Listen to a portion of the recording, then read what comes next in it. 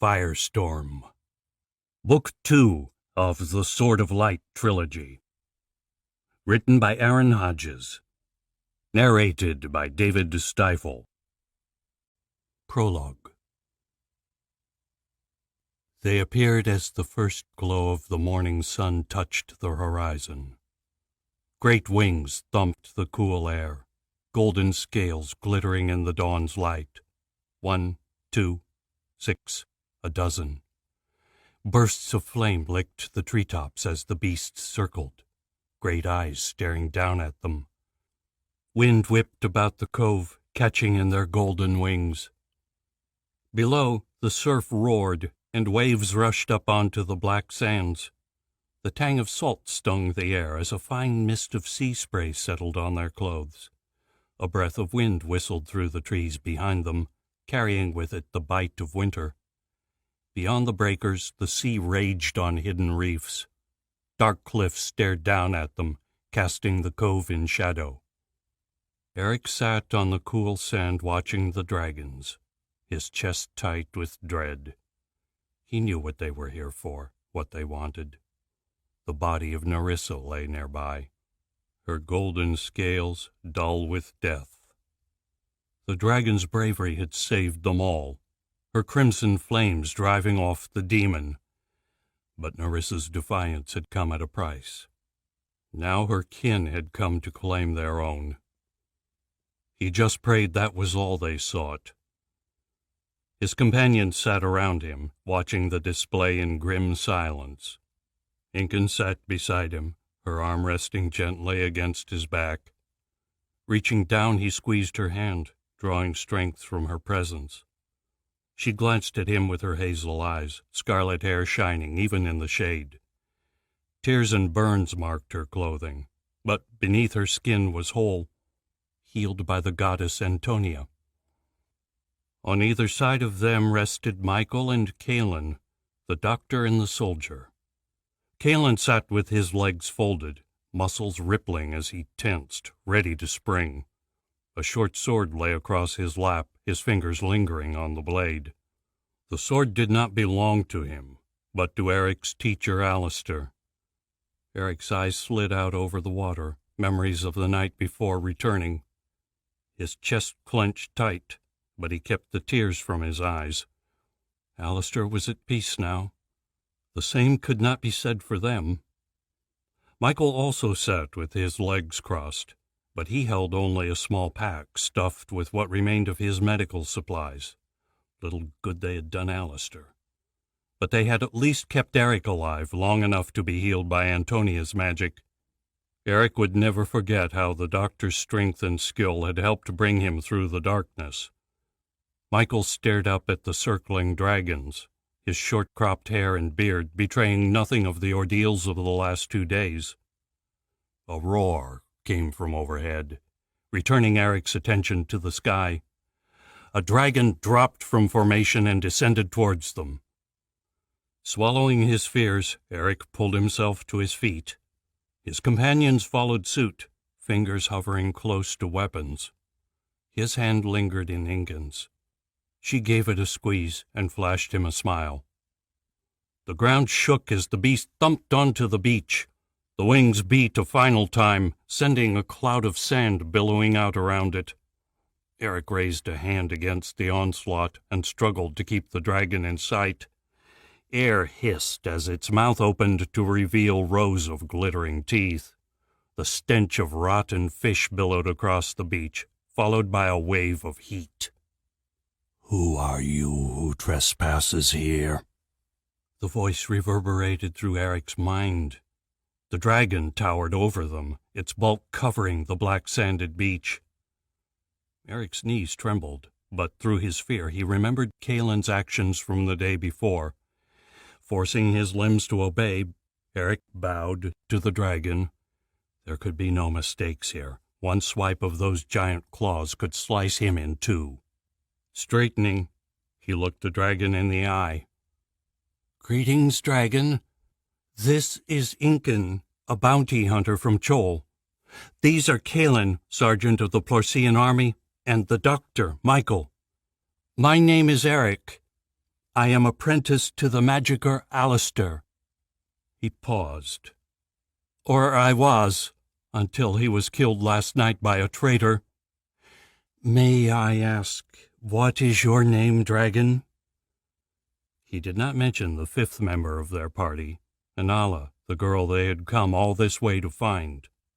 She still sat catatonic amongst the trees behind them, unresponsive to the world around her. My name is Endurin, and you are not welcome here. The dragon's nostrils widened as it sniffed the air. Its eyes scanned the beach until they settled on the body of Ballister, still lying where he had fallen. The blood of our sister is on your hands. Kaelin stepped forward. No, Endurin, it is on the hands of that traitor. He was an agent of Archon. He tried to kill us all. I stopped him, though he had been my companion for many weeks. We are not your enemy. It was you who brought him here, brought him into our midst. His actions fall on your shoulders. A growl rumbled up from deep in Endurin's chest. Eric braced himself, expecting flames to follow. But you speak the truth. It was your blade that slew him.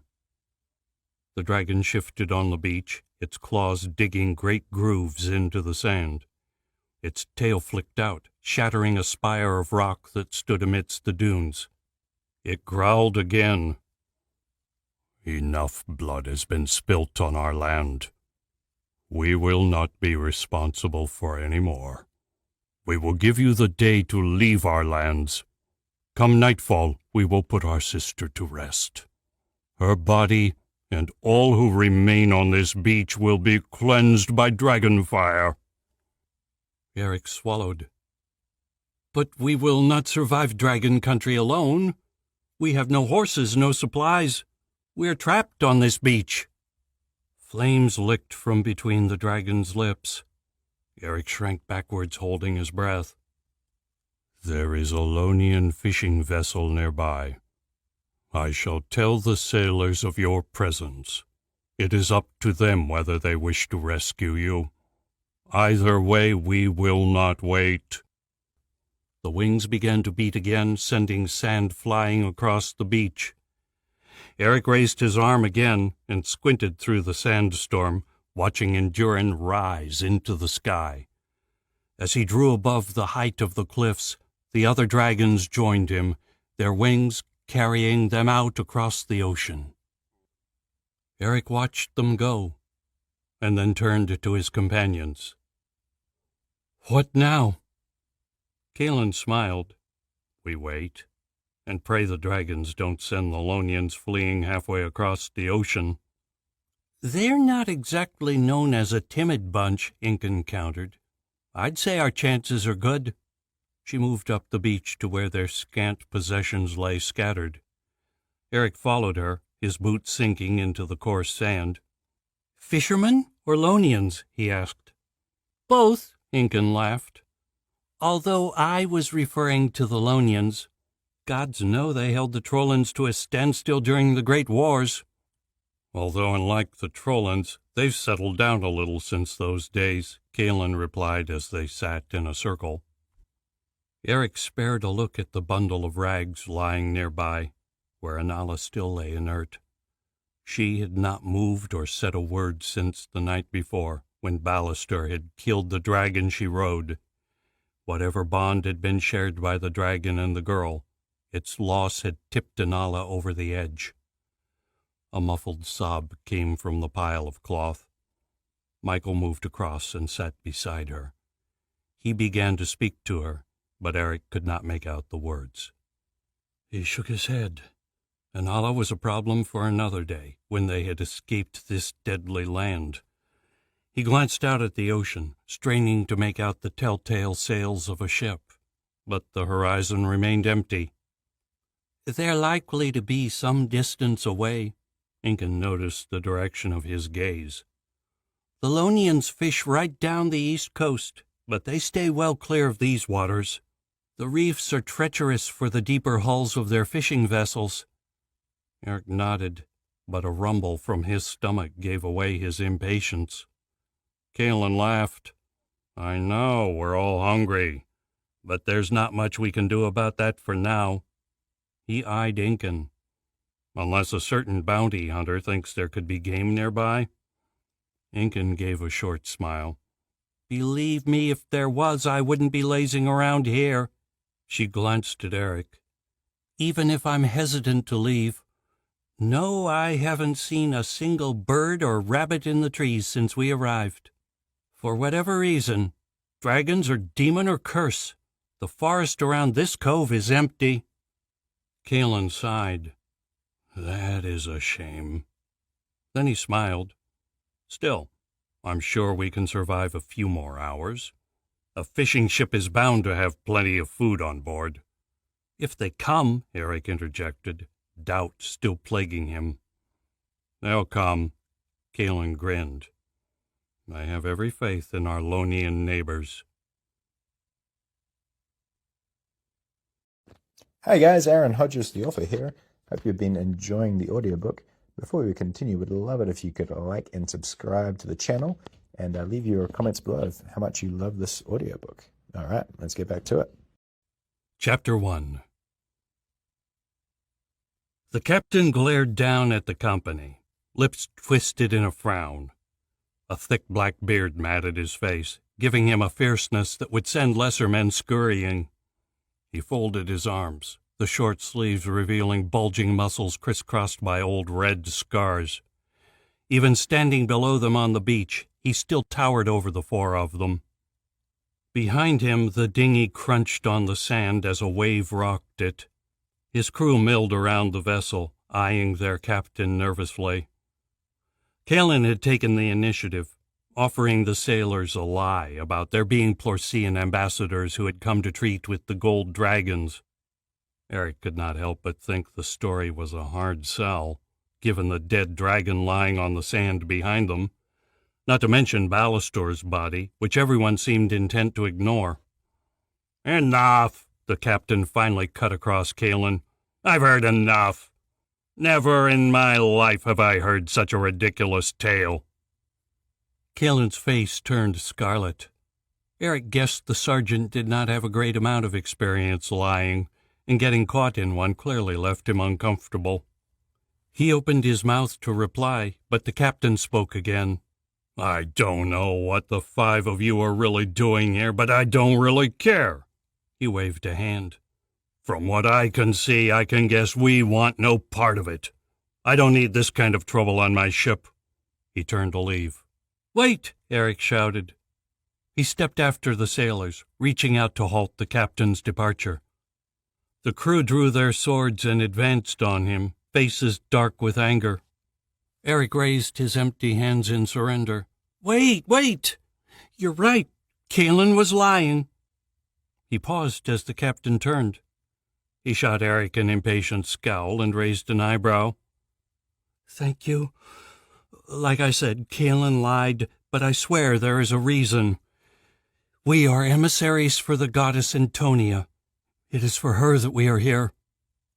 The black eyes of the captain locked on Eric's. Oh?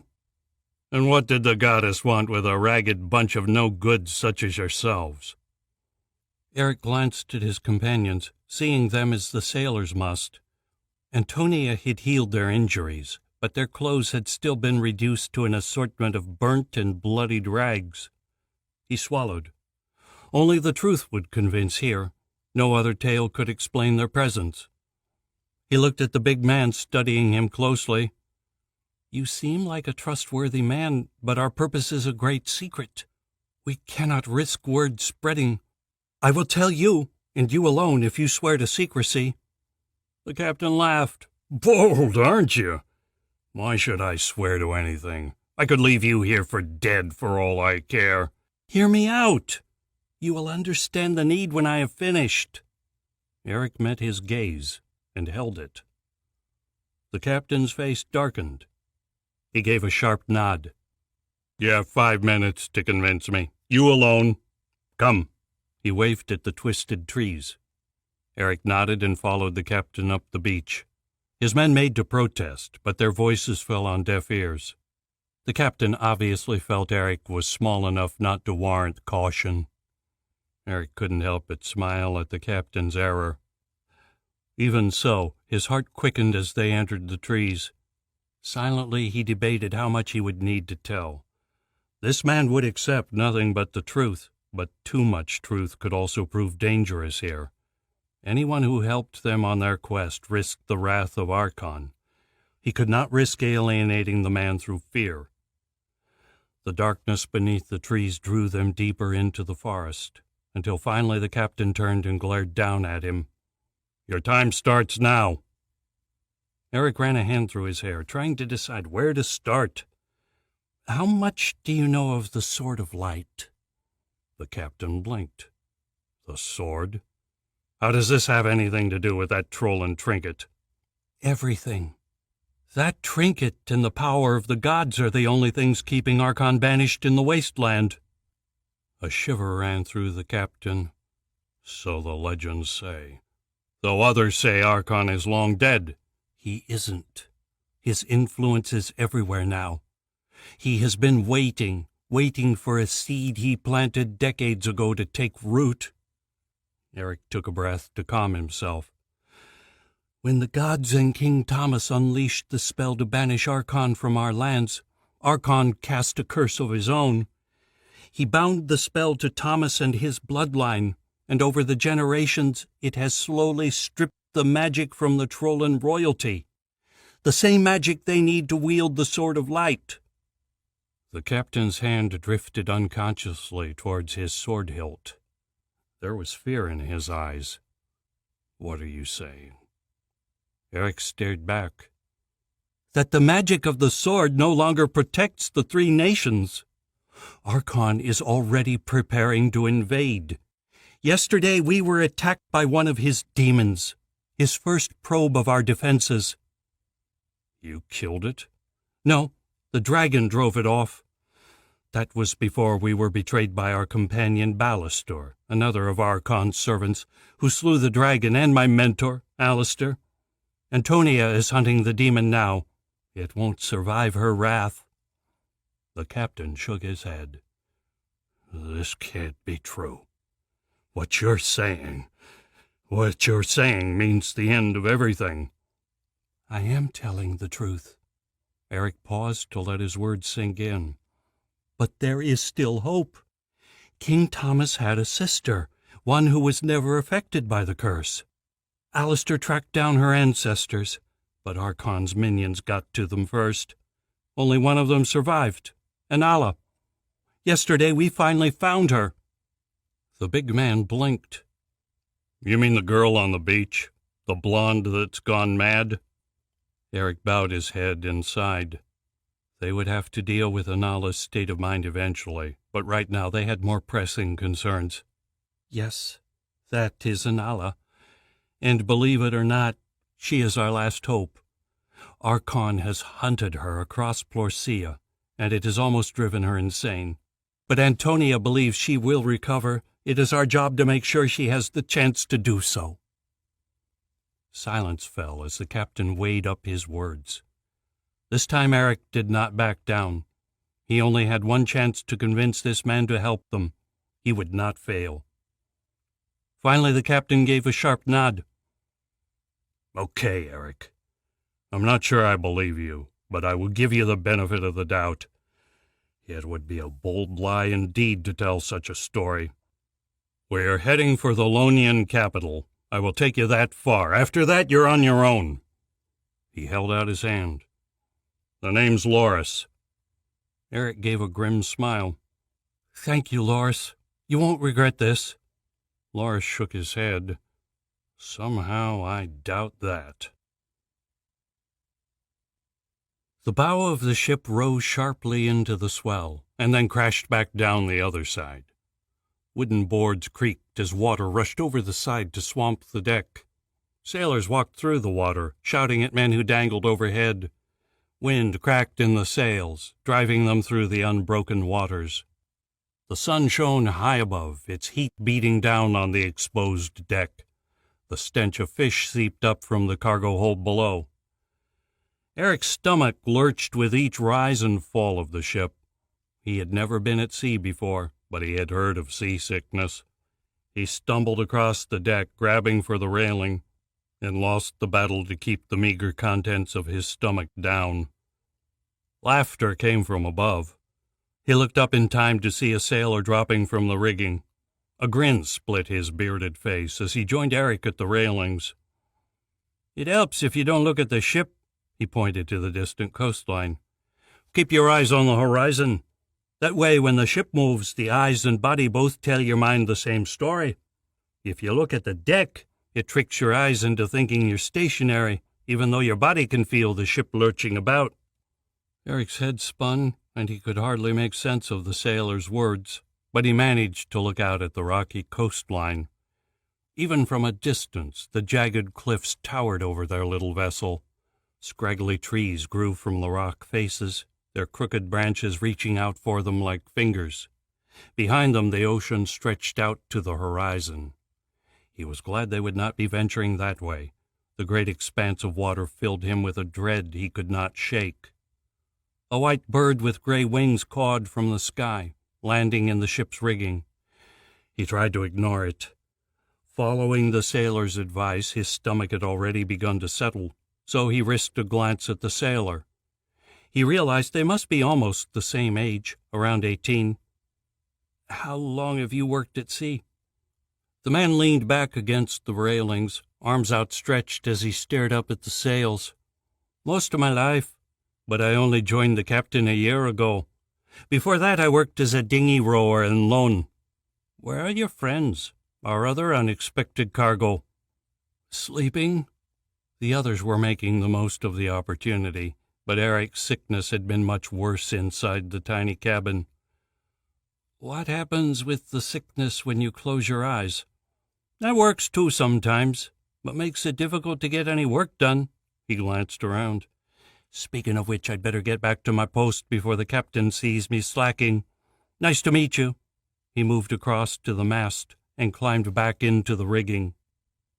Shaking his head, Eric moved away from the railing and looked around for a good place to sit. It was time to test his magic. He had not reached for it since he'd been stabbed. Shuddering, he remembered the pain of the soul blade piercing his stomach, the demon's cackle in his ear. If not for Antonia's magic, he would be dead. He spotted a pile of crates stacked against the cabin and moved towards them, stumbling as the vessel shifted beneath him. Righting himself against the mast, he moved more cautiously across the deck and climbed atop the nearest crate. Eric crossed his legs, leaned against the crate behind him, and closed his eyes. He drew a deep breath in preparation. Sadness clenched his heart as he remembered the last time he had meditated. The company had been whole then, Alistair still alive to guide him. Now he was alone. The thought terrified him. Drawing another breath, he allowed his thoughts to drift on the gentle ebb of his conscience. He focused on each inhale and exhale, allowing all other sensation to drift away. In, out, in, out. The air hissed from his mouth as he blew out, his chest swelling with each inhalation. Sound began to fade away. The lapping of water against wood, the flapping of the sails. Even the shouts of the sailors drifted from his consciousness, leaving him alone in the silence of his mind. His thoughts proved harder to tame. The last few days had been hell. The night before last was a blur, a convoluted mosaic of flames and darkness and flashing red scales as the dragon chased them through the forest. If not for Incan, he would have perished. The thought of her set his heart racing in his chest. Images of their time spent in the glow of the clearing flashed by, the hot steam, the luminescent ferns, the splashing of water as they tumbled in the stream. Shaking his head with a smile, he let those images fade too.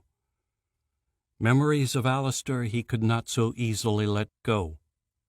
Even now he could see the old man's emerald eyes, the edges crinkled in amusement. He had been Eric's mentor, his savior and friend. His death remained crystal clear in his mind.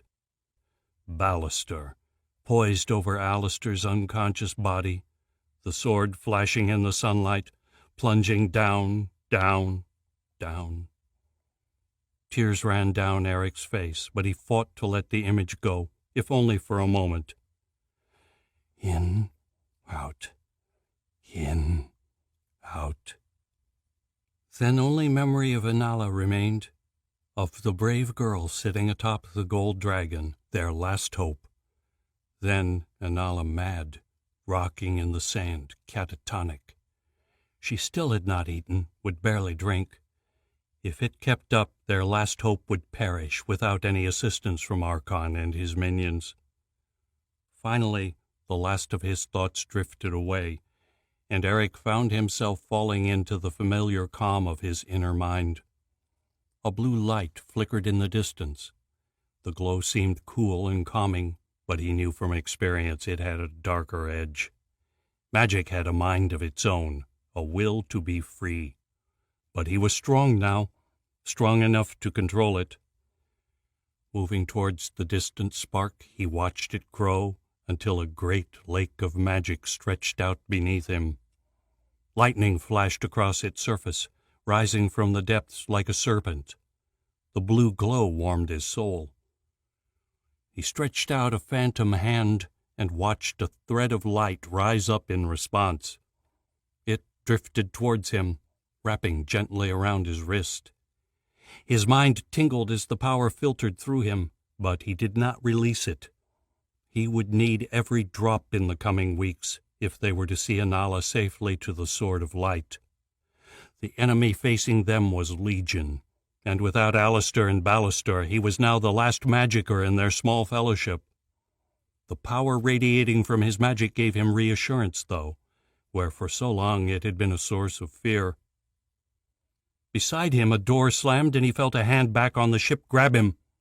Eric's concentration snapped as someone shook him. "Eric, stop! What are you doing?" he heard Incan yell. Eric's eyes snapped open. He looked around in shock, finding Incan standing over him. Her face was twisted in panic, her eyes wide with fear. Rain soaked her scarlet hair and poured down around them. It streamed down his face, and with a start Eric realized he was soaked to the skin. The ship pitched violently beneath them, almost toppling Eric from the crate. Incan stumbled forward and fell against him. He caught her before the rolling of the ship sent her tumbling. The wind howled through the rigging above, tearing at the sail. The sailors shouted over the gale, terror in their voices as they struggled with the sails. Storm clouds blackened the sky, while sheets of rain and hail lashed the deck. They toppled from the crate as the ship lurched again. Eric struggled to stand, reaching for his power. His mind reeled with shock. He hadn't released his magic, had he? "I don't think this is me," he shouted, grasping for Incan's hand. "What? How is that possible?" Lightning crashed. Eric winced, instinct driving him down into his magic. Power flooded his mind. He opened his eyes and saw a bolt flashing towards the mast. He raised a hand and gripped it with his magic, hurling it into the raging sea. Thunder clapped and the air shook as it struck. Boiling water geysered into the air and crashed over the railings. It swept towards them. Incan tackled him backwards into the cabin. Breath exploded from his chest as they tumbled from the water's path. Eric gasped, struggling to sit up, already searching out the next flash of lightning. Panic rose within him, swamping his concentration. His magic began to slip from his grasp. They could not afford that. Eric closed his eyes and sank back into the abyss. He wrapped the magic threads in an iron grip and opened his spirit eyes. The storm raged around them, pulling his phantom body skywards. The air crackled with the energy of the sky element, but he worked on instinct now, and desperation. Threads of magic stretched out from him, forming hooks of blue light to grasp the wind and rain surging around them. Gritting his teeth, Eric unleashed a surge of energy, pushing them back from the ship. Almost instantly, the air stilled and the sails sagged in their rigging. The violent crashing of the waves faded away, leaving the ship to settle back into a gentle rocking. The scent of rain was strong in their nostrils. Eric drew in a breath of relief. Then he felt a surge of energy burn through his mind, and the storm returned with renewed fury. The mast groaned, cracks appearing in the thick wood. Eric stared in disbelief. It was not possible. His magic remained embedded in the storm that had struck them, holding it back from the ship. But this wind and rain had appeared from nowhere, as if summoned by some unnatural force. That was impossible. The first thing Alistair taught him was that magicers could manipulate the light, the sky, and the earth, but they could not create. Only the gods could do that. A sudden force struck Eric, hurling his soul back into his body. Gasping, he opened his eyes, searching for the words. "Where is she?" A voice boomed over the roar of the storm. Eric stood in the doorway of the cabin and watched in terror as a figure materialized on the bow of the ship. Wind and rain swirled around him. Thunder crackled as lightning struck the bow, the shockwave knocking sailors from their feet. The energy rippled along the figure's condensing arms and shoulders, gathering in his outstretched fist. The figure seemed to coalesce from the sky itself, until a man stood on the deck, pure rage etched across his face. Hair as white as snow hung down to the man's shoulders. His ice-blue eyes glared across at Eric, dark patches hanging beneath them. Lines of stress marked his forehead, but his face was clean-shaven. He wore clothes similar to the sailors, a dark blue shirt and tight black pants. Eric knew him from the vision Antonia had once shown him. Lightning crackled around the man as he took a step. "Where is she?" The sky turned white as lightning flashed, casting long shadows across the deck. It raced towards Eric, crackling as it went. Panic and fear fought within him, but instinct took hold. He reached out with his magic with his hands to catch it. The lightning flared as it struck. Thunder clapped and a shock ran through his body. The force of the blast threw him backwards into the wall of the cabin. His head crashed against the wood, sending a jolt of pain down his spine. His ears rang and his head spun. He tasted metal on his tongue, then burning. "Tell me where she is, now!" The man stood over him now, seeming to tower higher even than the mast of the ship. Lightning crackled again. He held a fist above Eric, energy dancing along his skin. Eric stared up at the storm god, fear making his heart thud in his chest. "Who, Jurian?" he croaked. "My sister Antonia. Where is she?" Eric struggled to understand his words. He wiped the steaming rain from his face. His body shook with pain. "Antonia? What do you mean?" The god sucked in an angry breath. "She is gone. I can no longer sense her, feel her anywhere. But the taint of her magic is on you. You were with her not long ago. What has happened?" Eric shook his head. "She left. She wanted to hunt down the demon Archon sent to kill Anala." "What? One of Archon's demons is here?" he swore. "How could she be so foolish? Going after it alone in her state." "She seemed okay in the cove," Eric croaked. Jurian's icy eyes bored into Eric, his teeth grinding as he clenched his jaw. "She was exhausted. We barely held off Archon's last attack, and then she runs off babbling about Alistair and Eric and Anala. How she summoned the energy to heal the lot of you I do not know, but to then go chasing a demon." He covered his face with his hands and turned away. "Alistair is dead," Eric whispered. Jurian had known his mentor as well. Jurian shook his head. The old man was going to bite off more than he could chew sooner or later. He spoke the words with venom. "But I never thought he'd bring Antonia down with him." Eric struggled to his feet. "Alistair had nothing to do with this, whatever this is," he argued. The demon was your responsibility, yours as well as Antonia's. It should never have stepped foot in Plorcia in the first place." The storm god stepped forward until only an inch separated them. He towered over Eric, his muscular stature no less intimidating for his silver hair. Eric looked into his eyes and saw the depth of power and wisdom there. He found himself remembering his first encounter with Antonia, the light-hearted goddess of the earth. The fight went from him as he realized the meaning behind Jurian's words. "Are you saying she's gone?" The god's eyes softened, his shoulders slumped. "I don't know. This has never happened before. I can always sense her, even those rare times when we sleep. But now, nothing. I need to find out what has happened." He waved a hand as he spoke. The wind ceased with a sharp snap. The sails slumped, and the rocking of the ship slowed, released from the violent grasp of the waves. The crackle of lightning around Jurian died away until he seemed to be just an ordinary man, a man weighed down by worry, one teetering on the brink of defeat, the last god standing. Eric prayed it was not so. "She was with us last at Malevolent Cove. She headed into Dragon Country on the trail of the demon." Jurian nodded. "Okay, I will follow her path. I just hope I am wrong." He turned and walked to the railings. With a grunt, he levered himself over the side. A gust of wind caught him as he fell, propelling him into the sky. Eric released his breath and looked around the ship. Jurian's appearance had left the wooden boards at the prow of the ship burnt and blackened, and a part of the sail had torn loose in the wind. The rigging hung in a tattered mess. Crates and supplies lay strewn across the deck, broken free by the raging waves and wind.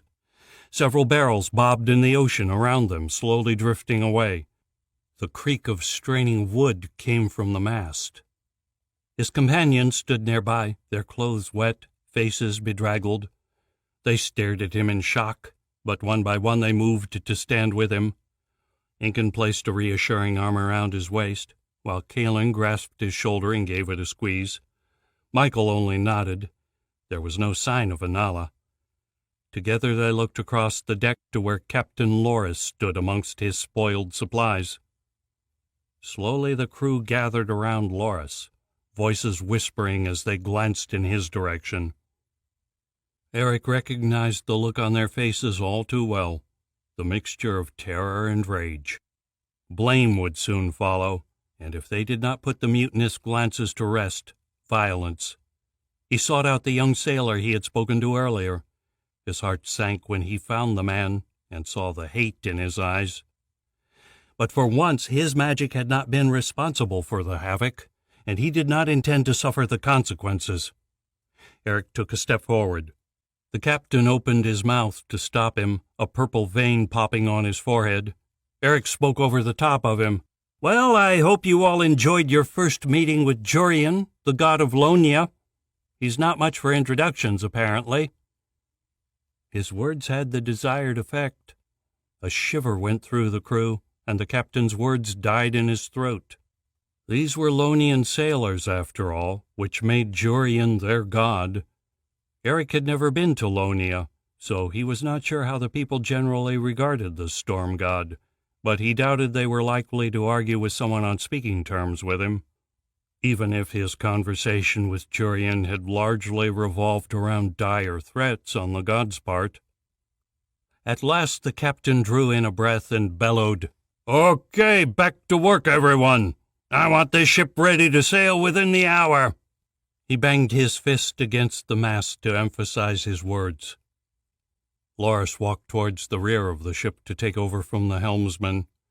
He glanced at them as he swept past. "Guess your tale had some truth to it after all. Just wish I'd been wrong about the trouble."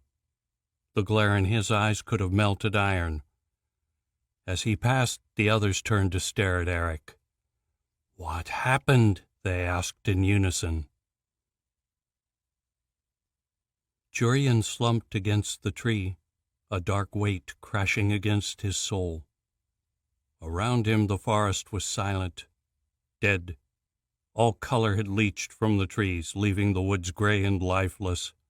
Not a single creature stirred. Birds and squirrels lay in silent death on the leafy ground, their tiny bodies twisted in agony. A rotten stench spread throughout the clearing. The taint of dark magic hung thick in the air. A single tear ran down Jurian's cheek. He let it fall, unable to believe, to comprehend what his eyes told him. Antonia lay amidst the fallen animals, eyes closed. Her auburn hair spread out around her head, her tiny lips parted slightly as though she still breathed. She could have been sleeping, if not for the blood staining her sky-blue dress. The blood had seeped out around her, soaking into the earth that had borne her. A groan rattled up from Jurian's throat, his fists clenched on thin air. He closed his eyes, opened them again, but the image did not change. His soul reached out for his sister, for some last trace of her. Nothing. She was dead. Gone. He was alone, and Archon was coming. Chapter 2. Incan rested her head against the wooden crate behind her and looked down at Eric. She smiled fondly as she watched him sleep. His head was nestled in her lap, a few wild tufts of dark brown hair covering his eyes. His chest rose and fell in a steady rhythm, interrupted every few breaths by a muffled groan. The brief fight with Jurian had clearly cost Eric more than he'd let on. She reached down and wiped a streak of soot from his cheek, then brushed his fringe from his face. A gentle warmth filled her heart. Just yesterday he had teetered on the brink of death. She had come close to losing him forever. Then Antonia had come, had saved him.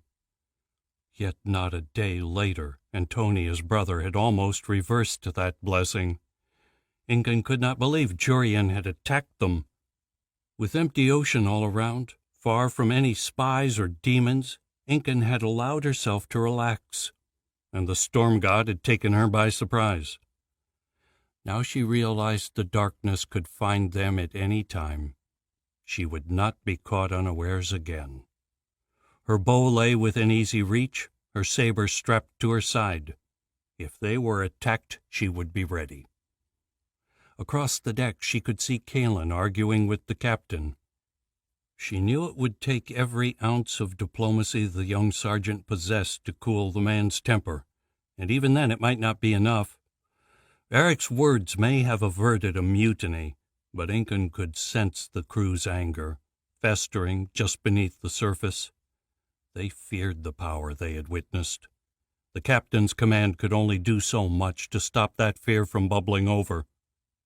It would be a long 2 days before they reached Lone. Incan's hand brushed the hilt of her sword. Its leather grip felt reassuring, although hostility from the crew did not worry her. She was confident Kalen and herself could handle them if it came to it. After facing demons and magicers, Incan would almost cherish a fair fight. It was the aftermath she worried about, when they would be left stranded at sea. None of them knew how to sail a dinghy, let alone a ship. Behind her, silence blanketed the cabin. Incan sighed. Its only occupant was the girl, Anala. She had yet to speak a single word. It was past time that changed. They had to reach her, bring her back from the brink of whatever crevice she teetered on. Incan gave a wry smile. The men did not have a clue about how to go about the task, so it seemed it would be up to her. It would be easier now. Before, in the cove, the fear of Eric's death had weighed on her mind. She sat there a few minutes more, enjoying the warmth and closeness of Eric's body. How the young man had wormed his way into her heart remained a mystery, but she was not about to let him go now. The ship offered little privacy for a couple. The crew slept in hammocks beneath the deck while their company squeezed into the small cabin with the captain, so she had to savor every little moment. Finally, she lifted Eric's head from her lap and tucked a rolled-up jerkin underneath him for a pillow. Eric stirred, his blue eyes flashing as they opened to watch her. "Where are you going?" Incan leaned down and kissed him, lingering as their tongues met. It was a while before she pulled away. "I want to check on Anala. You get some sleep. We need you well rested." Eric yawned and nodded, closing his eyes again. Incan grinned and stood, climbing down from the crate and walking back to the cabin door. Pulling it open, she made her way into the darkness within. A single candle provided the only source of light in the small room, and it took a second for her eyes to adjust. A desk was crammed into the rear corner, making way for the sleeping rolls they'd squeezed into the cabin. A single bed took up the other wall. Anala lay curled up on the bed, covers drawn around her head with only a few tufts of blonde hair showing. The covers shook as the door swung closed, and a half-choked sob came from the darkness. It was the only noise the girl had made for 2 days. Incan moved across and sat on the foot of the bed. The pile of blankets grew still, so Incan scooted back on the mattress and leaned against the wall. Pulling her knees up to her chest, she sat in the darkness, contemplating what to say. What could she say to this girl? In less than 2 weeks, Anala had witnessed the brutal murder of her parents, the death of a friend, and the loss of the dragon she rode. Never mind the revelation that the ancient evil known as Archon was hunting her, wanted her dead.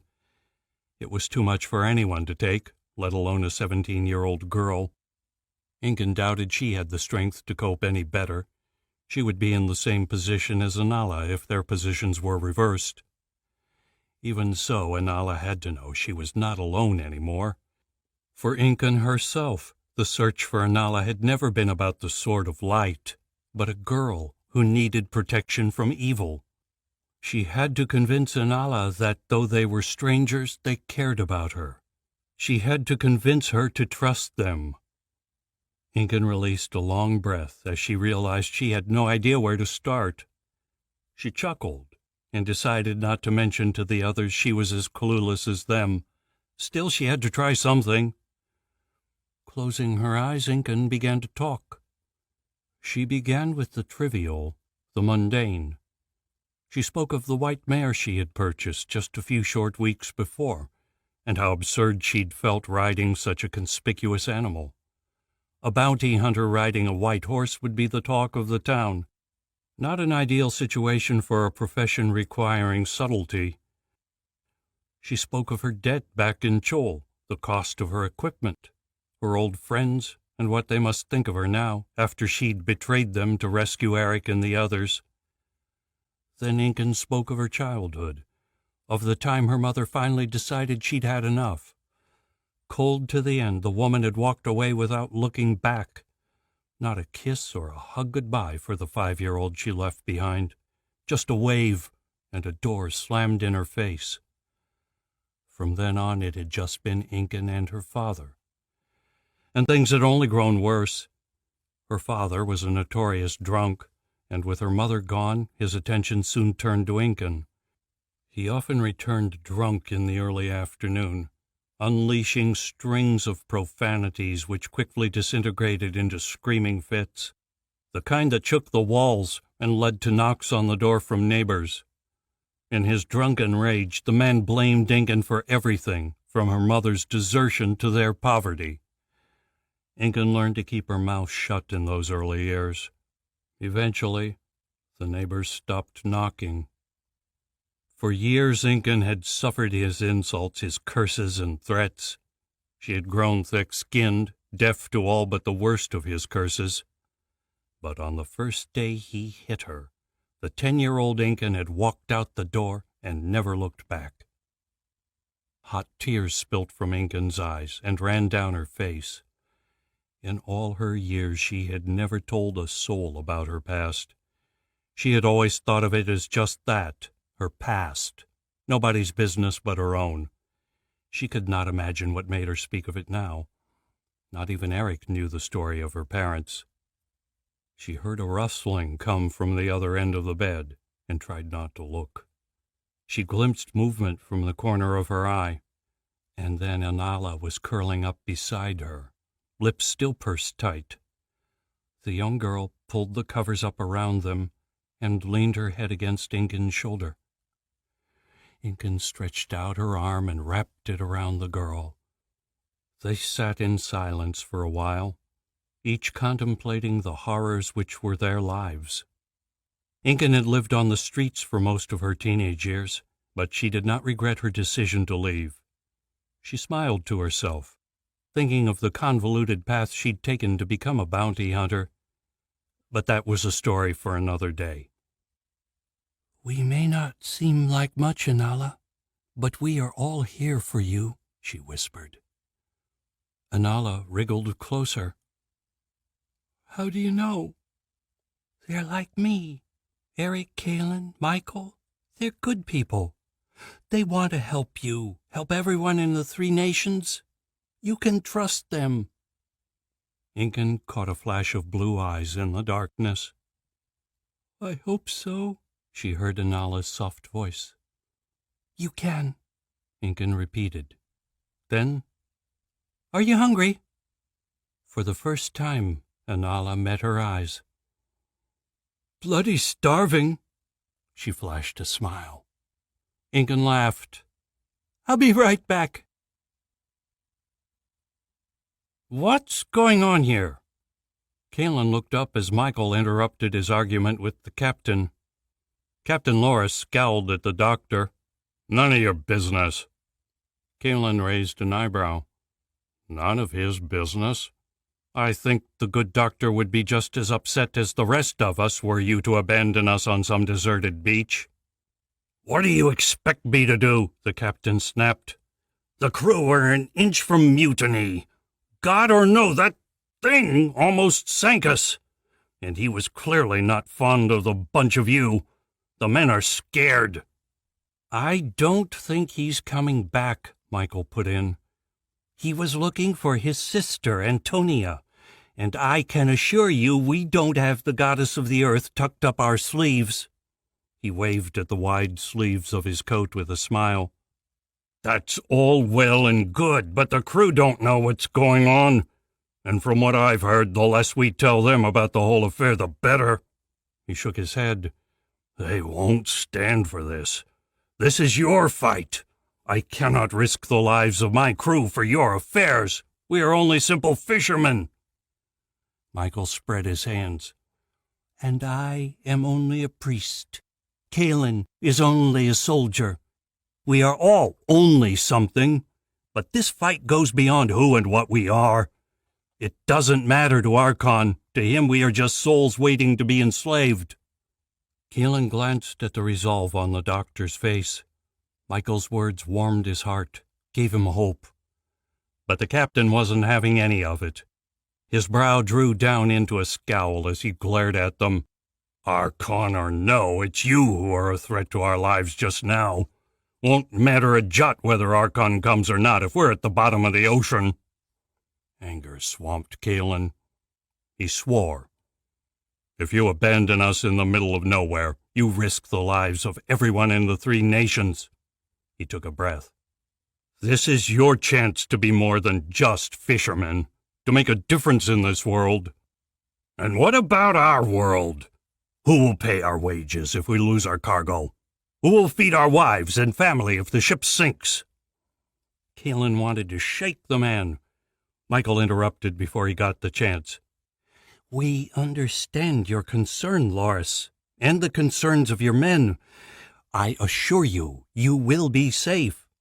Jorian will not return, nor any other vengeful spirit. And if it's money that concerns you, then perhaps we could come to an arrangement." "What?" Kalen and Loris asked in unison. The captain glanced at Kalen and then continued. "What sort of payment?" A priest's blessing is all well and good, but it doesn't pay the bills." Michael smiled. "The temples of the gods are not rich, but I am sure they have a few spare funds to reward the ship that provided us safe passage to Lone." Kalen swallowed, wondering whether Michael was bluffing. If so, this was one man he did not want to play poker with. The captain grunted. "And what about our safe passage? It would have to be a hefty sum to convince my men to continue with this business." Michael grinned. "Gold is a strong motivator, I believe." Straightening his shoulders, Michael began to negotiate with the captain what they considered a reasonable price for their passage. Kalen could only shake his head in wonder. He had not seen this side of Michael before. Until now, the doctor had been withdrawn, and Kalen had assumed him to be a fearful and timid man. Now he found his first assessment to be changing quickly. With his priestly upbringing, Michael might never be a fighter, but there was clearly more to the man than the green robe of his order. 10 minutes later, Kalen joined Michael at the railing, their passage to Lone assured, at least for now. They stood in silence for a while, staring out at the jagged coastline sweeping past them. A gull skimmed the waves, its high-pitched caw carrying across the water. Kalen glanced at Michael. "That was well done." He hesitated. "Is it true, though? Will the temple in Lone really pay?" Michael smiled, running a hand through his graying hair. "I think so." Kalen laughed, but Michael continued. "It's at least standard practice for the Earth temples to have a stock of gold available to aid those doing Antonia's work. I can only assume the Sky temples would be the same." He laughed himself. "Perhaps they even have a store to cover damages when the storm god loses his temper." Kalen chuckled. "I hope that was not a common occurrence." Michael's face darkened. "I doubt it. Whatever is happening with Antonia, it must be serious. For Jurian to lose control like that. I mean, his temper does have a reputation, but even so." Kalen glanced at the burnt timber at the bow of the ship. "Agreed." Silence fell again. A sadness came over Michael's face. "I've been thinking it might be best if I were to stay in Lone." "What?" Kalen glanced at the doctor. "Why?" "I don't know what part I can play in the coming battle. I'm not a fighter." Michael echoed Kalen's earlier thoughts. "I do not want to hold you back. Ellenbrigg asked me to join you, but I don't know." "The choice is up to you, Michael," Kalen interrupted. "But I believe we all have a place in this company. You may not have magic, but you are a doctor and a diplomat, apparently. There is no telling when we might need your skills. We need more than fighters on this quest." Michael drew in a breath and nodded. "I will think on it." They both looked up as the door to the cabin opened. Incan appeared, smiling in the afternoon sunshine. She moved across to join them. "They'll take us as far as Lone, but it's going to cost the Sky Temple an arm and a leg." "That's good news." Incan's smile widened. "I have some news of my own. Inala is hungry." They gaped at her. Incan laughed at their shock.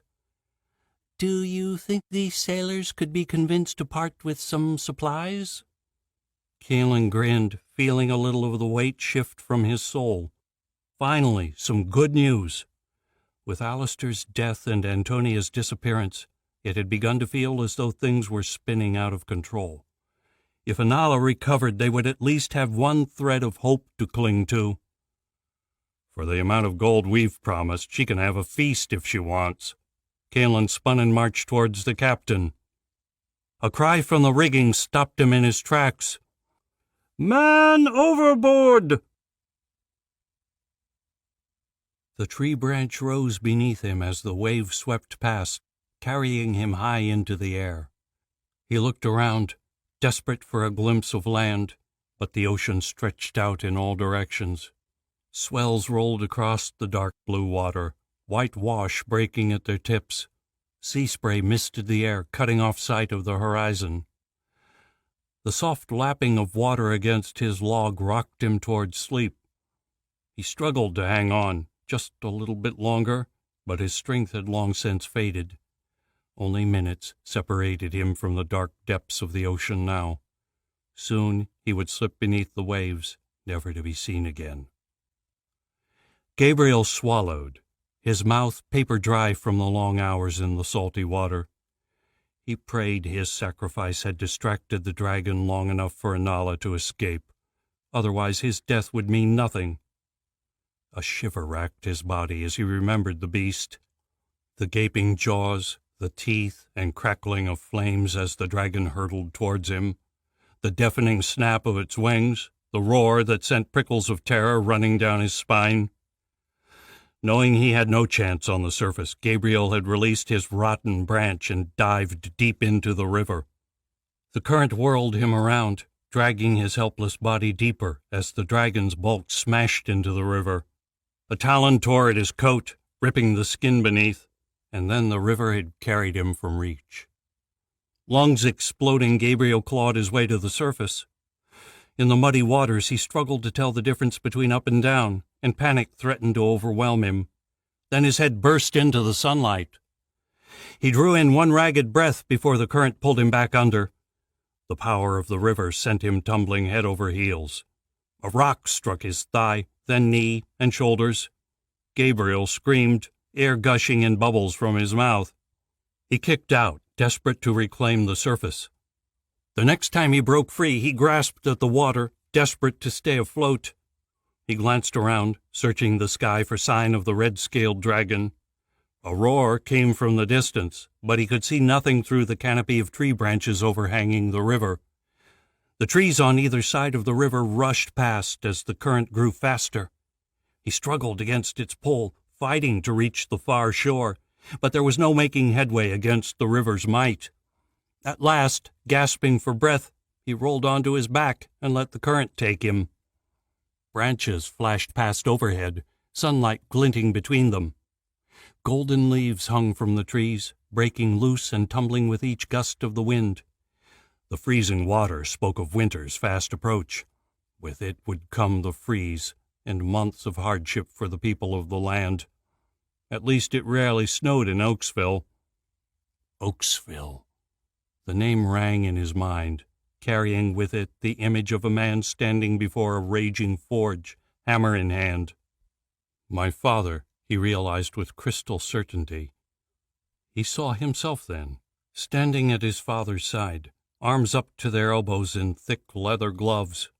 Heat washed over him, bringing with it the ring of a hammer on iron bars, the roar of the bellows as they worked the forge. As he drifted down the river, one by one his memories returned to him.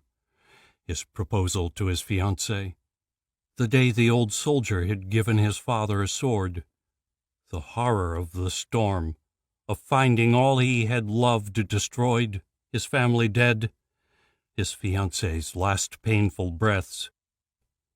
The agony washed over him anew, pulling him down into the darkness. The demon. He remembered the demon and its wolf, his slow descent into madness. His heart twisted with a brand-new pain as he saw his murder of the guardsman at the gates of Chol. Guilt swept through him. He was no better than the two he had hunted. Then he stood outside Anala's house, and he knew what came there. The discovery of her murdered parents, and the girl herself hiding in the basement. The fight with the terrified Anala, then their battle with the demon wolf. The flight from Chol, the days of trekking through the wilderness, all the way to the Onyx River. And there, the red dragon. By the time he returned from his memories, the trees had vanished. Cliffs rose on either side of the river, funneling the waters through a narrow gorge. The current picked up speed, leaving him battling to keep his head above the water. A heavy object knocked into him. He fumbled at the log, gasping as he pulled himself atop it. Collapsing onto the sodden wood, he clung to its broken branches, overcome by the cold and exhaustion. The water turned white as it raced over hidden rocks. The log rocked as it bounced off unseen objects. Gabriel lay shivering, the cool wind providing little relief from the icy waters. He battled to stay conscious. He could not remember when the log had finally left the river and drifted out to sea.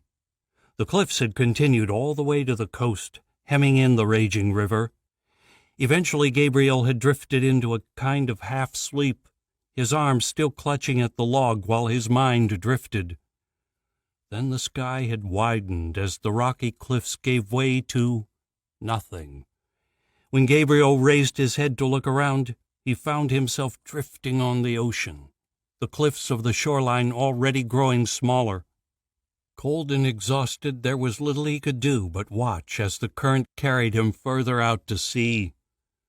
How long he had drifted, Gabriel could not say. More than a day, for night had come at least once. But whether it was 1 or 2 or 3, his memory could not recall. His mind was awash, his head throbbing. He ground his knuckles into his temples, willing the pain of the migraine away. His tongue rasped across his parched mouth, every sense screaming out for water. Shivering, he held on. His mind drifted, and his grasp on the log loosened. Tears formed in his eyes, but he would not give in. This was not his time to die. Not yet. "No, it is not." A chill voice sent fear through his soul. "There are still things for you to do." Gabriel cracked open his eyes, dread seeping into his heart. A dark figure hovered over the water, staring down at him. Cold seeped from the ethereal body, a ghostly wind that spoke of death. Black spirits raced about the specter, covering it in a cloak of death. It towered over his helpless body. Gabriel closed his eyes. There was no mistaking it. This was the same entity which had come to him in the forests near Oaksville. "What do you want, demon?" He croaked the words. "To help you," the specter whispered, "as I once did before." "Go to hell, foul demon," Gabriel spat. "I will die before I take your help again." "And die you will." A chill ran down Gabriel's spine as its voice echoed in his head. "Soon you will slip beneath the dark waters." "So be it," Gabriel grated. "I can save you, Gabriel. You know I ask nothing in return." Gabriel would have laughed if he'd had the strength. He knew now the demon lied, that its aid would cost his soul, and more. He had sworn to Inala he would never allow himself to be drawn in by evil again. If that meant his death— "You do not wish to die," honey laced the demon's voice. "Take my hand, Gabriel, and live." Gabriel looked up and saw the demon's outstretched hand. Purple veins lined the pale skin, and long white nails grew from its fingertips. He shuddered as it reached for him, his only lifeline in this grim ocean. Temptation rose within Gabriel, temptation for the warm lure of life. If he took the offered hand, he would survive this nightmare. He could begin a new life, a better life. All he had to do was say yes. He stared at the demon, watching the spirits roaming over its spectral form. A chill determination filled him, the temptation turning to dust. Death itself clothed this being.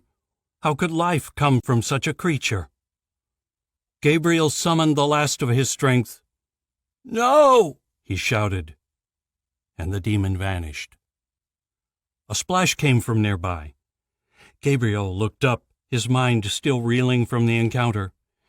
His vision blurred in and out of focus, but through the cloud he saw a ship surging towards him. Its prow cut through the waves, and overhead men swung through the rigging like spiders. Its sails billowed out, filled by the ocean breeze. Gabriel opened his mouth and tried to shout.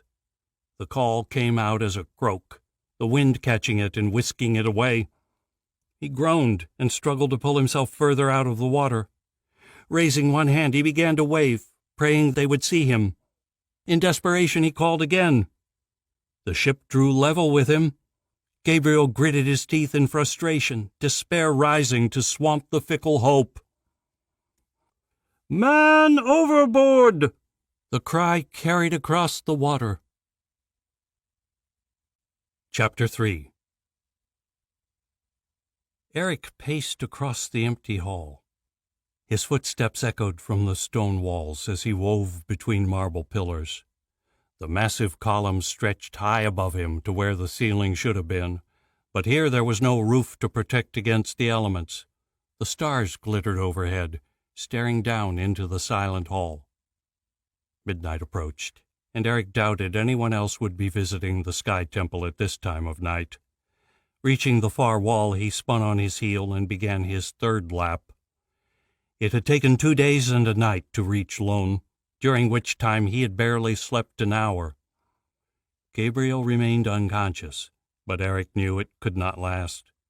Michael said he was exhausted, dehydrated from his time in the ocean, but soon he would wake, and Eric would have to face the man who had hunted him halfway across the 3 nations. There would be a reckoning. Questions spun through Eric's mind, each more difficult than the last. How had Gabriel survived the attack by the Baronians? How had he followed them across Plorcia, all the way to Dragon Country? And how had he found Denala and rescued her from Chol? Eric swung a fist at a column as he passed. He immediately regretted the reflex as pain shot up his arm. Closing his eyes, Eric shrieked into the night. "Alistair, where are you? I need you!" The wind caught Eric's words and swept them into the night sky. He was alone now. Alistair was gone, and there would be no bringing him back. He had told the old man of his fear, that Gabriel was the one person he could not face. How could he, when Gabriel embodied the very crimes for which he sought redemption? How could Eric defend himself against a man from whom he had taken everything? Eric's magic had destroyed Oaksville, had robbed Gabriel of his life and his family. Now the man had returned from the grave to haunt him, to remind Eric there was nothing he could do to balance out the evil he'd brought to Oaksville. Eric sank to his knees, guilt weighing on his soul. What could he say to the man? That it had been an accident? That every action he had taken since was to make up for the horror he had wrought? It would not matter, could not. Eric had seen the hatred in his eyes when they'd last met. Only revenge could quench that rage. Incan had tried to reassure him on the ship, but there was nothing she or anyone else could say to make this right. When they arrived at the temple, he had held her tight, giving his silent thanks for her support. But he knew in his heart he would have to face this alone, that this was his battle to fight. He excused himself after dinner and wandered out into the night. The ship had dropped them on the temple's private wharf, ensuring lone citizens did not notice their arrival. The sailors had been happy to see the backs of them, some even cheering as the company carried Gabriel ashore. The captain accompanied them for as long as it took to claim his payment. Fortunately, the sky priests had been happy with the price Michael negotiated. Jurian had apparently called on them before their arrival and warned of their approach. A group of priests met them as they disembarked and led them to an empty dormitory, usually reserved for apprentices. The temple grounds consisted of the massive hall and a collection of smaller buildings and living quarters. After leaving the others, Eric had picked his way through the adjoining buildings until he reached the great hall. Looking around, Eric imagined it during the day, when people flocked here seeking guidance from the sky priests. He needed guidance now more than ever, but he doubted it was the kind the priests could offer. And from what he'd seen of Jurian, the god did not seem to share his sister's approachable manner. Reaching the center of the hall, Eric stopped and sucked in a breath. Pacing would get him nowhere. Exhaustion had frazzled his mind. Thoughts bounced around his head like a broken wagon wheel, lost and confused. He needed to concentrate, to focus on the larger problems at hand. He could do nothing to change the current situation, at least not until Gabriel woke. Letting out a long sigh, Eric sank to the ground and crossed his legs. Closing his eyes, he began to meditate. Alistair had taught him the technique as a way of controlling his emotions and learning self-control. Eric needed those skills now more than ever. His thoughts were chasing themselves around his mind in a self-destructive loop, always returning to the awful dread of the confrontation to come. He breathed in again, seeking the calm center amidst the storm. Thoughts assailed him, but as each rose, he fought to let them go, to set them aside, if only for a moment. Turmoil crashed against him, and exhaustion rolled through him like the ocean tide. He needed sleep desperately. He had to break this cycle of anxiety.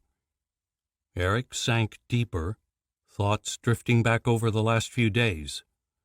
The confrontation with Jurian loomed, but he pushed it aside. Still, he felt a pang of curiosity from the thought, from something Jurian had done.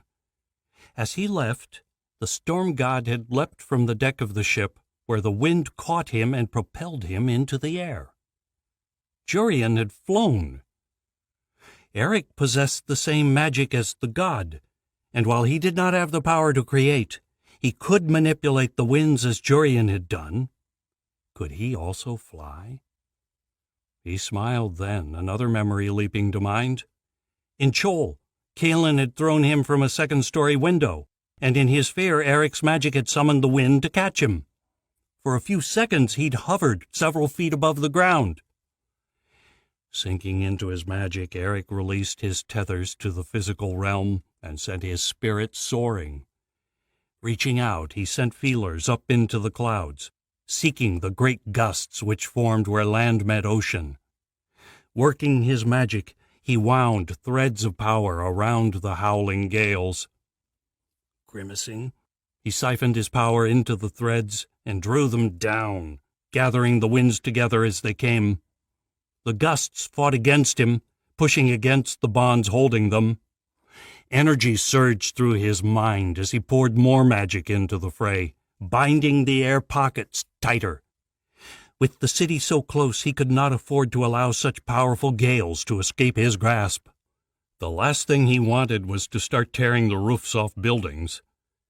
Back in his body, he shivered as the first pocket of wind reached him. The gale whipped around his seated form, tearing at his clothes and hair, carrying the icy chill of the air currents high above the city.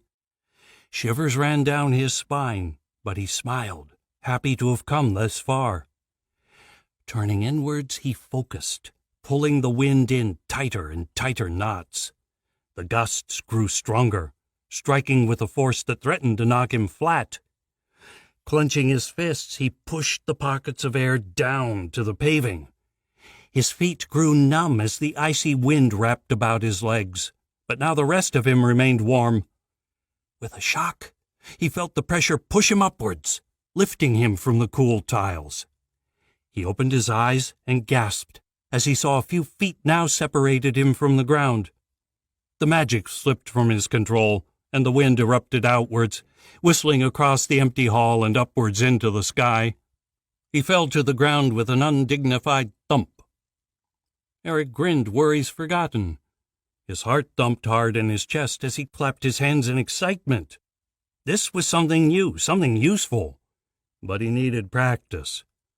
Closing his eyes, he tried again. Lone glowed in the darkness, lit by the light of 1,000 torches. The capital of Lonia spread out beneath him, the central hub of the farming nation. Rooftops glistened in the moonlight, each holding a family, a handful of souls asleep to the world. To the east, the calm waters of the harbor lapped at the seawall, the nation's ships rocking at anchor. The walls of the citadel rose to the south, towering over the city. Eric swallowed hard, staring down at the lights far below. The air jerked and he dropped several feet. Sweat dripped down his forehead, only to be whipped away by the swirling air. Goosebumps pricked his arms and a shiver ran through him. Within, his mind was in free fall, his vision spinning at the distance below him.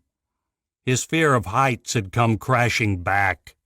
Stupid, stupid, stupid, the word danced about his head. It had all been going fine.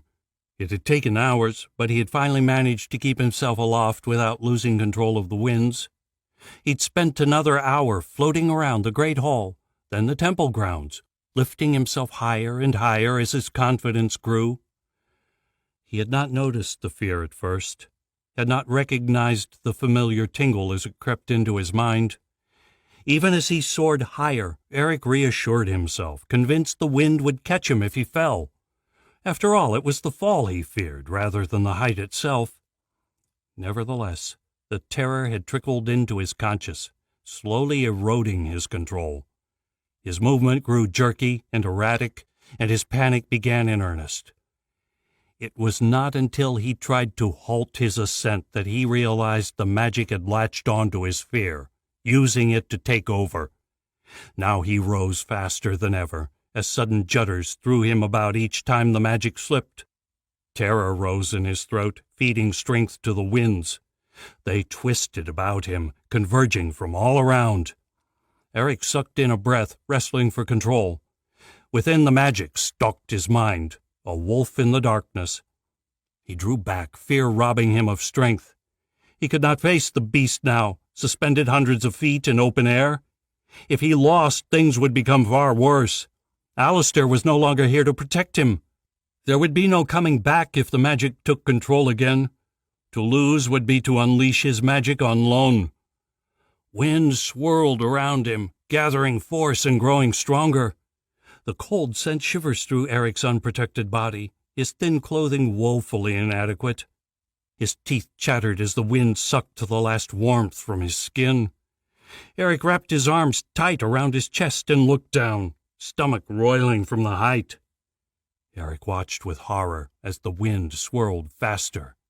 He could feel the pressure building, a tornado forming high above the city, with Eric at its center. If he did not act soon, the destruction would be unimaginable. Summoning his courage, Eric reached again for his magic. At his touch, the power surged, and the winds holding him ceased, sending Eric into freefall. He spun through the air, hurtling towards the city, and all thought of control vanished. When they caught him again, Eric could barely find the strength to breathe.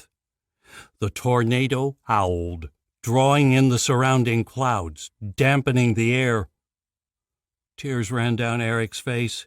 He could not let this happen, not again. He could feel the magic flooding from him, a free flow drawing in more and more of the sky element. The air above the city darkened, the black tail of a tornado stretching down. Soon it would reach the city, and chaos would reign unchecked. He could not let that happen. With a scream, he reached inside, wrenching at the magic within. The wolf rose before him, swamping his conscience, its deep blue glow shining with an angry rage. He felt no comfort from the magic now, no gentle pool of energy to draw on. The wolf towered over him, his magic come to life, fed by his fear.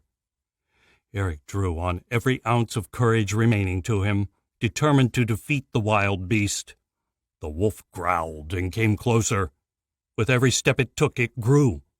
Its teeth glinted with the blue of his magic, jaws dripping bloody malice. He shrank back in despair.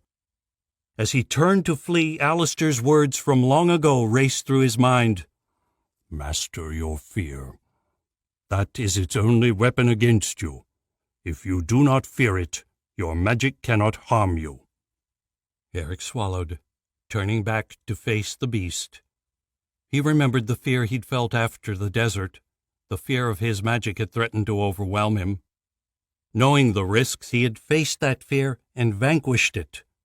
In doing so, he had returned the reins to Joel. Now he must do the same, or his wild magic would destroy the city below.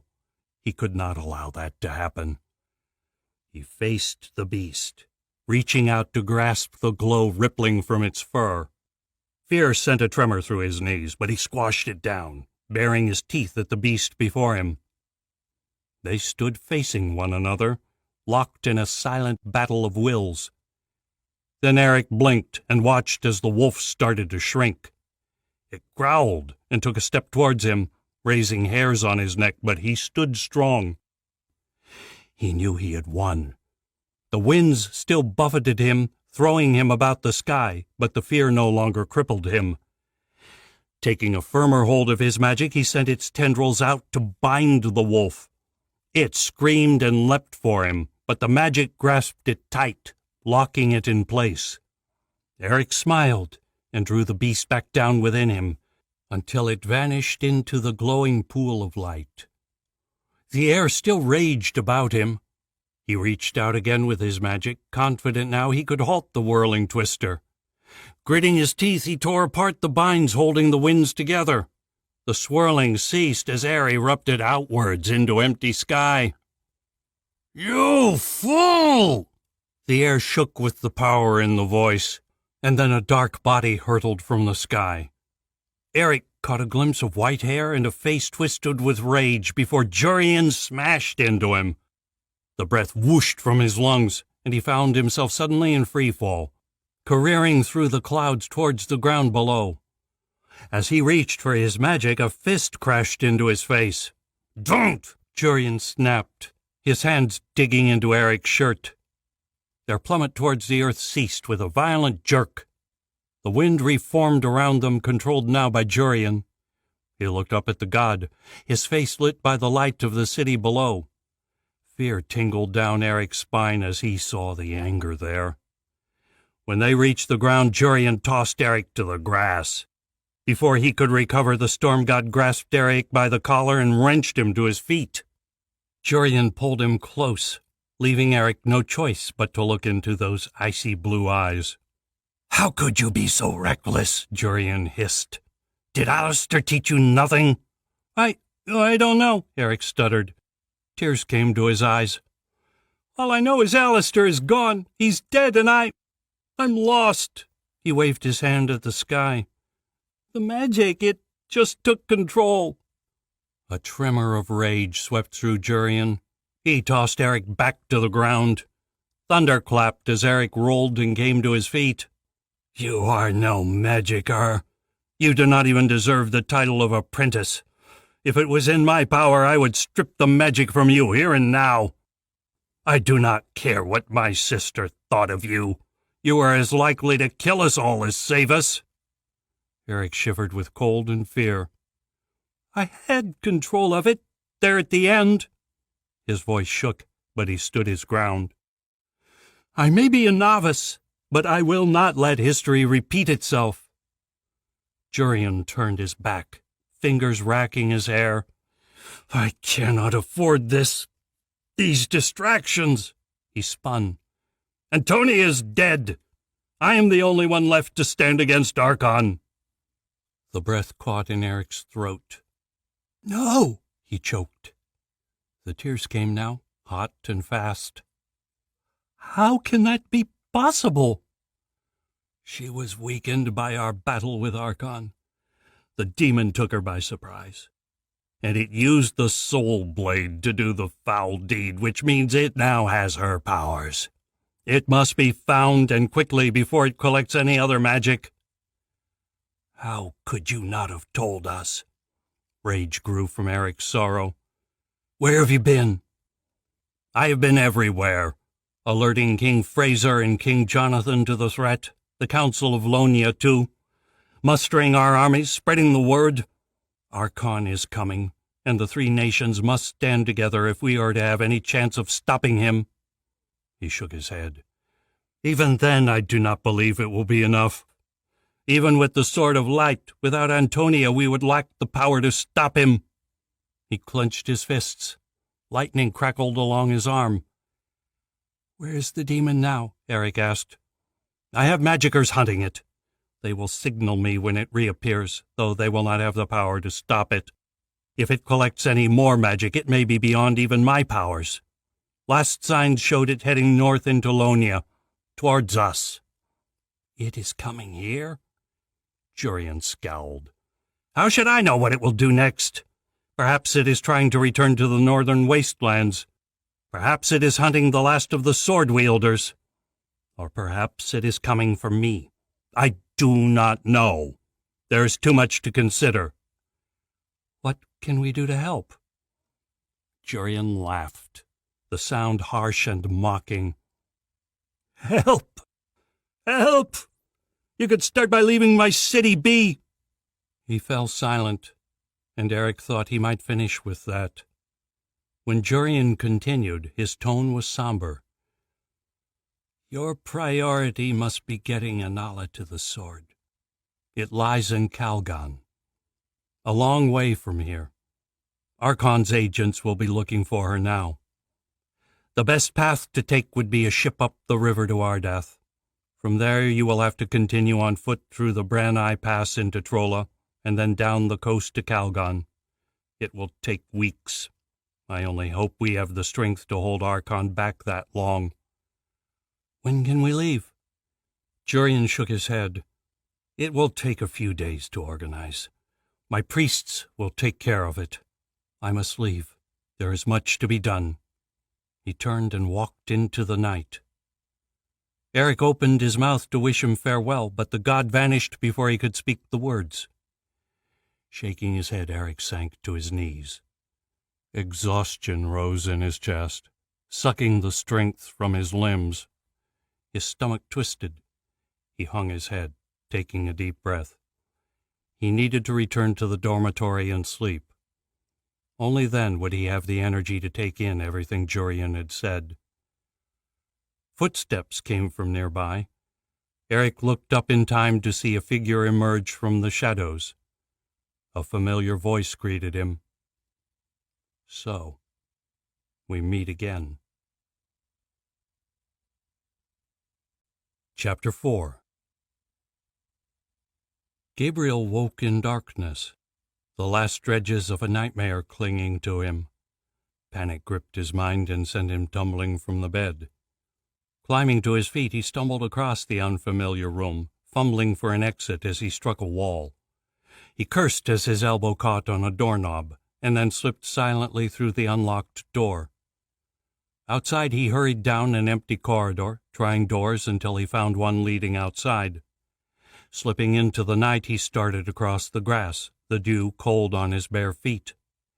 Wind whipped at him, and he heard a crash from overhead.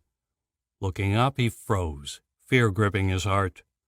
The lights of the city lit the sky above, revealing black clouds spinning inexorably towards a whirling center. Gabriel took an involuntary step backwards. He gaped, unable to comprehend the vision. Light flickered across the underbellies of the clouds, and it seemed he looked into a portal to hell itself. The wind on the ground picked up as the tail of the twister grew closer. Then another crash came, followed by the flicker of lightning, and the swirling ceased. The clouds drifted to a stop, and the wind died away, returning the night to tranquil silence. Gabriel stared as two figures tumbled from the sky, plummeting towards the grounds on which he stood. As they approached, they slowed, finally landing close to where Gabriel waited. They did not appear to have seen him. Taking a breath, Gabriel continued through the night, creeping towards where the two had landed. He shivered in the cool. Even without the wind, winter was not far away, and the clothes he wore were thin, not made for the outdoors. A dull ache throbbed at the back of his skull, and his knees shook, but he did not care. Gabriel could hardly believe he lived. He had been just minutes away from sinking beneath the waves when the ship appeared. It seemed someone or something was still looking out for him. The faces of his rescuers had appeared only as blurs to his sunburnt eyes, but as he turned a corner and saw the two figures standing on the grass, he knew who they had been. Gabriel stared at the young man, the same one he'd hunted halfway across Plorsia. He could hardly believe it. There he was, the demon boy who had burned Oaksville to the ground, who had murdered Gabriel's family and left him for dead. He felt the familiar anger well up within him, the hate that had driven him so far. He watched as the older man turned away, vanishing into the night. Taking a breath, Gabriel walked into the light. So, we meet again. The young man looked up, and Gabriel saw with surprise the lines of exhaustion stretching from his eyes. "Gabriel," he paused. "You're awake." His words confirmed Gabriel's suspicions. "So it was you who rescued me at sea?" He stared. "Why?" "Because we could not leave you there to die. That is not who I am. Who else is with you?" The young man smiled. "There are 5 of us, though you only know one, Inala." Gabriel stared, the name echoing through his mind. "Inala?" He shook his head, anger catching light. "You have Inala. What have you done with her?" He took a step closer. The young man rolled his eyes and raised his hands in surrender. "We've done nothing with her. In fact, she saved our lives back in Dragon Country, and then we saved hers. We are protecting her against forces you cannot begin to understand." "Oh, really? And why should I believe a word you say, demon? Who are you? What do you want?" Eric scowled. "My name is Eric, and I am no demon. I'm a magicier, or at least I have been for the last few weeks." He looked away, his voice dropping to barely a whisper. "Before Oaksville, before Alistair, I did not know what I was, only that I was cursed." Gabriel watched the young man, his anger mounting. "What are you saying? That Oaksville was not you? That it was some accident?" Eric met Gabriel's gaze, the lightning blue eyes piercing him. "I'm sorry, Gabriel. There is nothing I can do to make it right. But I had no control of my magic then, no way to stop the forces that descended on Oaksville." He sucked in a gulp of winter air. "But as I once promised you, I have spent every moment since then trying to atone." Tears welled in Gabriel's eyes as he listened to Eric's words. He could hear the pain in his voice, the regret, but he could not bring himself to believe the words, to believe it had all been a mistake. Everything he had sacrificed, it could not have been for nothing. He had sold his soul, had committed murder, all to bring justice for his family. "My parents, my fiancé," his voice shook. "They're dead because of you." Eric hung his head. "Yes." Only a few feet separated the two now. Gabriel reached out and grabbed Eric by the shirt. His eyes widened as Gabriel lifted him into the air and shook him. "They're dead!"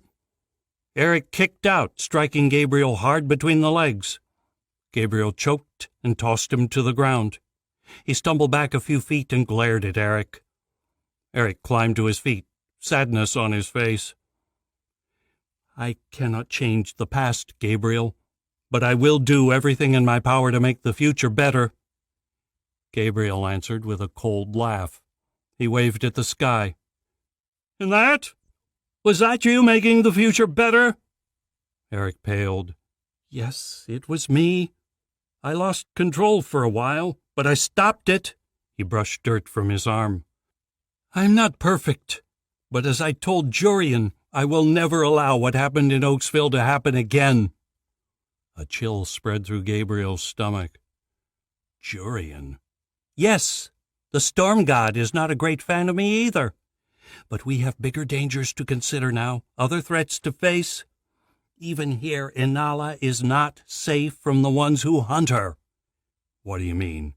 Shaking his head, Gabriel looked around, realizing he had no idea where they were. "Where are we? And who is hunting Inala?" "We are in Lone, and Inala is being hunted by Archon. He wants her dead, Gabriel, and if he succeeds, the rest of us will quickly follow." Gabriel stared, his head spinning. "What?" Eric grimaced and began to talk. Gabriel could only stare as Eric told him of Anala's lineage and the curse that had been placed on the Trollin King's bloodline. His head throbbed as his heart quickened with fear. He sank to the ground as he listened to Eric's tale of the events which had unfolded since he separated from Anala. Swallowing hard, Gabriel tried to process what Eric was saying. He thought back to the cool, collected young woman he had fled with from Chol. Devastated by the loss of her family, she had nevertheless shown a steely courage in the face of her pursuers. She had been as at home in the jungles of Plorcia as in the dusty streets of Chol. But the last hope of the three nations? It cannot be true. The thought whispered through Gabriel's mind. Archon's minions will not give up. If they succeed, the three nations will fall before Archon's magic. Jurian has asked us to protect her at all costs, to take her to the trolling capital. Until she picks up the Sword of Light, she is in terrible danger. Gabriel swallowed, eyes fixed on Eric. There had to be more to this, something missing from the story. He could not trust Eric. Where is she? This way. Eric strode past and back towards the building Gabriel had woken in. Gabriel followed, lost deep in his thoughts. They entered the dormitory through a small set of doors in the front and found themselves in a modest entranceway. This was a different door from which Gabriel had fled. He looked around as they wiped their feet on the rug, taking in the bare stone walls and simple wooden floors. Beyond the entranceway he glimpsed an interior lounge furnished with couches and a table. Eric picked his way through the lounge. Gabriel followed, the path lit by a fire burning low in its grate on the far wall. Eric did not look back, and Gabriel guessed he did not care much whether Gabriel followed or not. He moved slowly, though, shoulders slumped in exhaustion. Gabriel's own energy was quickly fading, his body still shattered from the time adrift. His mouth felt dry, and his head pounded with a headache.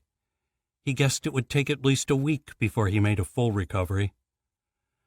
Together they made their way through a door at the end of the room and into a corridor Gabriel recognized. Eric strode down its length, glancing at the doors on their left until he reached the one he wanted. Reaching up, he tapped on the door. They waited. Shifting on his feet, Gabriel glanced up and down the hallway, suddenly nervous. How would Anala react to seeing him again, after thinking him dead? Only a few days had passed since the river, but to Gabriel it felt like a lifetime. The world had changed while he drifted at sea, and his mind was still racing to catch up. Eric reached up to knock again, but the door creaked open and a woman leaned out. Red hair hung across her face, and she looked as though she'd just woken from a deep sleep, but she smiled when she saw Eric. She reached out and embraced him, then noticed Gabriel standing in the shadows. Her smile faded.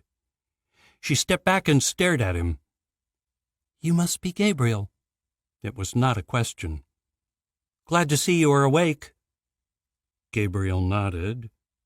"Who are you?" The woman hesitated and then held out her hand. "My name is Incan. You must be here to see Anala."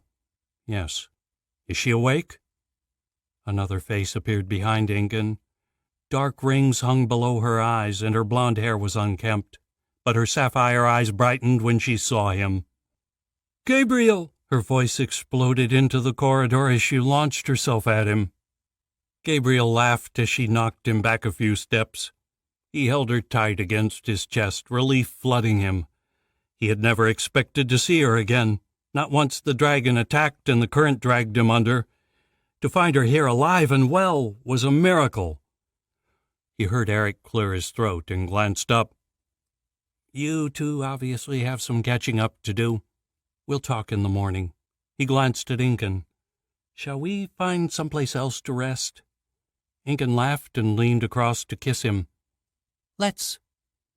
They moved away down the corridor, leaving the two of them alone. Anala drew him into the room. Inside he found 4 wooden bunk beds and little else. Only 2 of the beds had been slept in, the ruffled covers suggesting Anala and Incan preferred the bottom bunks. Heavy curtains hung over the window at the end of the room. A thin sliver of moonlight shone through a slit between them, providing a touch of light. Anala moved across to her bed and sat down. Gabriel followed suit, lowering himself onto the bed Incan had occupied. He looked across at her, just able to make out her smile in the darkness. "I can't believe you're here," she whispered. She reached across the space between the beds and grasped his hand. Gabriel smiled in return. "I can hardly believe it either. How did we get to Lone?" Anala shrugged.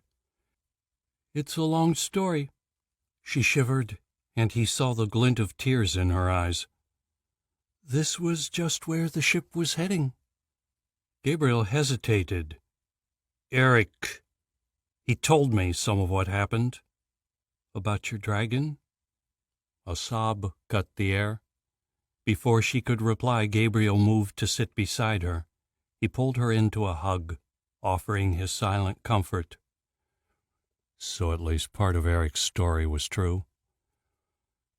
"Her name was Nerissa," Anala spoke at last. "She found me not long after I lost you, as I knew she would.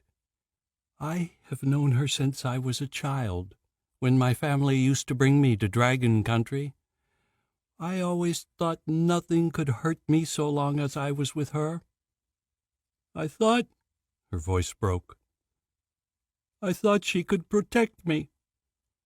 Anala trembled in his arms. He held her tight, lost for words. He knew next to nothing about this girl, had only known her a few days. But during their time together they had become friends, comrades in arms against the unknown force pursuing them. At last Anala broke away. She glanced up at Gabriel. "You remember now, don't you, what happened to you before the demon?" Gabriel took a deep, trembling breath. "Yes." Slowly he recounted his story, starting with the storm that had destroyed Oaksville. He did not hold back, made no attempt to cast himself in a better light. He had done so much wrong, made so many mistakes he could hardly bear to recall them. But after all she had been through, Anala deserved the truth. When at last he finished, he drew in a deep breath and looked Anala in the eyes. "We cannot trust these people, Anala." "Doesn't say much, does he?" Incan commented, lying on the bed beside Eric. Eric smiled and pulled her closer, brushing a strand of hair from her face. He had plenty to say earlier. Incan smiled back, her skin tingling where Eric's fingers touched. "And?" She felt a shiver run through Eric.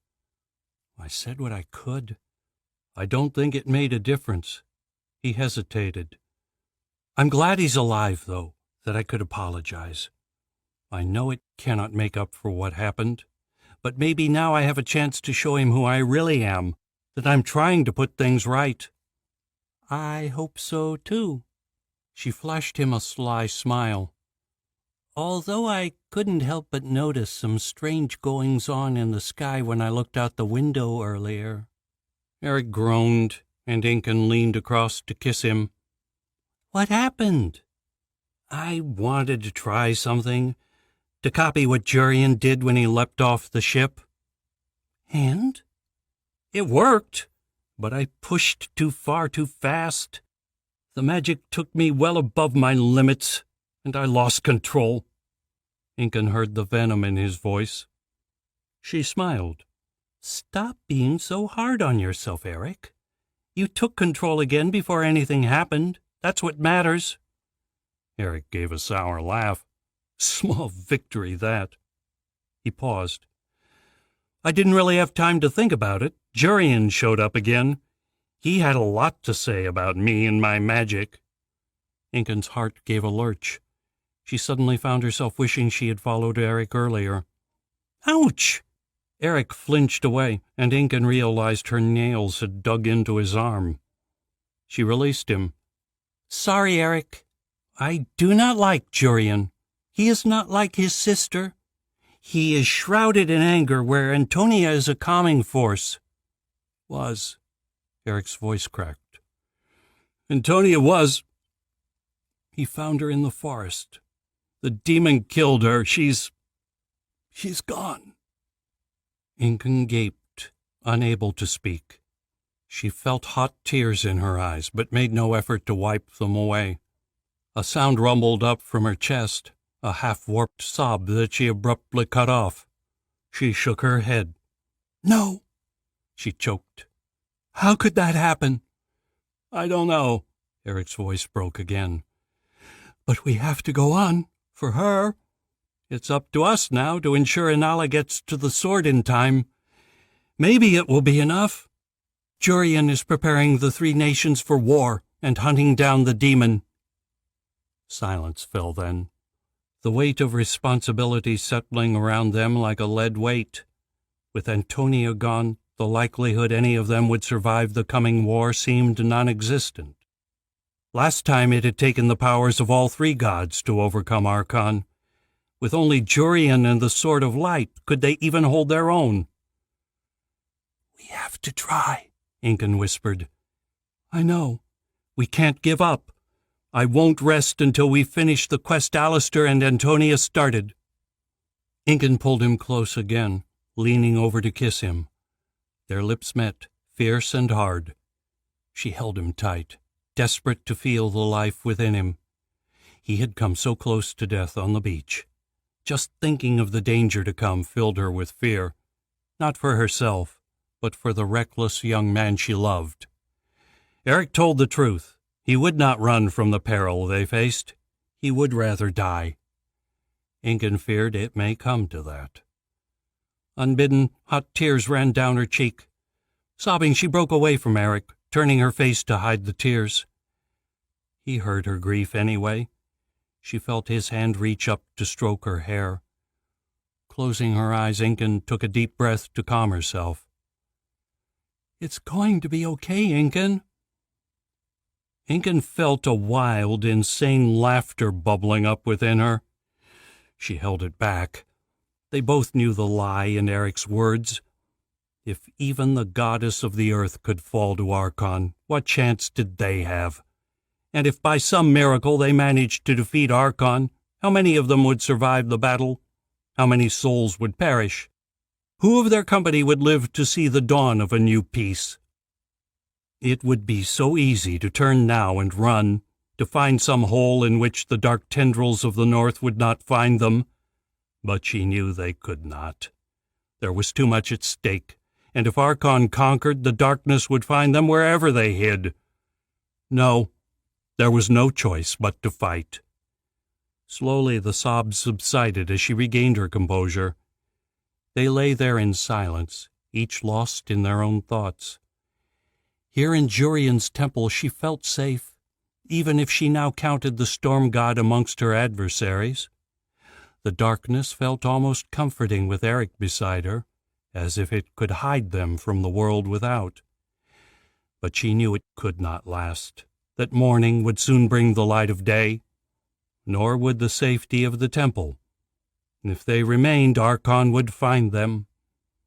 Only one option offered them hope: get Inala to the Sword of Light before all hell broke loose.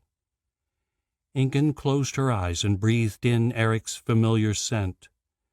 Whatever the future may bring, they still had this moment, right here, right now. She resolved not to waste it. Chapter 5. "You lied to me." Inala stood in the entrance to the lounge, arms folded across her chest. They had been talking before she entered, but they broke off now, staring up at the two of them in the doorway. Silence settled like autumn leaves as Inala looked around the room, eyes lingering on each of them: Incan, Eric, Kaelin, and Michael. She knew their names, though she had not spoken to half of them. She and Gabriel had stayed up half the night talking. He had told her of the past he now remembered, of the storm which had destroyed Oaksville and killed his family. At first she had not believed him when he claimed Eric had brought the storm. She may not have spoken to the young man, but she could not believe he was a killer. But Gabriel was insistent, unwavering in his belief. Now Inala wanted answers. Incan had said she could trust them, that they cared about her. But if Gabriel was right... Eric shifted in his seat, looking like he was about to speak, but Incan beat him to it. "No, we didn't. I know you trust Gabriel, that he saved your life in Chol, but there is more than one side to this story."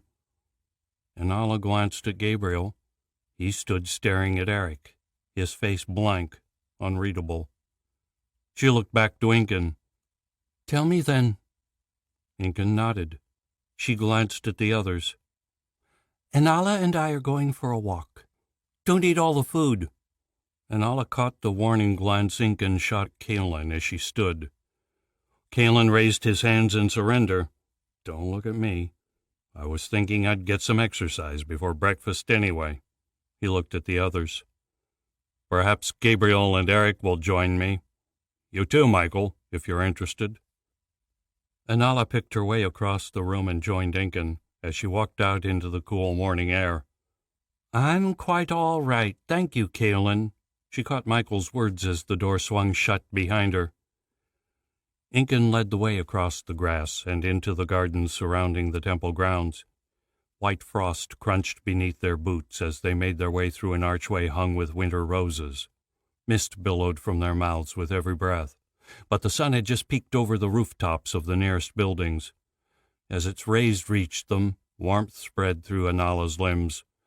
The rich scent of roses hung in the air. "I first met Eric and Alistair in the desert of Chol. I was dying. My horse had fled, and I was unarmed and badly injured. If Eric had not spotted me, I would be dead." They left the grass and stepped onto a gravel path leading through the gardens. "What does that prove? That he has a soft spot for you?" Incan scowled, and Inala felt her cheeks grow hot. "Perhaps you'll let me finish before you begin flinging accusations? There is far more to this story than Gabriel knows. Eric has never meant to hurt anyone with his power. He did not even know he possessed magic before Alistair found him in Oaksville." "What do you mean?" "Before Oaksville, Eric spent the better part of 2 years wandering the wilderness, afraid to return to civilization for fear of what he thought of as his curse. He did not know it was magic, only that there was some power within him he could not control. But finally he could no longer bear the isolation. He went to Oaksville to begin a new life, but within an hour of entering the town he was attacked by slavers." Incan spoke in a soft voice. "When an emerging magicer has not been properly trained, their magic is tied to their emotions. It is unleashed when they are overwhelmed. When Eric was attacked, his fear and anger took control, and his magic lashed out to protect him." "What do you mean?"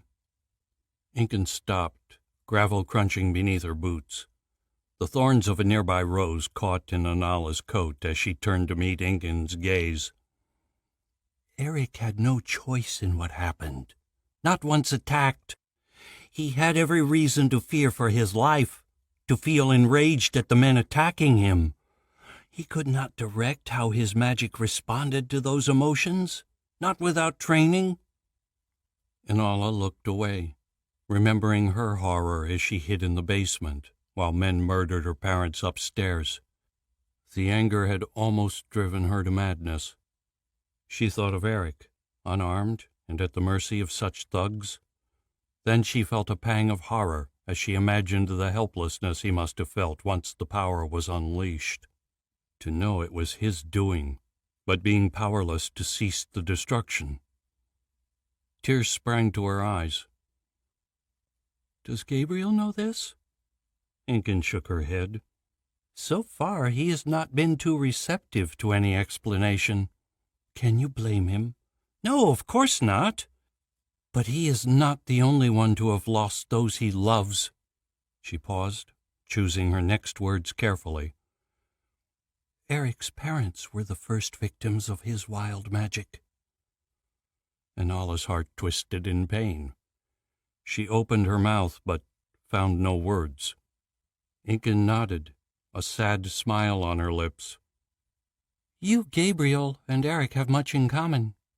Like it or not, you are linked by tragedy, and will continue, I hope, to fight together on the side of good. She paused. You should also know Eric is determined to put right the debt he feels for Oaksville. That is why he used his magic to bring the rain back to Chol. Anala gaped. What? That was when I knew he was not the demon everyone thought him, and when I decided I wanted to get to know him better. Incan winked. Anala stared, lost again for words. Eric may have cursed Gabriel's town to ruin, but he had saved Chol, her city. How could anyone weigh the two deeds against one another, as great and as awful as they were? Yet Anala could feel the truth in Incan's words, that Eric had never meant to harm Oaksville, that he'd had no control over what happened there. I'll try to talk to Gabriel, Anala finally offered, but I don't know if he will listen. The two of them might have to work it out themselves. Accident or not, Eric's magic had still caused the death of Gabriel's family. Whatever the circumstances, Anala could not blame him for hating the young man. But perhaps the truth might at least open a dialogue between them. Agreed, Incan smiled. I think us girls had best stay out of this one. Anala shot back a sly look. You really love him, don't you? She saw Incan's cheeks redden and laughed. Incan wagged a finger back at her. That is none of your business, miss. You don't see me asking about what's between yourself and Gabriel. Anala felt her own cheeks warm. She opened her eyes wide. Whatever are you talking about? She asked. We're friends. We slept in separate beds and everything. Incan laughed. I'll bet, she sniped, but let the subject drop. They rounded the corner of a building and found themselves at the end of the garden. In the distance, the dormitory's shale roof gleamed in the morning sun. The far-off ring of steel blades carried to their ears. Beside her, Incan straightened and reached for her saber. Anala edged closer to the woman. Anala searched the grassy lawns ahead, her eyes picking out two figures battling in front of the dormitory. They both stopped dead as they recognized the fighters. Gabriel and Eric were locked in furious combat, swords slashing at one another as they stumbled on the icy grass. Incan moved first, her long legs eating up the distance. Anala trotted after her, reaching out to grab her shoulder. Wait, she said, pointing. Incan tore herself free, but glanced towards where Anala pointed. Kalen stood nearby, arms folded as he watched the two with an amused grin. Anala could practically hear Incan's teeth grinding as she switched directions and headed for the sergeant. Anala could not help but grin. Like you said, Incan, maybe they can work it out themselves. Eric rubbed his hands against his arms, struggling to warm himself. A shiver ran down his back as the wind whipped past. What are we doing? He asked through chattering teeth. Kalen stood with hands on his hips. Jurian paid me a visit this morning. Apparently you need another way to protect yourself, Eric. He turned to Gabriel. And I'm sure you could use blowing off a little steam. Eric glanced at Gabriel, heart sinking at the mention of Jurian. The sun shone across the nearby rooftops, but they stood in the shade, the frost still thick at their feet. Eric already missed the gentle warmth of the fire burning in the lounge. The sky shone with the bright blue of morning, without a hint of cloud. Kalen tossed a long bundle of cloth to the ground in front of them. It rattled as it struck, unraveling to reveal a collection of swords. These are practice blades. They're lead-weighted, but the edges and tips have been blunted, so you shouldn't be able to damage each other too much." As he spoke, he drew his own sword and beckoned Eric closer. Eric moved across to him, but stepped back as Kalen flicked the sword into the air and caught it by the blade. He held it out to Eric. "First, though, this is yours, Eric. It saved my life in Malevolent Cove, but I know Alistair would have wanted you to have it. Make him proud." Heart pounding in his chest, Eric reached out and gripped the hilt. The worn leather felt warm, and the short sword light in his hand. It shone in the morning sun, revealing the faint traces of runes etched in the metal. Eric looked closer, but could not make out the writing.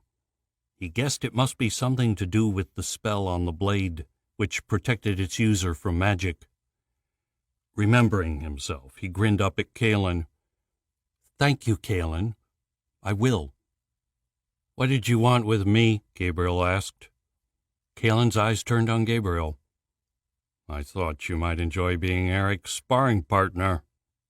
Eric made to object, but Gabriel beat him to it. "Why would I want to help him?" Kalen met Gabriel's stare. Eric looked from one to the other. "Maybe because we saved you, pulled you from the ocean waters rather than leave you to drown? Or because we rescued Anala when you had failed her?" Kalen paused, a sly look in his eyes. "Or perhaps you'd just like the chance to land a few blows on the boy?" Gabriel glared at Kalen, then shrugged his shoulders and approached the pile of weapons. Retrieving a practice blade, he stepped in front of Eric. "Well, let's see what you're made of, then." Eric scowled back. Gritting his teeth, he stepped around Gabriel and found a practice blade of his own. Lifting the heavy weapon, he laid Alistair's blade by the pile of swords. As he turned to face Gabriel, he drew in a deep breath of cool air. Bracing himself, he walked across the grass and squared off against his foe. Kalen clapped. "Good. Now, before you begin, let me show you a few things about fighting with the sword." He picked up a blade for himself and moved between them. "The first thing a good swordsman needs to learn is how to stand in a fight. A true fighter will use any number of stances in a fight to overcome his opponent.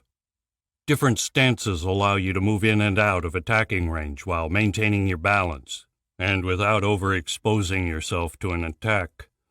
I'm going to show you one or two, and hope that'll be enough for now." He moved his feet so they were shoulder-width apart and facing forward, with the right about a foot in front of the left. "This is called a forward stance. It doesn't matter which foot is in the front, so each time you move, you can step straight into this stance. It gives a fighter a solid, balanced base to launch and defend against attacks." Eric moved his feet to mimic Kalen's, feeling awkward with the heavy blade in hand. He followed the soldier's movements as he drilled them in the basics of thrusts, parries, and blocks. Eric immediately began tripping over his own feet as he struggled to obey Kalen's instructions. His body ached from the brief struggle the night before, and within, his magic felt drained and weak.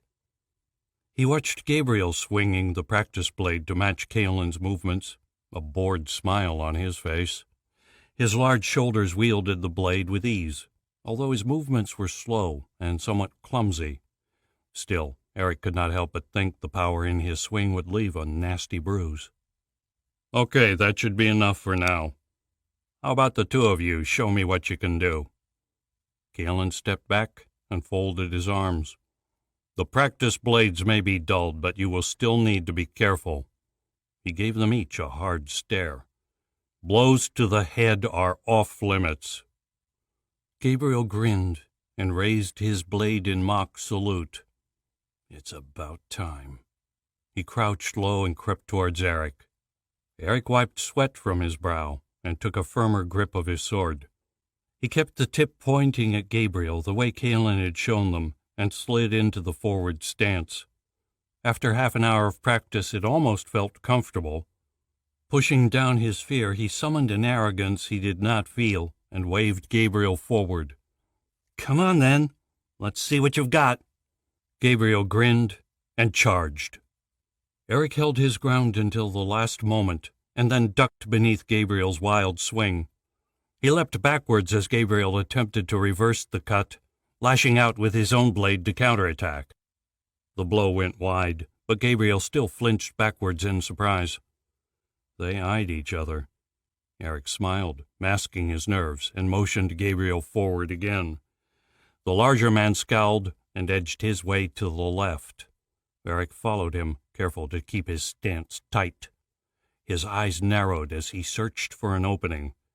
He held his sword low, ready to strike when Gabriel moved into range. Gabriel struck again, more cautious now, aware he could not simply beat his way through Eric's guard. He slid forward, swinging his blade at Eric's side in an awkward cut. Eric danced backwards to avoid the blow, then leapt to the attack. His sword snaked out, biting at Gabriel's thigh. Stumbling backwards, Gabriel swore and fixed Eric with a glare. Eric did not attempt to pursue his larger opponent, guessing it would be foolish to come within range of Gabriel's blade. Instead, he dropped into a crouch and waited. Gabriel bared his teeth. "What?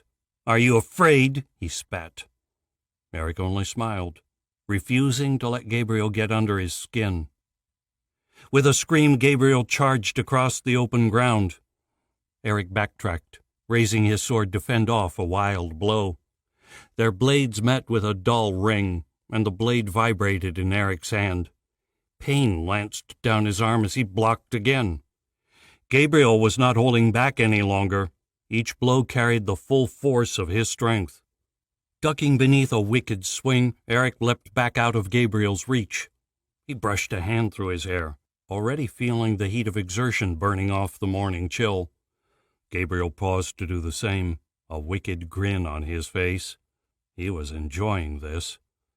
The break did not last long. Gabriel brought his sword about and returned to the attack. Eric swung to counter, but his feet slipped on the damp grass and his sword went wide. Pain lanced from his side as Gabriel's weapon struck his hip. Swearing, Eric kicked out, catching Gabriel on the knee. They both stumbled backwards. Gabriel's grin widened. "There's more where that came from." Eric did not waste energy replying.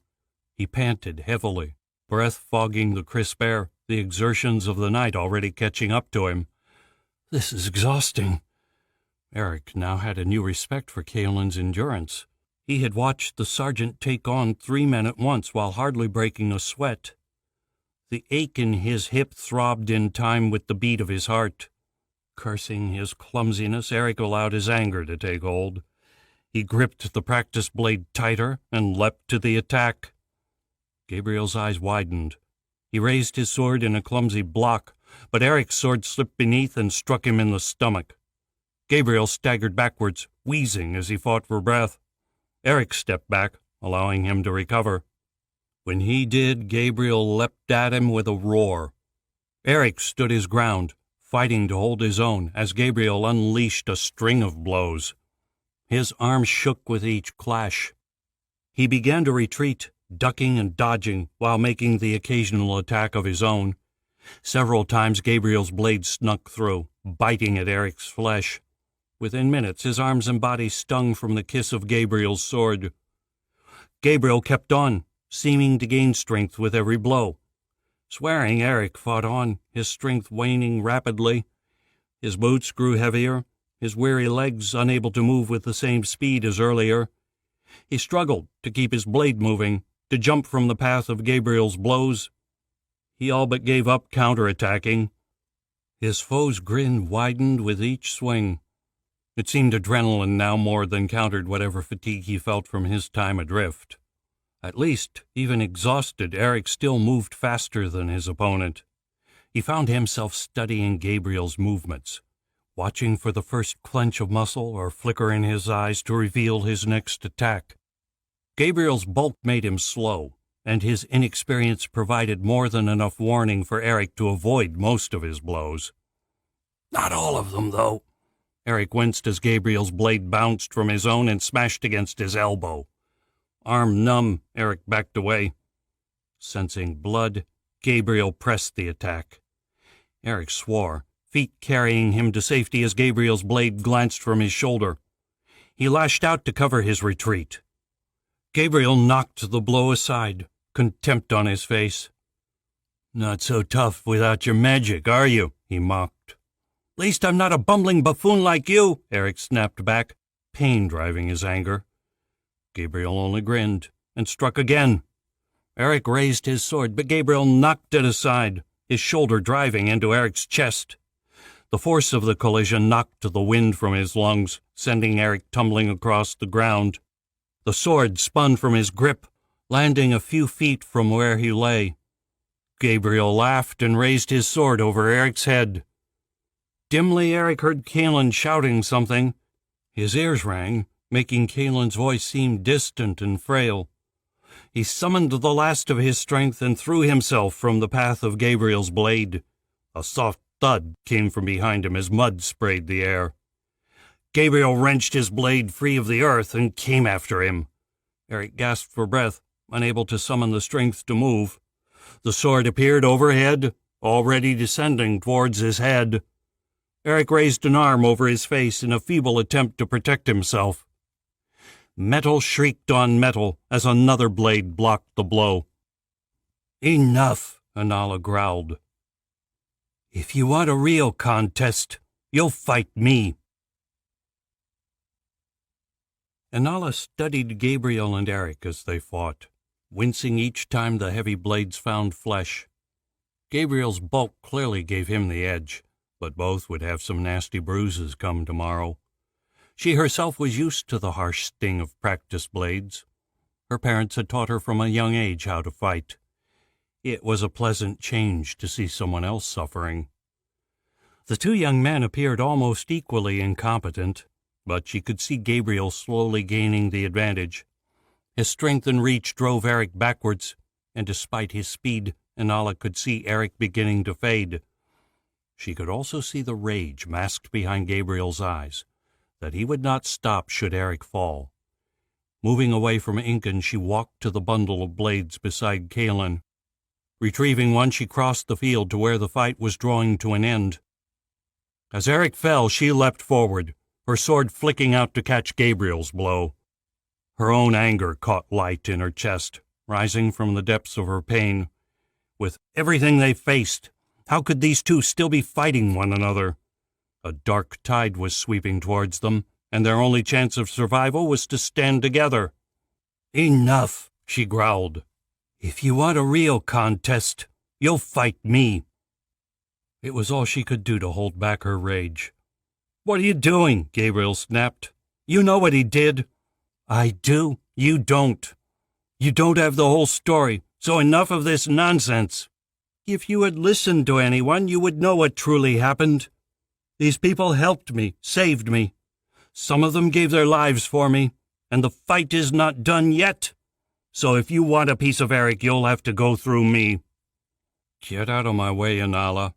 I don't want to hurt you." Anala laughed and swiped out with her sword. The blade wrapped across Gabriel's knuckles. He swore and dropped his weapon. "Pick it up and show me what you're made of." Gabriel growled and swept up his blade. He made a few weak swings, clearly expecting the blows to knock the sword from Anala's hands. Anala swept them aside with contempt, and then slashed out with her own weapon. Gabriel yelped as it connected with his elbow. The sword slipped from his numb fingers. "Pick it up," she nodded to the blade. 5 minutes later, Gabriel sat on his knees, gasping for breath and cradling his right arm.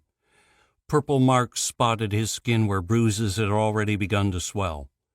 His sword lay discarded on the ground nearby. He looked up at Anala, hurt in his eyes. Anala stared down, anger still boiling within. It raged against her restraint, screaming for her to teach Gabriel a lesson. He had almost killed Eric, almost struck him down while he lay unarmed and helpless.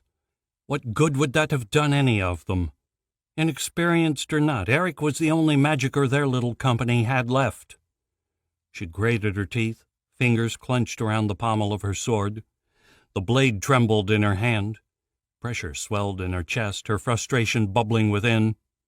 Then she took a deep breath, and it vanished. Inala stood, panting softly. She felt a slight sheen of sweat on her forehead, but otherwise she showed little sign of exertion. Despite Gabriel's strength and her small size, the blacksmith had not been hard to tame. Gabriel might be brave, but his skill with a sword left a lot to be desired. Turning, Inala walked back to where Kaelin and Incan stood watching and tossed her blade back onto the pile. "Who trained you to fight like that?" Kaelin asked. Inala shrugged. "My parents. They taught me how to fight when I was young." She glanced at them. "Perhaps they knew more about all this than they let on." "Maybe." Kaelin eyed her closely. "We have a few days here in Lone before the ship can set sail. If you're interested, I'm sure Incan or myself would be happy to have you as a sparring partner. Gods knows those two aren't up to it." He nodded to where Eric and Gabriel still sat nursing their bruises. Eric laughed as he stood. "Agreed. Gabriel was bad enough." He held out his hand. "Thank you." Inala shook her head. "No, thank you." She looked around. "Thank you all. I had no idea what you went through to find me. If not for you, I don't think I would be alive right now. That Ballister, he would have found me one way or another. I'm sorry for how I've acted." She stepped up and hugged Eric. "You're welcome." Eric smiled back as they drew apart. They turned at the sound of Gabriel climbing to his feet. Inala's heart sank as he stared at her, his face twisted with emotion. He clenched his fists and closed his eyes. He opened his mouth to speak and then closed it again. Spinning on his heel, he stalked from the field. Inala glanced at the others. "I'll talk to him." Chapter 6. Gabriel looked up as the door to his room opened. Before he could object, Inala slipped into the dormitory, eyes downcast. She clenched her fists, sucked in a breath, and then crossed to sit on the bunk opposite him. Neither of them spoke. They sat quietly in the dark, the silence stretching out into an unbearable tension. Gabriel gritted his teeth, the bruises to his body and pride feeding his anger. He made to speak and then thought better of it. With a stubborn grunt, he rolled over on the bed, turning his back to Inala. "I'm sorry," he heard her whisper. "I lost my temper. There is so much happening here, Gabriel. So much to take in." Her voice cracked. Hearing the sorrow, the loneliness in her voice, Gabriel took a breath and turned back to her. "You betrayed me." Anger flashed in Inala's eyes, burning away the tears. She took a deep, shuddering breath and shook her head. "No, I was not betraying you. I was stopping you from doing something stupid, something you would regret." Gabriel sat up on the bed, staring hard at Inala. "I would not regret killing him." He struggled to contain his anger. "It is all that has kept me going since I left Oaksville." "Yes," Inala replied. "Hate is a strong force, but it is also an evil one. It has already driven you to make awful choices, to commit murder. Or do I need to remind you what you told me last night?" Gabriel saw again the dying guard in Chol, choking in his own blood. He looked away, unable to face the fire in Inala's eyes. "No, you don't need to remind me." He took a breath and looked back. "But Eric is no innocent. He killed my family, you know this." "Do I? Do you? Have you given even a moment to consider everything may not have been as it seemed in Oaksville?" "You mean that it was an accident?" He shook his head. "I don't believe it." "Don't or won't?" Inala asked. Gabriel bared his teeth. "Both!" he snapped, and made to stand. Inala was on her feet first. She shoved him backwards onto the bed, landing on top of him and pinning him flat. "You will listen to what I have to say," she grated through clenched teeth. "Then you can go or stay. It is up to you." Looking into her crystal blue eyes, Gabriel almost thought he saw their color change, tainted red by the fire of her rage. He swallowed and nodded. Anala's expression softened. She released him and retreated to her bunk. "I hope you will stay, though, Gabriel." She sucked in a mouthful of air and blew out. "I need you." Warmth flooded Gabriel's chest, filling him with an urge to go to her, to hold her tight. He pushed it down, determined to keep the anger in his voice. "Speak." Hurt spread across Anala's face, and her eyes hardened.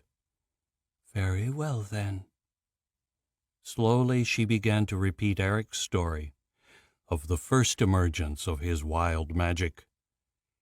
Gabriel listened in shock as Anala explained Eric had lost his own parents that first night, and had then spent almost 2 years in self-imposed banishment, haunting the back roads of rural Plorsia.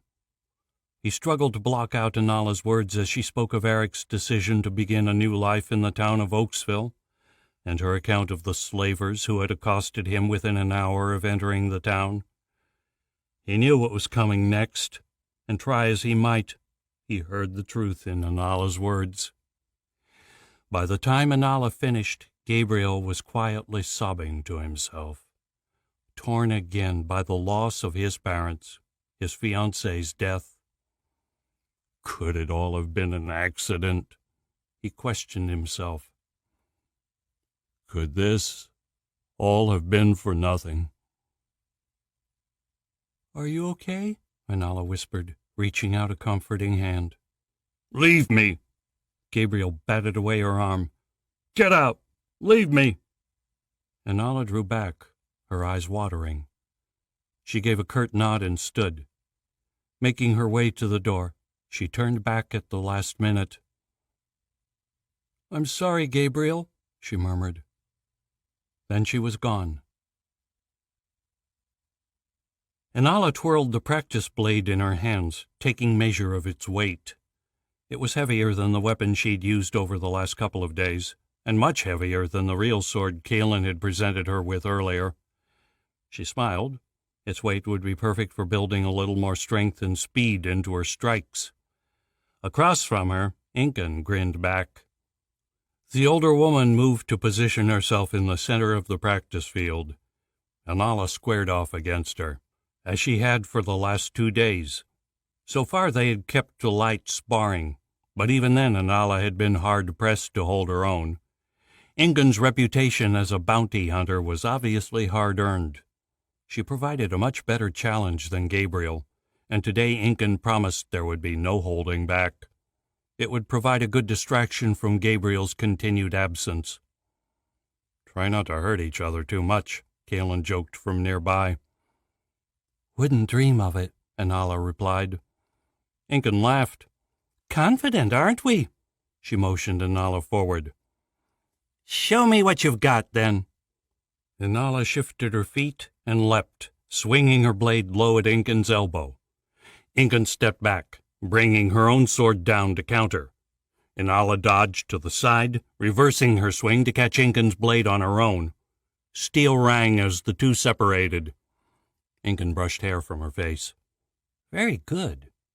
Without warning, Incan struck out, her practice blade sweeping towards Anala's head. Heart-pounding, Anala blocked high, wincing at the force of the blow. Then Incan's foot swept up to strike her in the chest. The kick sent Anala crashing to the ground. Anala gasped, but refused to stay down. She rolled backwards, coming to her feet in a single movement before Incan could follow up her attack. "Dirty move," Anala commented. "No such thing in a fight to the death," Incan replied. They clashed again, blades ringing as they circled one another.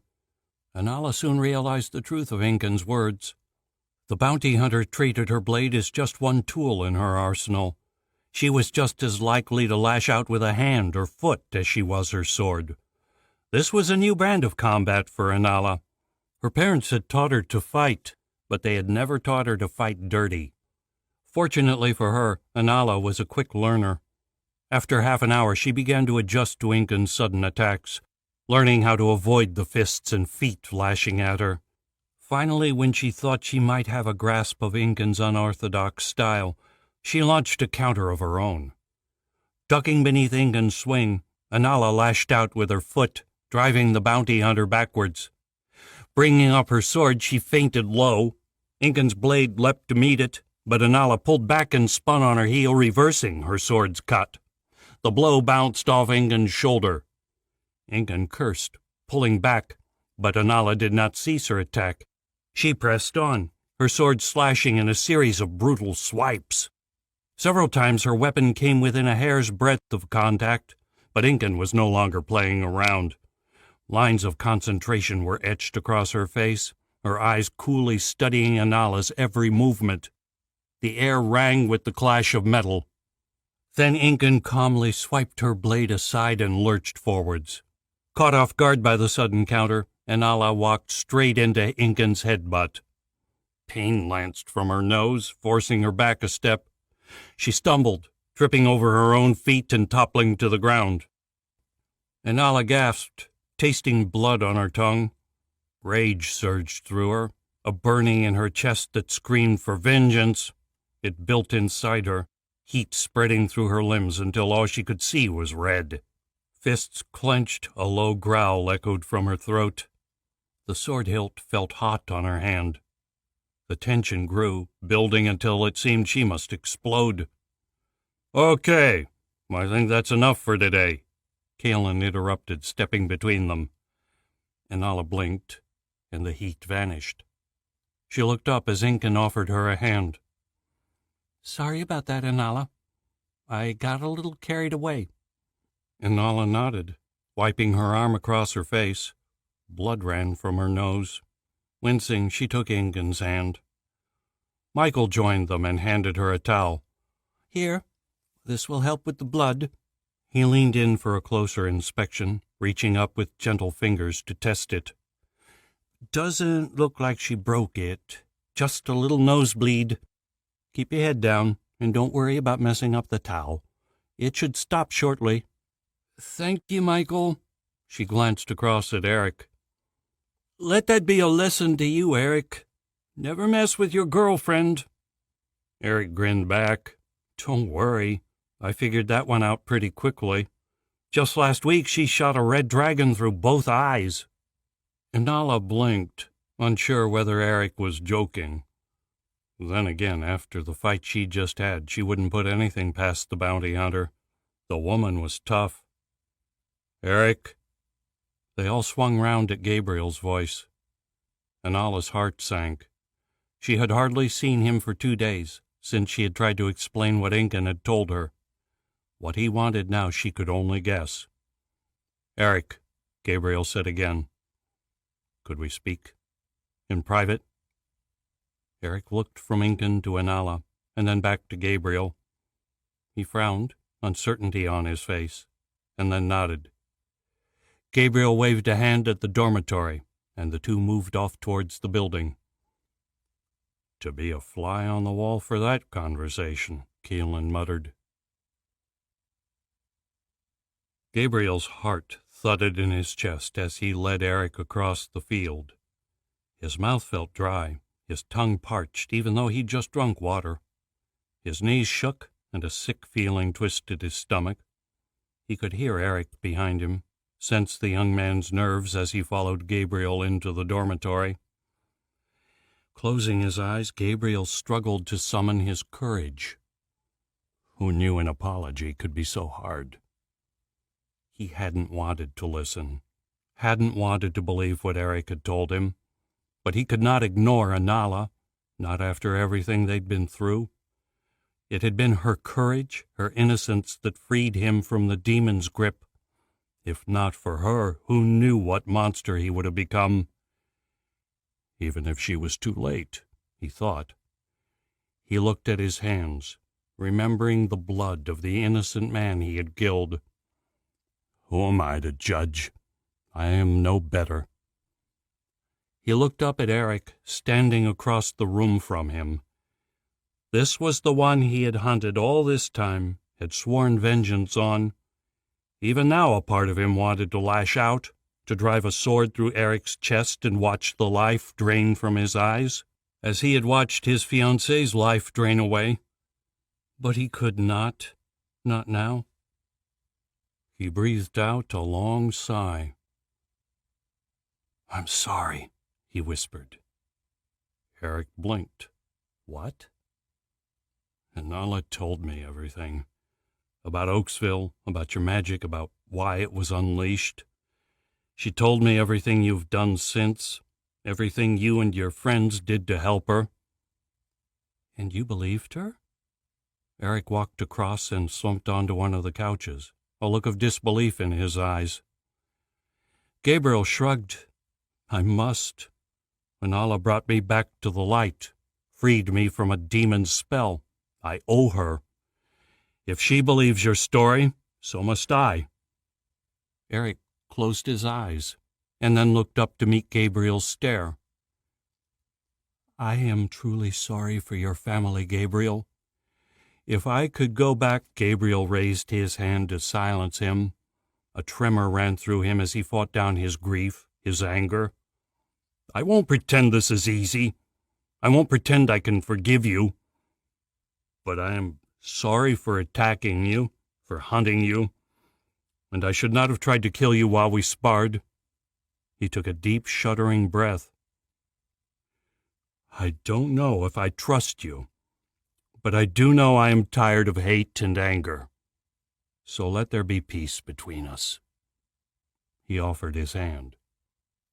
Eric hesitated, staring at the offered hand. Gabriel could not blame his mistrust. In truth, he had spent the last few days debating whether to offer Eric his hand or a dagger. But he spoke the truth now. The hate must end. He could not live his life beneath the shadow of the past. Finally, Eric gave a cautious smile and took his hand. Okay. Truce it is. A long silence stretched out. Gabriel coughed, struggling to find the words. Then he shrugged. Well, shall we go practice with those swords? Eric laughed. Don't think it'll be so easy this time. I'm ready for you now.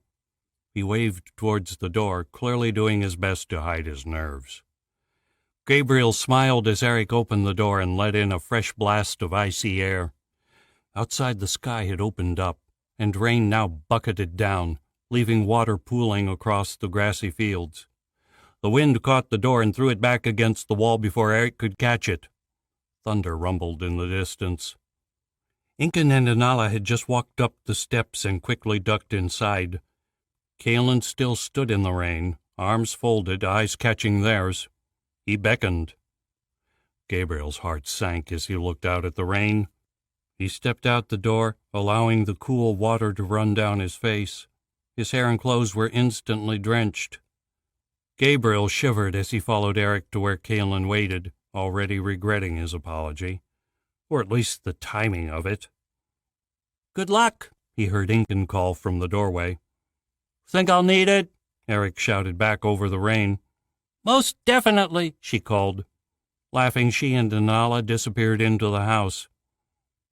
That doesn't bode well, Eric observed, glancing at Gabriel. When they reached Kalen, the sergeant wasted no time tossing them each a practice sword. If you two are done making up, perhaps today you can learn to work together. It's time I showed you how a real swordsman fights. He waved a practice blade of his own. Touch me if you can. What? Gabriel asked. In response, Kalen leapt forward, sword sweeping out at Gabriel's weapon. The blow knocked the blade from his loose fingers and sent it tumbling. Gabriel flinched back as Kalen rapped him lightly on the arm. You will both work together to fight me. Let's see what the two of you can do, Kalen grinned. Gabriel gritted his teeth, glancing at Eric as he retrieved his sword. Eric gave a quick nod and then looked back to Kalen. It seemed the young man was willing to test their fragile new trust. Raising his sword, Eric edged sideways away from Gabriel. Realizing Eric was trying to divide Kaelin's attention, Gabriel moved in the opposite direction. Together they attempted to encircle their foe. Kaelin grinned. "Very good. Let's see just how fast you can move." He stepped forward, blade slicing towards Eric. As Eric jumped back, Gabriel sprang to the attack. Eric's sword rose to block Kaelin's blow as Gabriel stabbed out with his own weapon, aiming for Kaelin's exposed back. Kaelin's sword slid through Eric's guard and struck his arm. Then the soldier was spinning on his heel, sword already raised to parry Gabriel's blow. Gabriel's blade rang as their weapons met. Then pain shot from his shoulder as Kaelin's sword slid up to sting him. Next thing Gabriel knew, he was toppling to the muddy ground, tripped by a blow from Kaelin's foot. He swore as water soaked through his cloak and touched his skin. Shivering, he climbed back to his feet, mud dripping from his clothes. Eric moved to his side and shot him a glance. "Together?" he whispered. Gabriel nodded, and they launched themselves at the sergeant. Eric's blade found only empty air, but the ring of steel and shock down Gabriel's arm told him his had at least connected. Reversing his weapon, he stabbed for Kaelin's side, even as Eric struck again. Kaelin spun in place, and Gabriel's thrust swept past. His fist swung out, connecting with Gabriel's head to send him reeling backwards. He kept his feet this time, but his vision spun and blurred around the edges. He backed away, shaking his head to clear it. Across the muddy grass, Eric fought on, lashing out with wild swings at their wily foe. Kaelin slipped past each attack like an eel through water, his sword licking out every so often to parry a blow which came too close.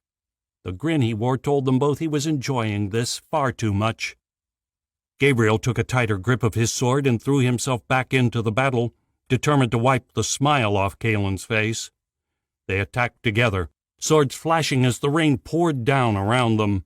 They swung at Kaelin's face, his legs, his arms, anywhere they could.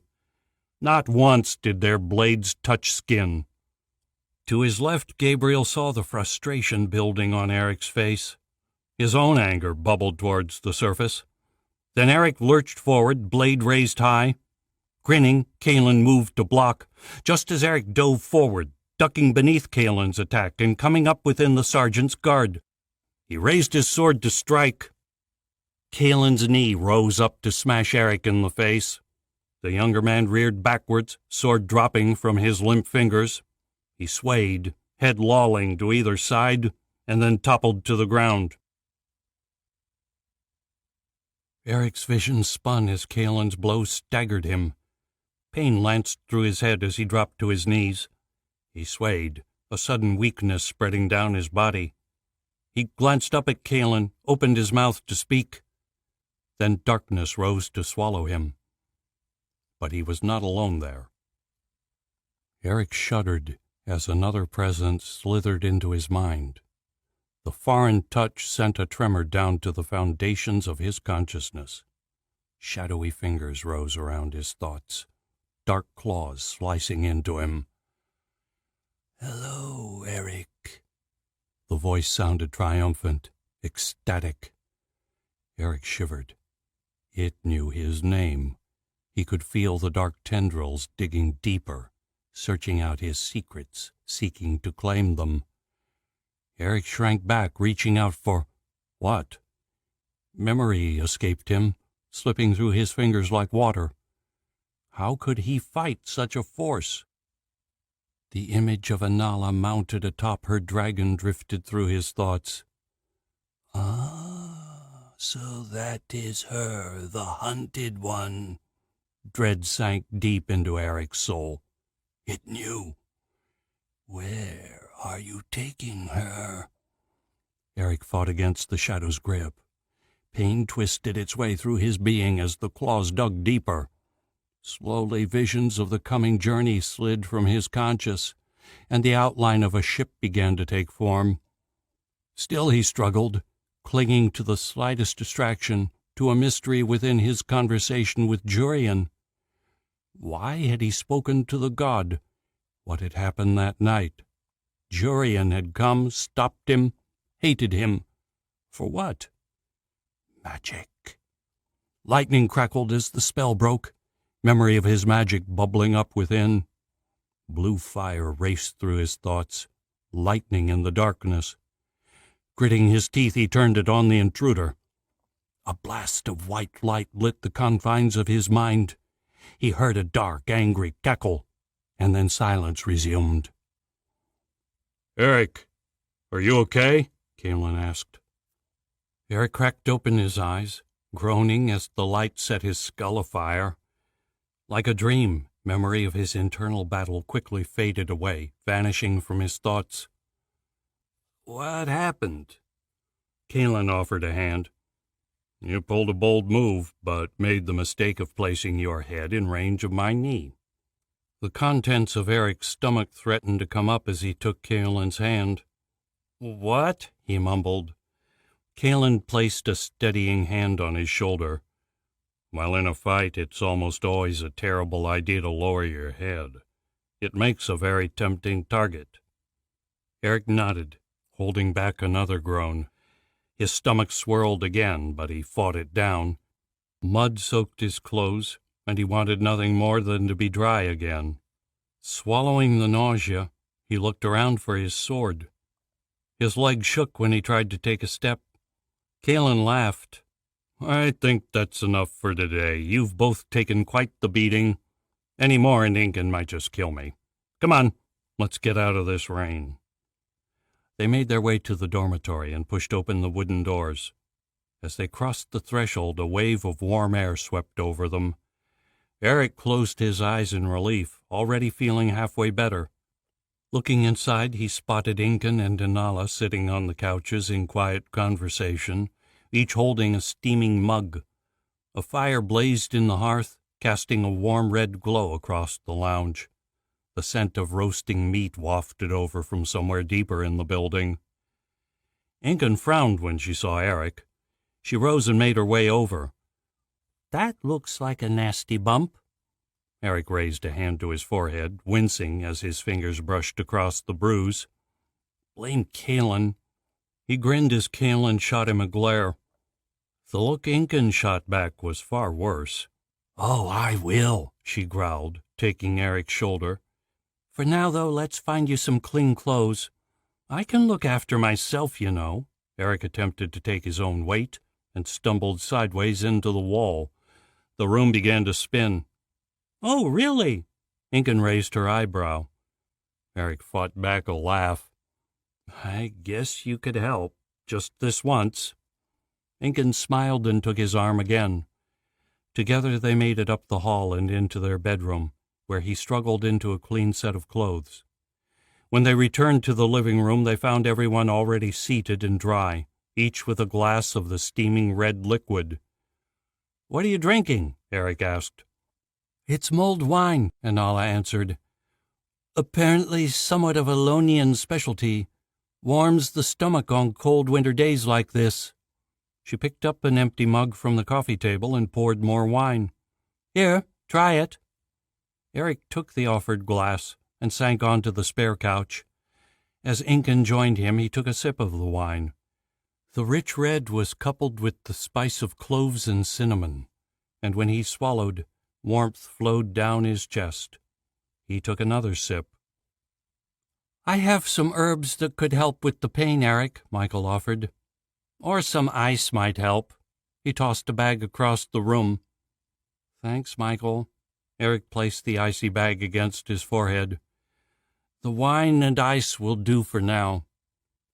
He looked around the room at his friends. Michael and Kaelin sat opposite him, while Gabriel had taken the seat beside Inala. Incan leaned into him and sipped from her own mug. They all looked worn out from the day's exertions. Through the clouded glass window behind Inala, he saw darkness had fallen outside. They would need to light the lamp soon. You must be the only one who won't be hurting tonight, Michael, Eric offered. Agreed, Inala groaned.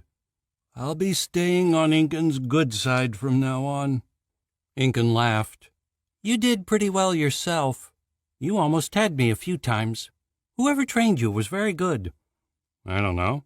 I could have used a few more rounds myself, Kalen teased. Gabriel scowled and muttered under his breath. Eric could only agree. They hadn't even come close to touching the sergeant. "Don't worry, Kalen," there was ice in Incan's voice. "I wouldn't mind switching sparring partners tomorrow." Kalen didn't even have the good grace to look abashed. He shot Incan a grin, but Eric guessed it wouldn't last long tomorrow. If anyone could beat the wily soldier, it was Incan. If not in a fair fight, certainly in an unfair one. "Do we know when the ship leaves yet?" Michael asked. "Has anyone heard from Jurian or the priests? It's been a few days." Kalen shook his head. Silence. All they've said is to stay on the temple grounds. They don't want anyone to know we're here in case Archon's servants get wind of us. The fewer who know about Anala, the better. Eric looked around the room, a thought dancing just out of reach. The others turned to him, waiting for him to speak, but the memory eluded him. He shook his head and immediately regretted the action as the pain returned. "Makes sense," Gabriel continued Kalen's train of thought then.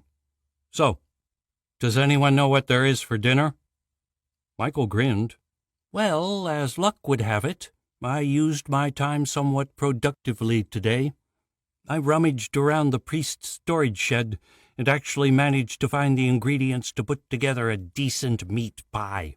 It should be ready right about now." He rose and made his way into the adjoining kitchen. As he opened the copper stove door, steam billowed out, and the aroma of roasting meat became overwhelming. The steam rolled into the lounge, rising to the ceiling, where it began to dissipate. Kalen followed him into the kitchen and took out plates and cutlery. Before long, they were each presented with large slices of meat pie. Thick gravy and chunks of mushrooms overflowed from the pastry onto the porcelain plates, mixing with the steamed vegetables. "Another Lonian delicacy. Once upon a time, the shepherds here began making use of their tougher leftover meats by baking it inside the pastry of a pie, along with various spices. Today they've become a staple here, and most just use regular meat. I learned the recipe during my apprenticeship," Michael offered. Eric's stomach growled. He couldn't even remember what he'd had for lunch, but it was well past time for a hot meal. He grabbed his knife and fork, glancing around to ensure everyone had a plate of their own. As he raised the first chunk of meat and pastry to his mouth, the front door burst open and crashed into the wall. Eric leapt from his seat, his food tumbling to the ground. Outside lightning flashed, casting strange shadows across the lounge. He saw Kalen fumbling for his sword, felt Incan rising beside him. He was reaching for his magic when he realized who had invaded the quiet of their gathering. Jurian strode into the room, his footsteps slow and measured, but his face alive with power. The door slammed shut behind him. "The ship is ready," he announced. "You leave at dawn." Chapter 7. Eric sat on the deck of the ship and watched the trees on the riverbank slide past. Branches stretched out towards them, long limbs mirrored in the water beneath. But here the Hall River was wide and its current slow, leaving long yards between themselves and the banks. Below, the oars rose and fell in quick succession, crewed by the mariners Jurian had sent. With each heave, the ship surged forward, carrying them up the river towards the distant lake city of Ardath. Birds swooped past, chasing the insects which swarmed about the ship, biting wherever they found flesh. Eric slapped another and felt a satisfying squelch as the mosquito died. Flicking it over the side, he wished the birds well on their hunt. The forest on either side of the river appeared dense, but he knew from their maps that the farmlands of Lonia lay just beyond the tree line. The farmers here cultivated the forest along the river banks to keep their cattle from the swift currents. The trees also served to keep the waters clean of the runoff from their livestock. They had traveled well into the Lonian floodplains now, where pasture flourished and cows ran in great herds, but the river remained a deep, clear blue. They had left Lone 3 days ago. On the first day, the ship made its way across Jurian's Inlet, and the following morning had started up the Hall River. Now they were drawing close to Sitten, the port city marking the halfway point along the river. So far their progress had felt unbearably slow, the minutes whittling away like hours. Restless nerves plagued Eric, and he knew the others were just as eager to reach the end of their quest. But Calgon remained a distant prospect. First, they must reach Sitten, then Ardeth, before making their way on foot through the mountains into the nation of Trolla. There, if all went to plan, they would find the Sword of Light. The weak winds didn't help, but Jurian had warned not to use magic to speed along their journey. Fellow magicers could sense when someone released powerful magic, and they did not want to broadcast their passage to Archon's minions. The boredom made matters worse. Other than some limited training with Kalen, they had little to do but sit and stew over the struggles to come. Eric rubbed a bruise on his leg, another of Kalen's lessons, to never stop moving in a fight. His whole body ached as though it had been put through a meat grinder, but at least his skills were finally improving. Kalen praised his speed and reflexes, but Eric had yet to develop the intuition needed for an actual sword fight. Eric used the quiet to meditate, practicing his control and ability to draw on his power. He kept his magic suppressed, but he hoped the practice would still prove valuable. He ran his fingers over the hilt of his sword. Its weight felt awkward on his belt, but he now wore it at all times. He felt a sense of pride, that he might be worthy of carrying Alistair's blade, the same weapon his mentor had wielded in the war against Archon. He hoped he might one day live up to that legacy. "Still nursing your bruises?" Kalen joined Eric at the rails. "Just a few," Eric gave a sour reply. "Actually, I was thinking how much more enjoyable sailing on a river is. No seasickness, no raging gods, no vengeful castaways to collect." Kalen laughed. "We're not there yet, although we'll sleep in Sitten tonight. We'll collect some supplies and enjoy some solid ground beneath our feet, then press on first thing in the morning. Thank the gods, I'm going crazy on this ship." He glanced at the sun. Noon had long since passed, and the days were steadily growing shorter with winter's approach. "Will we arrive before dark?" "If all goes well." Eric laughed. "And when does that ever happen?" Nevertheless, a few hours later, the evening sun found them pulling into the sleepy port of Sitten. Wooden docks stretched out into the river to greet them, empty but for a few barges and the odd fishing rig. The city spread out from the docks and up into the foothills of the river. The nearest buildings looked old and showed signs of wear, while the white roof tiles of those behind gleamed red in the dying sun. Eric stretched his neck, taking in the city. It appeared to rise from the river itself, old stone walls hedging the waterfront revealing the settlement's violent past. Sitten had not been spared the wars which had once torn the land apart, but new buildings now rose above the old, spreading up the hill above the city. Great spires of marble and domes of shimmering metal stood amidst the stone houses, revealing the wealth of trade passing daily through Sitten. Their ship drifted up to the docks, where men waited with ropes to pull them closer. As they drew alongside, their own sailors leapt across the gap and began helping those ashore. They tossed ropes to those remaining on the ship and pulled the vessel tight against the wharf. Eric could not help but be impressed by the speed with which they accomplished the task. Ingun joined him as he moved to where the sailors were lowering a plank down to the docks, allowing the less nimble passengers to disembark. She swung up onto the railings beside him. "Not going to jump?" she asked as she leapt to the wharf.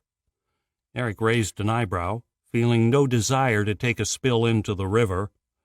Turning, he strode along the deck and wandered across the plank, much to Ingun's amusement. "Sorry," she offered. I just couldn't wait to be ashore. I've never spent so much time on the water. It almost makes me miss that damn white horse I bought back in Chol," Incan whispered in a conspiratorial tone. Eric smiled. Earlier he'd had the same thought about his horse, Briar.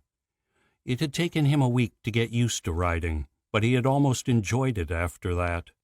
The ship might move faster, but it was boring, offering little to do but sleep and watch the river banks. They followed Kalen down the dock. They knew which inn the crew would be staying in, but they had no desire to wait for the mariners to gather their gear. Fresh beds and dry land beckoned. As they wound their way through the thin crowd of people around the docks, Incan tucked her arm under his. "It feels good to have solid ground beneath my feet again," she whispered in his ear. "I was going crazy cramped up on that ship." Eric waved away a fly and smiled. "Me too. I didn't realize Jurian would be sending quite so many Marines. I felt like a sardine packed in a barrel." Incan squeezed his arm. "I miss you." She looked around. "I think they will be okay without us for an hour. The Marines are right behind us. How about we go explore a little? It would be nice to have some time to ourselves while we're ashore."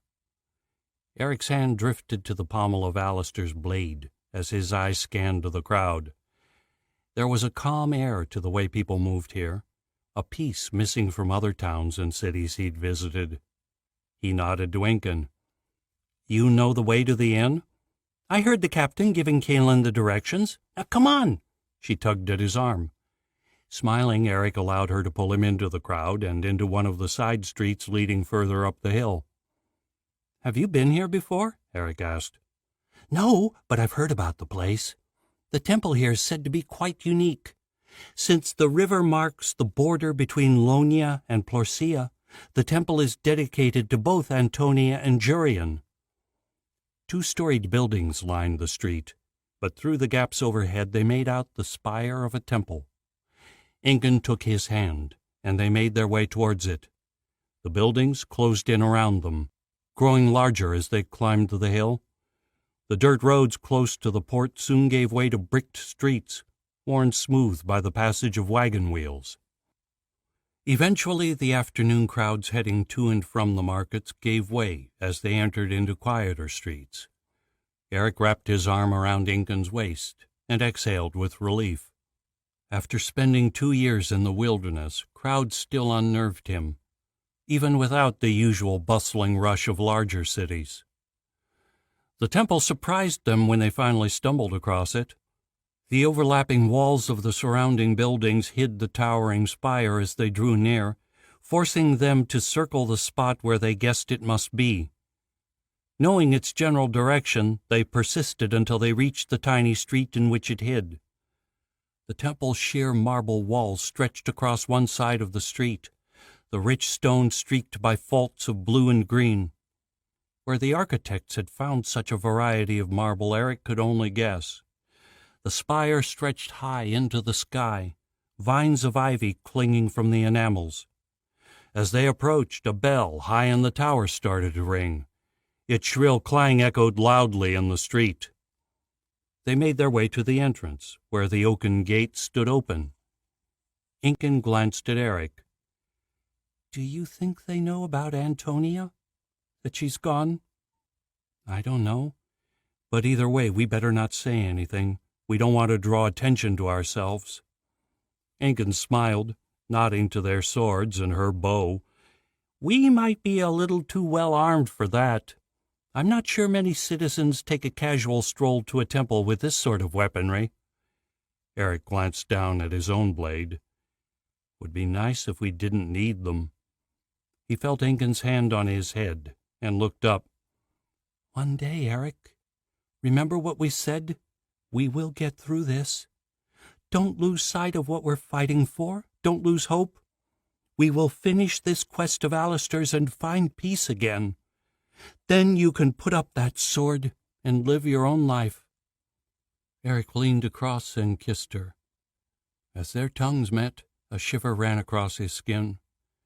His heart beat faster as he pulled her hard against him. Her fingers curled in his hair, and he felt a pinch as she bit his lip. When they separated, the taste of cinnamon lingered on his tongue. "Are the two of you in the right place?" a man in sky-blue robes asked, emerging from a doorway. His face was lined and his eyes careworn, but he wore an amused smile. He carried a walking staff of oak, which he leaned on heavily as he approached them. Ingun's cheeks reddened, and Eric felt his own grow warm.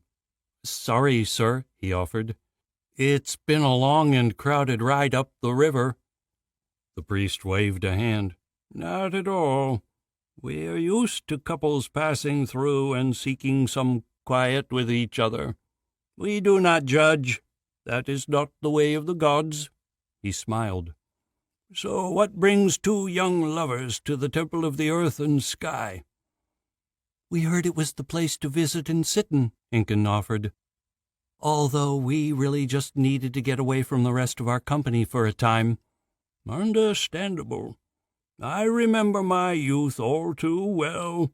Welcome anyway. You will find all the peace you could want in the courtyard." He turned and waved for them to follow. They made their way down a short corridor and back out into the lengthening shadows. There they found themselves in the midst of a tamed jungle.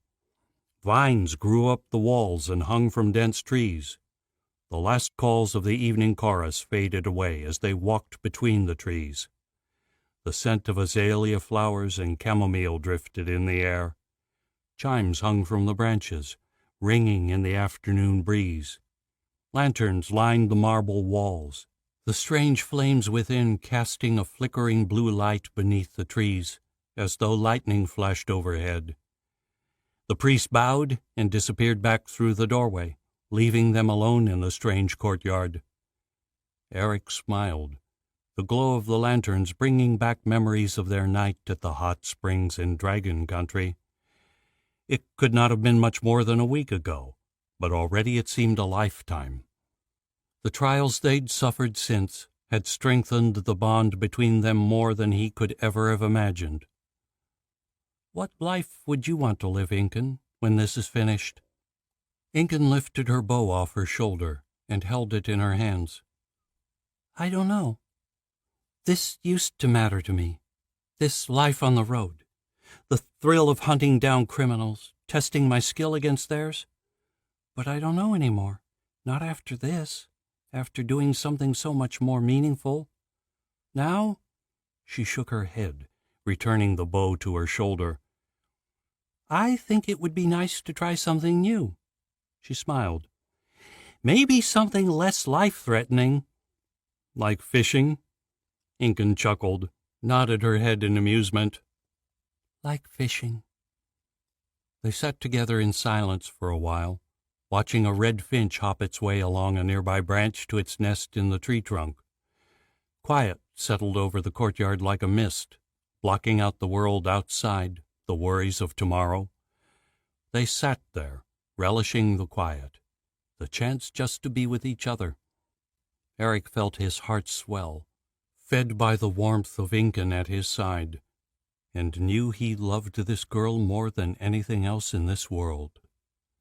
He had finally found peace. Somehow he knew it could not last. A dim rumble carried from outside. Dread swept through Eric, washing away the peace. The sound swelled, as though whatever caused it was growing larger, or coming closer. The rumble erupted into a roar as the ground started to shake. They leapt from the bench and stumbled as the tiles shifted beneath them. Eric clutched at Ingun, desperate to keep his feet as the earthquake shook the world. The walls of the courtyard groaned, cracks racing through the marble.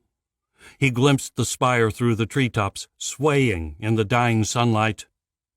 Eric could sense the magic in the quake, the power surging through the air, boiling the ground with a force unlike any he had felt before. He could almost touch it, almost taste its metallic tang. This nightmare could have only one source. Terrified, they held each other and waited for the world to end. With a sound like air being sucked from the room, the shaking ceased, but the groans continued, the buildings around them straining beneath their own weight. The cracks in the walls widened, spreading around the courtyard. The priest reappeared in the doorway. "You must get out of here now. The temple, the tower, it won't survive another one." Eric and Ingun swept up their belongings and sprinted for the doorway. They ducked into the corridor after the priest, desperate to make the street outside. Dust trickled from the ceiling, and tiny pebbles bounced onto the cobbled floor. A mosaic of spider-webbed fractures crisscrossed the walls. The old man moved quickly now, fear adding speed to his limp. The clack-clacking of his staff echoed loudly in the dark corridor. As they emerged into the street, they were greeted by the blood-red light of sunset. Eric turned to Ingun. "It's him. Thomas, the demon, whatever it is. I could feel the magic in the air, like Antonia's, but tainted, dark." "The demon?" Ingun pressed her hand to his chest. They both remembered all too well what had happened the last time they'd met it. "It's here?" Eric nodded, his hand clutched around his sword. "Yes, or close. That was no natural earthquake. Its power, it could only have been caused by god magic." Inga knelt and strung her bow. "We have to find the others." Straightening, she looked down the street. Pandemonium had engulfed the city around them. People poured from the surrounding buildings, mingling on the road in horror and confusion. Nearby, several buildings had collapsed, sending bricks tumbling into the street. Eric glimpsed an arm amidst the rubble and quickly looked away. But there was no avoiding the chaos. Everywhere he looked, people stumbled through the broken bricks and mortar, dust coating their clothing as they pleaded for help. Others had already begun to pick their way through the debris, pulling survivors from the broken buildings. Closing his eyes, Eric struggled to think. The desperate cries of the villagers assailed him, begging for help. Swallowing his guilt, he closed his heart to them. They could not stop to help these people. They had to find Anala, had to get her to safety. They did not have the power to stop the demon. With Antonia's power, only Jurian stood a chance against it. "The inn is this way." Ingun started to pick her way through the rubble, glancing back at Eric. Eric nodded, and they began to run. His mind raced, and the world seemed to slow. As they dodged through the wreckage, he glimpsed the horror on the faces of the villagers, the blood streaming down their faces, heard the boom as another building crumpled. How did the demon find us? The question raced through his mind, or was it just here by coincidence? Either way, Anala was in grave danger. They had to find her, now. Together they leapt over the broken bricks in the street and ducked beneath shattered walls. People ran in every direction, hindering their headlong rush through the city. Another rumble came from the distance, but they did not stop. Shoulders tensed with expectation, they ran on. A sharp crack came from ahead. Eric glanced up and saw a wave rippling through the very earth, tearing the bricked road to pieces as it rolled towards them. The street rose up beneath them and tossed them from their feet. Nearby buildings seemed to crumble at the seams as the earth shook them to pieces. A sharp crack came from behind them. Eric looked behind in time to see the tower of the temple topple into the street. Metal shrieked on stone as the bell struck the ground. Dust billowed out in all directions, spilling into the surrounding streets. Eric coughed, holding his shirt across his face. But the quake had passed, and he struggled to stand. Dark laughter echoed from the crumpled buildings. Eric spun, eyes searching the clouds of dust, seeking the source. But the sound came from all around, chasing the people through the ruins of the city, bringing fresh terror to the populace. Ice slid through Eric's veins. He looked across as Incan grabbed his hand. "Run!" Chapter 8. "I'm glad you came." Kalen slapped Michael's back as he joined him at the bar. Michael grinned. "Didn't think you could handle all these young folk without me?" He slid a draught of ale across to the soldier with a laugh. Kalen shook his head. He would never admit it, but there was some truth to Michael's words. No, I just figured we would need a doctor around if I'm going to continue beating them every day. Michael took a swig from his mug. You're pressing them hard. The mood turned somber. I am. Anala is tough, far tougher than I expected. And Eric has his magic. But we have seen ourselves that neither is always enough. They need to be prepared for anything. I won't always be there to protect them. You're a good man, Kalen.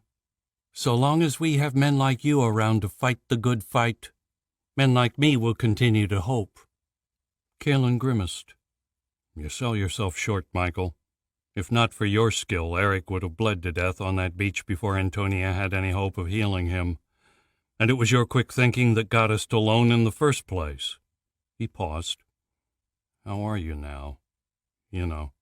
With Antonia gone? Michael shrugged, face hidden in his mug. I cannot believe she is gone, not for good. Once Jurian destroys that demon, he will free her from the soul blade and restore her to life. I have faith things will work out. Shaking his head, Kalen glanced at the older man. I'm glad we have you, Michael. For myself, I'm finding it harder and harder to hold out hope. Anala is strong, but can she truly wield the sword? And without Antonia, will that even matter? He swallowed another mouthful of the cool ale. But as you say, we must have faith. Jurian will come through. He will, and I am glad I came too. I don't know if I could have stayed in Lone, not knowing your fates. Thank you for convincing me. Kalen gave him another slap on the back. My pleasure. As he stood, a rumble came from the floor. Then the ground began to shake. Kalen stumbled as cracks spread through the wooden floorboards. Struggling to keep his feet, he grabbed for the bar as Michael toppled from his stool. The other patrons screamed, lurching from their tables towards the doorway. Burning lanterns fell from their brackets and shattered on the floor. Instinct screamed for Kalen to follow the townsfolk outside, but Gabriel and Anala were asleep upstairs. If the building went up in flames, they would be trapped, and their quest would be all for naught. As the shaking subsided, he turned to the nearest lantern, where oily flames were already licking at the varnished wood. Pulling off his cloak, he beat at the flames, attempting to smother them. Michael, get the others. We have to get out of this building, he cried. Michael pulled himself to his feet and raced for the stairs. The flames caught at Kalen's cloak, and heat washed over his face. He tossed it to the ground, spinning in search of a better weapon against the fire. A whoosh came from across the room as the blaze raced up the curtains. Then the bartender was there, dousing it with a bucket of water. Kalen looked across the counter and glimpsed a barrel of water sitting at the back. Grabbing a bucket from beside the door, he raced to join the bartender. Water hissed as it struck the flames. Steam and smoke billowed across the room, but within a few minutes they had the blaze under control. Michael appeared at the top of the stairwell, leading Gabriel and Anala. They carried a bag over each shoulder, and their swords strapped at their waists. Each wore a grim expression of terror. This cannot be coincidence, Michael coughed through the smoke. This has to be earth magic. The demon has found us. How? Gabriel asked. No one but Jurian and his priest knew we were traveling up the river. Could it not just have been an earthquake, no more than that? Either way, we had better get out of this building, Anala observed. I've never felt one like that, but we used to have earthquakes in Chol. There are usually aftershocks. Every so often buildings would collapse, so it's best to move outside while you have the chance. Kalen nodded. Okay, let's get out of here. He moved for the door. The innkeeper, satisfied his property was at least safe from the flames, had already fled. Moving through the swinging doors, Kalen found the streets outside the inn empty. He looked around, surprised, and glimpsed the innkeeper disappearing round the corner at the top of the hill. The others followed him outside as he turned to look downhill towards the port. He took a step backwards, fear sending a chill right down to his toes. A dark forest now blocked the road, their black trunks towering above the buildings. Vines wrapped around the trees and slivered like snakes through the branches. The gray leaves whistled with the wind, dagger-like twigs stretching out towards them. Thorns stabbed from every surface of the vegetation. Not a hint of life came from the dark forest. Kalen saw the trees were marked by faces, their mouths open, twisted in pain. He watched as new vegetation sprang from the ground, the forest advancing towards them. He shuddered, dread gripping his very soul. There was no mistaking what they faced now. The demon had arrived. "We need to get to the ship," Michael whispered beside him. "I know. That's in our way." He nodded towards the dark forest. "Then we cut our way through," Gabriel insisted. "No," Kalen glanced around. "Nothing that goes in there is coming out alive." "Can we go around, then?" "I doubt it." Anala's face had paled, but she remained resolute. "The demon cannot know exactly where we are, or we'd be dead already. It is just making sure we can't get to the river." The rumbling came again, followed by a second quake. This time, the earth itself rippled. The power of its movement knocked them from their feet. They crouched on the bricked road, eyes squeezed shut, and endured.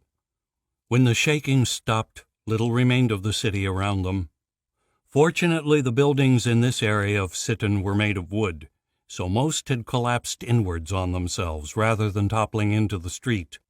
But flames were already taking light in the ruins, the smoldering remains of fireplaces and lanterns catching amidst the fresh kindling. Smoke drifted in the air. Then the laughter began, a bleak, evil sound that sucked the hope from their souls and the strength from their limbs. It echoed around the city, bouncing from the ruins to encircle them. "Come on, we have to try." Kalen fought against the laughter's pull, hauling himself to his feet. The others stood with him. "Where do we—" The crackle of thunder interrupted Gabriel. They turned together to look at the forest. A bolt of lightning fell from the sky, disappearing somewhere amidst the blackened trees and leaving a white streak in Kalen's vision. He stared, breath held, waiting. "Eric," Michael whispered. The laughter chased them through the crumbling streets, haunting their footsteps like the ghosts of the past, driving them on. Eric felt a pain in his chest, an icy fist clenching hard around where the soul blade had pierced him. It grew stronger as they approached the inn. When they turned the final corner, they slammed to a halt, shocked to find a murky forest stretching across their path. Faces of terror stared out from the trunks of the trees, red eyes alive with pain. Thorny vines waved at them, reaching out, alive, searching for prey. The forest itself stood dead, no birds or animals in sight, a perverted mirror of the temple courtyard. "The inn is on the other side, I think," Incan murmured. "What do we do?" "Not far now," Eric whispered back, already moving, instinct taking over. He reached out with his magic, summoning the power of a distant storm cloud. Thunder crashed, and lightning flashed from the sky to strike his outstretched arm. A blue arc of energy took shape in his hand. With a scream of rage, he pointed it at the forest. Blue fire leapt from his fingers, burning its way through the dark apparitions. A strange, eerie scream sounded as the lightning touched the trees. The red vanished from the haunted eyes as the electric glow bathed them, and the vines curled back to wither and die. In seconds, he had burnt a path through the evil forest. Eric grabbed Incan's hand. "Let's go!" They sprinted down the path as the lightning continued to burn its way closer to the inn. Vines and branches reached for them, thorny fingers grasping at their hair and clothes. Incan drew her sword and struck back without breaking stride, wild swings keeping the dark limbs at bay. Seconds later they burst through the other side of the forest, into the last light of the dying sun. Except burning buildings now lit the city streets. By their light they saw their four companions, eyes wide, mouths open in astonishment. Incan and Eric raced towards them, eager to put distance between themselves and the twisted trees. "About time you two showed up." Kalen wore an anxious smile. "We were getting worried." "Sorry, we didn't expect company here in Sitten." "The demon is coming. We have to go. We can't fight it." "Agreed." Kalen pointed behind them. "Think you can blast your way back out, Eric?" Eric turned, cursing to see the path had already closed. "Stay back!" He moved closer to the forest, gathering more lightning to him. The air crackled as the power danced in his hands, raising hairs on his arms. Pointing his finger, he unleashed the pent-up force. The trees of the forest again gave way, burnt to ash. They moved quickly, shepherding Anala between them, Kalen bringing up the rear. They struck at the vines with their blades, ducking through the tangled assault. Only Michael was unarmed, although Eric had yet to draw his blade. Lightning crackled in his palm. That was all he needed. Halfway through the trees, a scream came from behind Eric. He spun, hand raised to strike, but a vine shot from the thicket and wrapped itself about his wrist. He gasped as thorns bit deep into his skin. Before he could react, the vine gave a jolt and began to drag him towards the darkness beneath the trees. In horror, he glimpsed one of the faces in the trees waiting for him, its eyes now warped with hunger, the dark mouth opening wide to reveal its twisted teeth. He fought against the vine's pull, digging in his heels as he searched for help. But the others were also trapped, engulfed in a fury of whirling green. 2 vines wrapped about Anala, dragging her towards the thicket as Incan struggled to cut herself free and reach the younger girl. Only Kalen held his own, his sword a far more dangerous viper than those assailing him. Eric gritted his teeth. He could not use the lightning to aid his friends in fear of hurting them, but he could free himself. Blood gushed down his arm where the thorns pierced him, and the gaping mouth was growing steadily closer, but he had no intention of feeding it. As another vine shot towards him, he closed his eyes and willed the lightning outwards. A flash of blue burned through his eyelids to the crash of thunder.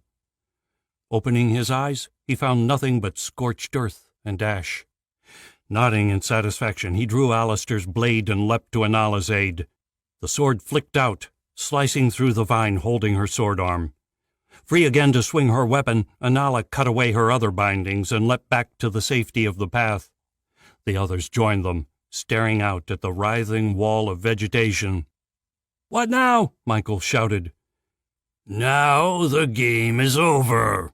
A rasping voice came from the shadows. A figure stepped into the light, black cloak billowing about him as the vines drew back. He held a sword clenched in one hand, a dark green glow seeping from the blade like blood. Beneath his cloak, Eric glimpsed the pommel of a second sword. A pale hand reached up to pull back the hood, revealing the face of the old king, Thomas. His demon-black eyes stared across at them, their empty horror sending a chill to Eric's stomach. Thomas, the demon, whatever he was now, began to laugh. "You did not think you could really escape, did you? That I would not find you? Archon's minions are everywhere, his dark tendrils seeping into the minds of your people.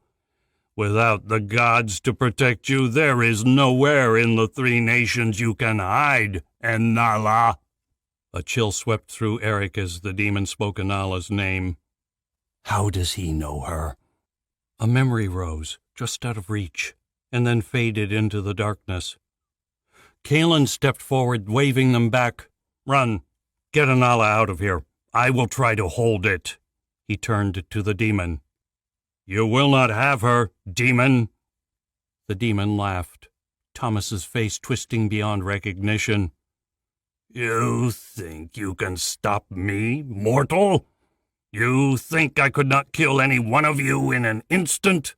It twirled the soul blade. "I do not even need Antonia's magic. You are nothing before my power." Kalen spat, waving his sword. "I hear you were a great fighter once, one who did not need to use magic as a crutch in his battles. Are you too much a coward to fight me?" "A coward? No." The demon loomed over Kalen. "But I am no fool either. You will not distract me, mortal. He raised a hand and swung. An invisible force gripped Kalen by the shoulders and hurled him back into the others. The laughter came again, curling around them, stealing their courage. Eric stood against it, lightning crackling in his palm. "Leave now, demon!" The demon stared down at him. "So we meet again, Magicker. Your power was most exquisite. A shame I could not keep it." Its head twisted. "Perhaps this time." It disappeared with a blink. Time stood still for Eric. He tried to move, to throw himself aside, but his feet seemed stuck, frozen in place. He knew what would come next, could almost feel the deathly touch of the soul blade. The breath hissed from his lungs as he watched his companions, saw the horror on their faces. Except Michael's. Somehow the doctor was already moving, his shoulder crashing into Eric, smashing him from his feet. Eric tumbled backwards, eyes locked on Michael's, his fear turning to dread. Michael stared back and smiled. His eyes widened as the soul blade pierced his heart, but the smile did not falter. The black metal tore through his chest, the demon's cackle ringing from the trees. A gurgling cough came from the doctor's throat. Then the demon pulled back its blade and sent Michael toppling to the ground beside him. Tears ran down Eric's cheeks as the light faded from his friend's eyes. "No!" He turned on the demon, lightning surging through his body. Without thought, he unleashed it on the creature. The bolt struck Thomas's body and hurled him backwards into the thicket. Eric climbed to his feet, energy crackling in his fists, but the demon had vanished. Its voice echoed from all around. "Another foolish mortal," it whispered, "giving away his life for yours. But then, what use is a priest without his god, I wonder? Perhaps he simply wished to join her." The cackle came again. Anger surged within Eric. He made no effort to control it, feeling the power building inside him, the raw energies of his wild magic. Ruin had already come to this city. His magic could not make things worse now. The demon had to be stopped. The magic rushed from him, summoning the elements of the sky, binding them together in a conflagration of wind and hail and lightning. The rage washed all thought from Eric's mind, leaving only the single burning desire to destroy Archon's dark servant. When the demon stepped back into the light, he unleashed his magic. The very air shook at its coming. With a crash, it struck the demon, light flashing and wind gusting as it hurled the dark thing backwards. An explosion rang out, a blast of wind knocking them flat. Eric rolled across the ground, struggling to force his magic back into its cage, to protect his comrades from its wrath. He braced himself against the wind, squinting through the dust. Smoke hung where the demon had stood. The blast had blown Michael's body clear. He lay face down, unmoving, blood pooling around him. The smoke began to clear, drifting away with the dying gusts of wind, and the soft cackle of the demon echoed through the forest. Chapter 9. Incan knocked an arrow, spinning to search the woods for the laughter's source. A shiver ran through her soul, but she refused to bend. The bowstring twanged as she loosed into the smoke still drifting in the street. Before the arrow vanished, she had already knocked another. "Kalen, Gabriel, get Anala out of here," she yelled. She spared a glance for Michael, a lump catching in her throat as she took in the pool of blood surrounding him. He lay motionless, his bag discarded, medicines scattered across the broken road. She fought back tears. There would be time later to grieve, or so she prayed. Kalen grabbed Anala, and they retreated down the burnt path. Eric stepped up beside Incan, lightning still crackling in his hands. The sight raised hackles on her neck. She doubted she'd ever become used to the sight. But just now Eric's magic offered their only chance of holding their own. They had learned in Malevolent Cove just how ineffective mortal weapons were against this foe. Stones cracked as the demon stepped from the shadows, arms raised. Before they could react, the ground shook, throwing them from their feet. A crack split the earth, racing towards them, and Ingun reached desperately for Eric's hand. But the fissure tore between them, ripping them apart, and she found only empty air. Ingun struggled to her feet, gripping her bow tight as the ground continued to shift. Across the chasm now separating them, she watched Eric fighting for his life, the deadly vines all around. Lightning flashed, but it no longer seemed so effective. The vines wrapped about his torso, thorns tearing into flesh. Then there was no more time to think about Eric. The demon stood before her, sword raised, and it was all she could do to throw herself backwards. The razor-edged blade swept past her eyes, slicing through a stray wisp of hair. She already knew her sword was useless against this foe. She could only hope to keep it distracted long enough for the others to get free. Why do you resist? You cannot hope to defeat me. Do you really think you can save her? That I would allow her to escape? The demon waved a hand. Ingun risked a glance back. Lead settled in the pit of her stomach. The forest had already claimed her comrades, trapping their arms and legs in the thorny thicket. Blood ran down the dark tendrils, the monstrous tree trunks standing in wait, mouths stretched wide. Tears brimmed in Ingun's eyes as her strength evaporated. She sank to her knees and stared up at the demon, grief blurring her vision. Good girl. You know when you are finished.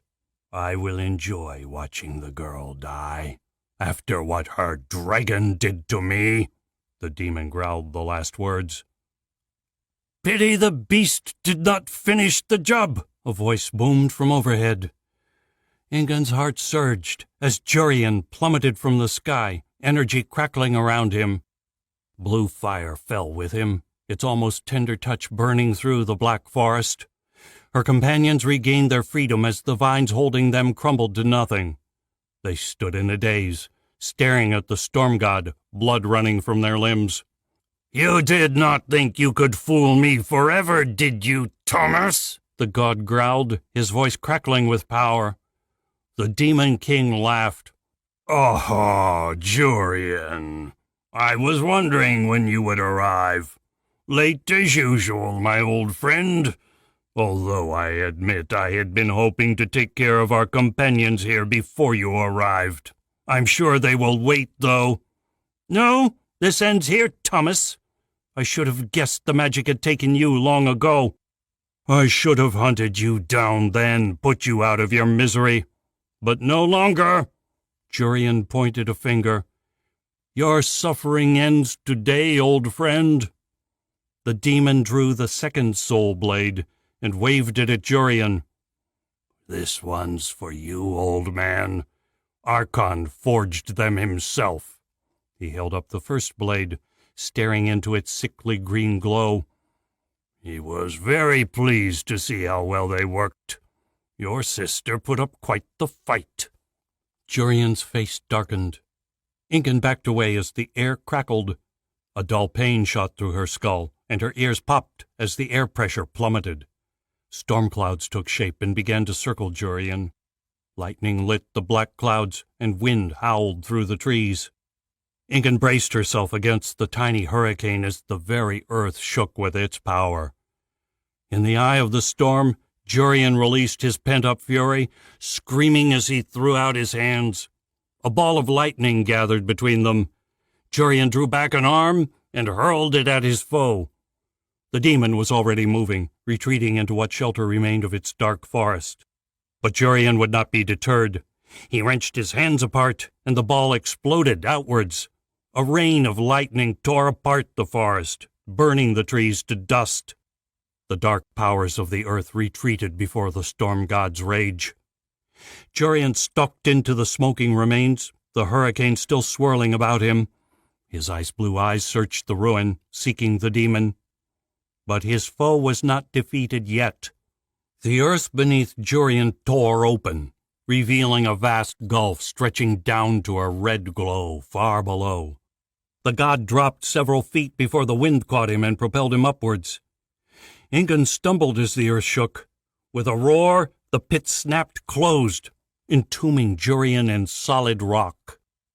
Panic gripped Incan. Then a blue light pierced the broken cobbles, streaming up into the night. A bright flash forced her to look away. A groan came from the ground, then a boom. When she turned back, a crater marked the street, and Jurian now hovered several feet above the ground. A purple bruise marked his face, but he scowled down at the demon undeterred. The demon raised a sword in mock salute. "You are a wily foe. At least you put up more of a fight than your sister." Vines burst from the street, ensnaring the god's legs. The demon leapt as they dragged Jurian lower, the soul blade aimed for his chest. A spear of lightning materialized in Jurian's hand, sweeping down to block the blow. Swinging it further, he burned himself free and spun in the air. Roaring in defiance, he hurled the spear at the demon. Sparks erupted outwards as the spear struck home. The full power of the god's rage hurled the demon backwards, sending it bouncing across the rubble. Thunder rumbled as another spear of energy appeared in Jurian's hand.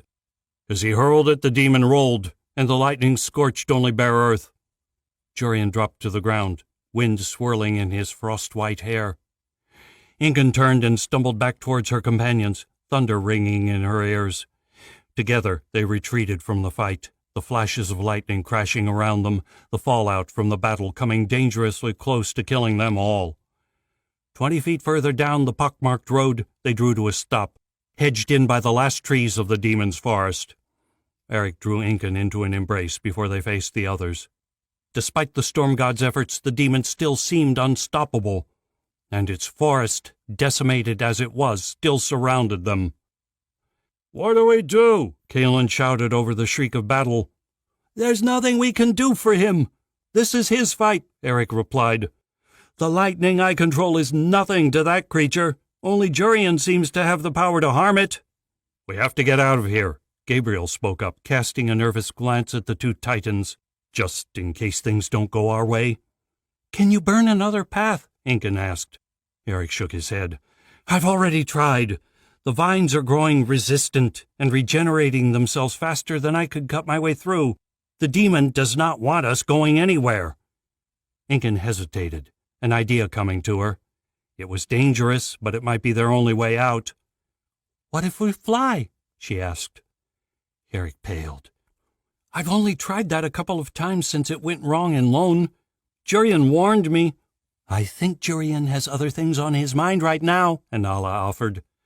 Incan eyed the storm god. The battle had closed to weapons now, soul blade against Jurian's spear of lightning. Jurian looked hard-pressed to hold the demon at bay, its dark blade coming closer and closer. Sweat dripped from his brow, and Incan wondered how much energy the storm god had already spent. Eric ran a hand through his sweat-soaked hair.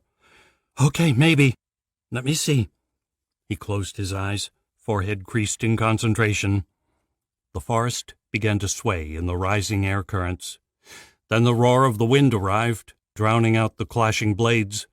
It tore at Incan's hair, flicking leaves and stones at their faces as a vortex gathered around them. A shiver ran down Incan's neck as the pressure lifted her half a foot off the ground. Her arms windmilled, struggling to keep her upright, and her heart beat hard in her chest. But the wind pushed all around her, keeping her stable. But there she stayed, hovering only 2 feet from the earth. A minute passed, then another. Sweat beaded Eric's forehead until at last he released his breath and they dropped gently back to the ground. She looked at Eric, heart sinking. "There's too many of us." His voice was a whisper. "I can't concentrate the wind enough to carry us all." Incan closed her eyes, fighting back tears. She summoned the image of the temple courtyard, drawing strength from the few quiet moments they had stolen together. She knew what they had to do, but it took all her courage to speak the words. "Then you have to take her. You have to take Inala and leave the rest of us behind. She's all that matters now." "No." Incan did not miss the tremor in Eric's voice. "I won't leave you." He shook his head, looking around the circle. "Any of you." Incan reached out and grasped his shoulders. She kissed him and drew back. You have to, Eric. You have to get her as far from here as possible. We can't just leave you here, Inala interrupted. We can't abandon you. You can and you will, Kaelin stepped in. Ingun's right. Your life must be our priority. If you die, we are as good as dead anyway. He turned to Eric. Do it, Eric. Ingun nodded. You can do it, Eric. You must. He looked into her eyes for a long moment. She saw the pain there, the uncertainty, but they both knew this was their only option. It had to be done. They could only pray Jorian would emerge victorious. Finally, Eric closed his eyes, forehead scrunched with lines of worry. Okay. Come on, Inala. Let's see if this works. Inala stepped up beside him, and the wind gathered again. This time the currents did not buffet Ingun or the others. They watched from without the whirling tempest as Inala's hair whipped in the air, the red lock caught beneath her ear. Ingun's eyes fixed on Eric's. His face grew grim, and her own heart twisted with despair. She struggled to keep it from her face, though, lest Eric turn back. Instead, she blew him a kiss. This time it did not take long for Eric's magic to work. The two lifted from the ground, rising higher and higher into the air. Inala gripped Eric's hand, holding them together as they drifted over the forest towards the river. Ingun stretched up on her toes to watch them go. She raised a hand above her head in farewell, and saw Eric and Inala do the same. Then they were gone, vanishing over the distant rooftops, and all she felt was the pain of loss. Tears came unbidden to her eyes, but she fought them off. She took a great, shuddering breath, struggling for composure. Fists clenched, she turned to the others. Now what? Jorian gritted his teeth and took a step back. Exhaustion crept through his soul, and a dull ache throbbed in the muscles of his back. Blood ran down his arms and chest from a dozen small cuts. The kiss of the soul blade stung, sucking at his life force. Lightning crackled in his hand, the pain feeding his anger. Thomas stood across from him, the same sly smile on his face. It is not Thomas, he reminded himself. The man who had been Thomas was long gone. Sadly, the old king's proficiency with the blade had not been lost with him. Jorian would not win this battle of blades, but so far the demon had evaded each of his attacks. Take all the time you need, Jorian. The soul blade will wait. Again the soft cackle. Jorian scowled back, reaching deep for the strength he needed. He heard the silent cries of his people from all around, the pleading of the townsfolk suffering the wrath of this monster's magic. "Are you ready to die, demon?" he growled. Thomas swung the soul blade in a lazy arc and yawned. "I'll admit, Jorian, I do enjoy the contest. Not many have held their own against me. Of all Archon's warriors, I am the greatest. His champion, as Alistair once was to me." He shook his head. "I am disappointed the old magicka did not meet his end at my hand. Alistair deserved better than a death to one so low as Ballastor." Jorian closed his eyes, the demon's words drowning in the sea of misery echoing from his people. "I cannot let my sister's magic be perverted like this," the thought spurred him on. He launched himself at Thomas, lightning arcing from his arms. Thomas threw himself to the side, and his magic burned a path deep into the cursed forest. The soul blade flashed out, striking for Jorian's throat. He raised his spear, thunder crashing as the blades met. Then Thomas's foot rose to smash Jorian in the chest, forcing him back. He brought his spear up to block the next blow, but still felt the lick of the cursed steel on his cheek. Cold spread from the wound, and Jorian sensed another trickle of power sucked from his soul. This could not go on, his magic bleeding away drop by drop. He spun on his foot, summoning the wind to blast the demon. Thomas hurtled backwards through the air before a vine reached out to catch him. Magic surged as Jurian spun the currents into a vortex, attempting to launch Thomas into the sky, away from the source of his power. If he could pin him in the sky, the demon could not avoid a killing blow.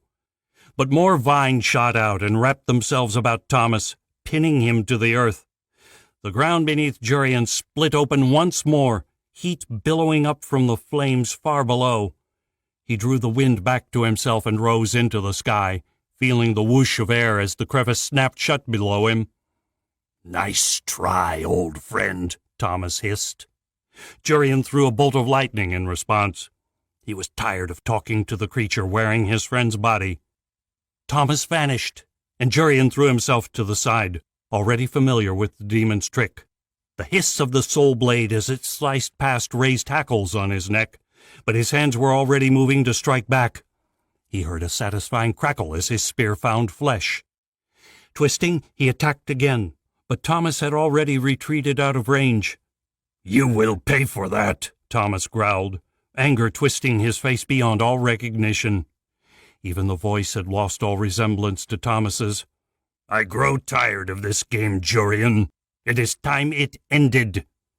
Jurian shivered.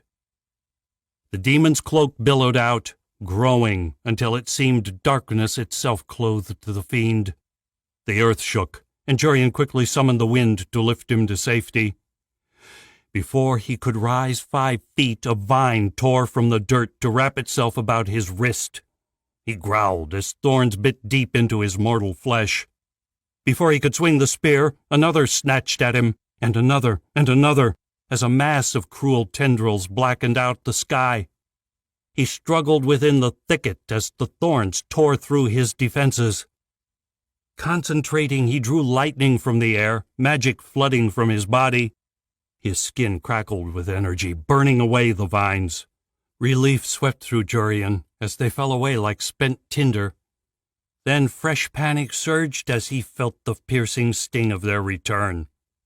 He opened his mouth to cry out, but a thorny tendril wrapped about his head, cutting off his scream. Jurian struggled to control his dread. The familiar magic of his sister surged around him, usually so soothing, but tainted now by darkness. His own power coursed within, battling with the dark forces, drawing energy from the air itself to burn at his earthly entrapments. Yet his body remained imprisoned, the godly strength of the vines threatening to tear him apart. But that was not how the demon wished for him to die.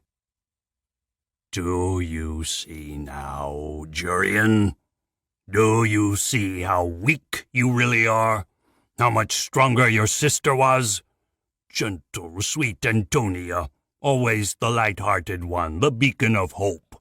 But this power of hers, it can level cities. How she must suffer locked away in the blade, knowing the death her power now brings." The demon appeared through the thicket, the darkness around it merging with the forest Antonia's magic had brought forth. The pale face looked up at him, blank eyes showing no hint of life. "But your power will be welcome too." Jurian wanted to curse the creature, but the vines choked the response from him.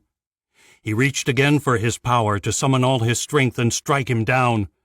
With shock, he found only a tiny pool remaining. The rest had withered, trickling away with each drop of his blood, spent in the battle to free himself. There was maybe enough for one last attack, but he knew now it would be futile. "Relax, Jurian. You must relax. It will not be so bad. You will have a blade all to yourself. See?" It held up a soul blade, the steel still black, empty. The demon grinned. "Now your sister, she fought it. The process did not go well for her."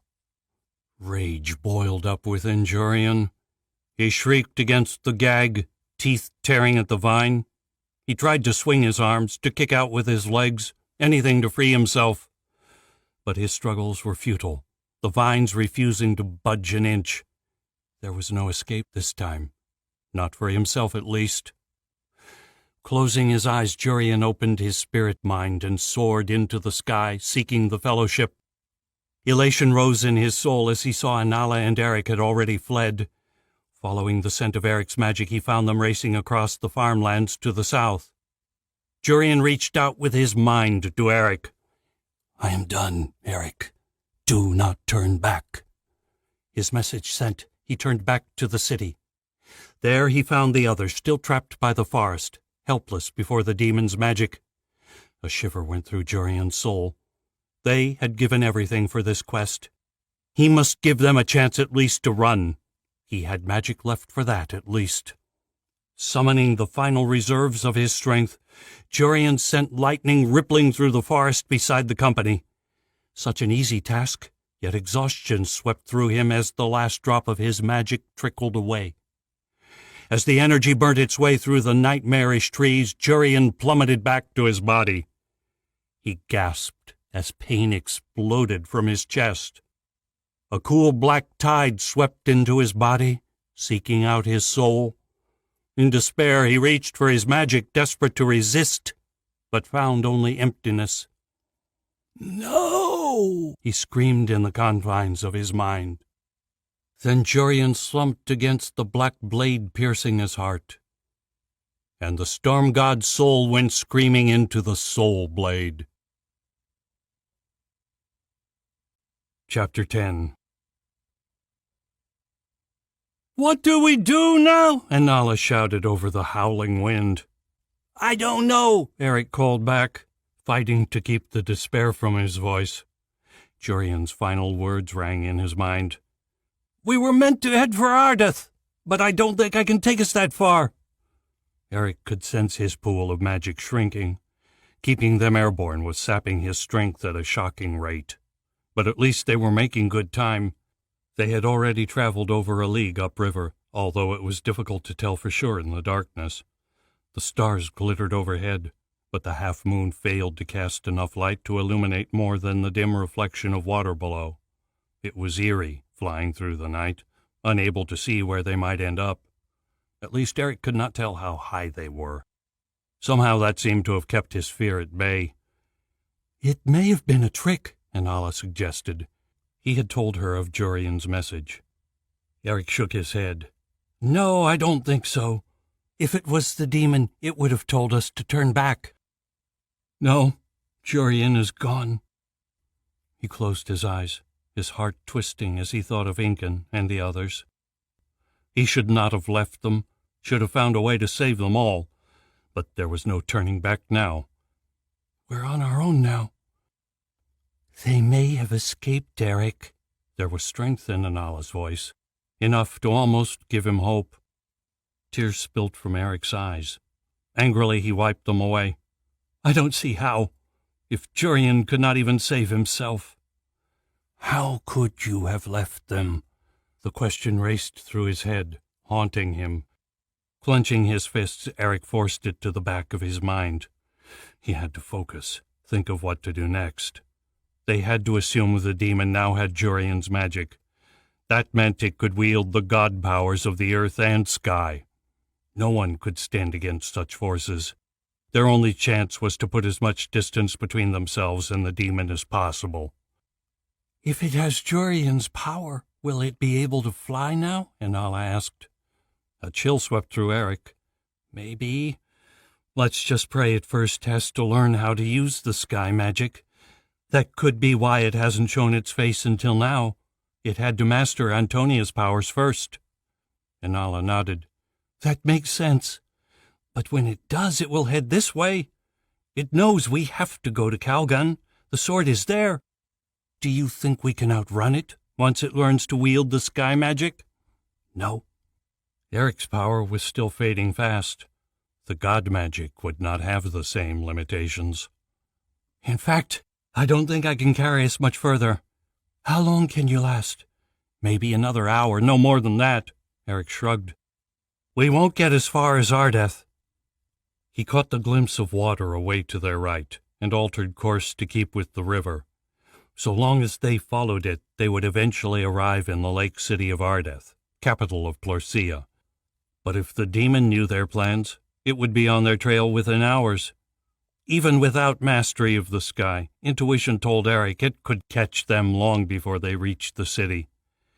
Eric coaxed a little more magic into the winds, driving them faster. Emotions swirled in his chest, fear and sorrow battling within.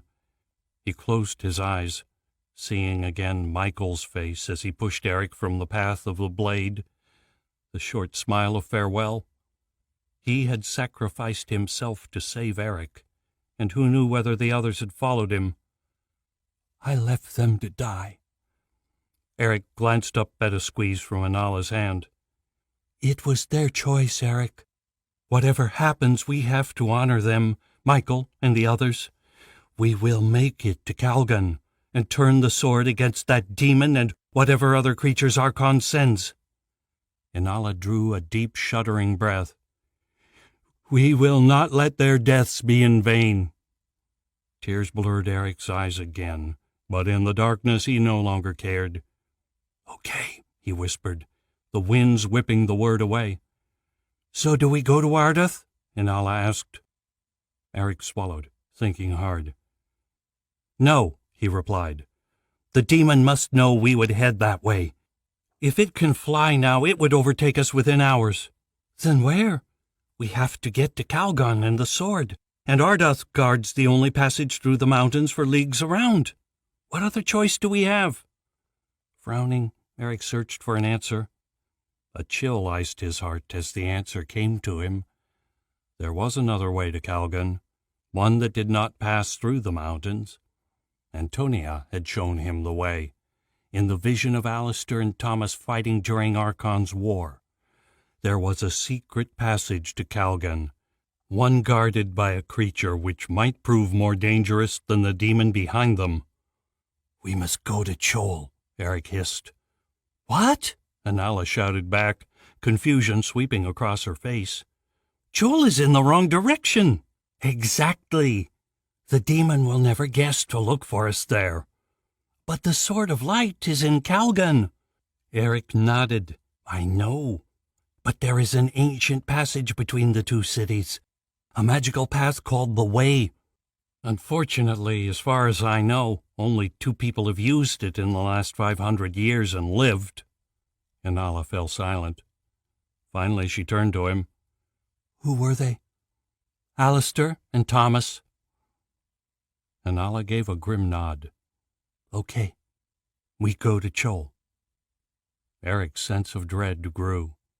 Silently, he reached for the winds and directed them away from the river.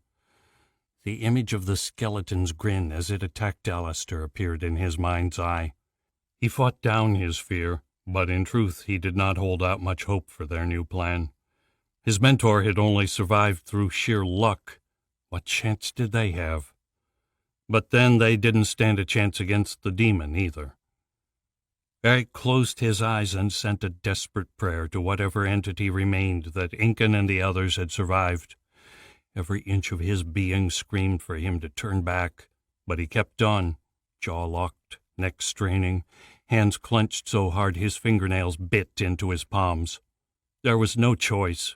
They had to keep going.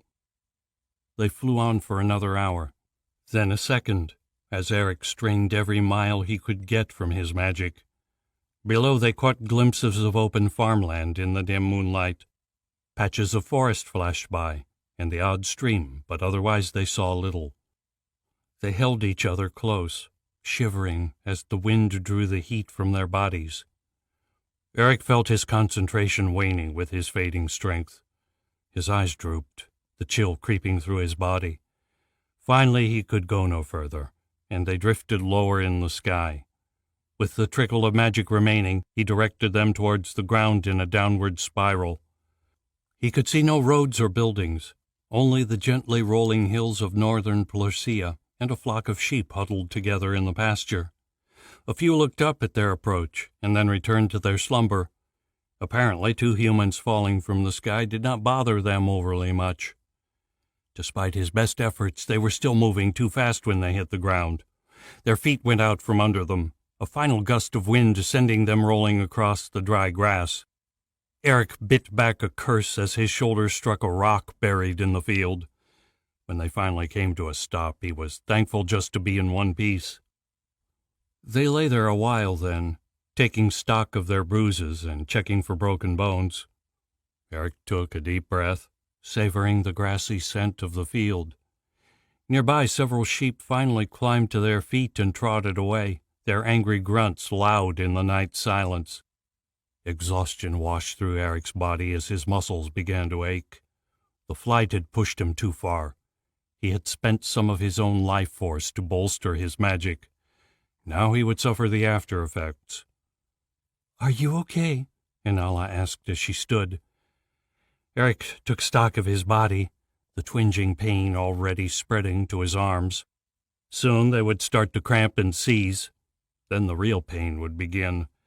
If he was lucky, he might still be able to move. Either way, they needed to find shelter before he was completely immobilized. He pushed himself to his feet, his injured shoulder shrieking in protest. "For now, but we had better get out of the open. Who knows what's out here?" "Easier said than done. It's pitch black. We have no torches, and all I could see as we landed was farmland." She glanced at the stars. "From what I can tell, Chol is in that direction." She pointed to where he guessed was south. "That's a start. We should probably avoid the roads anyway." He took a step down the hill. His leg crumpled as pain tore into his calf. He would have fallen if Inala had not caught him. "I don't think he'll be going anywhere in this condition," Inala observed. Eric ran a hand through his hair. "We don't have much choice. We need to find shelter." Inala shook her head, forehead creased with worry. "I don't know much about magic, but you don't look good, Eric. You're pale as a ghost. And we're not going to get far in the dark anyway. It must be almost midnight." She looked around. "At least we seem to be on the leeward side of the hill here. There doesn't seem to be much wind." "Where did you learn so much about the outdoors?" Eric glanced at the younger girl. Blonde hair hung across her face, and her copper lock had caught on her nose. Inala made a face. "My parents, remember? They taught me how to survive." "Okay, so what do? We didn't exactly have time to grab supplies before we left." "No, and you're in no condition to go anywhere. It's going to be a rough night, but you rest. I'll see if I can find some wood for a fire." "Is that a good idea? The demon might not be far behind." "If it is, I don't think it'll need a fire to find us. But if our plan worked, it shouldn't be anywhere near us. We should be safe here, I hope." Raising his hands in surrender, Eric sank back to the grass. "You win. But I lived in the wilderness too, remember? There are other things out here, dangerous creatures and people. A fire might attract them." "Maybe, but there are others it will keep at bay." She laughed suddenly. "And I'm cold." The laughter overtook her then, her whole body shaking as she bent in two, hysterical tears running down her face. Eric couldn't help but laugh himself, a painful, hopeless laughter rising up from the gulf inside him.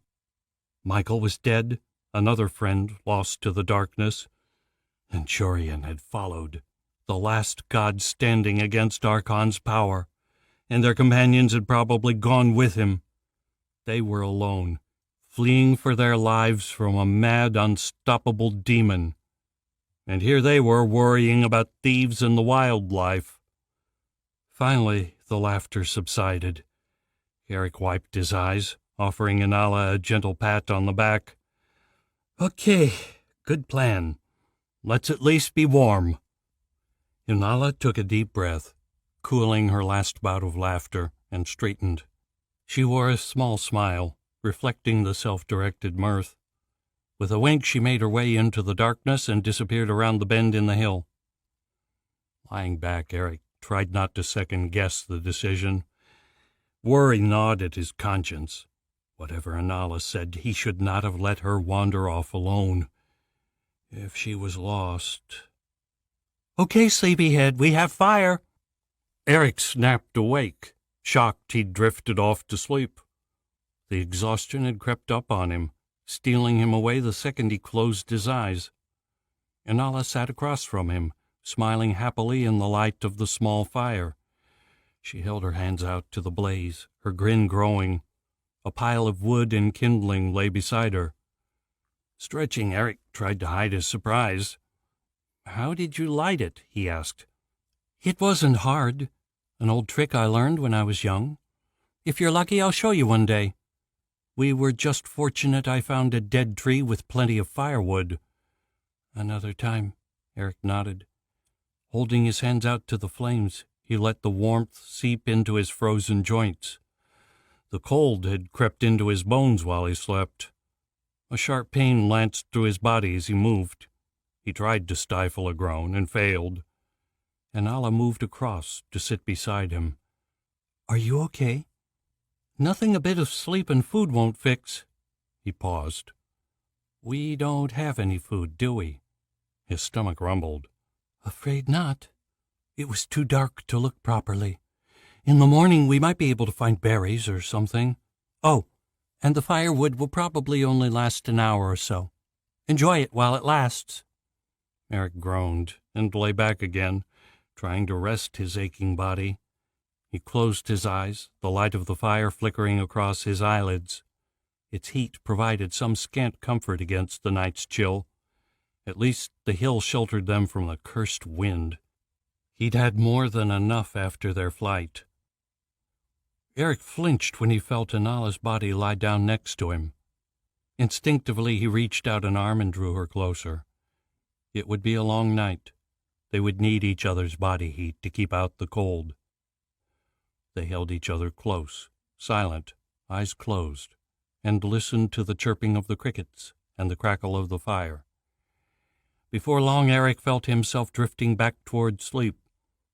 This time he made no effort to resist. Eric's eyes shot open. He stared up at the stars, feeling the cold wash over him. He had no idea how long he had slept, but he sensed the fire was cold and dead. There was only Inala's warmth beside him now. He frowned, exhaustion threatening to pull him back down into sleep. What had woken him? The growl of an animal, the wind, or the muffled whisper of a footstep? Fog clouded his mind, the lure of sleep reassuring him they were safe.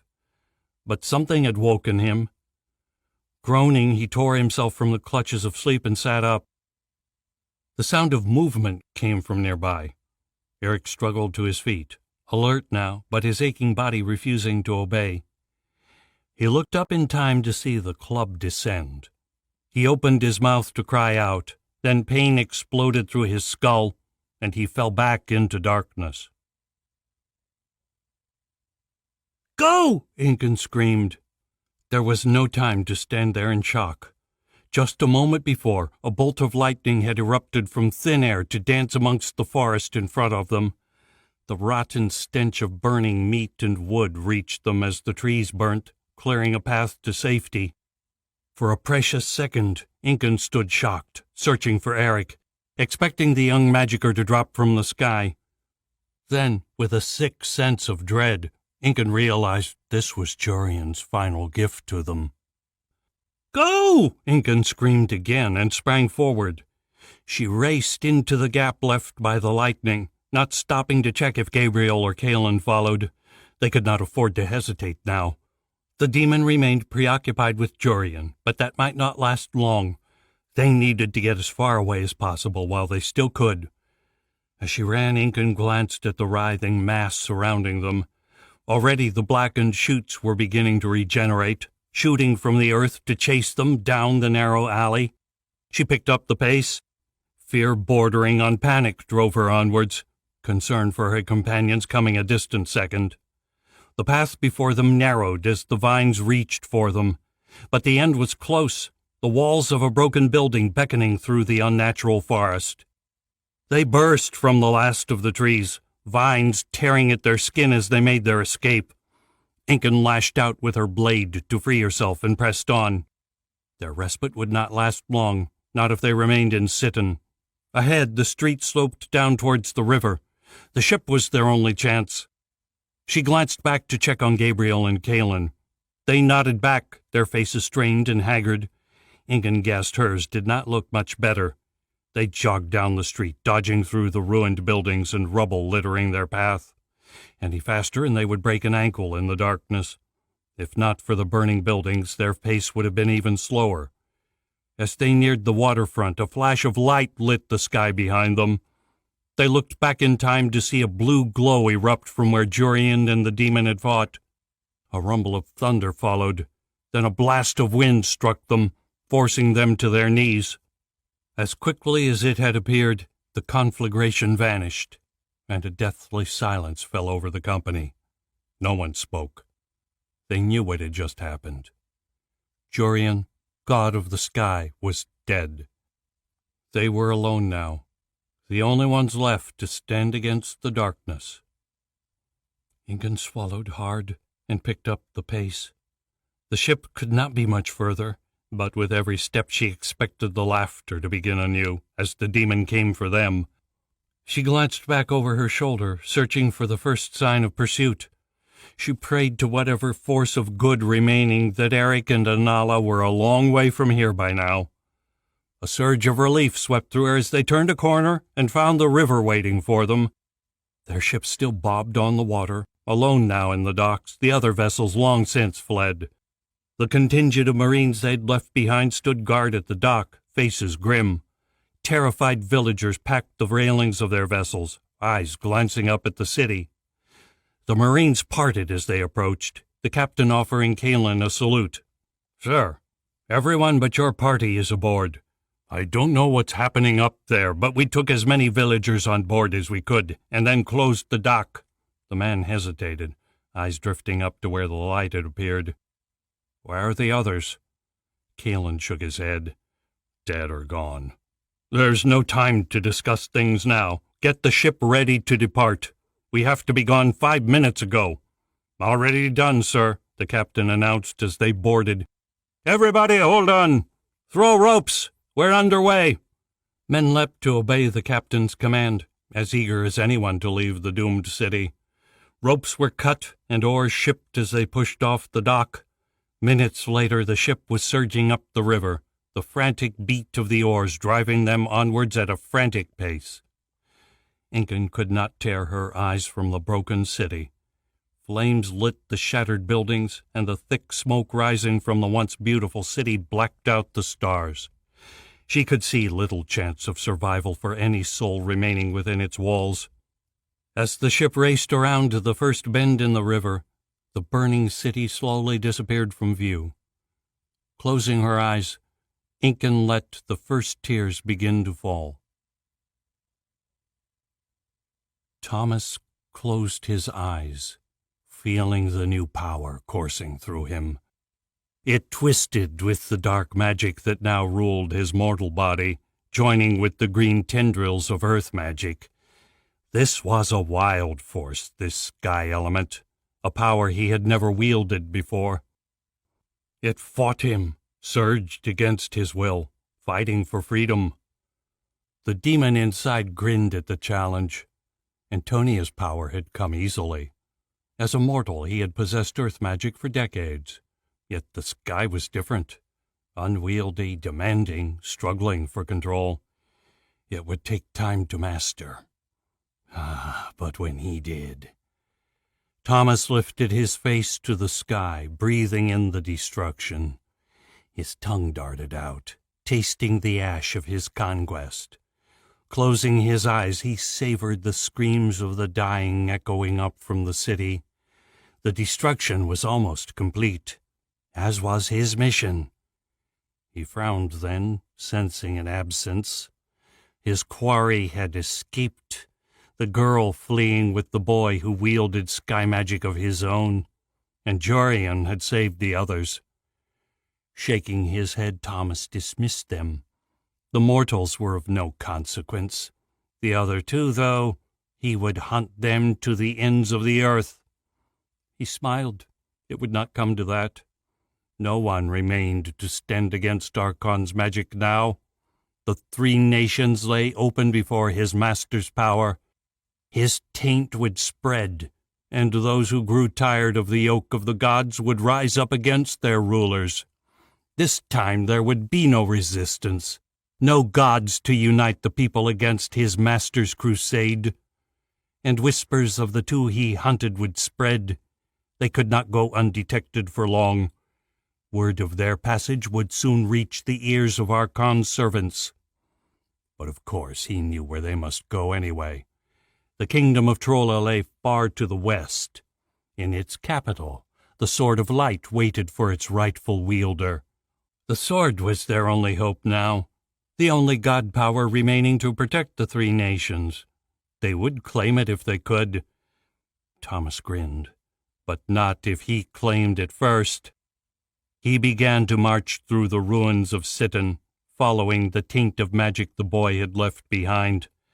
It was already fading, and soon all sign of their passage would vanish. It did not matter. He would wait for them in Calgon. He glanced at the night sky. The boy in Jurian could fly, a useful skill, even if the dark magic already allowed him to travel faster than any mortal. He would need to discover the secret to their flight.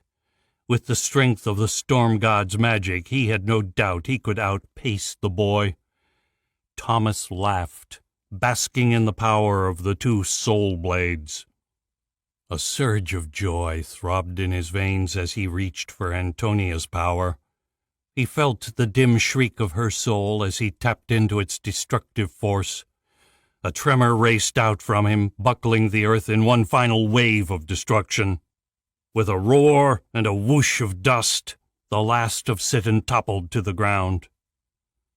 Thomas walked from the ruin into darkness. Hey guys, Aaron here again. Just as we're reaching the halfway point, I thought I'd give you another little reminder to like and subscribe, and leave your comments below of how you're enjoying the story so far. Chapter 11. Inala wriggled on the hard floor, struggling to find a more comfortable position. The task was almost impossible, with the wagon lurching through every pothole in the rutted road. The rope tying her hands behind her back also didn't help, or the dirty rag that had been shoved in her mouth. She winced as the wheels struck a rock, tossing her into the air. Canvas sides covered the rear of the wagon, leaving her blind to the world outside. Eric lay across from her, unconscious. His breath was labored, and a purple bruise marked his forehead. Sweat beaded his brow, while grass stains covered his clothes. He groaned as the wagon bounced again, but still did not wake. His warning call had woken her, but before she could even draw her sword, rough hands had grabbed her and thrown her to the ground. There had been at least 6, too many for her to fight alone. She had been overpowered in seconds, then stripped of her sword and dagger. Then they had been lugged overland for hours in the darkness, finally arriving at a faint track where a wagon waited. Sunlight had begun to seep through the canvas cloth hours ago, and Eric still showed no sign of stirring. Inala pulled at her bonds again, hoping to stretch the rope enough to free herself. The coarse threads cut into her wrists, refusing to yield. It seemed their only hope was if Eric could regain the strength to summon his magic. "That's if he wakes at all," a cynical voice whispered in her head. She shook herself, forcing her mind to other thoughts. There had to be another way out. The banging of the wagon wheels lessened as their pace slowed. When they drew to a stop, she shifted herself to watch the flap at the back. She fixed a scowl on her face, wishing she wasn't gagged so she could curse whoever entered. Anger boiled up within, surging through her veins. Her heart thudded and pressure built in her chest, a white-hot heat begging to be released. Inala clenched her fists, fighting the anger. She could not afford to be reckless. Stones rattled outside as boots approached the rear of the wagon. A shadow appeared against the canvas. Then the flaps were drawn aside, and a woman carrying a bucket pulled herself into sight. Her gray eyes surveyed them as she brushed short black hair from her face. She wore the long pants and leather jerkin of a man, both stained a deep black. A scar stretched from her jaw down to the collar of her shirt. The woman paid no attention to Anala. Instead, she hoisted the bucket with 2 hands and poured it over Eric, a wicked grin fixed on her freckled face. "Ah!" Eric screamed and seemed to rise into the air. He gasped as he tripped over his bonds, tumbling face first to the floor. He shrieked again, the whites of his eyes showing as he looked around in panic. "Good, you're awake." The woman ignored the string of curses which followed. "The chief wants to meet you." She reached back and pulled the cover across. Sunlight streamed in before a large man stepped up to block it out. Inala swallowed as he stepped into the wagon, already reassessing her first impression. The man wasn't large. He was huge, towering over them in the confined space. He had to bend just to stop his broad shoulders from touching the roof. Thick leather armor covered his barrel-like chest, painted black in a match of the woman's clothing. His hair had been pulled back in a ponytail, which draped over his shoulder, and a matted beard covered his face. He wore a great 2-handed sword strapped to his back. His black eyes stared down at them. Inala shivered as they lingered on her, seeing the naked greed there, the black soul of a man used to having whatever he wanted. "What have we here?" the man boomed. "I expected only the Magicker." "They were together when we found them, Thaster. I thought you might like to talk to both." The man nodded. He waved at Eric. "And he's secure?" The woman grinned. "Absolutely. He used too much of his power anyway. He'll be no problem to control." "Good. I don't want any trouble from him." The man turned back to them. "I am Thaster, chief of this Baronian tribe. You are my captives. If you are lucky, we will find some use for you. So long as you cooperate." His voice turned hard. "Or if you do not, perhaps we will collect the bounty on your head, boy." He stared at Eric. Groaning, Eric struggled to his feet. He spoke through gritted teeth. "Or perhaps you would like to let us go before I burn all you own to ash." Hope surged in Anala's chest. Had Eric recovered enough to save them? Thaster only laughed. "Go ahead. Laurel here is taking care of that." He waved a hand at the woman with the bucket. Anala's hope curdled in her stomach as Eric paled. "What have you done? Why can't I find my power?" "Allow me to explain." Laurel stepped forward and grabbed Eric by the collar. Next second, her knife was at Eric's throat. With his arms tied behind his back, Eric could do nothing but stare into her eyes as she pressed the dagger harder. Blood began to trickle down his neck. "I am a magicker, too," she growled. "One of very bad repute, you might say. Even if my powers come from the light element. I sensed your magic earlier and tracked you down. Something told me it might be worth it. And now my magic will keep yours under check for as long as we care to have you as our guests. Understand?" She threw Eric to the floor. Eric stared up, eyes boiling with hate. He gave a curt nod. "Good," the woman shrugged. "Look on the bright side, boy. At least here you won't be burning any towns to the ground." She gave a dark chuckle. "Or at least not the ones who are good to us." Thaster folded his arms. "Then we have an understanding. The Magicker will be good. If you're lucky, I might just keep you around. A power like yours could prove very useful. If not, well, then we will enjoy the gold for your head." He turned to Inala, and a dark terror filled her heart. "As for your friend, I'm sure there will be a place for another slave in our camp." Just then Inala would have given anything for her sword. The pleasure of driving the sharp blade through the man's stomach would be worth the beating. She struggled to keep the hate from her face, helpless as she was. Thaster waved a hand. "I will leave you to your prisoners, Laurel. You can remove the girl's gag. Let me know if she has anything interesting to say." He turned and left the wagon, leaving them alone with the Magicker. Laurel moved across and untied the gag from Anala's head. "There you go, my lady," she smirked. "How is that?" Anala spat at her face, but she ducked out of range and grinned. "Feisty, I see." She sat on a crate at the rear of the wagon, ignoring Anala's dark glare. "So, what are your names?" Anala clenched her mouth shut. Eric did the same. Laurel only lay back and crossed her legs.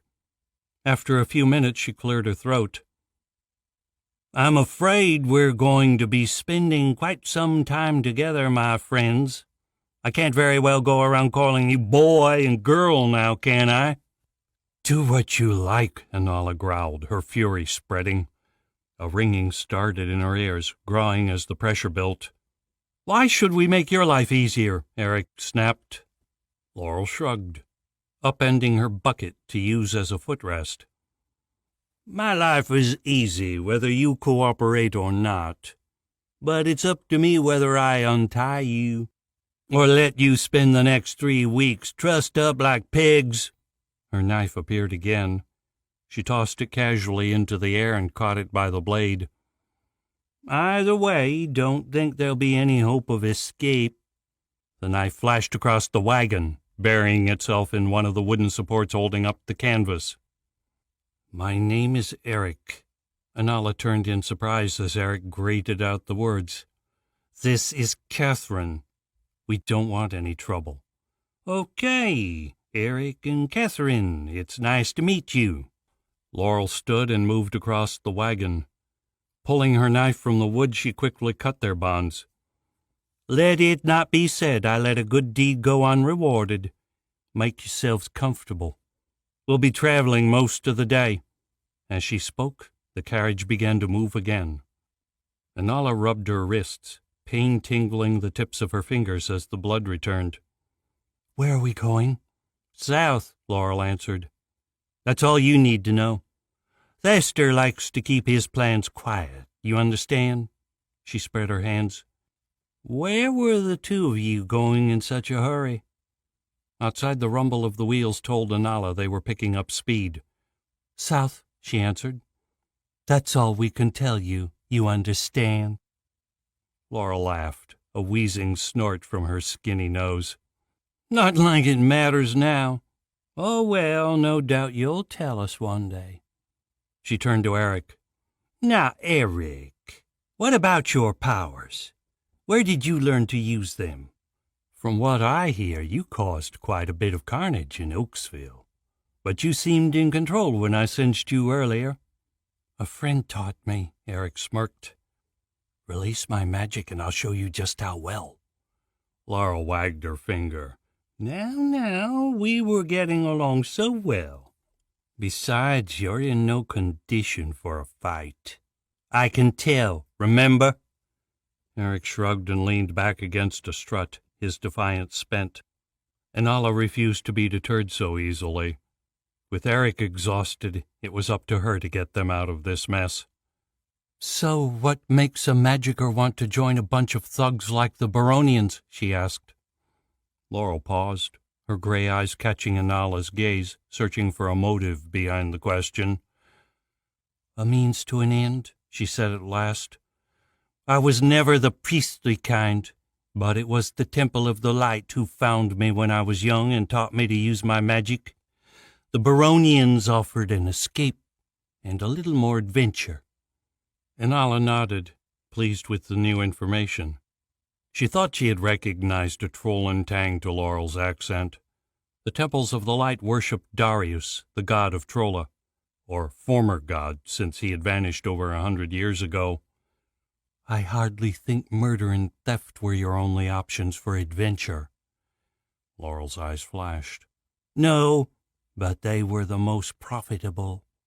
Besides, I was bonded to the temple until I turned 25.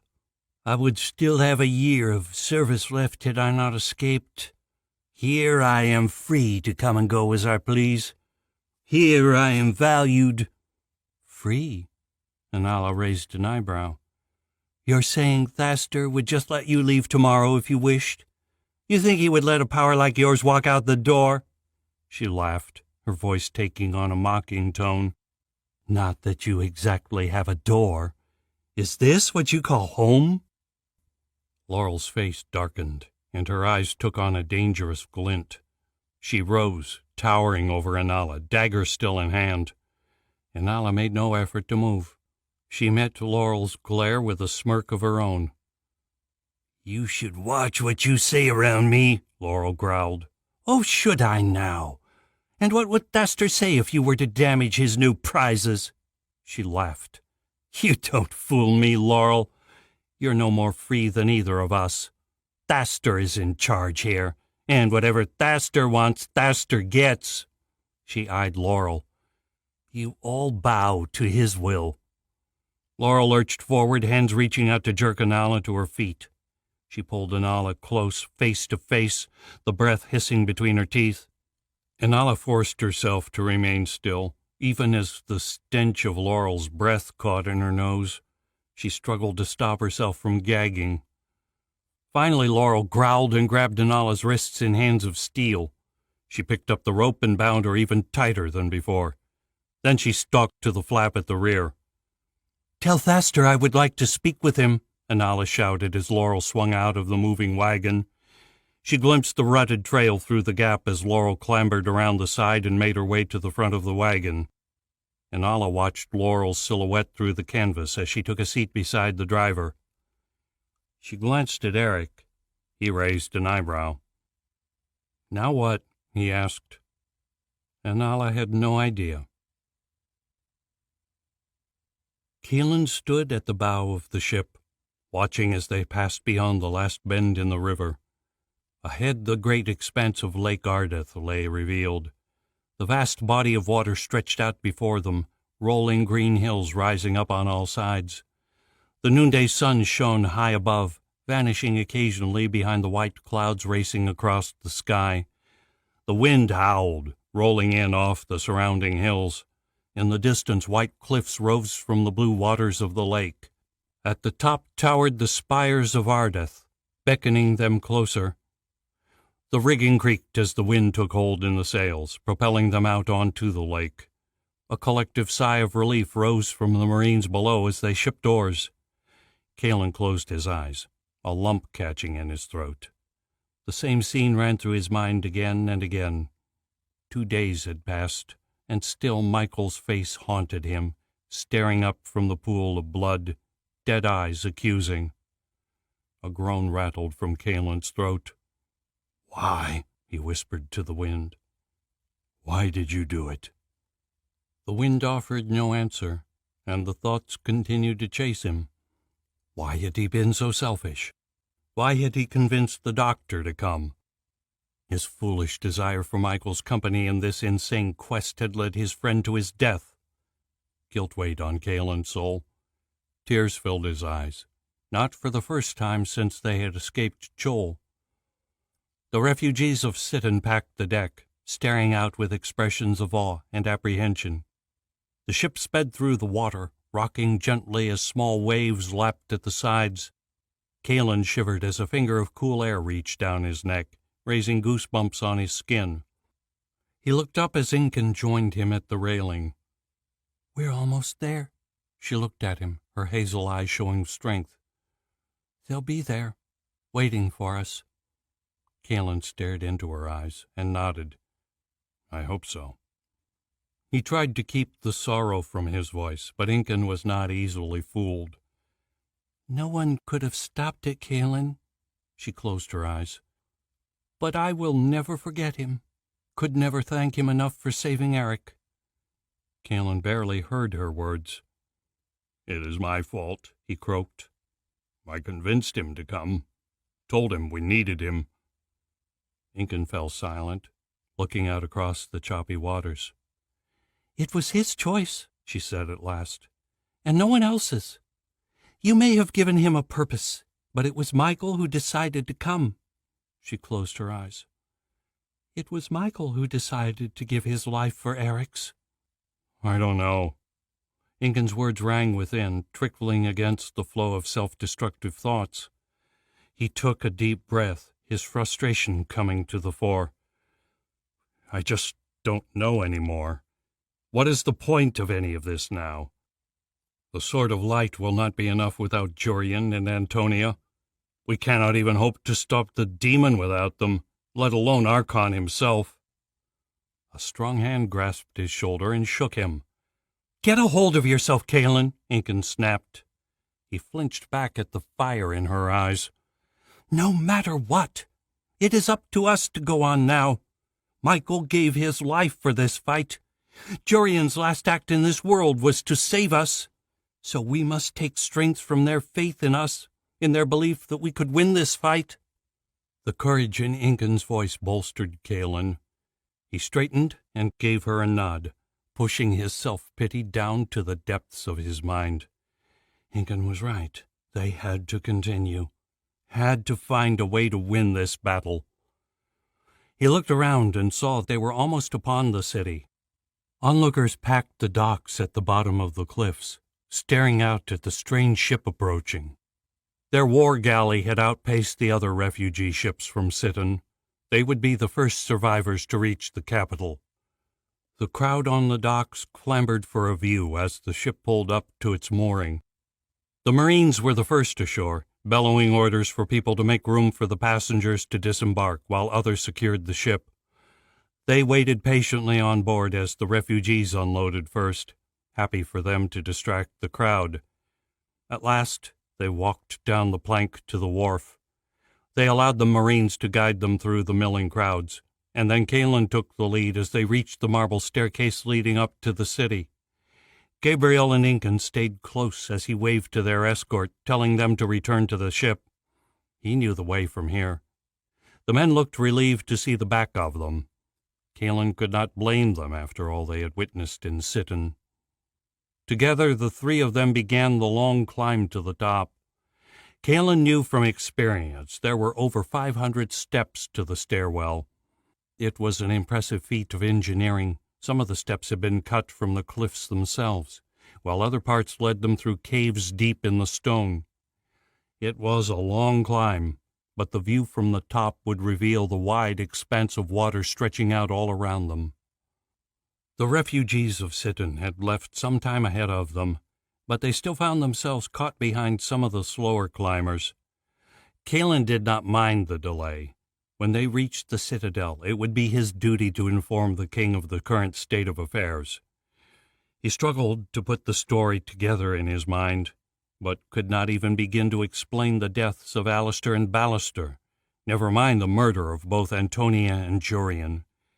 He had even lost Anala, the very reason King Fraser had sent him from the city in the first place.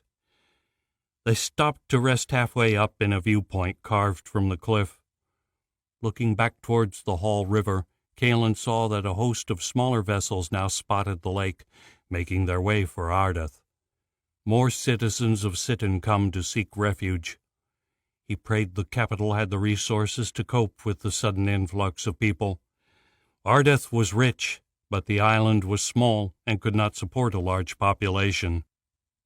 When they finally reached the top, they found the outer gates standing open, beckoning the last stragglers of their ship into the city. Kalen wiped sweat from his brow and made for the cool shade of the wall. Despite the winter winds, the midday sun still provided ample heat. They walked beneath the granite walls which ringed the cliff tops and entered the city. As they entered the square, Kalen looked around for a welcoming party. If Eric and Nanala had made it this far, the king would surely know who the ship carried.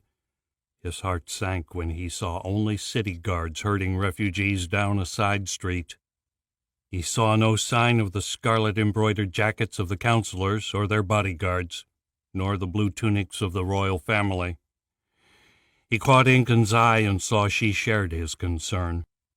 Shrugging, he took point again, brushing off the city guards and heading up the road he knew led to the citadel. As they made their way deeper into the city, Kalen felt his heart lighten. This had been his home since birth. He knew these streets, knew every marble mansion, every carefully crafted fountain. He knew the stories depicted in the murals decorating the walls, the stories they told of the creation of Ardeth. This was the first of the cities Antonia had founded with her followers, to be a buffer between the bitter rivalry of Trolla and Lonia. She had led her people into the wasteland that had been this no-man's land, destroyed by decades of war. Here they had watched the land flourish at her magic's touch. Now Ardeth sat on the crossroads of the main trading routes between the three nations, providing protection to travelers and collecting tax from the passing merchants. The city had grown rich off trade and flourished. Ahead the citadel loomed, the smooth marble walls glittering in the afternoon sunlight. Soldiers manned the battlements. They stared out over the lake, alert for the first sign of trouble. The Baronian raiders continued to grow bolder, especially since the fall of Oaksville. The king would suffer no interference to the trading routes between Lonia and Trolla. The gates to the citadel stood barred when they arrived, the soldiers on guard moving to block their passage. They wore steel-plated armor and helmets with the visors down, prepared for any attack. They each carried a steel-tipped spear and short swords strapped to their sides. Kaelin marched up and offered a salute. "Good morning, men. I am Kaelin, sergeant of the Plorsian army. We have just arrived from Lonia and have urgent news for the king." At Kaelin's words, the foremost soldier raised his visor, revealing a well-trimmed beard and brown eyes. His face lit up with recognition. "Kaelin? It's been weeks since anyone heard from you. Where have you been?" Kaelin gave a quick smile. "Elton, my old friend. I've been away on the king's business which I am afraid still continues. I must speak to King Fraser." Elton nodded, hesitating a moment. "The king has not been the most receptive to guests lately. You may find your presence is not so well received in the throne room." He paused, and then continued in a whisper. "The men say the stress has gotten to the king. He speaks to us less and less, and when he does, it seems as though his mind carries a great burden." Kaelin rubbed his forehead. "I'm afraid my news will only make matters worse then. But it must be given. May we pass?" "Of course. But as I said, tread carefully, Kaelin." He glanced at the other guards. "I won't be long. Do not let anyone else enter while I am gone." He turned to Kaelin. "Sergeant, you and your friends can follow me. I will take you to the king." The wheels of the gatehouse groaned as the portcullis rose ponderously into the air. The wooden gate swung open behind it. Kaelin felt a tingling run down his neck as Elton beckoned for them to follow. He shook his head, forcing down his nerves, and nodded to his friend. "Lead on." Chapter 12. Eric swallowed hard. The chief towered above them, arms crossed, his giant two-handed blade sticking up over one shoulder. His eyes burned with rage or amusement. There was no telling which with this man. They stood before him, tiny but defiant. The wagons had stopped for the night an hour ago, but Laurel had only just appeared with the chief. Eric could see the amusement on her face, and he did not like the wicked twist to her grin. The man standing before them was not someone to trifle with, especially with Laurel suppressing his magic. To make matters worse, he still had no idea what Anala was planning, if she even had a plan. "Well," Thaster growled, "Laurel said you wanted to speak, girl, so speak." Anala lifted her head and looked him in the eye. "I do," she smiled, adding a sweet curl to her lips Eric had not once seen her wear. He held his tongue, deciding it would be best to remain silent. Thaster stepped closer. "And?" Anala tilted her head and leaned in, the copper lock hanging across her eyes. "We have decided we will be good. It would be an honor to serve a man of your power." The chief squinted down at her. Eric swallowed again. What was Anala playing at? This man would not be fooled so easily. Eric jumped as the chief threw back his head and unleashed a booming laugh. The sounds sent a shiver of dread through Eric, and he shrank back, reaching unconsciously for his magic but finding only a blank wall stretching across his mind. Thaster's mirth drew the attention of the Baronians nearby. He waved a hand for them to listen. "You hear that?" he cackled. "This lovely young girl would like to cooperate with me." He laughed again. "Says it would be an honor." The other Baronians joined in with Thaster's laughter, and a crowd gathered round to watch them. Beside him, Anala's face reddened. Her shoulders shook as she clenched her fists. Before anyone could react, she stepped across the space separating them from the chief. Her knee flashed up, striking Thaster squarely between the legs. As the giant of a man doubled over, she brought her elbow down on the back of his head. He went down like a log. A second later, Laurel had her arm around Anala's throat and a dagger at her side. "Don't move," she hissed. It took a long minute for Thaster to regain his feet. When he stood, his face had turned a beet red, and purple veins bulged in his forehead. He looked down at Anala, the rage in his eyes terrifying to behold. He raised a fist above her head, ready to strike her down. Anala made no move to avoid the blow. Instead, she laughed. "What a man!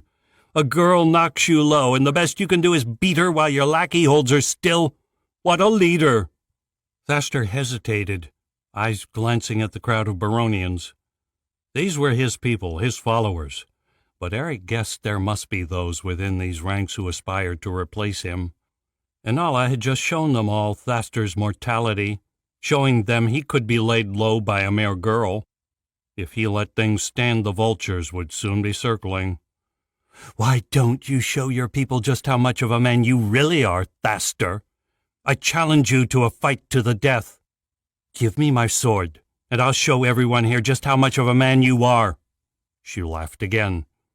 "Unless you're afraid to fight a girl."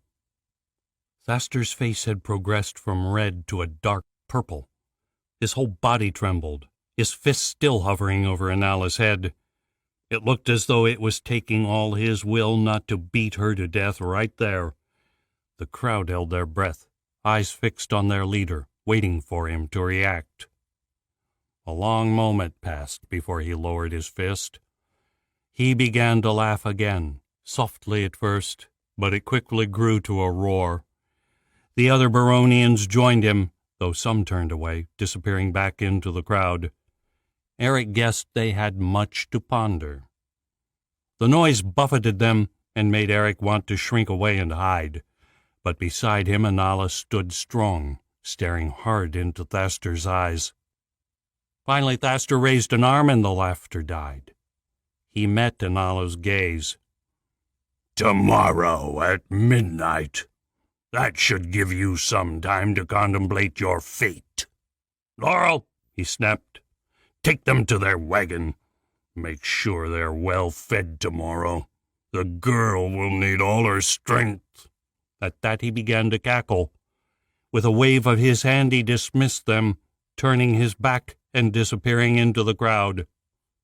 Laurel grasped them by the scruff of their shirts and pushed them away from the crowd. "You just couldn't play nice, could you?" she growled in their ears.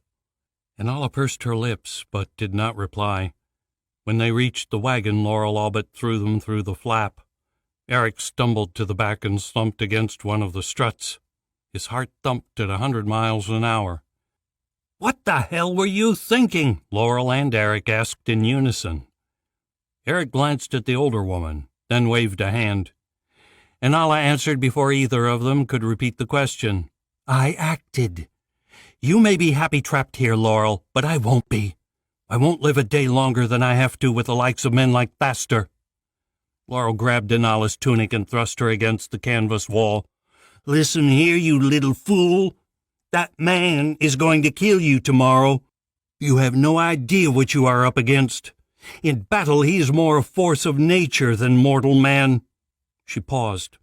"And he uses black magic." "What?" Eric made to stand. "Stop." Laurel fixed him with a glare. "Don't say a word. I should not have told you that, but perhaps now you might be convinced to give up this folly." She shook her head and released Anala. Anala glared up at her. "Coward! How could you serve such a man? Your magic comes from the light. How could you allow it to be corrupted by the twisted wants of one who works with that perverted force?" Laurel's hand snapped out. The slap of her hand striking Anala's cheek rang through the wagon. Eric winced. "Shut your mouth, girl. You'd better write a letter to your family, since you're never going to see them again." She glanced at Eric. "And good luck avoiding the hangman's noose now. Thaster will deliver you straight to the authorities when we arrive in Chol. Gold is a much better investment than a troublesome magicker." She shook her head. "Enjoy your sleep. Tomorrow will be a bumpy day, and likely your final one on Earth. I'll be sure to bring you a fine last meal." With that she turned and left the wagon. When she was gone, Eric looked at Anala. "Well, care to elaborate?" Anala stared at the canvas wall. She looked up at Eric's words, a blank look in her eyes, her mind clearly someplace else. She shook her head, slowly returning to reality. "Actually, I was just trying to figure out the date. It's my birthday the day after tomorrow." She smiled. "So whatever happens, at least I'll get to see 18. Then she laughed. "Maybe that will bring me some luck." A chill swept through Eric at her words. A memory pricked at the back of his mind, something Alistair had once said to him.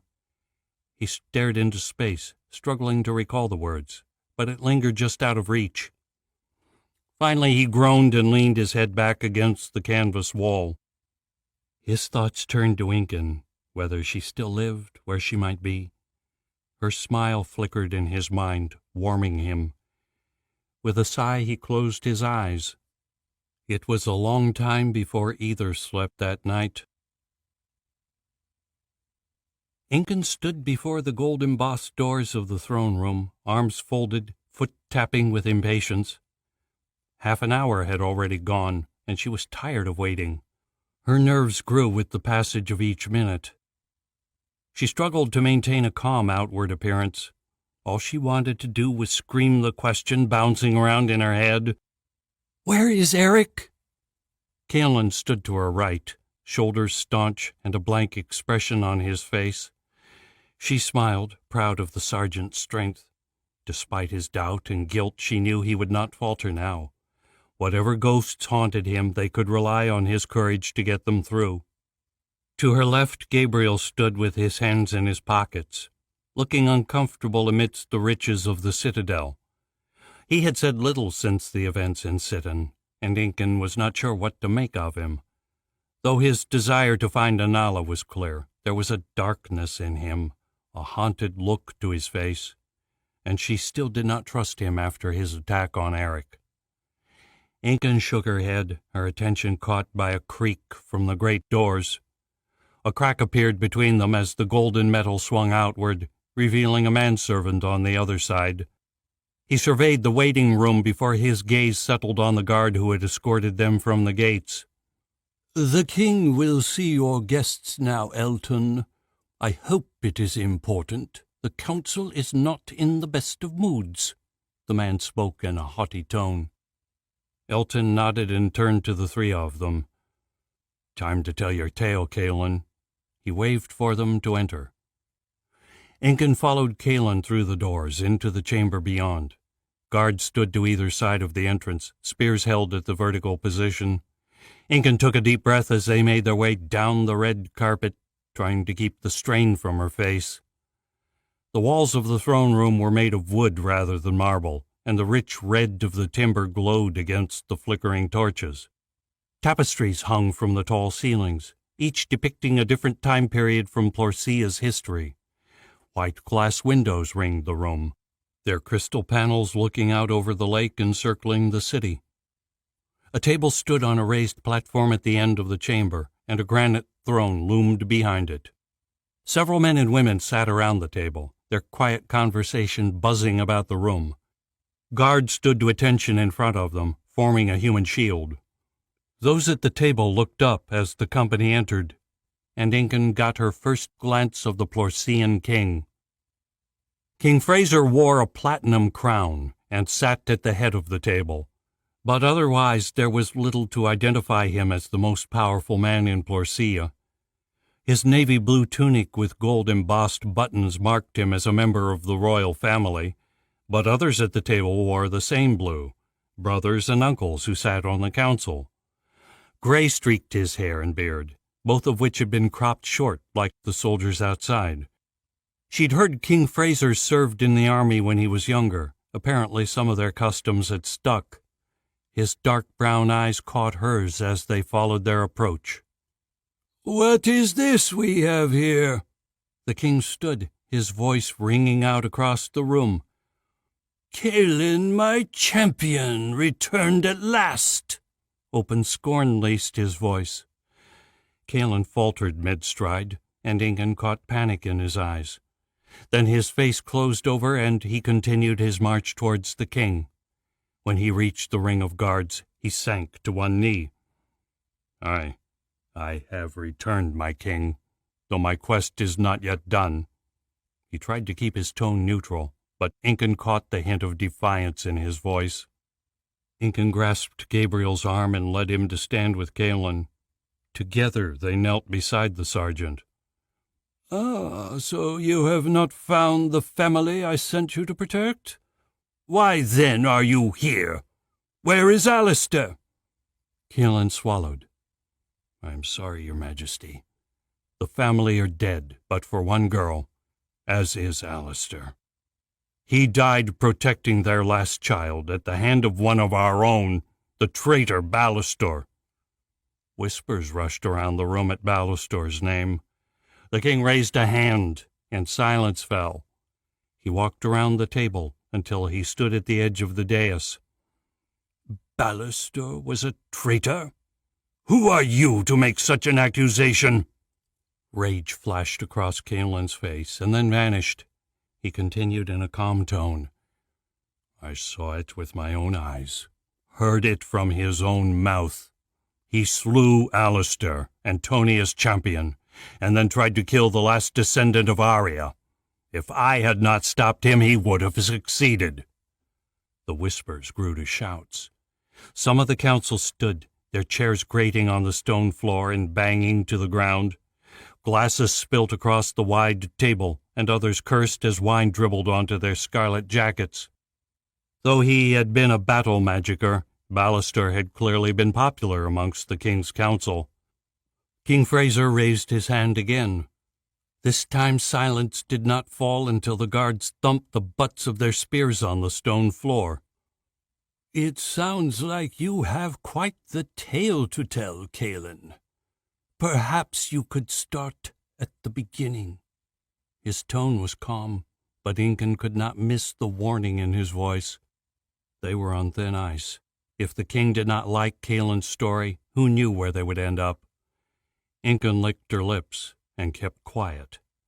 Kaelin had paled, obviously surprised by the councilor's reaction. Nevertheless, he looked to the king and began to recite their story from the beginning, when he had met Alistair and Chol. 10 minutes later, the room was silent as Kaelin told of how Ballastor had betrayed them. His voice shook with emotion when he described how he had confronted the traitor and faced him with Alistair's blade. When Kaelin finished, no one spoke. They stared at him with awe, a collection of fear and anger on the faces at the table. Incan could see some believed the story, but others were not so easily convinced. She looked to the king, trying to read the blank expression on the man's face. He alone held their fate in his hands. "And where is Anala now?" the king asked, giving no hint of his verdict. Kaelin swallowed. "I'm sorry, Your Majesty. My news grows worse. We were ambushed by the same demon in Sitton, where we had come ashore for supplies. We were separated from Anala, who was able to flee with Alistair's apprentice. We had hoped they might have arrived before us." He looked around and found only blank expressions in response. And worse still, the demon slew Jurian in Sitton. We are alone in this fight now." The room exploded, swallowing Kaelin's final words in a cacophony of sound. Panic swept through the chamber, and even the guards were caught up in its current. For a moment it looked as though total chaos might break loose. The king turned and walked to the meeting table. Drawing his great sword, he raised it above his head and brought it down. A great crack ran through the throne room. He swung again, the metal blade slicing through the thick wood. On the third strike, the table folded in two, collapsing to the ground with a boom. The sound reverberated around the room, silencing the counselors. "Silence!" Fraser roared, tossing his sword to the ground. He walked to the edge of the dais and sprang down to the red carpet. Kaelin bowed his head as the king approached, and Incan quickly followed suit. Glancing at Gabriel, she nudged him to do the same. "So what you are telling me, my champion, is that the last wielder of the Sword of Light is missing?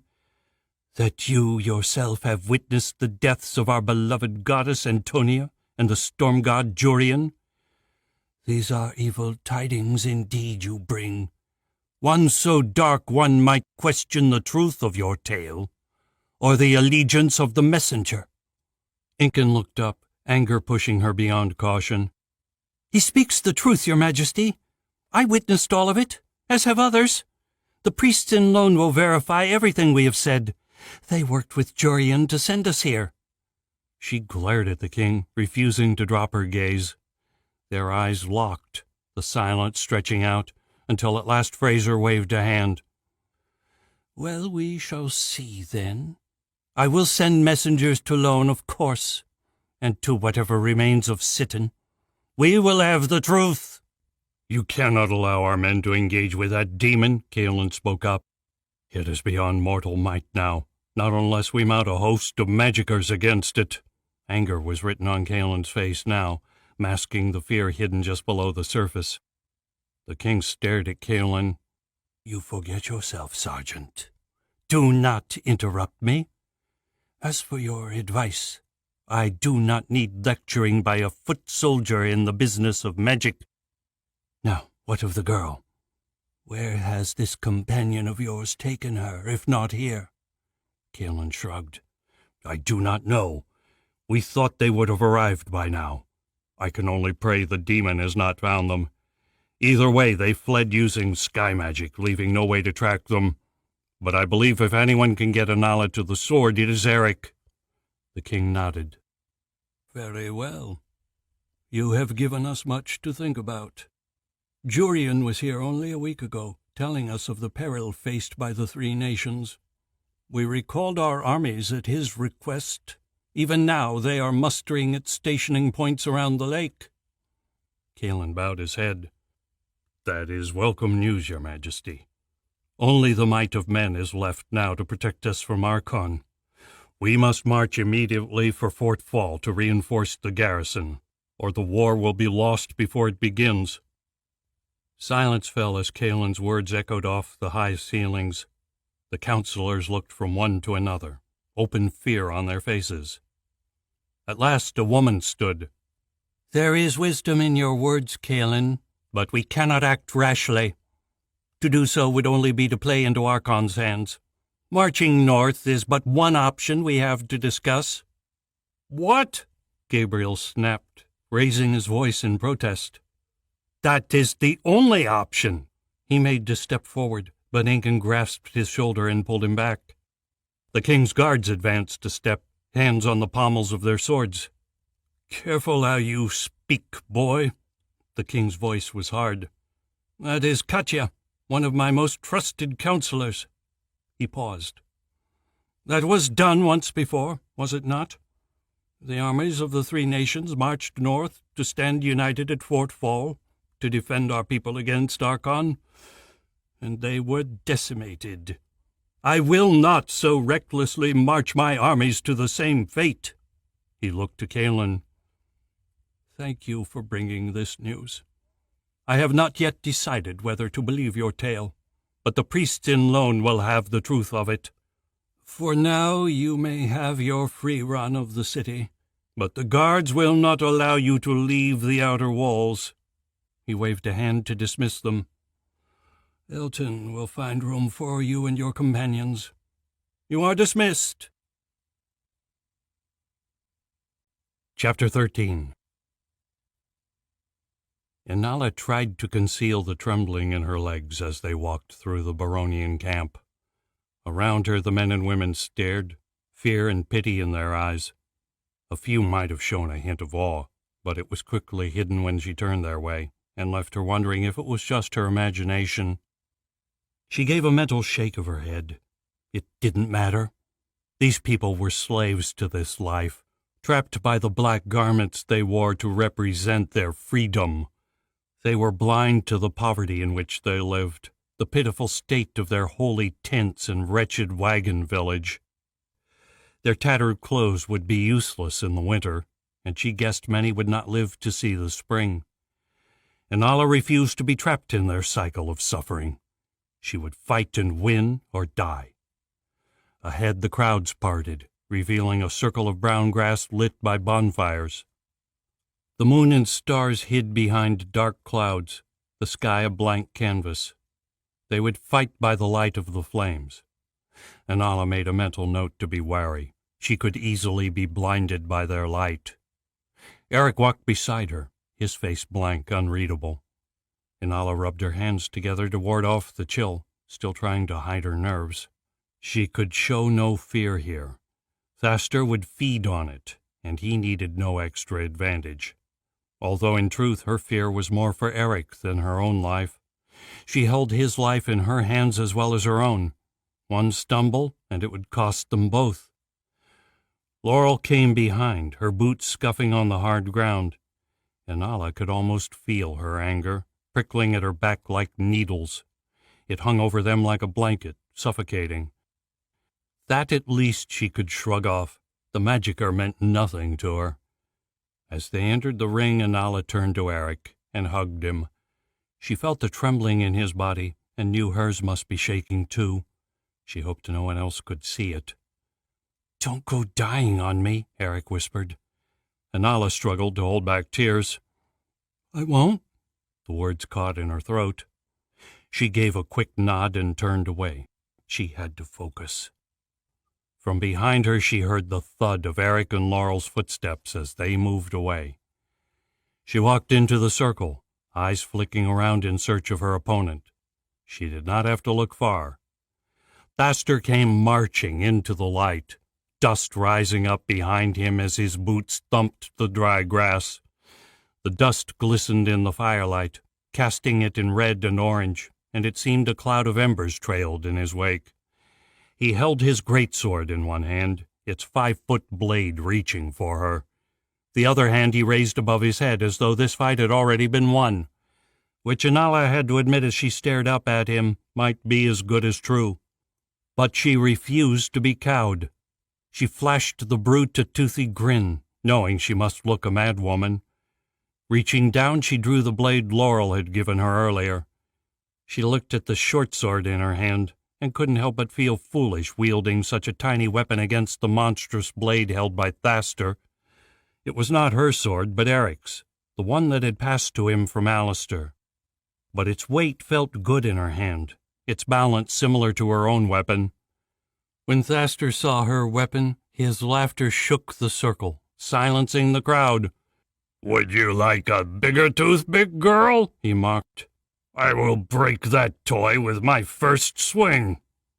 Inala bit her tongue and gave a curt shake of her head. A bigger sword would take time to adjust to, time she did not have. She knew the quality of the blade she held, had heard the others speak of the man who once wielded it. Alistair was a legend, and she felt honored to hold his sword. It would be foolish to switch now. The chief looked down at her. "Very well, then." He grinned and passed his blade to his left hand. "Just for you, I shall use my left hand tonight. Perhaps that will make a fair fight of this contest." The crowd's laughter began again, but Inala blocked them out. She stared up at the giant, taking in the massive shoulders, the legs like tree trunks, the muscles bulging in his arms. He held the great sword in one arm as though it weighed no more than a feather. Then she began to chuckle herself, the memory of her father emerging through the fear. He had always been fond of the old proverb, "The bigger they are, the harder they fall." Grinning, she looked up at Thaster, the thought giving her strength. "Gods, I hope you were right, Dad." She grinned, crouching in a fighting stance, sword out before her. "Otherwise, this will be my last birthday." Around them, the laughter of the crowd ceased. Even the chief looked unsettled by her sudden change. He stared at her, the surprise in his eyes turning to suspicion. He glanced at the blade in his left hand and then shook his head. Inala raised an eyebrow. "You can use your right if you like."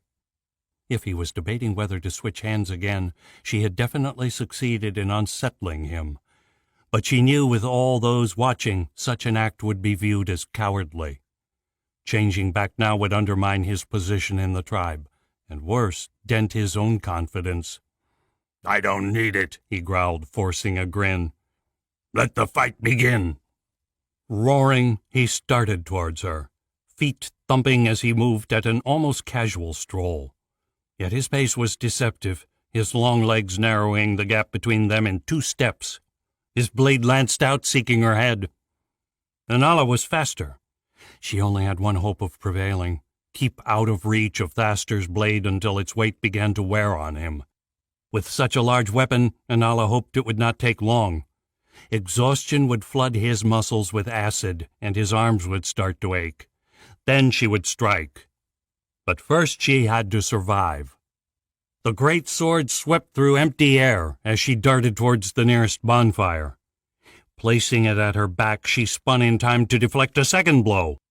As their blades met, sparks flew, and a shock from the impact ran down her arm. Inala cried out, stumbling back a step, grasping desperately at the pommel of her sword to keep from dropping it.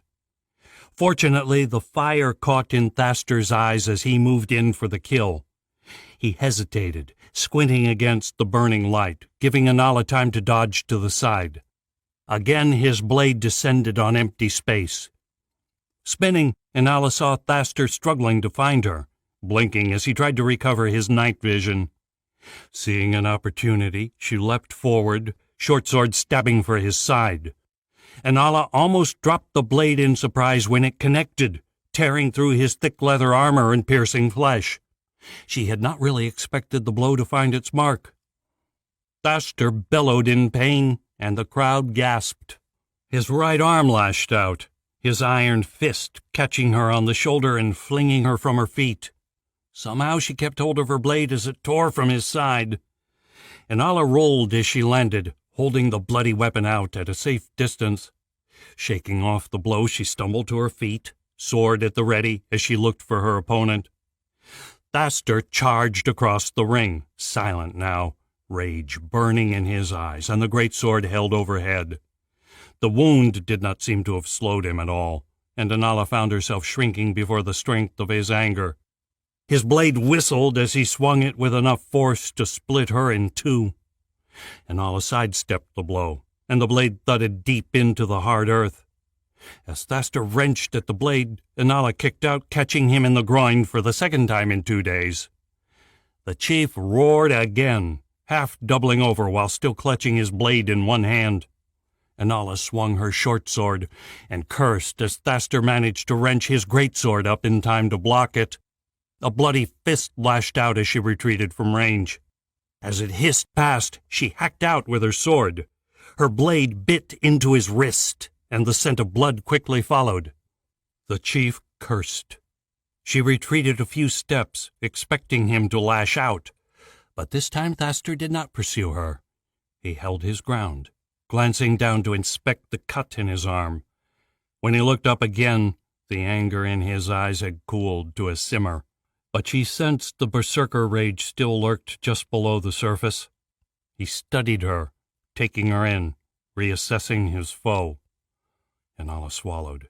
She did not like this change of events. Thaster had finally decided to take her seriously, that she might actually pose a threat to him, There would be no more reckless charges now. So you know how to fight? Thaster smiled. Well, isn't that something? Inala scowled back, showing a courage she did not feel. At least she had injured his right arm. There would be no switching sword hands now. She raised her blade and offered him a mock salute, hoping to reignite his reckless rage. Blood dripped from her sword to her arm, but she did not waste a second to wipe it off.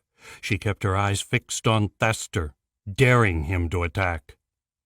Instead, Thaster dropped into a fighting crouch of his own and edged his way towards her. Inala shuffled sideways, searching for a better position, or at least to get her back to the flames again. Thaster smiled and shifted direction to head her off, trapping her near the center of the circle. Inala glared, catching the hint of a smile at the corner of his mouth. Realizing she could no longer wait for him to make a mistake, Inala swallowed caution and drove herself forward. Her sword flicked for Thaster's face. The chief leaned back, his own blade raised to deflect the blow. Inala did not pull back, allowing her momentum to carry her forward. She attacked again, knowing her proximity would make it difficult for Thaster to bring his long blade around. Her short sword had no such limitations. The chief grunted as her blade stung his shoulder, but his sword came down to knock hers away before she could drive it deeper. Then his fist crashed into her face, driving Inala to her knees. Stars streaked across her vision, but she knew Thaster would not allow her time to regain her sight. Half blind, Inala flung herself forward. Her shoulder crashed into Thaster's knees. With her small size, she almost bounced off, but so far below his center of mass, the blow still managed to knock him off balance. Thaster stumbled backwards, arms windmilling. His blade came within an inch of her head as it swung wildly through the air. Inala rolled backwards out of range and regained her feet. She held her blade out before her, wishing for just one opening to drive it through the chief's black heart. They circled one another, wary now, each suffering from the blows they'd taken. Inala's head ached from the punches she'd taken. She prayed the blood trickling from Thaster's wounds would soon leave him too weak to fight. She looked him up and down, searching for sign of exhaustion, sure no man could lose so much blood and continue to fight. Yet the chief still towered over her, showing no sign of his slowing. His legs, Inala decided. That should stop him. She danced sideways and then darted at him, sword lancing for his face. As he raised his blade to defend himself, Inala withdrew her feint and swung at his legs. To her shock, Thaster leapt, and her sword sliced beneath his boots. Leaping sideways, Inala struck again. This time, Thaster caught the blow easily with his own blade. Nice try, Catherine. Would you like to try that one last time? Thaster laughed. Inala gritted her teeth. My name is Inala, you moron, remembering too late Eric had given her a false name. Ignoring her slip, Inala launched herself at Thaster, blade slashing out like a viper, seeking the taste of flesh. Thaster skipped backwards, his great blade keeping her at bay with surprising ease. She struck high, then low, stabbed straight, dodged to the side before launching an attack. Each time, his steel rose to meet her.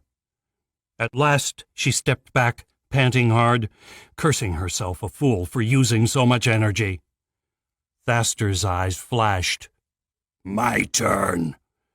Inala looked up at his words and barely managed to sidestep the first blow.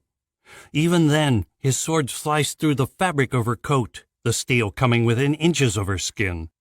Thaster left her no room to counter. He reversed his sword as it swept past, raising it high to strike her down. Throwing herself to the side, Inala heard the thunk as the greatsword bit the hard earth. Spinning, she raised her short sword to attack, and instead found herself deflecting the behemoth's next attack. Steel shrieked, and a jolt ran through her arm. The force of the blow drove her back a step, but Thaster followed, the blows coming one after another now, leaving her no time to think. Instinct alone kept her alive. With no chance to counter, Inala fought to defend herself, and barely managed that. Thaster had found another level of skill, as though he were pulling energy from thin air to use against her. He showed no sign of pain or exhaustion from wielding the great sword, only strength, power. How is this possible? Yanala remembered Laurel's warning that Thaster used black magic and knew the answer. Anger flared in her then, that this man would resort to using such a vile force against her. Rage fed energy to her tiring limbs, giving her the strength to turn aside his next blow. Then with a scream she kicked out the way Incan had taught her, seeking to drive him backwards. With supernatural speed, Thaster's hand shot out and caught her boot. He grinned down at her, contempt in his eyes. Grunting, he lifted her above his head and hurled her across the circle. Anala spun through the air, the sword slipping from her grasp. With a sudden thud, she crashed to the ground. Air whooshed from her lungs, leaving her winded, gasping as dust billowed out around her. Pain shot through her body, and she struggled to take a breath. She lay there for a minute, sure she must be dying, choking, waiting for Thaster's blade. At last she managed to inhale. Oxygen flooded her lungs, feeding strength to her burning muscles. Tears of pain ran down her cheeks, but she wiped them away, angry at her weakness. She managed to get her knees beneath her before she looked up. Thaster stood over her, a mocking grin on his lips. He held her sword in one hand, his great sword in the other. "Would you like your toothpick back, little girl?" he laughed. Inala closed her eyes as the rage took light, boiling through her like wildfire. Hate rose to overwhelm her, a red-hot energy that left no room for sanity. Her chest burned and power surged through her veins, rising up from somewhere deep within, until her whole body shook with it.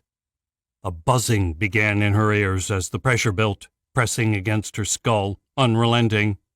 A scream rose within her, beginning in her chest and shrieking up from her throat. As it split the air, Anala felt some barrier in her mind shatter. She opened her eyes.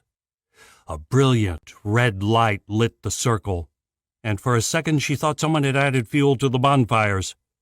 Then she saw the sudden fear in Thaster's face, his panic as he looked around the circle, his mouth opening to cry out. Screams of terror came from around them. The Baronians started to edge away, some already turning to flee. Finally, Anala looked down and saw the flames. Fire covered her body, leaping from her clothes, her arms, everything. It leapt from her, tongues of flame taking light in the dry grass and reaching out towards Thaster in the crowd. The chief did not even have the chance to run before they reached him. His scream sent a shiver down Anala's spine. She watched as flames caught on his leggings, burning as they went. He turned and tried to run, but the fire danced all around him now. He had nowhere to go. In seconds it covered him, the inferno scorching through cloth, burning deep into his flesh. Thaster screamed again, beating at the hungry flames, his movements already growing feeble. Anala tried to cover her ears, but flinched back from the fire dancing along her arms. Panic took her, and she struggled backwards, fighting to escape the blaze, unable to understand where it had come from. Had Eric broken Laurel's hold on his magic? But she had heard no thunder, seen no lightning. And why was she not burning with Thaster? Then she heard the shrieks from the crowd. She looked up and saw the Baronians fleeing in panic. The blaze leapt among them, uncontrolled, wild, burning wherever it touched. Wagons turned to bonfires in the night as people stumbled amidst the ruin, desperate to escape. Thaster's struggles had already ceased. All that remained of the chief was a pile of ash amidst the flames. Anala gaped, a slow dread spreading through her.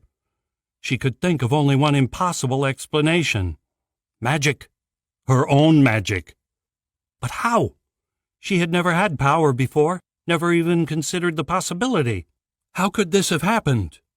Chaos swept through the Baronians. They fled leaderless, defenseless against her wild magic. Ice ran down Anala's spine as she realized Eric was somewhere amongst them. She looked at her hands, searching within for a way to make it stop. to halt the destruction. Staring at the flames, she willed them to die, but she could not begin to contemplate how to control such a force. Anala spun in a circle, but all she could see now was fire, racing out in all directions. "What have I done?" The glint of red on the horizon alerted Eric to the arrival of dawn. He released a sigh of relief, looking down from his perch on the hill. Soon it would be safe to return, to search for Anala amidst the wreckage of the camp. Until now the dying flames had been the only light to see by. He was still struggling to comprehend what he had witnessed. One moment Anala had knelt on the ground at the mercy of the chief. The next she was alight, flames racing out to engulf her foe. There had been no time to think, only run. Eric had sensed the surge of energy the second Anala's magic was released. Her magic crackled on the air, wild and out of control. He knew then what was about to happen. He remembered it all too well from his own past. "Magic always awakens on the anniversary of our births." Alistair's words rose from his memory. Eric was already running by the time the flames reached the chief. Knowing Laurel must also sense the magic, Eric wondered why she had not stopped Anala. But there was no time to ask questions. From behind he heard the first screams of the crowd. Their fear drove him on. As one, the crowd turned and fled in his direction. Watching them, Eric reached for his own magic, sure Laurel would be too distracted to keep it suppressed now. His power rose within him, still weak, but enough for what he needed. He launched himself into the sky, beyond the reach of the firestorm below. Now, as the sun cleared the horizon, Eric saw the scorched path of earth marking the Baronian campsite. He swallowed hard. Nothing remained of the wagons and tents. There was not a soul in sight. The Baronians either long gone or dead. No one, except for the pale figure of a girl laying at the center of the conflagration. Eric stood, eyes fixed on the girl. The winds whipped at his clothing, lifting him into the sky. It could only be Anala. He shot towards her, straining to make out details, searching for sign of movement, of life. The earth cracked as he landed, his foot breaking through the hard crust of ash which had formed on the surface. He stumbled before righting himself, then made his way closer to Anala. As he approached, he glimpsed a sheen of metal and saw Alistair's sword still lying where Thaster had dropped it. Detouring, he retrieved the blade. Its weight felt reassuring in his hand. When he turned back to Anala, he saw her chest rise and let out a long sigh. "You're alive," he whispered. Anala lifted her head from where she lay. Relief flooded her eyes as she saw him. Tears cut through the ash covering her face. She struggled to her feet, kicking at the ash piled up around her. "Eric, you're alive!" She made as if to run to him, then froze. Eric frowned. "What's wrong? Are you okay?" Anala's face went white, and her eyes rolled in her head, as though searching for someone behind her. She opened her mouth, but no words came out. "Anala!" Eric made to step towards her. "That's quite close enough, Eric." Laurel's voice hissed from somewhere behind Anala. "One more step and your little friend dies." Eric froze, frantically searching the ashes for sign of the magicka. He heard Laurel laugh. "Does this help?" Eric lurched back as Laurel materialized behind Anala. She held her dagger to Anala's throat, her other arm holding the younger girl tight. A sly grin spread across her face. "Hello again, Eric, Anala. Did you miss me?" Chapter 14. Gabriel raised his mug of ale. "To Michael," he said, his voice solemn. Glass clinked as Incan and Kalins joined him in the toast. "To Michael," they repeated. Gabriel took a long swig, the cool liquid refreshing after the day they'd had. And truth be told, his nerves could use calming. If the ale could wash away the anxiety he'd experienced as Caelan spoke to the king, it would be no small miracle. He was surprised they'd avoided the execution block, let alone the dungeons. It was mid-afternoon and the bar was almost empty, but when Incan suggested a drink after their appearance before the king, none of them had argued. A few other patrons sat at the bar while they huddled together at a table in the corner.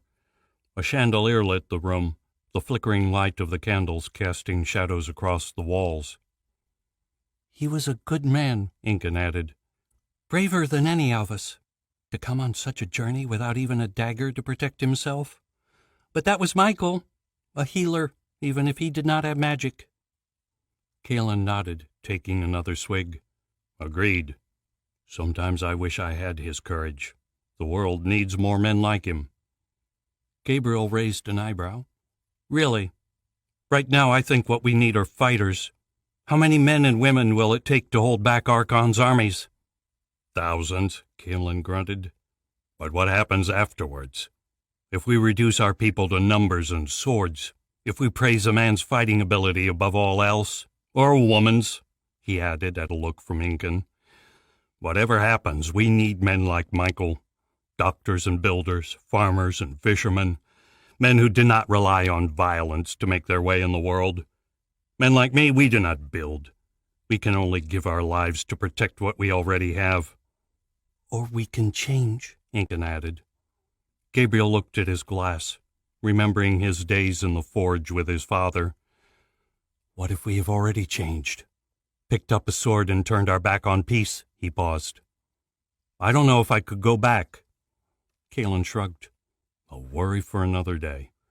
As you say, the three nations need warriors now more than ever. But believe me, war will make you sick to your stomach. It is the worst of man's demons."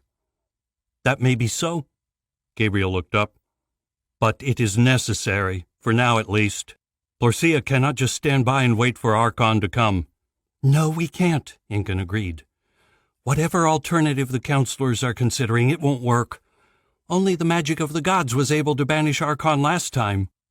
Now we only have the Sword of Light, if we are lucky. It will take every ounce of might the three nations can muster to fight him to a standstill." "More," Caelan added grimly. "No," Incan shook her head. "I have to believe it's possible, that if we all stand together we can match him. The sword is powerful, and there are hundreds of magickers in our lands to help combat Archon's magic. There has to be a chance." "I wish I had your optimism, Incan." Gabriel gave a short smile. "What's your secret?" Incan met his eyes. "I think I got it from Eric." Gabriel scowled, fighting down the anger Eric's name still brought. He may have decided to let go of his hate and join them, but the act was easier said than done. He shook his head, forcing a smile. "I'm glad Anala has him then. They're going to need all the courage they can get." Silence fell around the table as they nursed their drinks. When Caelan finally spoke again, there was frustration in his voice. "Elton did not lie. The king has changed." He shook his head. "How could he just dismiss us like that, after all we've done, after all I've done for him?" Gabriel stared at the sergeant, surprised by the venom in the words. "What do you mean?" Caelan rubbed his eyes. "I have served Fraser for years, long before I won the King's Tournament. This is not the first quest I have undertaken for him." His eyes took on a haunted look. "He has always trusted me, though I can't say an assignment has ever unraveled this badly." "I do not know the man," Incan offered, "but his manner did not seem to match the tales told of him." "No," Gabriel added. "From what we heard of the king in Oaksville, he was a kind man, not quick to anger." "He's different. There's no doubting that," Caelan accepted. "But to all but accuse me of treachery, to suggest I could have killed one of our own." His words drifted off into a growl. Incan leaned across the table, eyes flashing a warning. "Careful, Caelan," she hissed. "We are being watched." She sat back in her seat and took another swallow of ale. Caelan's eyes widened, and Gabriel would have turned to look around the bar, had Incan's foot not connected with his shin. "Don't! You'll give us away." The hunter fixed him with a glare. "The man at the bar, the one nearest the bartender, he's been following us since the Citadel. Someone is keeping tabs on us." From the corner of his eye, Gabriel glanced a man in an indistinct green tunic and black leggings, with a sword strapped to his side. His eyes were in his drink, ignoring the other men at the bar. There was nothing to the way he sat suggesting he might be interested in the three patrons in the corner. Caelan swore softly beneath his breath. "Damn it! If that's true, things are worse than I thought." Incan shrugged, but Gabriel glimpsed the same concern reflected in her eyes. "It's what I expected after our reception. They don't want us going anywhere." She paused. "Or perhaps they do not want us looking around too much." "What do you mean?" "What do I mean?" She looked around the table. "I mean things may not be all as they appear here in Ardeth. Ballastor was a trusted magicier here, and he obviously had many friends on the council. Maybe they weren't all as shocked as they seemed when you told them of Ballastor's betrayal. Maybe there are other traitors amidst the king's advisors." She took a breath. "Maybe they've turned the king." The hairs on Gabriel's arms stood up. He watched as a tremor swept through Caelan. "No, that's not possible," the sergeant growled. "I know the man. He would never betray Plorcia. He loves his people." "Even so, how else can we explain the way he greeted you, one of his most loyal soldiers?" Caelan fell silent, his eyes haunted. Gabriel stared at him, struggling to find some words of comfort. "What about Katya?" he said at last. Caelan and Incan turned to stare. She seemed pretty determined to prevent the army marching north. Could she be the traitor? From what the king said, she is one of his most trusted advisors. She could be steering him down the wrong path. Incan frowned. "It's possible. No one is beyond suspicion. They could all be traitors for all we know." "If they were, it would certainly explain the king's despair. Listening to their dark whispers all day," Gabriel said in a hollow voice. Caelan still had not looked up from his drink. "How do we figure out who is friend and who is foe?" His voice cracked. "You say Katya could be the traitor, but how do we know if she's not just incompetent? That she truly believes holding back from the gap is the best strategy?" "We don't," Incan replied. "We can't. All we can do is hope to convince them otherwise. If the king is truly uncorrupted, we at least have a chance of persuading him. Same with the other counselors, if they truly serve the interests of Plorcia." "You want to go to the king again, to the counselors?" Gabriel shuddered, remembering the detached eyes of the council staring down at him. "Who are they anyway, the counselors? How did Katya become so close to the king?" "They are the king's advisors, elected by the people of Ardeth and other provinces. They are meant to offer innovation and differing opinions to the rulers of Plorcia. They also help to govern different parts of the nation, trade, agriculture, mining, even parts of the army. Katya has been a counselor for years, and is one of the few Fraser trusts absolutely. She commands the city's defense." "Maybe that's why she wanted the army here. To bolster Ardeth's protection against Archon?" Incan asked. "It's possible," Caelan answered. "But it wouldn't make sense. The Plorcian army alone cannot stand against the armies Archon will muster. Alone, we would be overwhelmed." "And if Trolla and Lonia stand alone at Fort Fall, the battle there won't last long either," Incan added. "Agreed," Caelan replied, sitting straighter in his seat. "So we had better hope your plan works, Incan. Our only chance is to get the council to see reason. I just pray there are more loyalists than traitors in their midst." A silence fell around the table, as each realized there was no one left to pray to. "They might be gone, but we're still here," Gabriel swallowed. "Michael believed in us. believed we could win. It's up to us to prove his words true." "Agreed," Incan and Kalen added in unison. They raised their mugs again, offering one last toast to their fallen comrade. "What about Anala and Eric?" Gabriel whispered after a moment's silence. "Where are they?" Sadness crept into Ingan's face with the mention of Eric, though she tried to hide it. Gabriel watched her swallow the lump in her throat. "We must have faith. I believe they're still alive. For whatever reason, they must have decided to carry on their quest alone. Eric will get Anala to the sword. It's up to us to keep the three nations together long enough for it to matter." "Agreed," Kalen whispered. "Agreed," Gabriel repeated. "Don't worry about your magic, either of you," Laurel growled. "This time I've got you both nicely under wraps."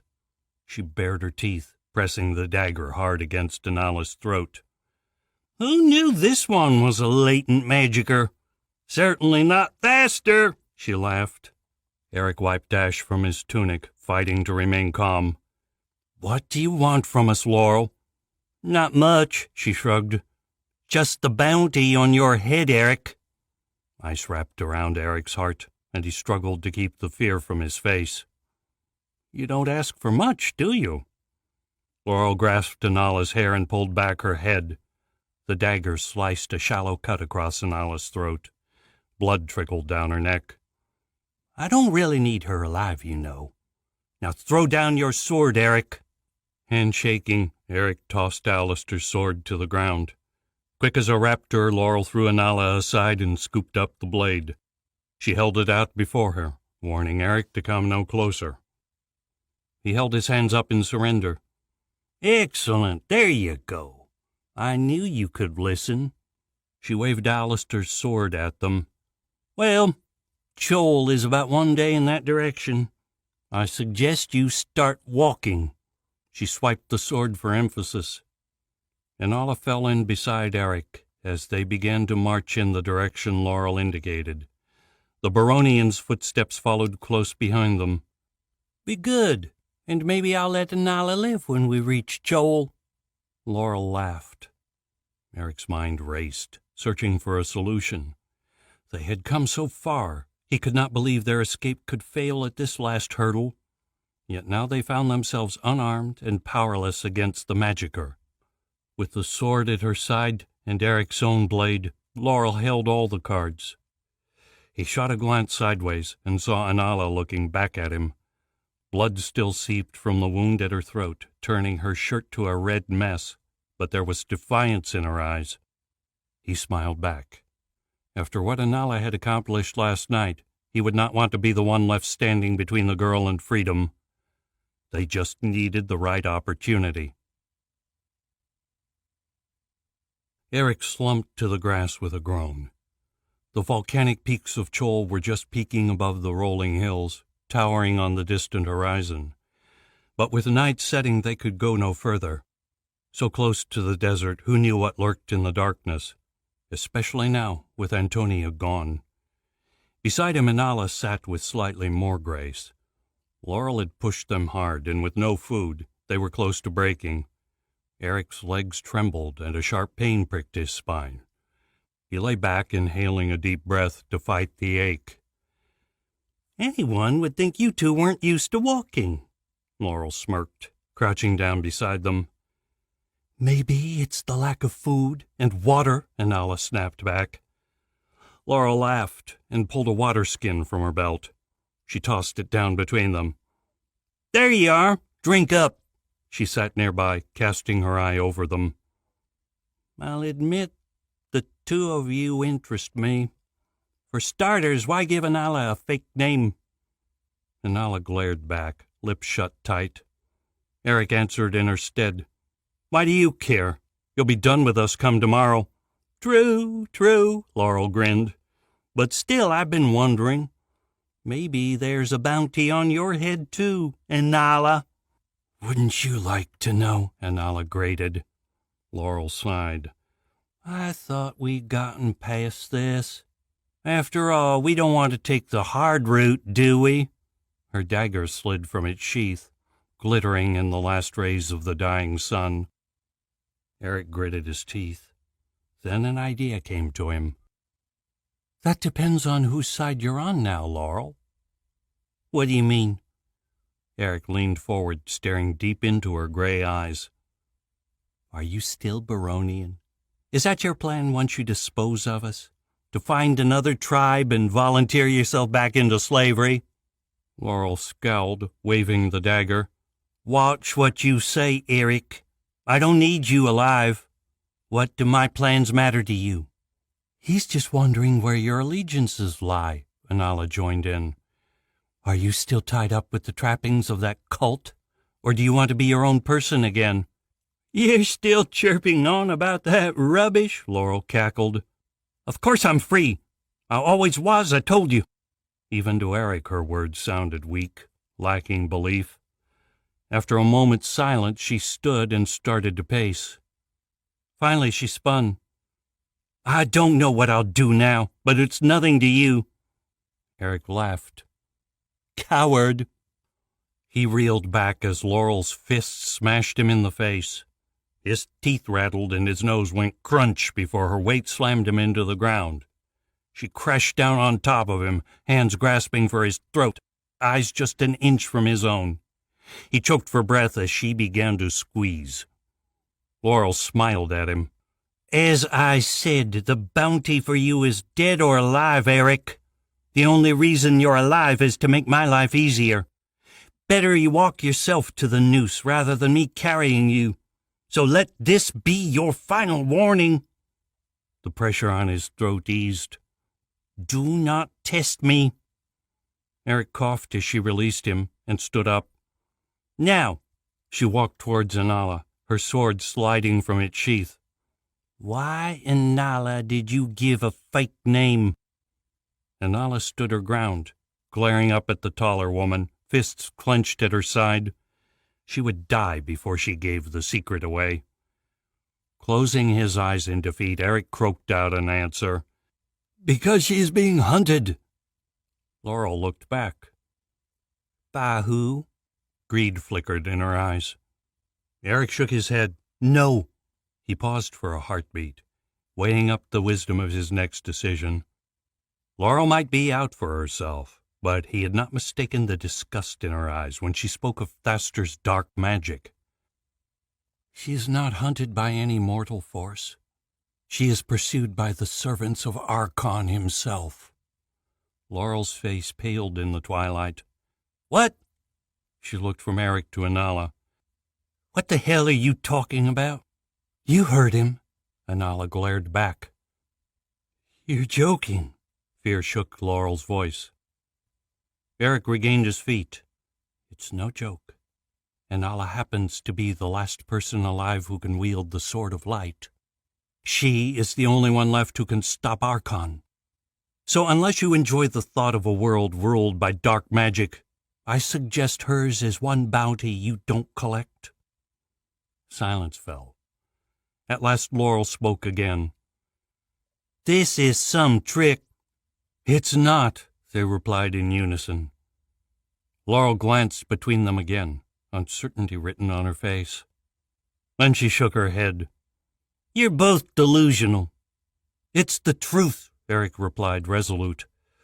Antonia and Jurian have already fallen. It won't be long before Archon comes. Then everyone will have a decision to make. The dark or the light. Sooner or later you will have to pick a side, Laurel. Laurel waved a hand as though trying to dismiss his words. Be quiet, the both of you. I've heard enough of your nonsense for one night. Sleep or don't, I'm going to rest. And don't bother trying anything. I don't need to be awake to keep a couple of unruly magicers under control. With that, Laurel turned and walked a few paces down the hill and slumped to the grass. Despite what she'd said about sleep, she sat with her legs pulled up to her chest and her head on her knees, staring out into the darkness. Eric looked at Anala. This was the closest they'd come to privacy in days, and there were things they needed to discuss. She answered his first question before he could ask it. Where did it come from, the magic? How? So he'd been right, and Nala had no idea. It came from you. Just like your ancestors, you have powerful magic within you. As for why it chose last night to appear, well, we were lucky. Alistair once told me magic only emerges on a magicer's birthday. The age varies depending on the person and what they experience growing up. Happy coincidence that Thaster chose today to fight you. He paused and smiled. Happy birthday, by the way. Inala nodded. The last few days I kept feeling this pressure within me whenever I was angry. Last night it just snapped, like something within me had shattered, and for the first time that pressure was released. I'm just glad it happened, he smiled. Whatever dark magic Thaster was using, it was no longer a fair fight. I think we'd both be dead by now if you hadn't taken them by surprise. To his shock, Inala began to sob. But there were so many people, so many that had nothing to do with the fight. How many died because of me? Inala, it was not your fault. He reached out and gripped her wrist. You could not have controlled your power without training. I can barely restrain mine, even with everything Alistair taught me. And besides, his face hardened, it's not like they were innocent. They knew what was happening, that we were slaves fighting for our very lives. They made their decision when they joined that man. Inala's sobs started to subside. When she finally looked up, her eyes still watered, but her voice was strong. Will you teach me, Eric? Eric smiled. I can try. Now? Inala shrugged. At least it might take our minds off our stomachs. Eric nodded. Okay. Well, the first thing a magicer must learn is meditation. Laurel sat in the darkness, listening to the rhythmic breathing of the two young magicers. She could feel their magic, powerful, bubbling below the surface, seeking its freedom as they sank deeper into their minds. Even so, it took little effort to keep the blue and red glows in check. It left her mind free to wander. Who are these two? The question bounced around her head. Had they actually spoken the truth? Could Inala wield the infamous Sword of Light? Was Archon really hunting her? An icy breeze swept across the hilltop. She shivered, pulling the cloak tighter around her and burying her head into her knees. It could not be true. The tribe had heard nothing of their tale, and as nomads, the Baronians picked up most of the gossip in the three nations. She shook her head, her thoughts changing direction. In less than 24 hours, her world had collapsed. The girl's latent magic had been undetectable until the moment she released it, and by then it was far too late to stop. Laurel's magic only prevented a magicer from tapping into their powers. Once unleashed, there was nothing she could do but run. It had taken all she had to outrun the flames. Only the head start provided by her magic's warning allowed her to get clear. The other Baronians had not been so lucky. She guessed less than half their number had escaped the firestorm which followed. Still, though, more than enough to carry word to the other tribes, to carry word of Laurel's failure. The other chiefs would not take Thaster's death lightly. They would be out for blood, out to show the world they were not to be trifled with. The word would go out, a list of those responsible made. The heads of Eric and Inala would be at the top of that list. For her failure, Laurel would come a close second. Regardless of her own desires, Laurel would not be welcomed back into the fold. Yet who else would want a disgraced magicer such as herself? Who would be powerful enough to protect her from the wrath of the Baronian chiefs? No, she would have to disappear. Thankfully, the bounty on Eric's head would go a long way towards accomplishing that task. Chapter 15. Eric hesitated before the gates of Chol, shrinking back from the great stone walls. The great blocks of granite stood stark and forbidding, a grim reminder of the fate waiting for him within.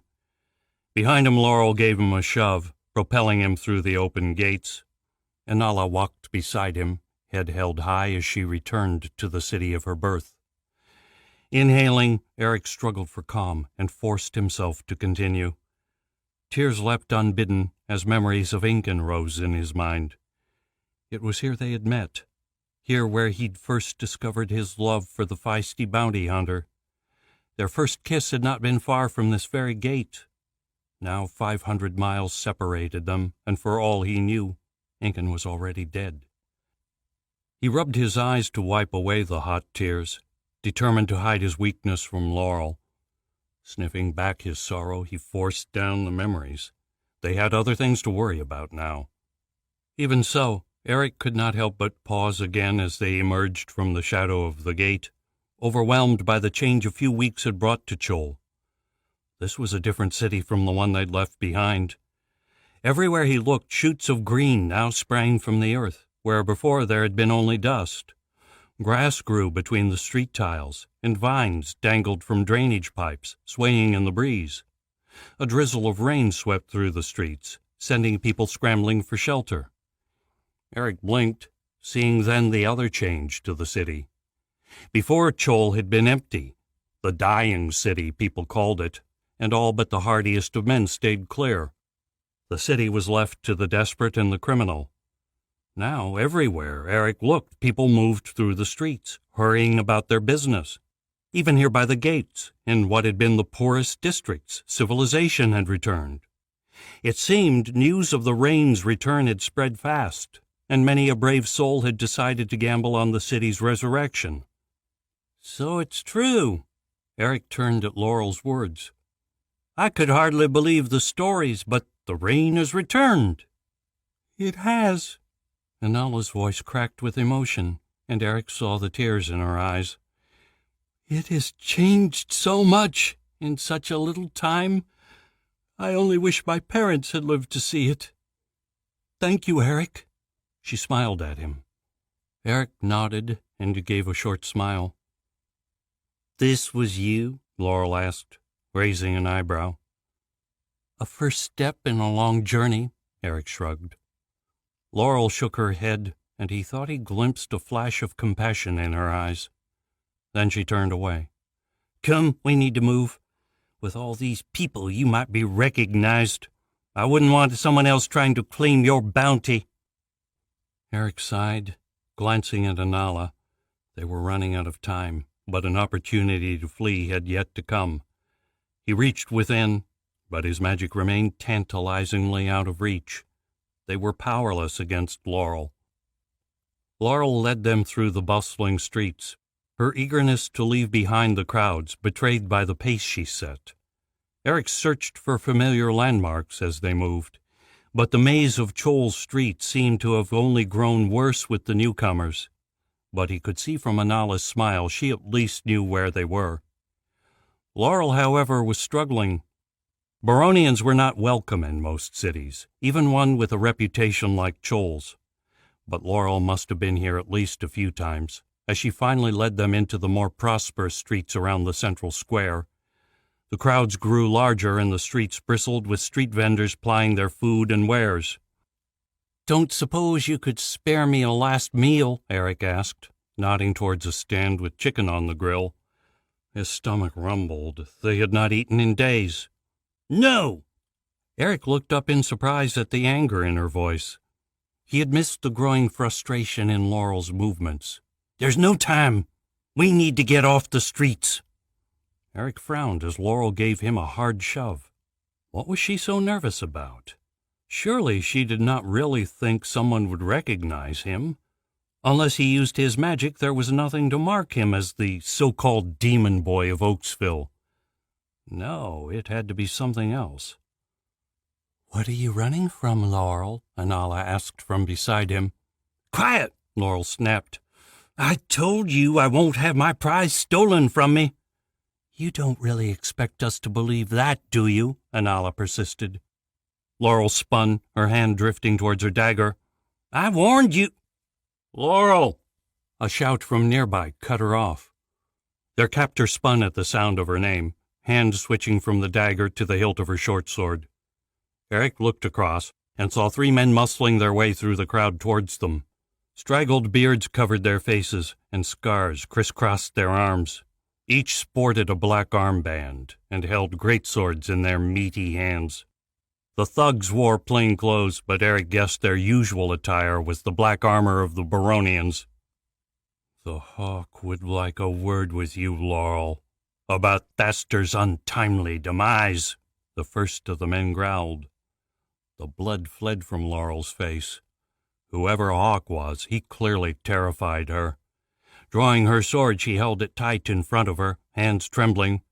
She glanced at Eric and Anala, regret flashing in her eyes. Then she vanished. The men paused and then started to laugh. "Well, well, look, lads, I told you so. See the coward run?" They looked around the street, searching for the magicka. "Or perhaps she just likes to fight dirty." They laughed again. Goosebumps rose on Eric's neck as a dark light seeped from the man who led. "Come on then, Laurel. Come and get us. We shall see which magic is greater, the dark or the light." The men edged into a circle, blades out, the darkness encircling them. Their eyes roamed the street searching for Laurel. Eric had no idea what dark magic they were employing, but he guessed its touch would leave a mark. Either way, the men had not yet taken notice of Eric or Anala. They backed away together, trying to put the crowd between themselves and the Baronian thugs. They moved slowly, doing their best not to draw attention to themselves. When they reached a nearby alley, they turned and sprinted between the buildings. Anala took the lead, Eric struggling to keep up as she raced through the twisting nooks and alleyways of Chol. Her knowledge of the city was priceless now. Within minutes they had left the Baronians far behind. Eric glanced back as they ran, searching for sign of pursuit, but all looked quiet. They raced on all the same, eager to extend their lead and lose any invisible followers. Half an hour later, they drew to a stop in the shadow of a library. "Who were those men?" Anala asked. "Baronians, I'm guessing. Laurel must have made a few enemies when she didn't protect the Baronian camp from your magic. We're just lucky they didn't recognize us." He paused and turned his mind inwards. His magic surged at his touch, free at last. "Speaking of which, I think we've lost her as well. My magic is back." He felt a pang of sadness at the thought of leaving Alistair's blade in Laurel's hands, but he could do little about it now. Anala grinned. "Well, that's something. Because we're now unarmed and alone in a city of thieves. A few weeks can't have changed it that much. Where are we going?" Eric quickly described what he remembered from Antonia's vision. The steps down from the ramparts, the narrow path which separated the buildings from the city walls, and the vines that had covered the granite blocks, hiding a dark secret beneath them. At the end, Anala nodded. "I think I know the place. Although last I heard the vines had withered and died. Although now that I think of it, they've been there as long as anyone can remember. Hopefully there's still a way past them," Eric whispered. They started off again, moving at a slower pace this time, neither eager to reach the gateway and the cursed world waiting for them. Eric remembered all too well the deadly land beyond and the creature lurking there. They still had no idea how to defeat it. He just hoped his magic would be enough. It took half an hour to cross the city, but they managed it without incident. The streets grew quiet as they approached their destination, the citizens retreating into their homes to wait out the night. Whatever changes had enveloped Chol, the growing fear on the faces of passers-by suggested the night still belonged to the unsavory. They stood together beneath the wall, staring up at the ancient granite blocks. Vines hung from the battlements high above, but Anala had been right. They were long dead. Whatever magic had sustained them through the centuries, it had not been enough to save them from the drought. Yet somehow their death did not seem to have been permanent. Fresh green shoots now sprang from the dry husks of the old vines, and white flowers sprinkled the wall. Their aroma drifted down, their rich honey-like scent lingering in their noses. "What do we do?" Anala asked. Eric leaned back, trying to see how high the vines went. "I'm not sure. Alistair said only those with earth magic could control the vines. But maybe there is another way through." Anala gave a wry grin. "Like burning them?" Chuckling, Eric shrugged. "Maybe, but we'll use my magic for now. There is a lot you need to learn before you try to use your magic consciously. But we'll save that lesson for another day." Lightning crackled as Eric drew a bolt of energy from the sky. It struck the vines with a crash and a roar. Blue fire raced along the half-dead tendrils, burning up brown leaves and new growth alike.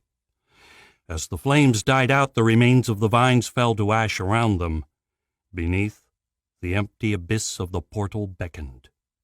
They bathed in its flickering glow, its light swirling away into infinity. The dark energy danced in their eyes, drawing them into its embrace. The power tugged at Eric's soul, but remembering Antonia's warning, he resisted. Beside him, Anala leaned towards the portal. He grasped her hand and pulled her back. "Careful, Anala. Archon cursed this place a long time ago. His taint is everywhere. Do not let it tempt you, or you risk being corrupted." She gave a wan smile, her face pale. "Okay," she looked up. "At least that was easy." Eric closed his eyes, summoning his courage. "No, this is just the beginning. Beyond the real battle begins. Brace yourself." They leapt together into the abyss. Laurel watched as the two stepped into the portal, heart thudding hard in her chest. It had been no easy task following them through the city. In fact, she had lost them a few blocks back. Only the surge of Eric's magic allowed her to find them again. Now she wished she hadn't. She could not believe what she was witnessing. The power emanating from the abyss reached her even in the shadows of the nearby alley. Its dark taint spoke to her, called to her. But she had overheard Eric's words and struggled to close herself to its power. So they told the truth. Laurel could deny it no longer. The truth of their tale stood before her, an ancient magic leading to the gods only knew where. It changed everything.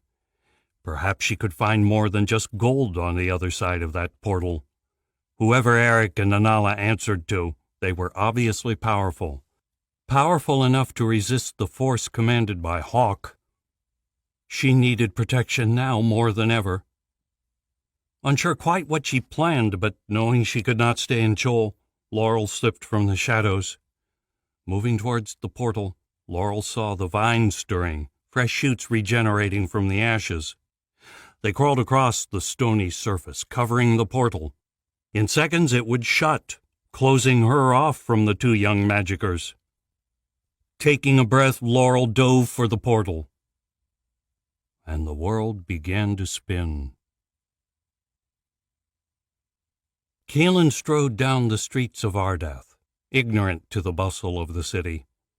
Frustration bubbled in his chest. It had been 2 days since they had seen the king. 2 days spent petitioning to see the council again. But their every effort had been met by blank stares and stony silence. It was becoming increasingly clear the king and council did not wish to see them. Swinging around a corner, Kaelin picked up speed. Looking back, he caught a glimpse of the man following him. Today they had separated after leaving the inn, knowing their ghosts could only tail one of them. There were people Kaelin wanted to speak to, and he did not want anyone interrupting the conversation. Outside the city, the army continued to muster, but they showed no sign of being ready to march. The king had not even sent an advanced party out to reinforce Fort Fall. The standing garrison at the fortress was meant to keep out the banished and awed raiding party. It would stand no chance against an army. If something did not change soon, the army would arrive too late to make a difference. Likewise, the situation in Ardath grew worse with each passing day.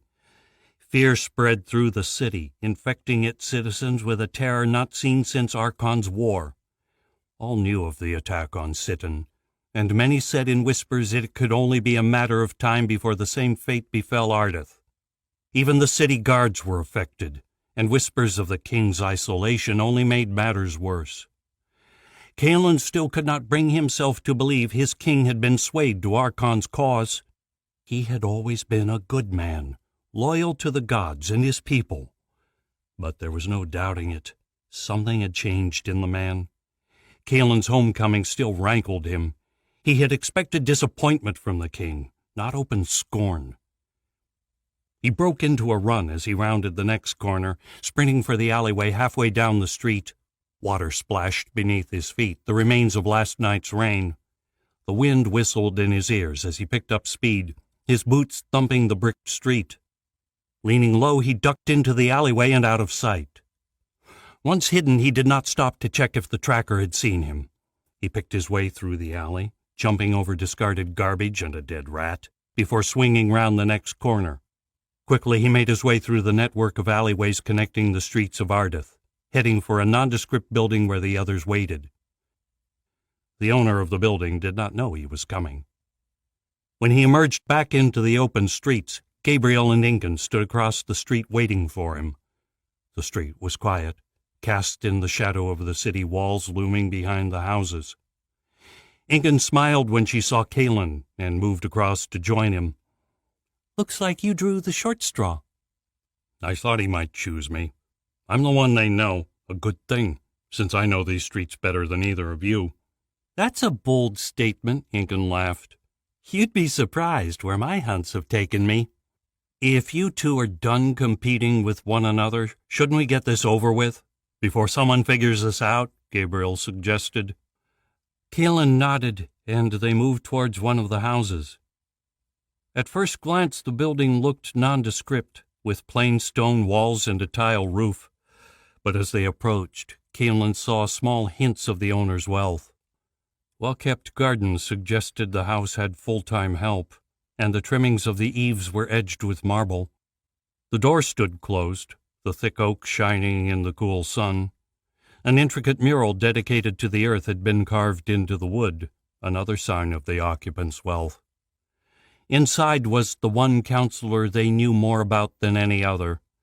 Unfortunately, she was also the counselor whose loyalty they doubted more than any other. The house belonged to Katya. Raising his hand, Kaelin banged on the door and waited. Silence came from within, followed by the creak of wooden floorboards and the faint shuffle of somebody moving inside. The sound ceased when they reached the door, as a person inside placed their eye to the spy hole. Kaelin smiled and waved. After several long seconds, there came a clack as the bolt was unlocked and the door swung open. Katya stood in the doorway, arms folded across her chest. She scowled at Kaelin, eyebrow raised. She wore tight-fitting clothing that hugged her supple frame, and long black boots stretching up to her knees. "Kaelin, I wasn't expecting you," Katya growled. "How can I help you?" She stood stiff, clearly angry at the unexpected intrusion. Swallowing his doubts, Kaelin answered, "Katya, I know things went poorly with you and the king in the throne room, but I am here to ask you for another chance.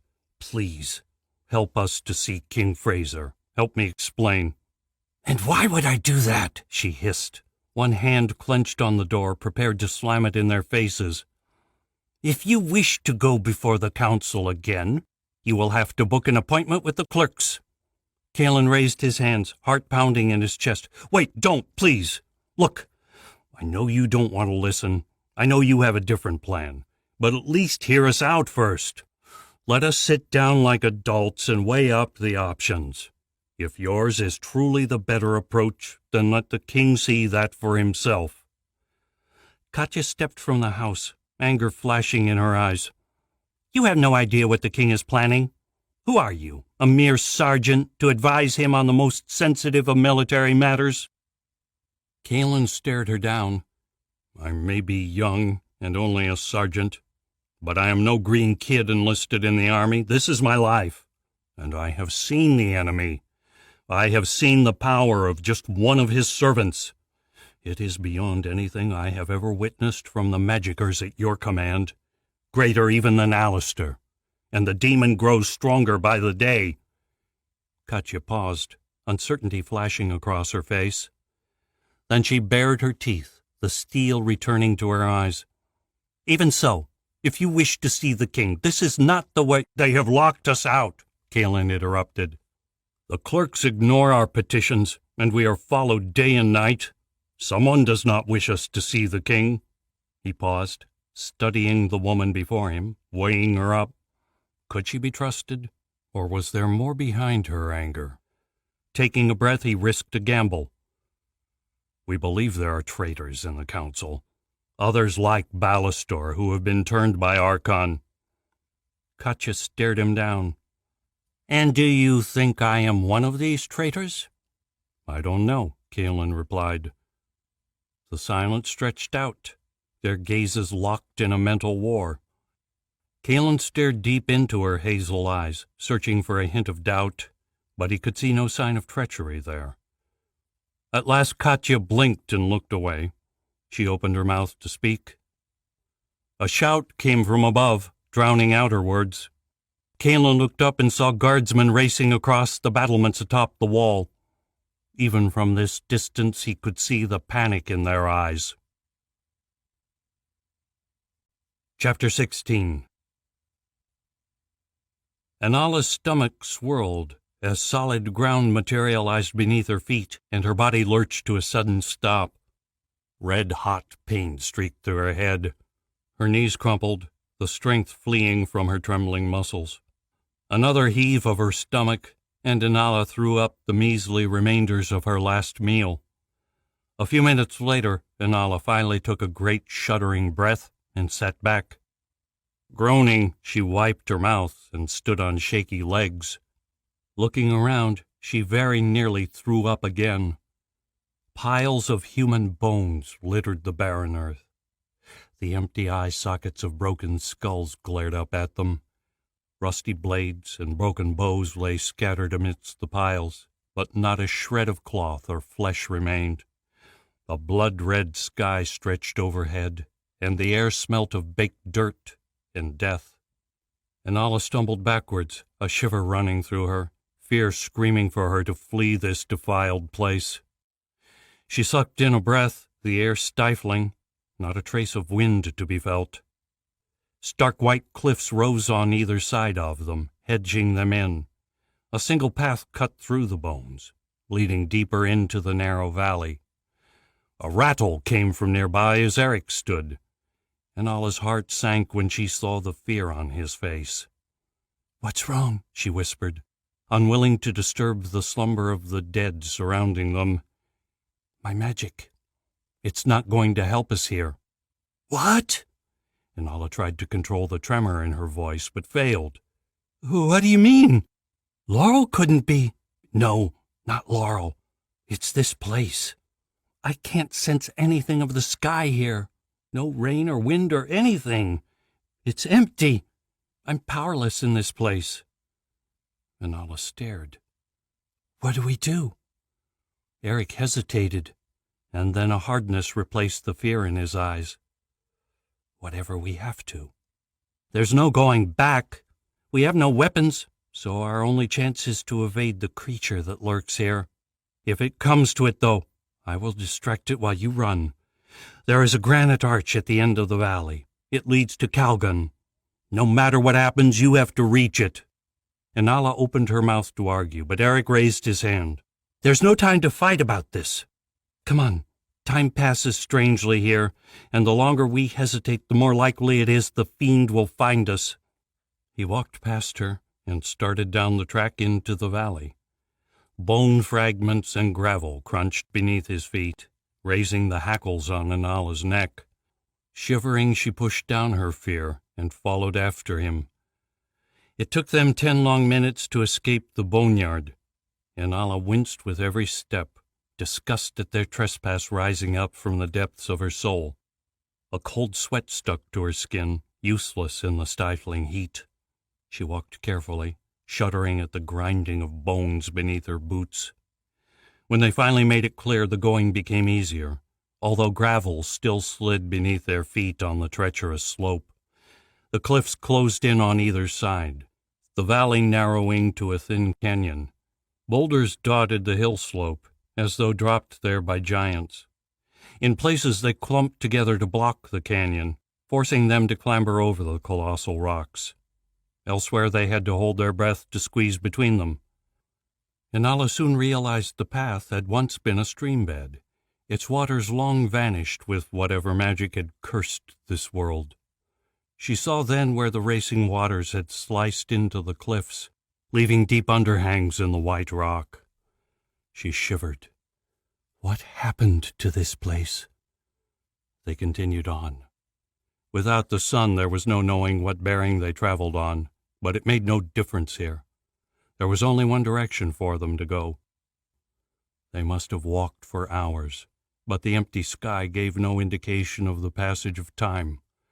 Inala's lungs burned, the air suffocating, the heat overwhelming. The little water in their skins was all but gone. Ahead, Eric came to a sudden halt. Inala joined him, a grim dread settling in her stomach. Before them, the path fell away, as though someone had taken a knife to the earth itself. A near-sheer drop plummeted to the valley floor more than 100 feet below. Loose gravel covered the slope all the way to the bottom. As Inala stepped back from the edge, a chunk of stones broke loose. They tumbled down the slope, picking up speed and disturbing more as they went. Their clatter echoed from the canyon walls, the rumble quickly growing to a roar. Inala winced as the landslide reached the bottom and spread out across the valley floor. "This wasn't here when Alistair and Thomas passed this way," Eric whispered. "What do we do?" Inala grimaced. "There's only one way to traverse a gravel slope. We have them in the mountains of Chol, though I've never seen one so steep. We have to run." "What?" "It's the only way to take them. If you try to walk down, the gravel will give way and you'll fall. If you're lucky, you'll only hurt your backside. If not, you might fall all the way to the bottom or be buried by the gravel. When you run, you're less likely to slip backwards. And even if you trip, your other foot can still catch you before you fall." Eric eyed her, disbelief written across his face. "You cannot be serious." "Trust me, it's the only way." She smiled. "I'll go first." Eric inhaled. "Just looking at it from here, the height has my head spinning. I hope you're right." "Me too," she grinned. "Wait until I reach the bottom before you follow. Otherwise, the rocks you dislodge might catch up to me." She glanced at him. "See you on the other side." Without another word, she leapt from the edge. The air whipped through her hair, and her stomach twisted as she dropped several feet. When she struck the gravel slope, her legs almost crumpled under the shock of the impact. Stones erupted around her, slipping beneath her boots, and she began to slide. She waved her arms outwards, struggling for balance as stones scattered in every direction. When she began to slow, Inala leapt again. Twisting in the air, she turned her hips to land with one foot stretched out in front.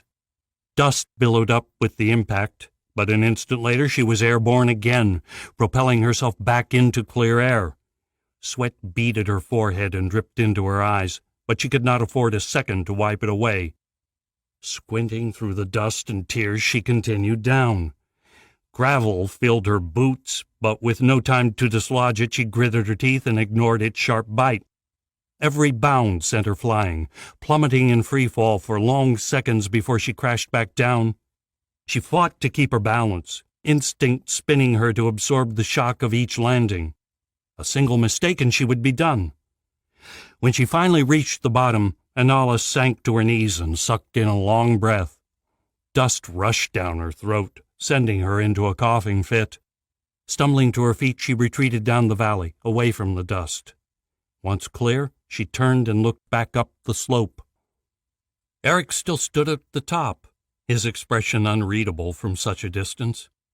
She waved a hand and gave a short nod. After a moment's hesitation, He leapt from the edge. His first bound did not carry him far, but stones still exploded outward as his boots struck the slope. His arms windmilled as he slid, struggling to keep his balance. Just as Anala thought he would stop, Eric leapt again, further this time. The dust rose up, concealing him in a cloud before he whipped back into view, picking up speed as he raced towards her. With each leap and bound he drew closer, his feet barely touching the gravel, sending him soaring again. A grin flashed on his face. Anala couldn't believe it. Eric was enjoying his headlong race down the slope. Then as Eric drew close to halfway, his smile turned to sudden terror. As he landed, Eric shrieked, and his feet collapsed beneath him. He toppled forwards, his foot caught on some hidden obstruction.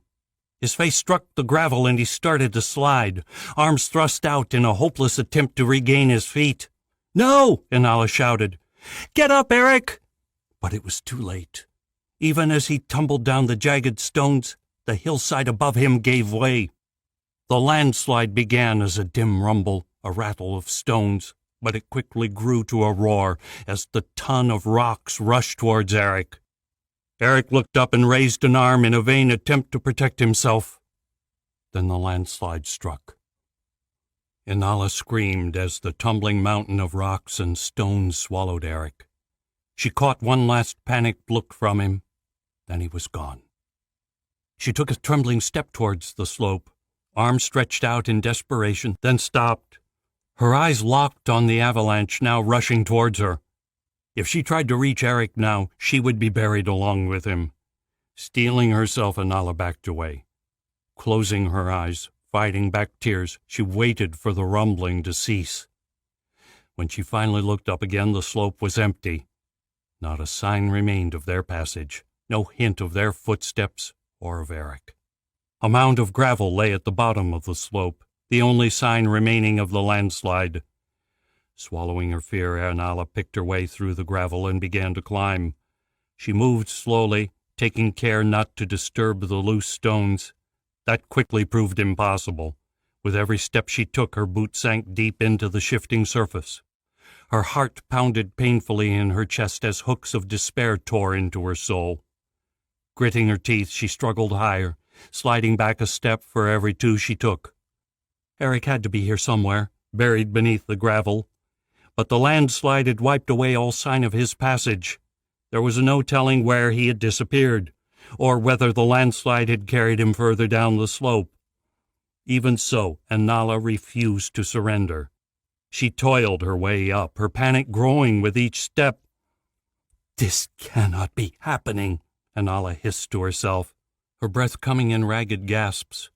Dread clutched her heart in its icy hands, turning her muscles to dust. Eric had to be alive. He would not abandon her. She could not go on alone, could not bear to lose another friend.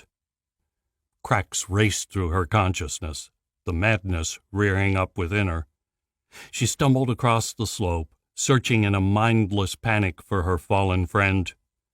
Finally, Anala collapsed to the ground, defeated. A scream rumbled up from her chest, coming out as a choked squeak as she wrapped her arms around her knees and began to rock. "No, no, no, no," she whispered to herself. Tears spilt down her cheeks. "He can't be gone," Anala screamed to herself, muscles burning with exertion. She glanced up the slope, seeking movement, desperate for a sign. There was nothing but empty stones. Eric was gone.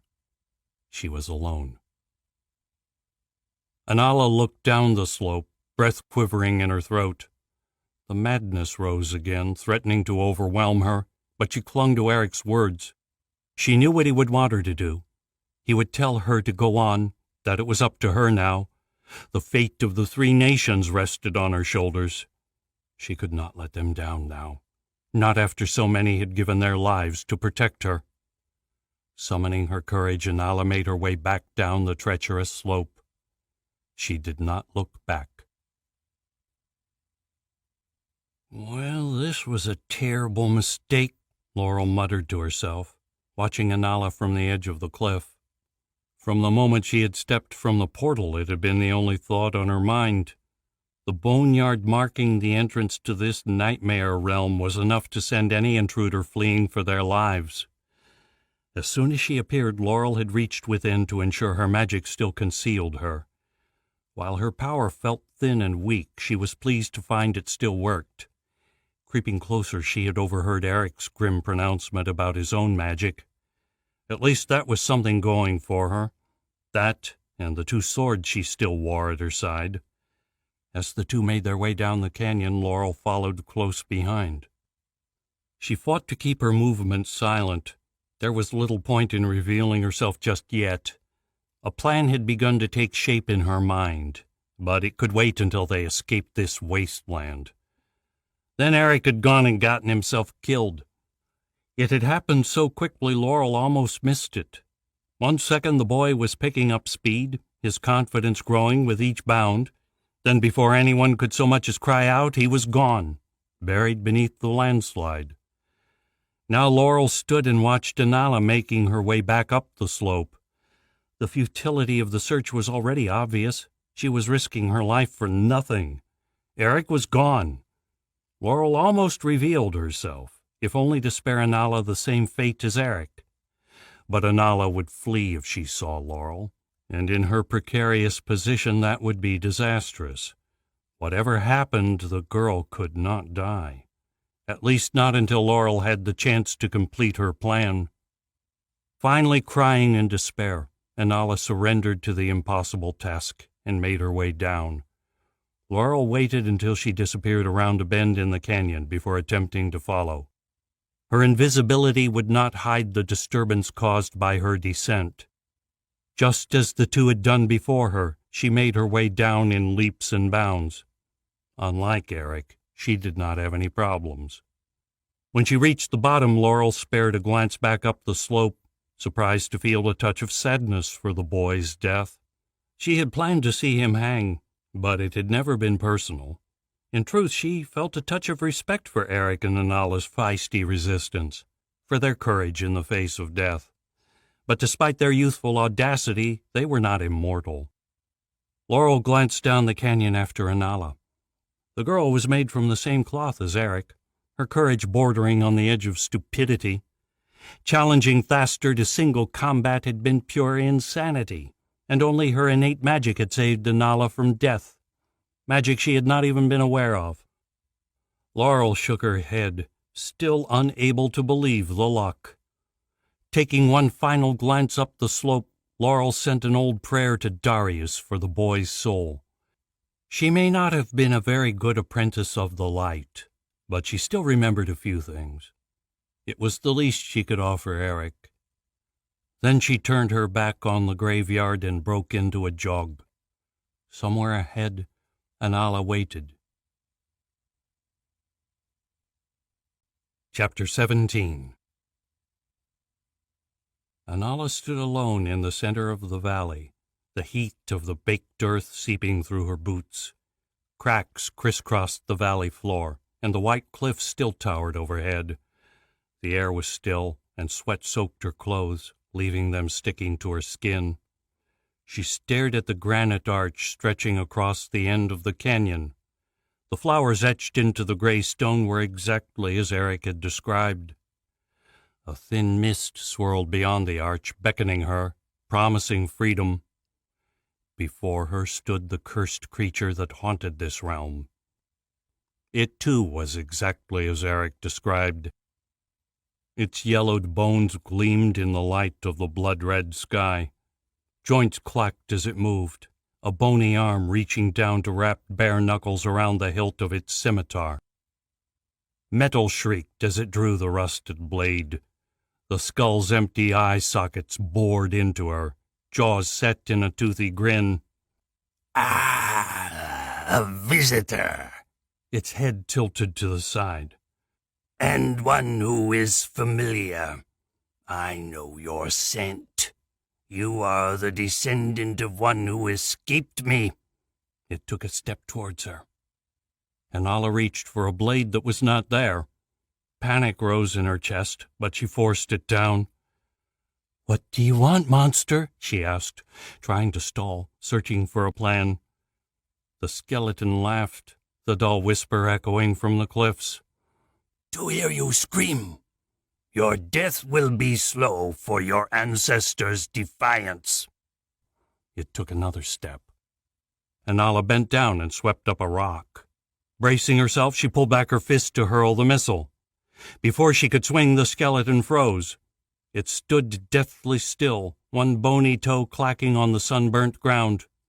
Then the skull turned on its naked spine, staring into space a few feet to Anala's right. "I see you," it laughed. "Come out, Magica, or I will make your death as long as hers." A tremor of intuition ran down Anala's neck an instant before Laurel materialized. "She followed us." Laurel puffed out her cheeks and exhaled, as though she had just run a long distance. Grimacing at the skeleton, she spared Anala a glance. "I think we might have a common enemy." She held a sword in each hand, and without further word tossed one to Anala. Anala reached up and caught the blade by the hilt, smiling when she realized it was Alistair's. Still shaking with the shock of Laurel's reappearance, she turned to face the skeleton. Questions would have to wait. It felt good to have a sword back in her hands. She switched to a two-handed grip and smiled. At least now she stood a fighting chance. The skeleton laughed and surged towards them. The first thing Eric became aware of was the pressure. It pressed in from all around, steady, unrelenting, reducing each breath to short, quick gasps. An ache came from his spine, and as awareness returned, he found himself curled into a ball, legs crushed up against his chest. A dull grinding came from all around, as though the darkness itself was moving. Eric listened to the sound, struggling to recall its source. Memory came slowly, trickling back from the depths of his mind. The boneyard, the scree slope, the landslide. Had he been able to move, Eric would have thrashed about in panic then. But the weight of a mountain had settled on him, trapping him in place. Coarse stones dug into his skin, and a dusty darkness met him when he opened his eyes. Already the air tasted stale, his panicked gasps quickly using up what little remained. How deep am I buried? A suffocating fear swelled within him. He held it down, struggling for calm. Panic would serve no use now. He had to think. Gritting his teeth, Eric tried moving different parts of his body. Another bout of terror threatened to overwhelm him as he realized the pressure had locked his legs in place. He clenched a fist and found he could at least move an arm. Stones rattled, and he realized where the sound came from. The slow, unrelenting crawl of gravel down towards the valley floor. Still on the verge of panic, Eric tried to move again. A shiver ran up his arm as stones tore through his skin. Curled into a ball, he attempted to lift his arms, trying to dislodge the stones either side of his body. Time passed, and his efforts grew weaker, but he knew he was making progress. The stones pressed down on his back, the pressure growing with every strained breath. Finally, he managed to create enough space to move his arms with relative freedom. Reaching out, he began to clear space beneath him so he could straighten his legs. Sharp points stabbed him, slicing through his clothes and grinding against raw flesh. Fear dulled the pain and drove him on. Exhaustion slowed him, but there in the darkness he had only one goal, to escape. As the stone slid away, he twisted, levering himself into a better position. Taking another breath of stale air, he started digging in the direction he prayed was up. Suddenly the stones to his right gave way, his movement undermining the slope's fragile balance. He shrank back as earth roared and the slope collapsed. Light flooded the darkness. Eric sucked in a breath of fresh air and levered his arms beneath him. Using every ounce of his strength, he pulled himself from the scree and back to his feet. His boots sank to his ankles and stones rattled away from him, another landslide already threatening. Eric did not stop to think. He leapt, fear propelling him downwards. Each bound carried him closer to safety. Stones slipped beneath him with each crash landing, the force of impact flinging them up at his face. When he reached the bottom, Eric almost dropped to his knees to kiss the ground. Puffing, he resisted and continued into the valley until sure he was beyond range of stray rocks. Then he collapsed to the ground and looked back at the slope.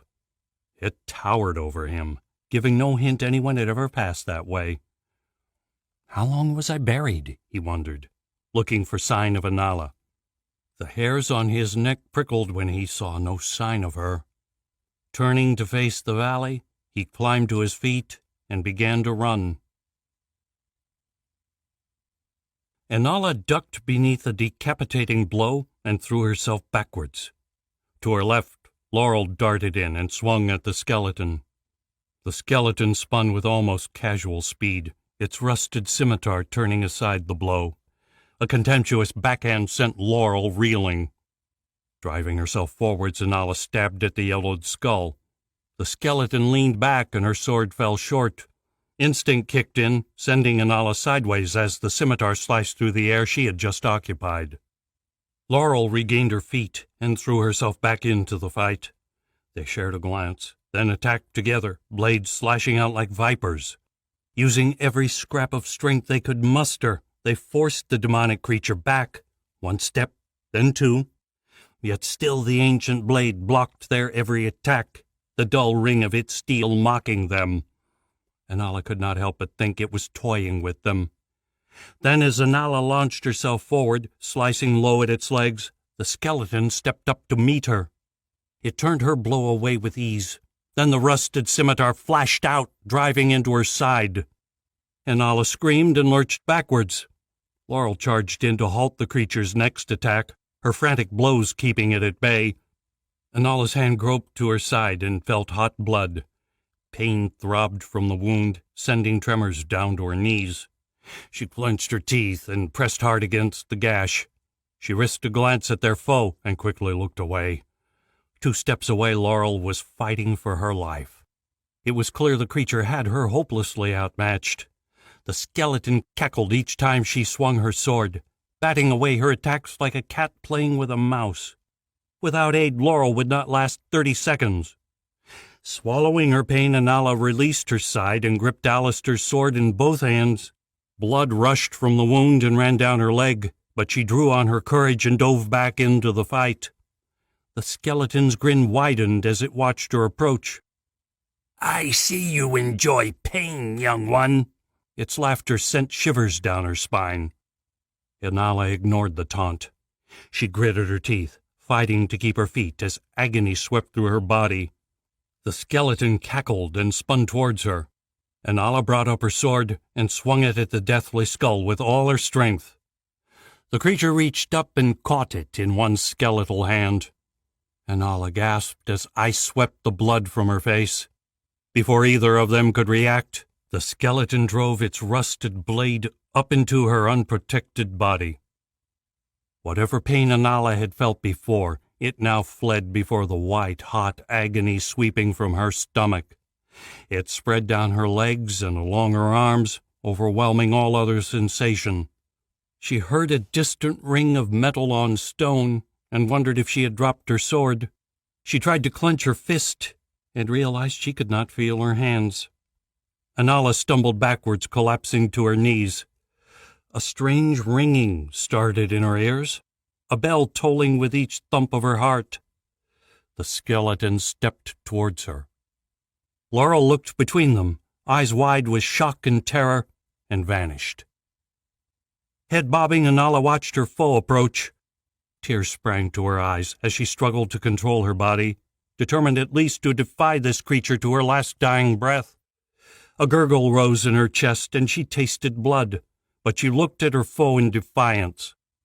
Pain radiated through every fiber of her being. She felt something else rising with it. The creature looked down at her, skeletal fingers clenched around the hilt of its ancient weapon. From so close she could see the blood of long-dead foes congealed on the rust-flecked metal. It held the weapon poised over her, ready to slash the head from her shoulders. Then it withdrew the blade, and a whispering cackle echoed up from somewhere in its yellowed skull. Not so easy for you, young one. Did I not say your death would take an eon? Slowly the creature's words sank in, seeping through the agony of her fractured mind. Fear chilled the pain spreading through her body. Looking up at the creature, hands clenched to her gut, Anala felt her terror take light. She glared at the creature, allowing the power within her to grow, letting its mocking grin feed the flames within. Energy pulsed through her veins, throwing back the shackles of her pain. Anala felt heat in the palms of her hands. With a scream of defiance, she threw her arms out at the creature. Flames roared and raced towards the monster. Eric sprinted down the ancient streambed, rocks slipping beneath his booted feet. Several times he came close to twisting his ankle as he leapt between boulders, the broken surface threatening to send him tumbling. He paid little heed. His lungs burned and his heart pumped hard in his chest. Please don't be too late. The ring of blades carried to his ears, echoing off the whitewashed cliffs. There was no way of telling how far off they were, but he pushed himself harder, picking up speed. He did not stop to question how Anala had gotten a weapon. The empty sky stretched out, unbroken, giving no hint to the passage of time. Hours could have passed since the landslide buried him. Eric recalled the power of the creature they faced all too well. Not even Alistair could stand against it. Anala would not stand a chance. His foot landed awkwardly on a loose rock and sent him spinning across the ground. Gravel sliced at his skin, but he rolled and came up running again. He dodged around a bend in the canyon, his foot striking the opposite cliff to make the turn without slowing. Ahead the canyon straightened. At its end, he caught a glimpse of Anala, on her knees, and staring up at the dark skeleton he remembered all too well from Antonia's vision. As he watched, flames erupted from the girl to engulf the skeleton. Putting down his head, Eric sprinted for the conflagration. His spirit soared as he sensed the swelling of magic. Anala's magic had responded again to her need, summoning heat from the scorching wasteland to burn the skeleton from their path. Perhaps her power could do what Alistair's could not. Or perhaps not. Eric ran harder, determined to reach Anala and do what he could to help. He just hoped her magic did not spread, as it had in the Baronian camp. There was no wind here to carry him from harm's reach. With a gasp of relief, he drew to a stop behind Anala. He raised a hand to shield his face from the heat, taking in the scene in a single glance. Anala knelt on the ground, flames pouring from her small frame to envelop their foe. But now Eric saw the blood staining the ground beneath her, saw Anala swaying and the tremble in her arms. A gasp gurgled from her throat, and she dropped one hand, halving the flow of fire. A chill swept through him as he realized Anala could lose consciousness at any moment. Laughter came from the conflagration enveloping the skeleton. Its dark shadow appeared against the flames. The pop of stone shattering beneath its feet sounded unbelievably loud to Eric's ears. He heard Anala sob in frustration, saw her other arm begin to dip. Eric stood behind her, fists clenched in rage. He had no weapon to fight with, but he could not just stand by and watch the cursed skeleton prevail. In desperation, he reached for his magic, for any power that might offer them salvation. His magic rose at his touch, his fear feeding its strength. Before he could pull back, he saw it changing, morphing into the wolf that still haunted his dreams. It stood before his inner mind, teeth bared, fur flicking with the blue light of his magic. It growled, towering over his feeble mind. But Eric was stronger now, and he knew he could best this beast. He stared back, pushing down his fear, seeking to drive the wolf back into its cage. It stepped towards him, already shrinking before his courage. Grinning, he approached it, confident in his strength. It leapt, teeth bared, and struck his spirit form. Its teeth tore into him, sending pain lancing through his soul. The fear returned, stealing away his strength and feeding the wolves. He fought back, pressing out with his mind, struggling to force the beast from him. A voice whispered in his mind then, cold and devoid of life. "Stop, you fool. This is the only chance we have." Eric froze at the urgency in the voice, his defenses slipping. The speaker seemed familiar, though he was sure he had never heard it before. Too late he realized it came from the wolf. Its jaws ripped out, enveloping his conscious. Eric's eyes opened, and the magic stared out, taking in the skeleton emerging from the flames. It stalked towards Anala, scimitar in one hand, the other stretched out to fend off her attack. A tremor ran through Eric's body as energy surged into his veins. Eric smiled, or rather the magic forced a twisted grin to his lips. It knew how to handle this foe. The answers lay not in the wasteland without, devoid of any force capable of harming it, but with the power hidden within. Reaching into the pool of magic at their core, it searched for the power Eric had buried there so long ago. Lightning flickered in Eric's inner eye, rising from deep within. The same lightning he had pulled inside all that time ago in the desert of Chol. The lightning Alistair had once told him might one day save his life. With a roar of thunder, it returned to the mortal world. The hairs on Eric's arms rose as it crept along his skin, crackling as it went, eager to finally be spent. Blue light flickered in Eric's eyes. A surge of greed swept over him as he looked on the raw energy. He shivered at the raw thirst of the magic, its demand for more. The skeleton turned to stare at him. Somehow he could see now the fear in its empty eyes. The skull's grin faded against the lightning's glare. Eric laughed, the sound a dull imitation of his usual baritone. He pointed a finger. Lightning flickered along its tip and leapt for the skeleton. The blue energy merged with the flames still streaming from Anala and struck the skeleton. A roar echoed from the cliffs, followed by a dull boom. The skeleton screamed, stumbling back before the combined force of their magic. It roared again, jaw hanging wide as the heat took hold. As they watched, the bones of its face started to melt, the yellowed bone blackening before their eyes. Energy crackled in the air. Scimitar raised, the skeleton stepped towards them, but its leg gave way, snapping beneath its weight. The creature fell to the ground, blue and red flames still flickering over its body. It clawed at the stones, reaching for them. They watched as its yellowed bones melted away to nothing. The magic within Eric looked around in triumph, its power swelling, spreading through his body. Eric shrank before it, feeling himself being thrust back from the world. Sight and sound retreated against the roar of its might. "Eric!" Anala croaked. "Help me." Anala's words pierced the fog, slicing through the magic spell. His conscience rose, fighting back against the power that controlled him. The pressure in his skull grew, soul and magic vying for supremacy. But its desperation shone through, feeding him strength even as its claws dragged through his mind. "Help!" Anala's voice was growing weaker. The magic's hold snapped, and Eric found himself returned to his body. Turning the hooks on the magic which bore them, he hurled it back into the depths of his mind. He stumbled towards Anala. Her torn shirt hid the full extent of her injuries, but the pool of blood told the story for him. She needed help, and quickly. Alistair's sword lay beside her, and he quickly slipped it into his belt. Then Eric crouched beside her and swept her into his arms.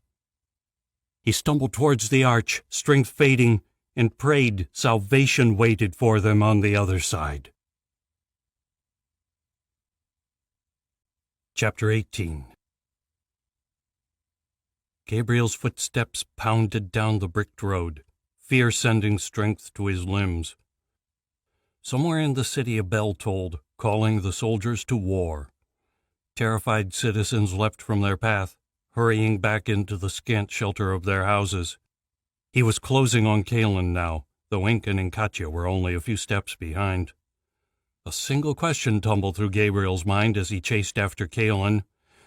Is it the demon? The wall loomed ahead, the pale figures of the city guards scurrying across the ramparts. Their movement seemed panicked, chaotic. What's happening up there? Gabriel shouted over the clang of bells. Nothing good, Incan hissed as she drew level with him. If it's the demon, we don't stand a chance, Gabriel whispered, half to himself. A chill dread crept into his stomach as they reached the walls. Kalen bounded up the steps, Incan not far behind. Gabriel followed, heart pounding, waking nightmares of the demon sending terror through his very soul. Never before had he felt so helpless. To stand before the dark magic wielded by the creature, and know he could do nothing to save Anala from its wrath. Even so, he would not bend now. As long as he lived, he would fight. Their boots thumped on the stone stairs, tiny pebbles scattering beneath their feet. The cries from the guards grew more frantic as they approached. Gabriel struggled to stop the shaking in his legs, pushing down his fear. At the top they did not pause, the three of them and Katya spilling out onto the battlements. Men milled about them, staring out over the dark waters of the lake. Gabriel held a hand over his eyes to shield them from the autumn sun, squinting at the distant hills. The sun's warmth returned some of the feeling to his hands, frozen by the cool air. Together they looked out over the lake, expecting to see the dark silhouette of the demon soaring towards them. Instead, Gabriel found his fear turning to awe. Across the lake, a dozen gold specks marred the horizon, miles away still, but coming closer with each passing second. Gabriel stared, not quite believing what his eyes told him. He had never seen the gold dragons before, only the vicious red which had almost killed him. His heart soared all the same, his thoughts turning to Anala and the sudden hope that she might be with the creatures. The specks continued to grow, until soon Gabriel could make out each beat of their golden wings, see the flick of their tails and the rows of teeth glinting in the sun. Reptilian tongues flicked out as they approached, flames licking the air before them. Gabriel held his breath. Not one of them could believe it. They could only stand there and stare in wonder, unable to comprehend this miracle, but thankful beyond measure. The gold dragons could only be here to help in the fight against Darkon, to fulfill their part in the ancient treaty. Beside him, Kalen thrust his fist into the air in silent joy. Gabriel grinned. Now surely they might just stand a chance. Men, stand to! Gabriel felt his hopes curdling as Katya's voice bellowed across the wall. An icy breeze swept over Eric as he stepped from the portal onto the neatly manicured lawns of the citadel. He shivered in the frigid air, turning to stare at the stone walls rising up about him. Torches burned in brackets around the courtyard, their light casting an orange glow across the snowy grass. Stars lit the sky, and somewhere in the darkness an owl called. Eric stumbled as he shifted Anala's weight to his other shoulder. He squinted against the torchlight, searching for an exit. Shouts came from around them, and the steel doors at the end of the yard burst open. Guards appeared, spears held at the ready. They charged across the slippery grass, voices raised against the intruders. Steel armor rattled beneath their woolen cloaks. Eric made no move to run. He would not get 2 steps carrying Anala's dead weight. Even so, only their obvious distress stopped the guards from killing them on the spot. Eric stood helpless with Anala in his arms and waited as the guards surrounded them, spear points bristling. A man barked orders, and the guards closed ranks, cutting off any chance of escape. Then the man stepped towards them. "Who are you? How did you get into the citadel?" he demanded. "We're friends." Eric's voice shook with the cold. "I can explain everything, but you have to help her. She's been stabbed. If she doesn't get to a healer soon, she'll die." The man hesitated, his eyes taking in the blood seeping from Anala's cloak, already staining the snow beneath them. The truth of Eric's words was clear for all to see. "Please," Eric whispered. "She's important. You cannot let her die." The leader took a deep breath, then nodded. He barked out a string of orders. 2 men lowered their spears and approached Eric. 2 others joined them, their spears aimed in his direction. Eric reluctantly allowed them to take Anala's weight. Carrying her between them, the men retreated from the circle and disappeared through the steel doors. "Thank you," Eric croaked to the leader. The man nodded. "Explain yourself." Rubbing his arms to ward off the cold, Eric gave a quick summary of who they were and how they had come to be there. The soldiers stared back, eyes hard and unforgiving. With their woolen cloaks, the cold did not seem to affect them. Eric could read the skepticism in their eyes and doubted they believed a word of his tale. When he finished, he spread his hands. "Do what you want with me. Just make sure Anala survives." The leader stared at him, eyes unreadable. At last he nodded. "The council did receive word from Jurian some time ago about a company who would bring a girl to us. No doubt the council would like to be the ones to judge the truth of your tale. They did not convene until morning." Eric nodded. His teeth began to chatter, and to his surprise the man laughed. "Until your story is verified, we cannot trust you. But let it not be said we Trollans do not know how to treat a guest." He retrieved a pair of iron cuffs from his cloak and tossed them to Eric. "Put those on, and we will show you to some place warmer where you can wait out the morning." The cuffs must have been deep within his cloak, because the metal still felt warm. Shivering, Eric locked them about his wrists and nodded to the guard. The man gave a short smile and waved Eric towards the doors. "Follow me." Shame welled up in Laurel's chest as she watched Anala's healing. An hour had already passed, the air crackling with the magic of the 3 healers. Light flowed from their hands to wrap Anala in a blanket of power. It seeped into her skin, seeking out the injuries within. But healing did not come without cost.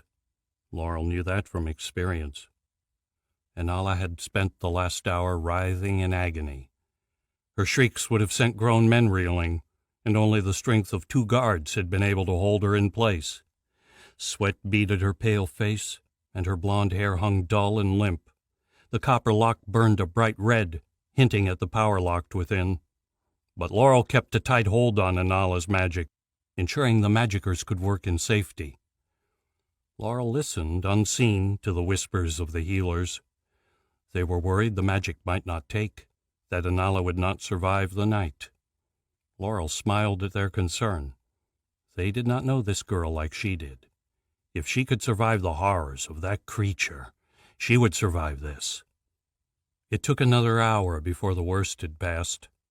Her skin slowly regained its color, a healthy pink returning to her cheeks. The shrieks started to subside as Anala settled into sleep, a gentle frown replacing the scowl. At last the healers declared her healthy. Laurel smiled, wishing she could thank them. It was clear the effort had cost them. Exhaustion ringed their eyes, and haggard lines were etched across their faces. Shoulders slumped, but smiling in triumph, they left the room one by one. Then Laurel was alone with Anala. Closing her eyes, she slumped into the chair beside the girl's bed. The skeleton's cackle rang in her mind. Shivering, she wrapped her arms around herself, the fear rising within her. The creature had unmanned her, her strength evaporating before its overwhelming power. When Anala fell, the last shred of her courage evaporated.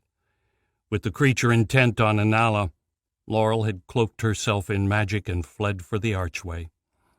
Anala's screams and the skeleton's dread laughter chased after her, but she closed her ears to the girl's plight.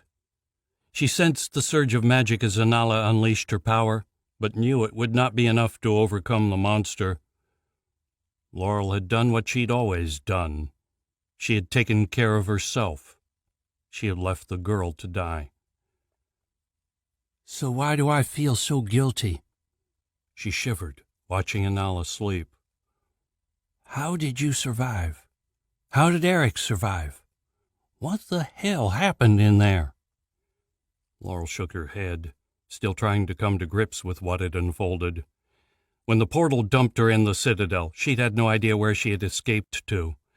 Remaining invisible, she slid through the courtyard, listening to the guards. When she learned she was in Calgon, she could not help but smile. It would take a long time for the hawk to find her here. Then the two magicers had stepped from the portal, and all hell had broken loose. Now Laurel found herself conflicted. When she had followed them into the portal, she'd thought to use Anala as leverage against the Trollans. No doubt they would pay a steep ransom for her life. But here in the Citadel, the height of Trollan power, she knew such a plan could only end in disaster. Even if the Trollans eventually recognized Anala and were willing to pay for her life, Laurel would stand little chance of escaping with her ransom. While she possessed a few unique abilities, she was not powerful. The battle magicers of Trolla would hunt her down within hours. Nor could Laurel ignore the shift in position between herself and Anala. They had stood together against the cursed skeleton, fought side by side to survive its relentless attack. Anala's bravery had saved Laurel a dozen times in the short minutes of the battle. In return, Laurel had left the girl to die. Taking a deep breath, Laurel released her magic and reached out to touch the sleeping girl. Anala's eyelids fluttered, and a low crackle came from her throat. Then her sapphire eyes opened and looked up at Laurel. She did not miss the suspicious glint in their murky depths. "What are you doing here?" she croaked. Laurel bowed her head. "I followed you from Chol. I thought it might be the best way to escape the Baronian thugs hunting me. I'm sorry I ran when it stabbed you." Anala's mouth twisted in a frown.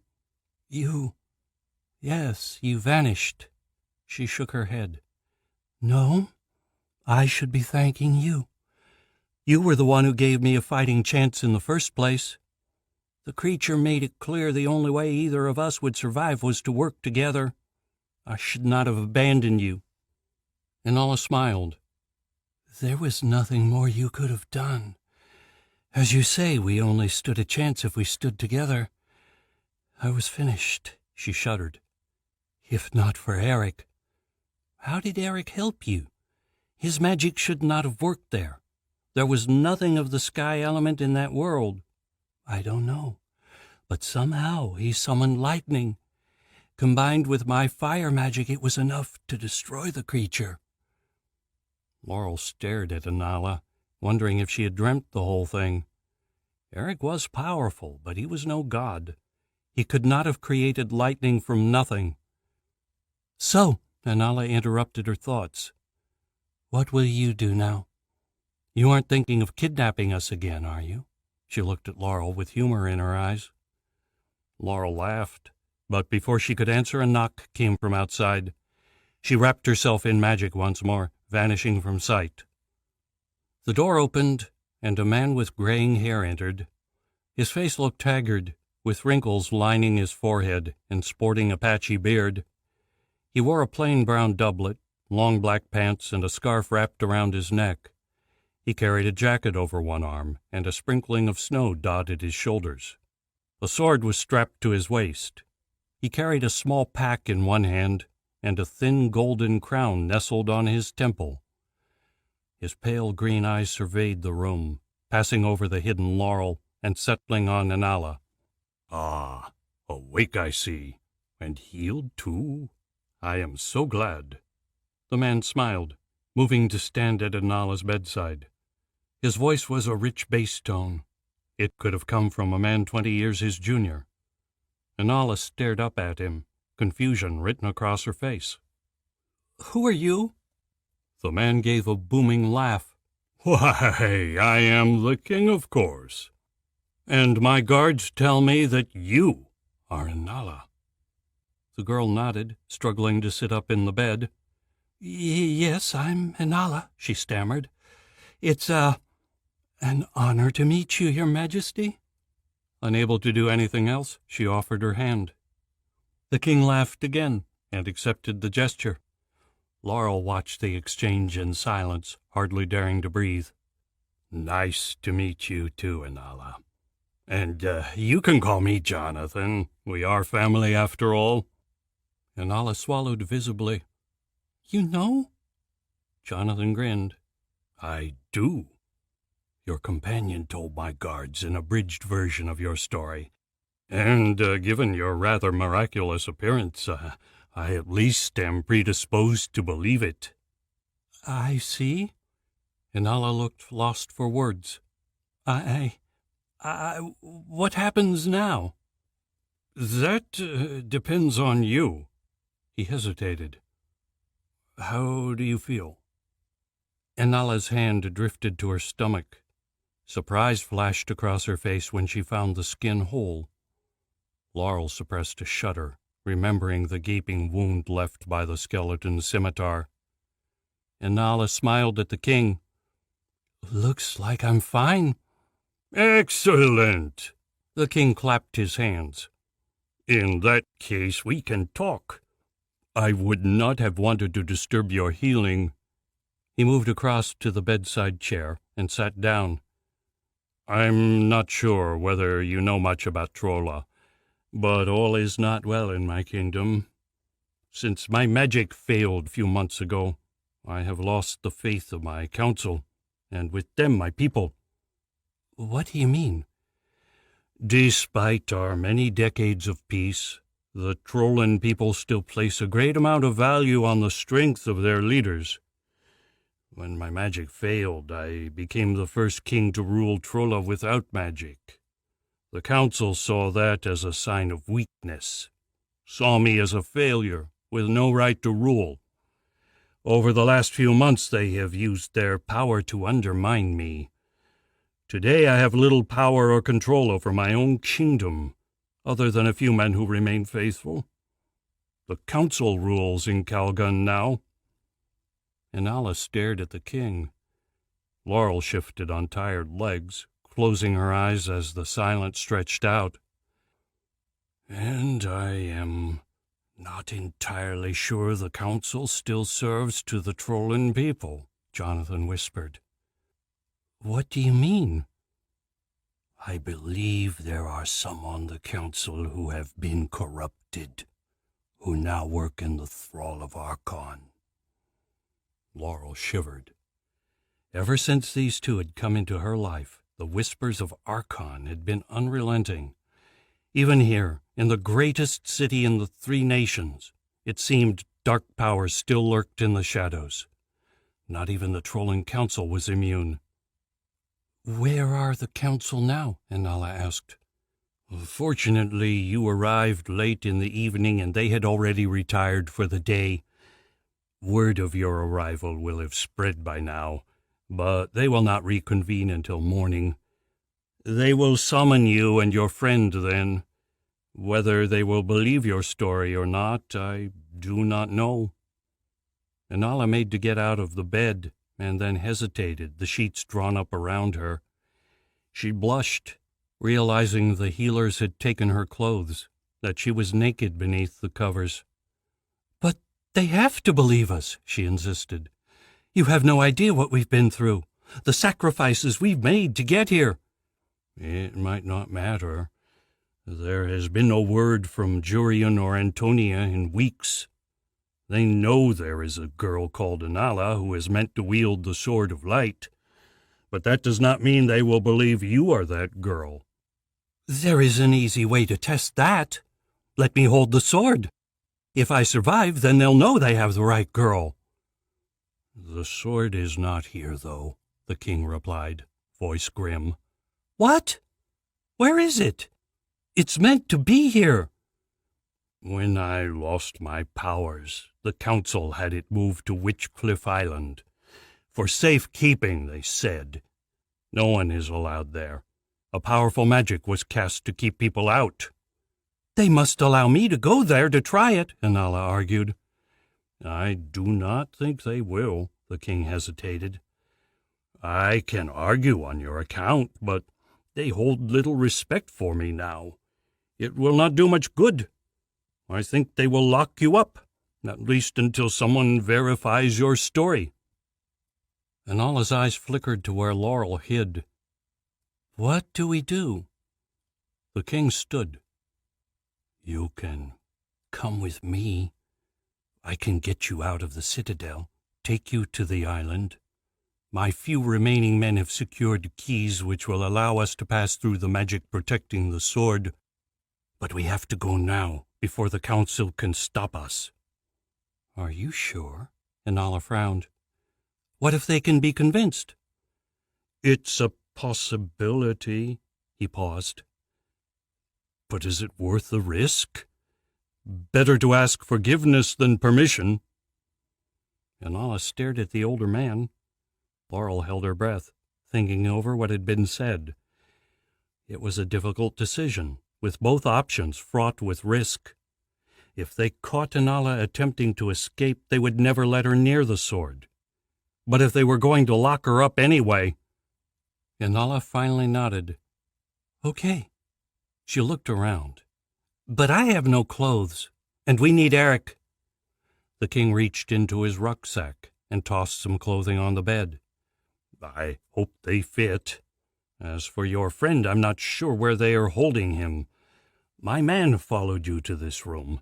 By the time he returned to seek out your friend, guards loyal to the council had already taken him. He could be anywhere in the keep. We may need his magic. We may, but the keep is massive and we don't have the time to search for him. We would be caught for sure. The girl took a deep breath. Okay. I'm sure he will figure out what's happening, somehow. Laurel smiled at the obvious message in Inala's words. She nodded her silent agreement. She wondered how Eric would react to her sudden appearance. Good. I'll wait outside while you get changed. Be quick. He slipped out the door and closed it behind him. Inala rolled out of bed and slipped into the fresh clothing. The jacket hung loosely off her small shoulders, and the breeches needed a belt, but they would protect her from the icy weather outside. Laurel's own jacket was far too thin for the Trollan climate. Don't worry. I'll tell him, Laurel whispered. Good luck. Inala grimaced in her direction. Thank you. I think I'm going to need it. Chapter 19. Gabriel turned to see Katya moving through the crowd of soldiers. She swung her sword as she moved, laying into the fleeing men with the flat edge of the blade. Her eyes burned, her face a mask of rage. Any man that abandons his post will see the noose, she growled, and her words finally sank in. The men slowed, glancing back at the approaching dragons, as though weighing their chances. Gabriel could not help but smile. Dragons had not been seen in the skies of Plorcia in decades. Who could blame the men for panicking? Even so, he stifled his grin. The counselor was right. This was a time of war. Plorcia could not allow the fear of cowards to cripple its army. Beside him, Kalen stepped forward. Do not worry, men. His parade ground voice boomed over the clamor. He waved a hand at the approaching dragons. Those are gold dragons, the last tribe allied with men. They mean us no harm. They are here to help. I spoke with them in Dragon Country. They are no threat. Katya cut her way through the crowd of soldiers. When she reached them, Gabriel saw her anger had not abated since their unexpected visit. Did you bring these beasts here, Kalen? Did you know they would come? Kalen met her frosty stare. No, I did not bring them here. But you did not think to mention to the king that you had spoken with these creatures? You will have to forgive me. It was a rather brief meeting, and I had more pressing things to discuss. Perhaps if someone had allowed us another audience, I could have told you. Katya shook her head. What are they doing here, unannounced? You'll have to ask them that yourself, Kaelin offered. You think we can just talk to those beasts? Katya growled. Those are dragons, you fool, in case you hadn't noticed. I can't just have them flying up to the city uninvited. Who knows what their true motives are? Gabriel's stomach twisted. What do you mean? He interrupted. Those are gold dragons. They're our allies, friends of Anala. Katya turned her frosty eyes on him. And where is this Anala I keep hearing about? Vanished, dead for all we know. As for the alliance, there are few who even remember it exists. It is a forgotten treaty forged by a long-dead king. You are both fools if you think we should allow such powerful creatures to fly right up to the city. She waved an arm to encompass the buildings behind them. You would entrust all those lives to an outdated piece of paper? Gabriel made to reply, but Incan's elbow in his side cut him off. Simmering, he pursed his lips and bit back his response. It would not do to lose his temper now, not while the situation on the wall still hung on the edge. Air hissed from his nostrils as he breathed out and looked to Kaelin. But Kaelin did not reply. He stood stiff as a board, staring at Katya, panic in his eyes. Katya shook her head. Nothing. Unsurprising. You are a fool, Kaelin, and I won't risk everything we have on the word of a fool. She turned to the men and raised a fist. Men, to arms. Prepare the catapults. Archers to the fore. You there, find me a speaking trumpet. Perhaps we can persuade these creatures to leave without bloodshed. Gabriel gaped, unable to believe what he was hearing. He opened his mouth to scream at Kaelin, to demand why the sergeant had frozen, but his tongue twisted in his throat, and only a strangled squeak came out. He choked, his mouth dry, unable to form coherent words. Gabriel stood rigid, staring at Katya, at Kaelin. He made to move, to grab Kaelin and shake him, but found his muscles locked in place. His whole body stood frozen, fixed in place. With growing horror, he realized Incan and Kaelin were in a similar state. Around them the soldiers began to move, rushing for weapon stashes and manning the great war machines mounted to the battlements. His eyes flicked to Incan and Kaelin and saw his panic reflected in their eyes. Swallowing, Gabriel glanced at Katya, watching as she strode through the men, bellowing at the top of her voice. Her eyes found them, and Gabriel thought he saw her lips twitch in the slightest smile. Dark magic, the thought swept through Gabriel's mind. He stared at Katya as she swept through the Plorcian ranks. They had been wrong to trust her, to try and make her see reason. She had been Archon's agent all along. Being a senior counselor, it was not hard to see how Katya might have influenced the king. Who knew what dark magic she had worked in Ardeth? Gabriel closed his eyes and gritted his teeth, fighting against whatever magic held his body. His muscles trembled and his knees creaked, but nothing changed. He could almost feel the dark forces surrounding him, the ghostly tendrils binding his limbs in iron. Only his eyes remained untouched, leaving him free to watch, horrified as the dragons grew ever closer. This cannot be happening. Dragons! Katya's voice boomed out. Someone had found her the speaking trumpet. Why do you enter Plorcian lands uninvited? Turn back now. You are not welcome here. Gabriel sucked in a breath, his muscles straining to break free. His eyes flicked to the men nearest them, praying one would realize something was amiss. But no one was watching them. All eyes were on the approaching dragons. Soldiers raced along the parapet, taking up positions at regular intervals and crouching to string their bows. A catapult groaned as it turned to face the oncoming threat. In the distance, the dragons roared, and fire crisscrossed the sky. No! Gabriel swore to himself. This had to be stopped. He clenched his fists, eyes flicking again to his companions. It took a moment for him to realize he had moved his hand. Hope blossomed in his chest, and he struggled to bring feeling back to the rest of his arm. Katya returned to where they stood frozen, a sad look on her face. "I have to admit, I'm disappointed you were wrong, Kaelin." Her eyes looked distant. "Dragons would have been a welcome ally, but those beasts have not come to make peace." Gabriel felt the blood flee his face. This cannot be happening. Plorcia was about to fire on their most powerful allies. The dragons believed they were approaching friends. The surprise attack would decimate them, along with any future chance of alliance. And those who survived the carnage would wreak bloody revenge on Ardeth. Katya still stood close by, her grim eyes watching the dragons approach. Gabriel felt another surge of hope as a tremor ran through his arm. He strained his muscles further, seeking every inch of give he could find. Then, slowly, he lowered his hand to the pommel of his sword. Golden scales flashed with the beating of wings. The dragons had already crossed the halfway mark of the lake and were closing fast on the city. They would be within range in seconds. "Men, prepare to fire," Katya called.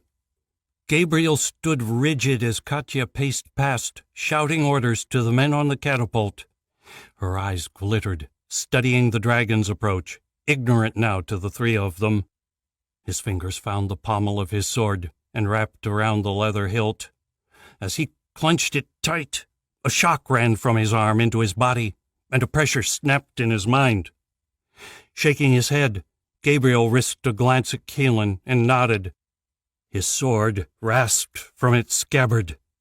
In front of them, Katya raised an arm, eyes fixed on the advancing dragons. She opened her mouth to give the order. Stepping up behind her, Gabriel drove his blade through the counselor's back. The sharp steel slid into the hilt and lodged there. Katya stiffened on the blade, her sharp groan echoing across the battlements. Her head half turned, staring at shock at Gabriel. Her mouth opened, but only blood came out. Staring into Katya's eyes, Gabriel felt ice grow in his chest. In that moment he had a terrible thought. Maybe he'd been wrong. Maybe Katya was not the traitor. Heart pounding hard against his ribs, he released the blade. Katya toppled to the ground, her dead eyes staring up at him, accusing. Kaelin stumbled as the spell broke, and Incan shuddered beside him. Then she was swinging the bow off her shoulder and into her hand. She had an arrow knocked before Kaelin had even drawn his sword. Together they stepped up on either side of Gabriel, weapons at the ready. Around them the soldiers stared, unable to comprehend the sudden death of their commander. It only took another second for that to change. Almost as one, 100 bows turned in their direction. Yet all Gabriel could do was stand and stare at the dead woman at his feet. Eric paced across the bedroom, the soft carpet yielding beneath his sandaled feet. Incensed candles in the chandelier above cast their flickering light across the walls and left a citrus tang in his nostrils. A cushioned bed sat in the center of the room, beckoning, but he could not sleep. Not now, not while Anala's fate still hung in the balance. He glanced towards the heavy wooden doors barring his exit. They opened into a corridor where 2 guards waited, ensuring Eric did not make any unaccompanied trips into the citadel. Taking a breath, he moved towards the doors, and then stopped, knowing it was useless. He had already tried that route. The guards had said in no uncertain terms he was to remain in this room until morning. At least he could be thankful for their treatment of him. The first thing they'd done on reaching his makeshift prison was to uncuff him and usher him into an adjoining room. There a hot bath waited. Still shivering from the cold outside, Eric had not needed any further encouragement. He pulled off his blood-stained clothing and slid into the hot water. The guards took his ruined clothes and quickly departed. To his surprise, they left Alistair's sword where he had discarded it. He returned to the bedroom wearing only a towel, where he found a white bathrobe and thin pair of sandals waiting for him. Now hours had passed, and still there was no word of Inala. Eric moved to the bed and sat down. He ran his hands through his hair, desperate to know if she had survived. Calgon was the richest city in the Three Nations. Surely they must have healers. She will be okay, Eric reassured himself. A fire burned in the grate on one wall, the flames casting a warm glow to mix with the candlelight. The walls were plain and windowless. There would be no escape there. Of course, with his magic, he was confident he could fight his way out if necessary. But it would not come to that. These people were their allies. It would not be prudent to start blasting through walls just yet. He lay back on his bed, the soft cushion yielding beneath him. With a wry grin, Eric realized this was the most comfortable bed he had ever lain on. Whether they believed him or not, the guards had not joked about making him feel welcome. He just hoped Inala was receiving the same attention. Swallowing a lump in his throat, Eric closed his eyes. Incan's face drifted through his mind, her wry grin flashing beneath her fiery red hair. How many days had it been now? How many nights since he'd left her in the ruin of Sitten? Even without the time warp of the way, he'd lost count. Staring up at the high ceilings, Eric prayed she still lived. Then, exhaling, Eric began to meditate. He wasn't sure how long he lay there before a bang on the door woke him. A guard entered, carrying a steaming plate of food. He placed it on the bedside table and flicked Eric a smile.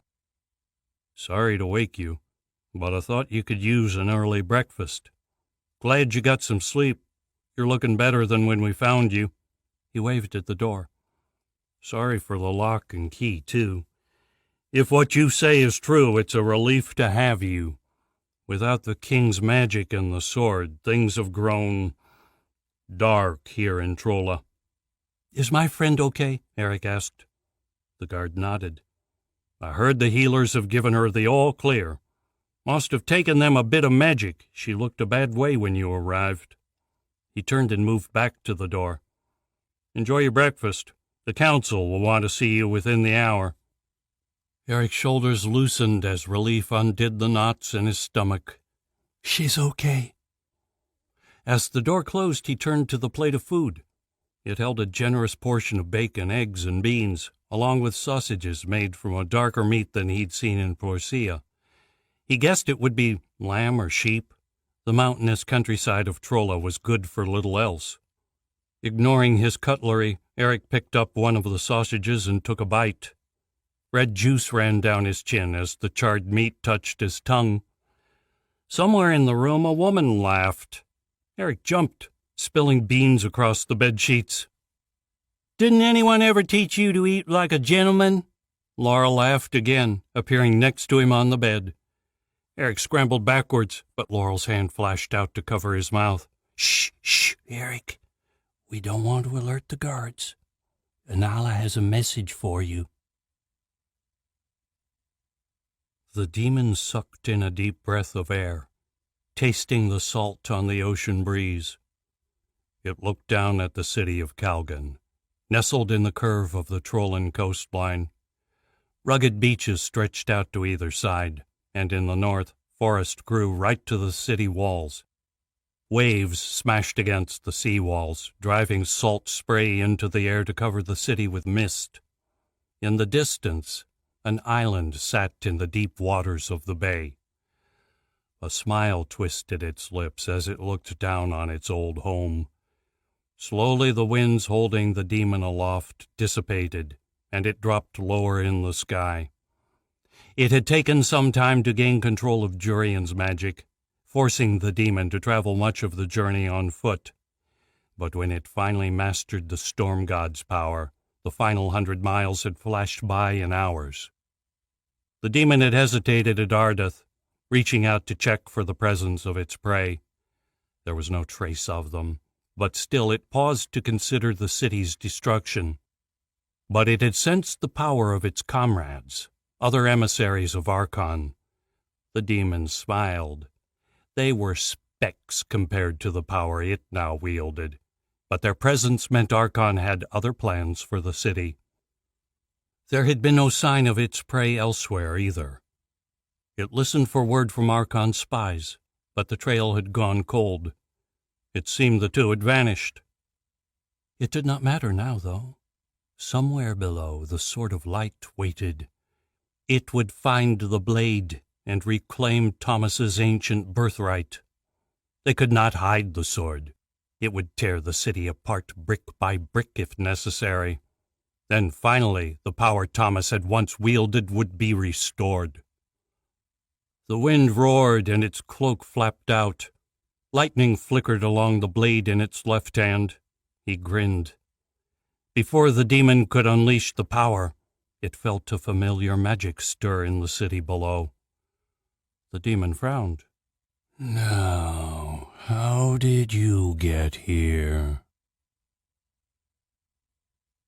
This is a bad idea, Eric whispered. A bit late to turn back now, Laurel hissed back as she relieved the unconscious guards of their swords. Thanks. So glad you pointed that out, he replied in a bland voice. He hoped Inala knew what game she was playing at, trusting Laurel. But he had little choice but to go along with the plan. It had apparently taken most of the night for Laurel to discover where they were keeping him, and even longer waiting for a chance to slip into his room undetected. Inala and King Jonathan were a long way ahead of them by now. Eric glanced up and down the corridor, his nerves fraught. The sun was up, and the council could send for him any minute now. They must know Inala was missing by now. There was no more time to waste. They needed to get out of the citadel, now. But first he needed proper clothes. He winced as Laurel tossed him a pair of pants. These were followed by the guard's jerkin, cloak, and boots. Using the robe to shield himself and keeping a wary eye on Laurel, he began slipping into the clothing. Laurel laughed when she saw him watching her. Don't worry, you're not my type. She still didn't turn away. Eric flushed, but finished pulling on the clothes. They were too large for him, but at least he would have some protection from the cold air outside. Together they pulled the guards into the bedroom and locked the door behind them. Laurel slipped past him. This way, she whispered. Swallowing, Eric glanced back at the doors. Too late now. Taking a firmer grip of Alistair's sword, he followed after her, slipping down the silent corridors. Eric glanced through open doors as they moved, surprised by how empty the citadel seemed. They did not encounter a single soul as they made their way through the keep. Eric shook his head, worry gnawing at him. Despite the early hour, there should have been people, servants and workers moving about to prepare the citadel for the day ahead. Where is everybody? He hissed. Laurel shrugged.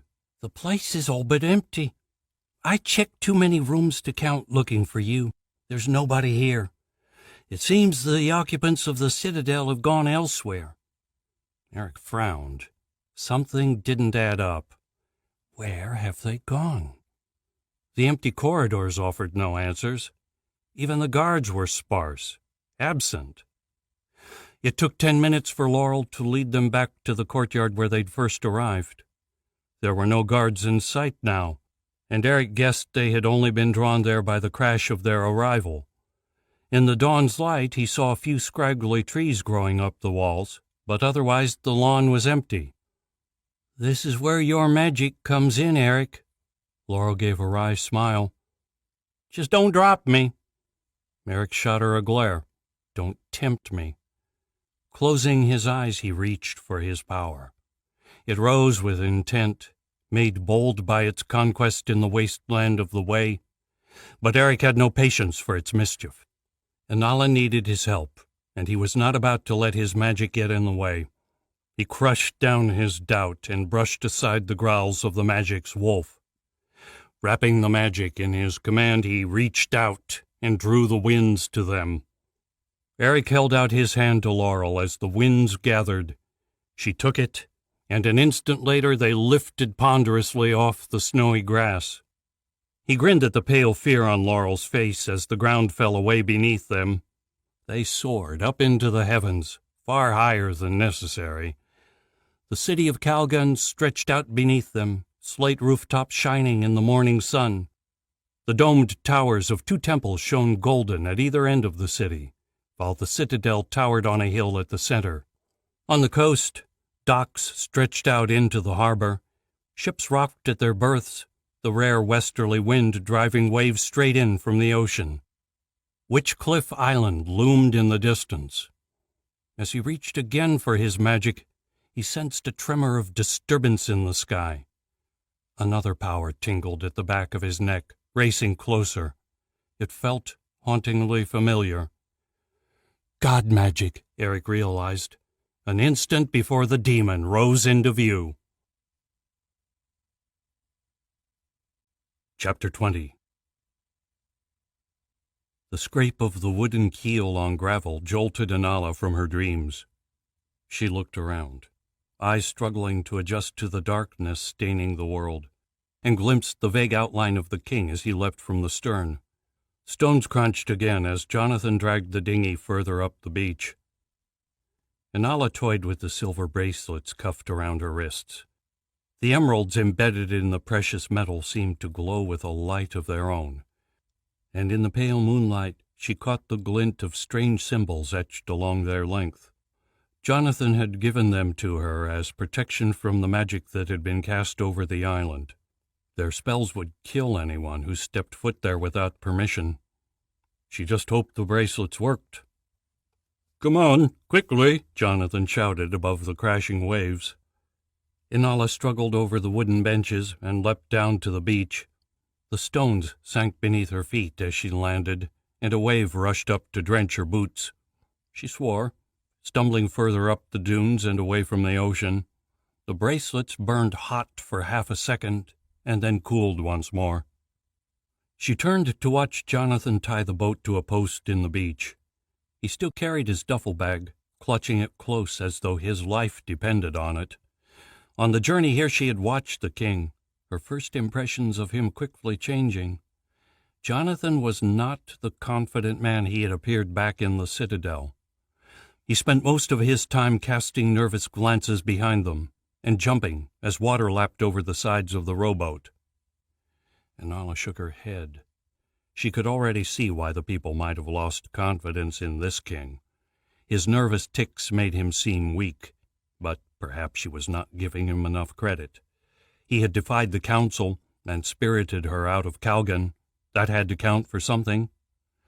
Swallowing her worries, Anala decided to do her best to ignore his behavior.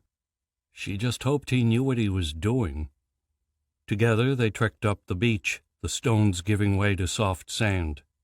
Overhead, the red cliffs of Witchcliff Island loomed as shadows against the dark sky. The wind whistled through the wiry branches of the trees dangling from the sheer walls. A faint glow lit the distant horizon, signaling the approach of dawn. Jonathan led her off the beach and up a trail through the long grass growing on the sand dunes. Without a torch, they relied on the moonlight to guide them. Inala soon found herself tripping on the thin grass roots crisscrossing the trail, and cursed Jonathan's lack of foresight. Insects buzzed around her head and flew at her face, the vicious flies biting wherever they discovered flesh. Inala swore and swatted them away as best she could. It did not take long to reach the first fork in the trail. A left turn continued along the beach, while the right led to the base of the cliffs where Inala glimpsed a narrow staircase carved into the rock. As they drew closer, Inala saw that wind and rain had worn the stairs smooth. Someone had strung a rope through hoops hammered into the cliff face, but there was little else to prevent them plummeting to their deaths. At least it's something, she thought, fighting down her nerves. Jonathan paused when they reached the bottom and turned back. His face was pale, and sweat beaded his forehead. These steps are treacherous, so be careful. Halfway up we will encounter the second protection spell. It will not be visible until we are right in front of it. but it encases the top of the island in a dome of magic. Only those who carry the correct keys can enter. Your bracelets are spelled to let you pass through the dome unharmed. Inside is a third protection, a maze which we must navigate together. The magic there is strange, ever-changing to stop any threat powerful enough to bypass the first two traps. The bracelets may not protect you from everything. He pulled down his shirt to reveal a gold and emerald necklace. Nor will my amulet. We will have to work together to survive. Are you ready? Anala ran her fingers over one of the bracelets, feeling the small indentations the emeralds made. She nodded. Let's go. They made their way up, step by cautious step.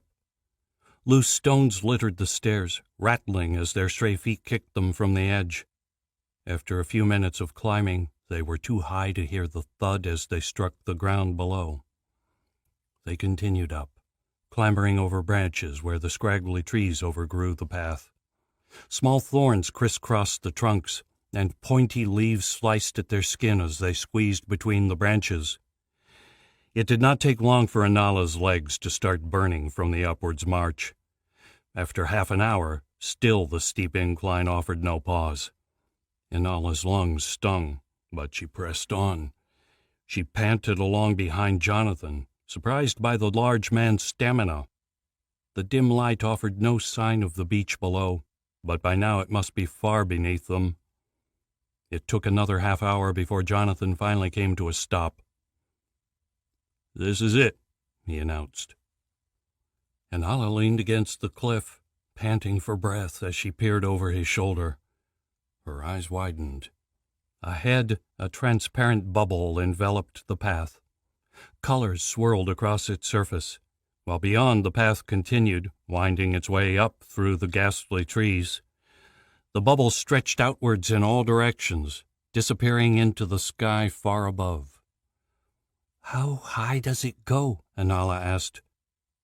"As I said, it forms a dome around the top of the island to ensure none can pass unchallenged," Jonathan answered. "When we enter, we must stop on the other side. We will need to take our bearings before continuing into the maze. Even with the keys, it is designed to confuse the mind. And there are dark creatures lurking there." Anala stared at the barrier. "What maze? I can see the path on the other side." "You'll see," was Jonathan's only answer before he stepped into the bubble. Anala watched, expecting him to continue walking along the path on the other side. Instead, he vanished. Staring into the barrier, Anala bit the side of her cheek, wondering where the magic led. Taking a deep breath, she stepped after Jonathan. The bubble bent inwards as she entered, its cool surface pressing to her skin. Then a screech ran through her ears and the world spun. The barrier snapped closed, and a strange wetness enveloped her body. Fighting down panic, Anala held her breath and took another step. The ground still felt solid, even as her eyes watched the world continue to spin. Lungs screaming, Anala pressed on, unsure whether she could breathe in the strange material. Her stomach twisted and her chest strained with the desire for air, but her feet did not betray her. A heartbeat later, the spinning ceased, and she stepped from the wetness into the maze. The air howled, tearing at her clothes and threatening to push her from the path. Sand, or something like it, whipped at her face as she tried to make sense of what she saw. Shadows spread out through a world tinted blue, some just beginning to form as others faded into the misty ether. Ahead, the path splintered out in a dozen different directions, each trailing away into the ghostly landscape. One path called to her, and without thinking she made a step towards it. A firm hand grasped her by the shoulder. "Stop," Jonathan whispered in her ear. "Wait. We must stick together if we are to survive. The maze is alive, and it lies. If it draws you in, you will never see the real world again." Do not trust what your senses tell you. Inala felt a fog enveloping her mind, slowing her thoughts. After a time, Jonathan's words seeped into her consciousness. She shook her head, trying to clear her thoughts. "Then, which path do we take?" Jonathan raised a finger to his lips. He pointed at the shadows. They continued to shift, some growing while others shrank, but bit by bit the maze grew clearer. Through the apparitions she saw ceilings and stairwells which seemed to fold back on one another, and in places the trails led straight up walls. Her stomach twisted at the impossibilities of the maze before her. The bracelets burned at her wrists, and some of the queerness faded away. One pathway grew clearer, though the others crisscrossed it like tangled wool. "Do you see it?" Jonathan whispered. "I think so," Inala nodded. "Good. "We must take care. The magic of our keys might not last the trip. If it runs out, we will have to rely on our own cunning to escape." He paused. "Whatever you do, do not touch the shadows that surround us. They are death. And keep quiet. We are not alone here. Dark creatures roam these corridors. It would be best if we avoided them." Jonathan swallowed. "Follow me." He stepped onto the path. Inala could not miss the fear in Jonathan's eyes. Biting her lip, she braced herself against the wind and followed in his footsteps. She prayed his courage would hold. Whatever lurked in these shadows, she did not wish to face it alone. But she had a feeling Jonathan's hands were not the safest in which to place one's life. Still, he was the only guide she had. They made their way deeper into the maze, shadows pressing in on them. Inala kept her arms close to her sides, mindful of Jonathan's warning. Her fingers brushed across the bracelets, drawing scant comfort from the warmth of their touch. Her thoughts turned to Eric, and whether Laurel had found him. It did not feel right to continue without him, not after they had been through so much. She had watched him die and somehow come back to life. She thought she was dreaming as Eric stumbled towards her, his clothes brown with dust and lightning leaping from his fingers to join her flames. She would feel better with him at her side. But he was not here.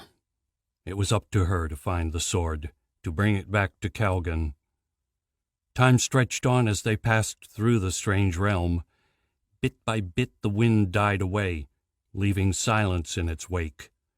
Not even their boots made a sound as they trod the dark path. The fog slowly returned to her mind, turning her thoughts to porridge.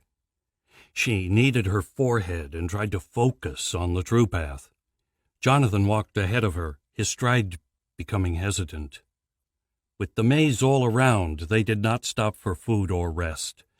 The path led inexorably upwards, staircases and steep tracks carrying them further into the ghostly sky.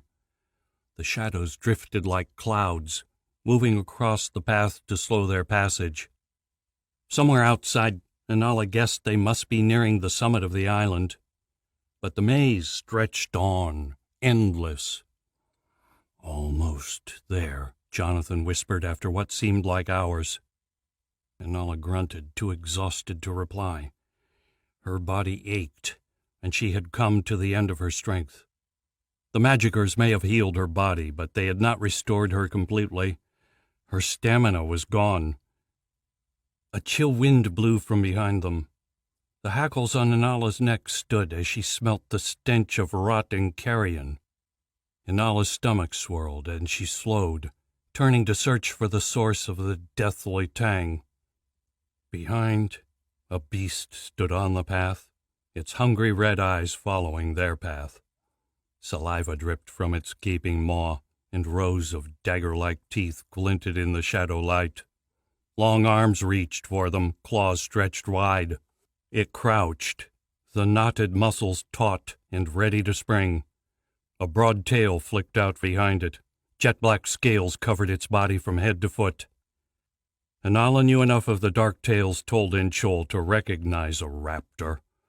She could not fathom how one had come to be here, so far from the desert, but there was no mistaking the greed in its eyes.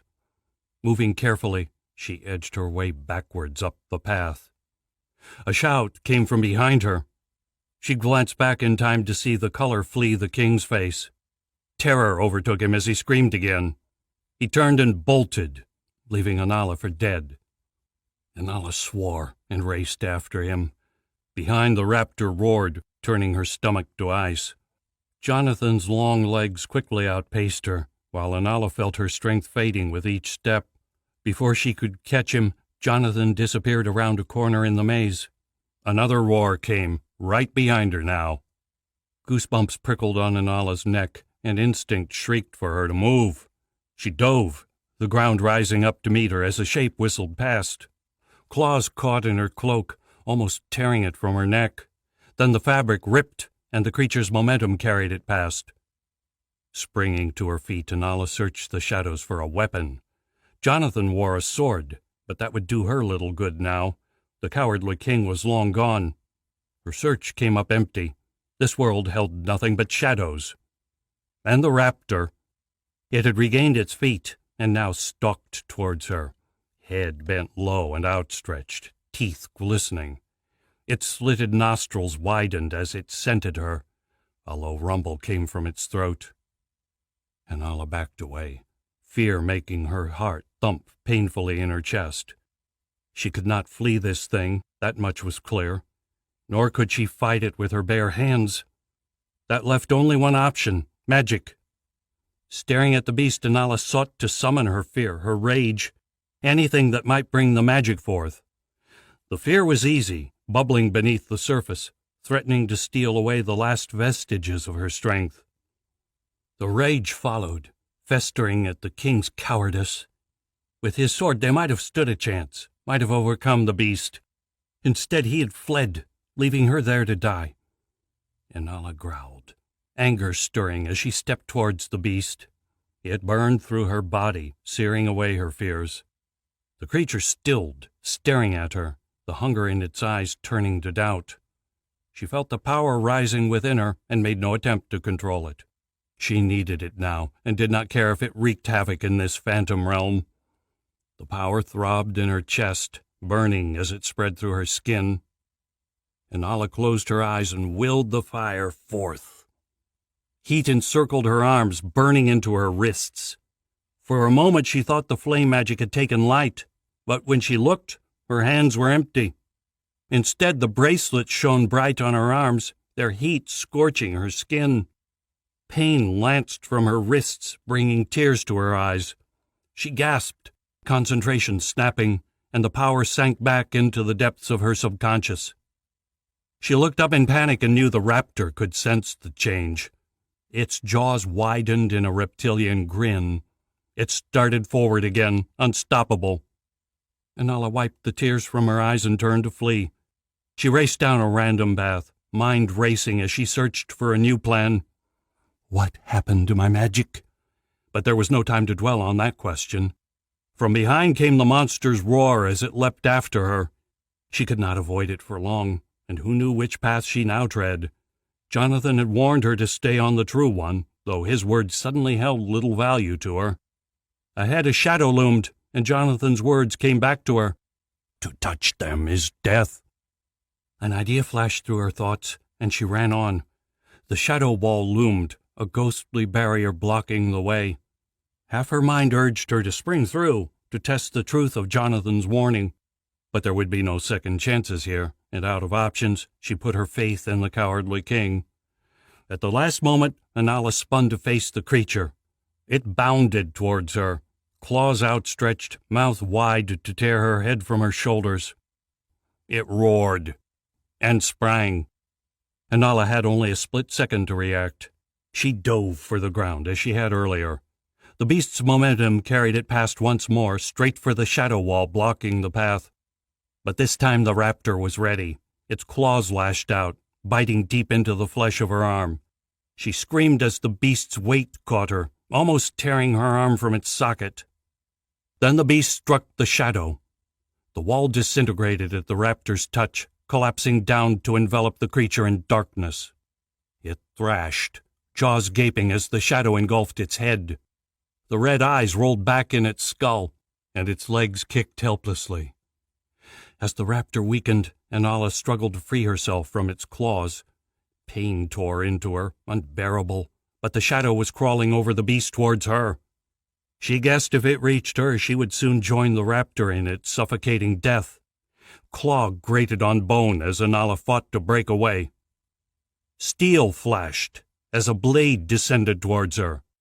Anala flinched as it struck the creature's arm, once, twice, 3 times. On the final blow, the limb snapped, and Anala tore herself free. She stumbled backwards, looking around for her savior. She found Jonathan standing over her, his brow wet with sweat and his breath coming in heavy gasps. His eyes still shivered with panic, but somehow he had summoned the courage to return.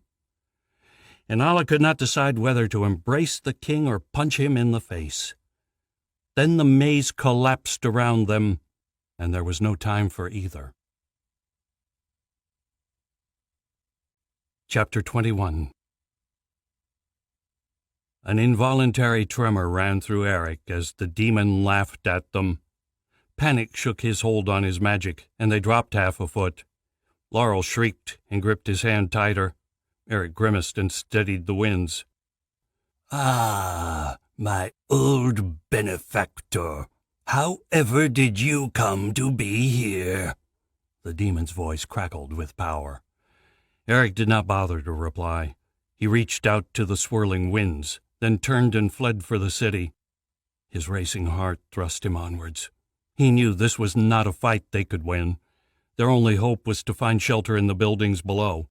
He tightened his hold on Laurel's arm, dragging her with him.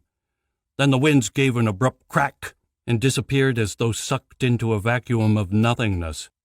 Eric found himself falling, tumbling towards the city below. The rooftops raced up, the spires of a nearby church beckoning.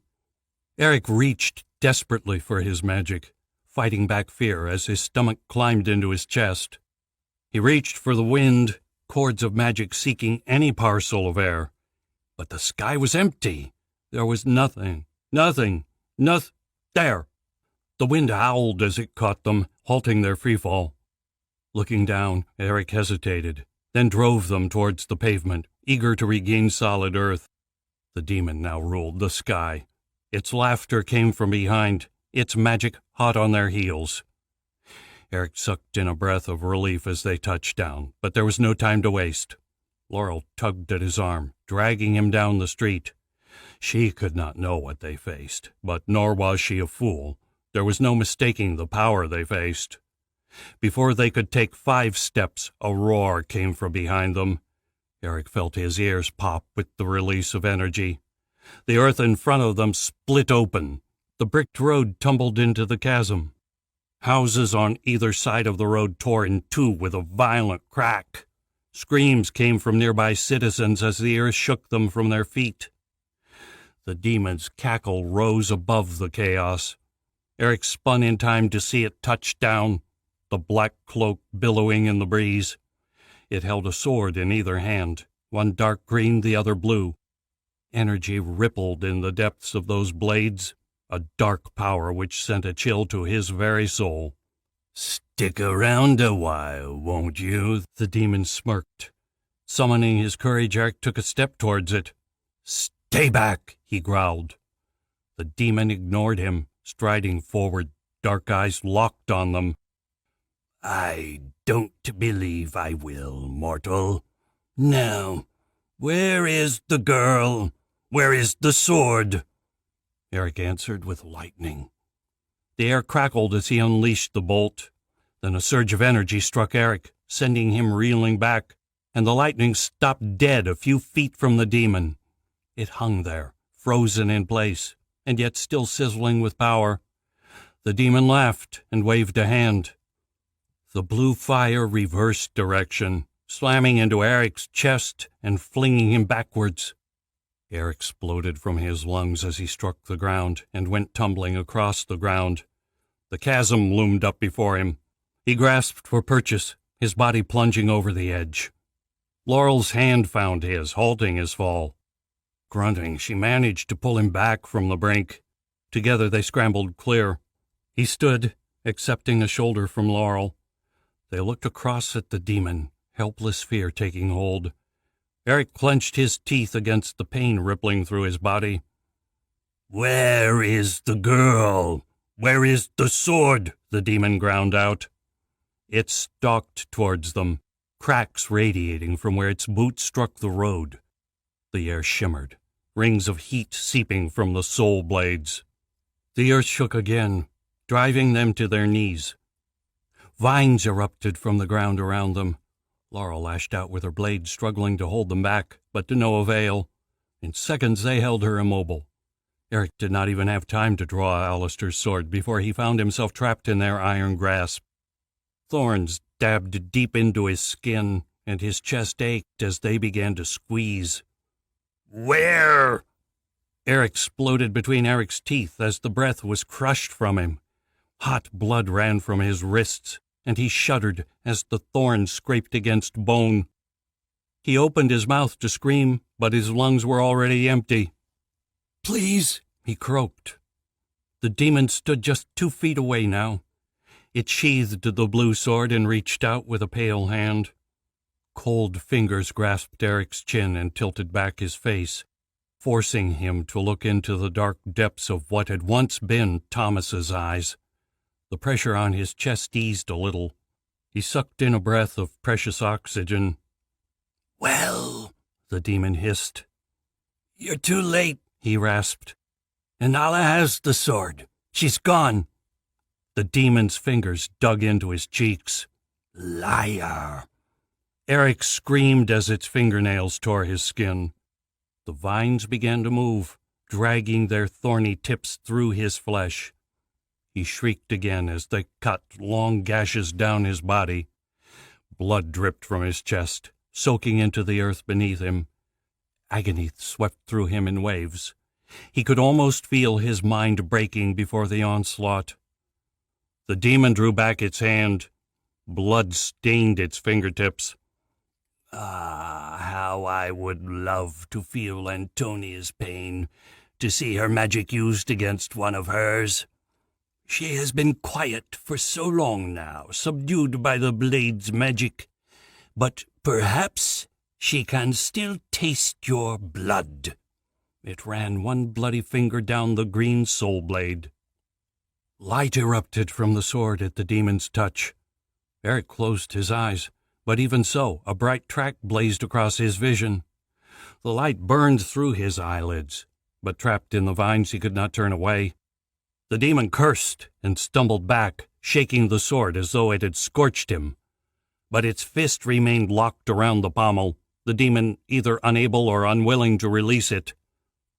As the light blazed stronger, a voice whispered in Eric's mind. "Eric, can you hear me?"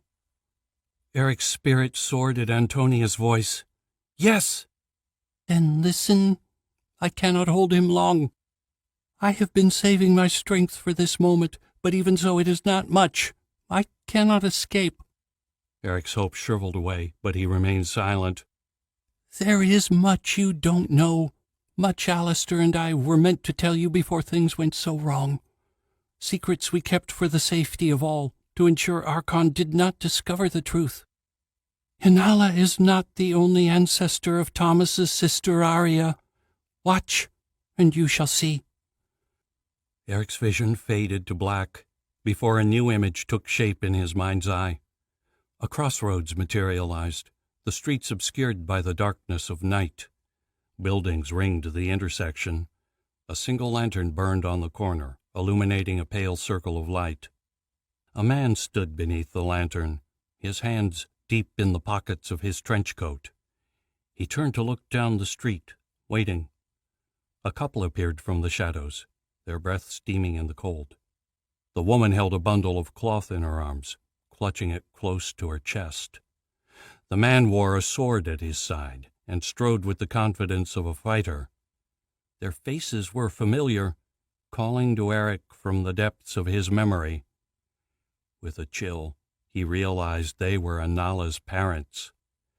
The man at the crossroads turned to watch the approaching couple. They met beneath the glow of the lamp, faces huddled close to hide the whispered words. Eric heard them anyway. "Thank you for coming," Anala's father began. "You don't know how hard this is for us." "Then why are you doing it? Why choose me?" The other man's voice was familiar, too. Eric struggled to place it as the woman replied, "We do this because we must. Our custom demands it." She smiled, her voice filled with warmth. "And we chose you, Alan, because we know you. You and your wife. You are the ones we want." "No, no, no!" The words raced through Eric's mind as the scene faded. The last thing he glimpsed was of Anala's mother passing the bundle to the man called Alan. "It cannot be true." Alan was his father's name. "Yes, Eric, it is the truth. You are Anala's twin brother. You too have the royal blood." Antonia's voice returned, but it was fainter now, diminished. "How?" Eric's mind reeled, unable to comprehend the vision. "Why?" "Arya and her children were hunted from the moment Alistair took them into hiding. Archon was desperate to see them dead, and only the most desperate of measures could keep the line safe. Over generations it became tradition for your ancestors to separate their children at birth, to adopt one into a worthy family. You were such a child." Eric shook. No, I knew my parents. This cannot be possible." The light from the soul blade shivered. "You saw the truth, Eric. Both Anala and yourself have the blood to wield the sword." She paused. "But you must be strong to use it. You must have conquered your own power if you are to stand a chance of wielding the sword." "Anala has only just begun to learn," Eric whispered. "Then it must be you, Eric, though you too are still learning. You must not die here." Eric's mind still whirled, still fought against Antonia's words. How can this be? Did Alistair know this?" "I never told him, though he may have guessed when I sent him to you." Eric choked back tears. He struggled to concentrate, though pain still rippled from where the vines were embedded in his flesh. "None of this matters, Antonia. It's too powerful. I cannot escape." "Do not worry about that. But we are out of time. The demon will soon take control of my powers again. I give you my blessing, Eric. Good luck." With her last words, warmth flooded into Eric's body. As it spread, the vines drew back, falling to the ground, where they withered and died. The warmth spread, encircling his wounds and drawing out the pain. He watched as gashes in his flesh closed over, the skin knitting itself back together. As the last of his wounds healed, the warmth vanished. Eric looked up to see the demon's dark eyes watching him. The emerald light of the soul blade had returned to a sickly green. Purple veins stood out on the demon's arms as it gripped the sword hard. "What did she tell you, boy?" Rage burned in its eyes. Eric summoned his magic, bracing himself for another round. What is Antonia playing at? She knows I cannot win this fight. "Do not worry yourself about that, demon." Laurel stepped between them. Eric stared at the ex-Baronian, shocked by her interference. She too had been freed, her wounds healed by Antonia's magic. She looked sideways at him and flashed a smile. She no longer held her sword, but she stood with a strange confidence, defying the demon. She spoke to me too. A shiver ran through Eric as she faced the demon.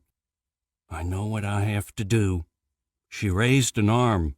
It flared bright white as she summoned her own power. The demon laughed. "You think you have the strength to challenge god magic?" The other soul blade scraped from its sheath. Laurel shook her head. "No, I do not have the power to challenge your stolen magic, But you cannot wield them without your own dark magic, demon, she spat. The demon froze, the light from the soul blades dying away. Its face twisted with hatred. The dark eyes bore into Laurel, its body trembling as it fought to break the spell. The same spell the magicer had cast over Eric and Anala. Laurel stared back, arms outstretched, concentration etched into the lines of her mouth. Light flashed again, and her eyes glowed with power. Eric stared, frozen with indecision. What had Antonia told Laurel? What had she done? Teeth gritted, Laurel turned to him. "What are you waiting for?" she ground out. "I cannot hold it for long. Go!" Still Eric hesitated, tears springing to his eyes. There was no denying the truth behind Laurel's words. "Why are you doing this?" he whispered. Laurel gave a sad smile. "That's between me and Antonia." Her face softened. "Go, Eric. Find Anala. Get the sword. Save the world. Go!" Eric leapt for the sky. Laurel stared at the demon, arms trembling. She blinked back tears, unable to take her eyes from its hateful glare. Only Antonia's warmth kept her strong, unwavering before its fury. "You cannot hold me, mortal," the demon grated. Laurel bowed her head, tearing her eyes from the deathly face. It was, she knew, the face of her death. She could feel her pool of magic withering. The energy it took to hold the demon was sucking it dry at an alarming rate. She did not have much longer. She prayed to the goddess it would be long enough. She had told Eric the goddess's words were between herself and Antonia, but in truth the decision had been a simple one. They could not hope to destroy this demon, not without aid. But bolstered by Antonia's final gift, she had the strength to hold it, at least for a time. Her light magic against the darkness swirling at its core. If not for Antonia, Laurel would never have had the strength to hold it back. Even without the soul blades, the demon was unbearably strong. Its magic surged against her, fighting to pierce the light magic smothering it. 1 second's lapse and it would be free. But for now it remained trapped in the blanket of Laurel's magic. Without its dark magic, the demon could not access the power of the soul blades, could not even move the body it possessed. It was helpless, for so long as Laurel could hold it. Or almost helpless. Antonia had warned her that the soul blades had power of their own, power to defend their wielder. If Laurel or Eric attacked the demon directly, their power would be unleashed and the demon freed. Antonia had given her the strength to stop the demon, but they still had no way to kill it. Their only hope to stop it was the Sword of Light, but the sword was far beyond reach. That left only one option. Laurel had to hold the demon, to give Eric the chance to escape. There was no other alternative. If she did not hold it, it would kill them all. "I can feel you weakening, girl. You're dying. Release me, and I will let you live," the demon whispered, its voice seductive. Laurel looked up and laughed. Darkness radiated from the demon's soul, the falsehood of its words clear in her mind's eye. There would be no mercy from this creature, not once its magic was free of her binding. Closing her eyes, Laurel took a deep breath to calm her racing heart. Standing amidst the ruin, she waited for death. Chapter 22. Incan held the bowstring tight against her cheek. Arrow knocked and sighted at the nearest soldier. She glimpsed Caelan taking up position on the other side of Gabriel, sword in hand. Gabriel himself stood motionless, staring down at Katya, his sword still embedded in her back. The counselor lay dead at their feet, her empty eyes staring up at them. A heavy tension hung in the air as the men edged closer, weapons held at the ready. One false move, and the three of them would be peppered by arrows. Indecision held them back for now, but it would only take one raised voice to break the spell. Ingun swallowed hard, her eyes sweeping the battlements, reading the odds. They faced at least 24 archers. There could be no resistance here, only a pointless death. Taking a breath, Ingun slowly released the tension on her bowstring and removed the arrow. Crouching, she laid her bow on the ground and raised her hands. Kaelin followed suit. A man forced his way through the gathered soldiers. She recognized him as Elton, the man who had greeted them at the gate and seen them to the king. His face held no cheer now, only anger and fear. As he approached, she saw his eyes flick back towards the oncoming dragons. "How could you do this, Kaelin?" he hissed. His voice shook with anger. Kaelin let out a long sigh. She was working for Archon, was about to fire on our allies. We couldn't let that happen. "How can you say that?" Elton shook his head. "She has served our king and nation faithfully for years. I know her. Knew her." "And do you not know me?" Kaelin stared hard at his brother soldier. "Was it not you who said the king had been acting strangely, that he had not been himself? It was under Katya's influence, under the spell of her black magic. Even now she was using it, freezing us helpless. Only Gabriel managed to break free of the spell, to stop her." Ingun glanced at Gabriel, seeing the uncertainty in his eyes. She could read the guilt there. He was second-guessing his actions, questioning whether Katya had really been the traitor they believed. Yet the proof was before them. The counselor had been about to fire on their allies, and the spell had broken with her death. Yet one question still rang in her head. How did Gabriel break the spell? Before she could contemplate the matter further, the soldiers around them began to scream, drowning out her thoughts. Ingun swung around and found herself taking a step back in sudden fear. A dragon alighted on the battlements. Its great wings spread wide to cast the wall in shadow. It towered over the trembling soldiers, golden scales glittering in the midday sun. The giant head leaned down towards them, the intelligent eyes inspecting them in detached curiosity. The long tail rose up behind it, poised as though to strike. "Where is the one who addressed us with such uncouth language?" The dragon's voice echoed in her mind as it bared its teeth.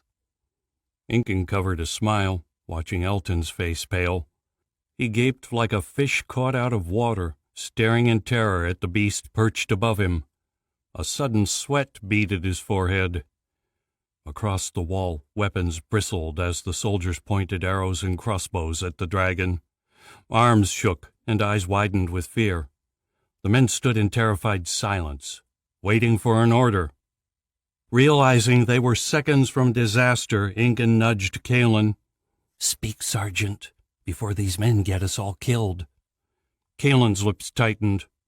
"Hold your fire," he bellowed. "These are our allies. See how they have not rained fire down upon us?" He swept his arm out at the dragons hovering overhead. He glanced then at Elton. Ingun caught the unspoken question in the look. When no answer was forthcoming, Kaelin turned to address the dragon. "Greetings, Endurin. It is good to see you again." He bowed. "Welcome to Ardeth. What brings you here?" Surprised, Ingun looked closer and realized Kaelin was right. This was the same dragon they had spoken to in Malevolent Cove. "Jorian came to us, asked my tribe to stand again with the humans. We have spent many days debating his request. At first some refused to come, but when we discovered what Archon's demon had wrought in our land, even they joined us. There is no more neutral ground now. All must fight or die." Kaelin nodded. "We are glad to have you. I must apologize for the greeting," Kaelin continued. "It seems Archon servants are a plague in our nation. This woman," he waved a hand at Katya, "was his agent. She is the one who offered you insult. I am glad you still wish to talk with us." Endurin's head twisted to stare at the dead woman. You are a strange people to allow traitors to grow so easily in your midst. Incan suppressed a laugh as Camelin bowed his head. Agreed. It is our great shame to admit it. I am sure my king will be more diligent in who he seeks counsel from in the future. A cackling rose from Endurance's chest, which Incan interpreted as laughter. I should hope so. The great head turned to survey the soldiers. Such fragile creatures. You should not be wasting your energy fighting one another. The dragon yawned, flashing its giant teeth at the men. As one, the Plorcian guards took a trembling step backwards. Caelin smiled. Try not to terrify them too much, Enduran. Most have never seen a dragon before. He paused before moving on. Your aid is sorely needed in this fight. I'm sure the king will welcome your arrival. We will speak to him presently. Elton here will see about making arrangements for your people's comfort. Incan looked up at the circling dragons and gave a quiet chuckle. Endurance's head turned at the sound. I agree, little one. She jumped as the dragon addressed her. We are too large for this city, but there is plenty of space in the hills. We will camp at the lake's edge. Please send our regards to the King Caelin and offer him our invitation to speak further of the coming war. At that, Endurance's wings beat downwards, and he lifted from the battlements. He soared up to rejoin his tribe. Incan turned to Elton. You can thank me later for getting you out of that one. Elton looked from her to Caelin, his eyes wide, his mouth twisted with indecision. Incan almost laughed again, unable to decide herself how the change of positions had come about. Caelin took pity on him.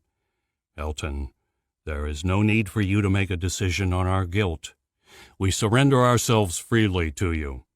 Take us to the king and allow him to decide our fate. We will bring the dragon's words with us. Elton breathed a sigh of relief. You're right, Caelin. I don't know what's going on, but the king will know the right of it. He gestured to a couple of nearby soldiers. Bring your weapons and keep a close eye on them. Raising his voice, he called to the other guards. Stand down! The threat is past, for now. Incan smiled to herself as Elton led them down the stairs. Well, that's one way to get an audience with the king. The dawn had broken. That was the first thing Inala noticed as the shadow maze dissolved. The golden globe of the sun hung low on the horizon, its light banishing the chill in her bones. She held her arm as it throbbed with the beat of her heart, fighting to stem the bleeding. She stood and looked around as the last shadows faded into the ground.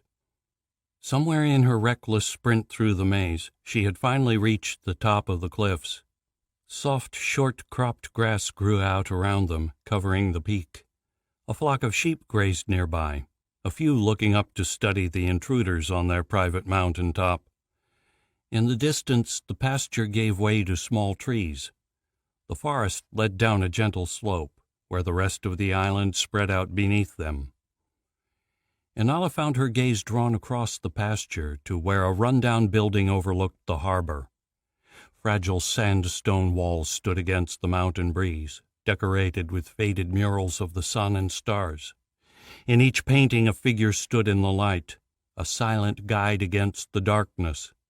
Cracks riddled the walls, and the roof had long since collapsed.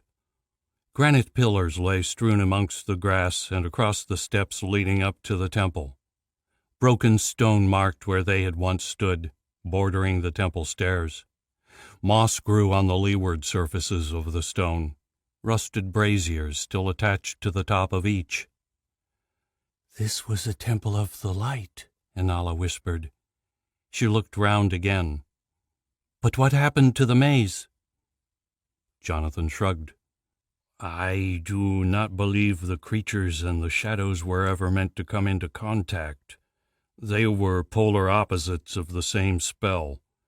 When you tricked the raptor into charging the shadows, it triggered a chain reaction which twisted the protection back in on itself.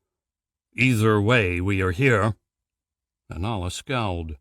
"No thanks to you," she snapped, her anger flaring to life. "You ran." Jonathan hung his head. "I know." He clenched the sword tight in his hand. "I am sorry. I allowed my terror to overwhelm me. That place, it unmanned me." He took a breath. "Can you forgive me?" Inala looked away, tempted to tell the cowardly king to leave. "At least he came back," she reasoned. At last she nodded. "The sword is in there?" she asked. "Yes, I believe so. We have passed the last of the protections. All that is left is for you to claim the sword." He held out an arm, indicating she should lead. Inala drew in a breath of mountain air, setting aside her doubts. She was here for a reason. She could not afford to be sidetracked. The soft ground sank beneath her feet as she crossed the field, mud sticking to her boots. The sheep cast jumpy glances at them as they weaved between them, their nervous baas coming from all directions. Stepping over the fallen columns, Inala climbed the staircase to where the open doorway beckoned. She walked through the musty shade of the anteroom and continued into what must once have been a great chamber filled with priests and worshippers. Now, though, the place was a ruin. Stone tiles from the fallen roof lay in disordered piles, and rotted wooden beams littered the floor. The chamber now appeared as an open-air courtyard, although signs of the temple remained. 4 stone pillars stood untouched near the center. Images representing the light were carved into each, flames and stars, the sun and moon. Furtive eyes watched from the top of the pillars, looking inwards to a stone altar in the center of the room. It was to the altar Inala's eyes were drawn. There, hovering point down, was the Sword of Light. The steel blade glowed like the noonday sun, its light streaming across the broken courtyard to cast off the shadows of dawn. The great blade extended at least 3 feet. Above the 2-handed grip, a diamond sat in the pommel, shining with a golden light. Inala swallowed, frozen with awe. She glanced back at Jonathan, a sudden fear giving her pause.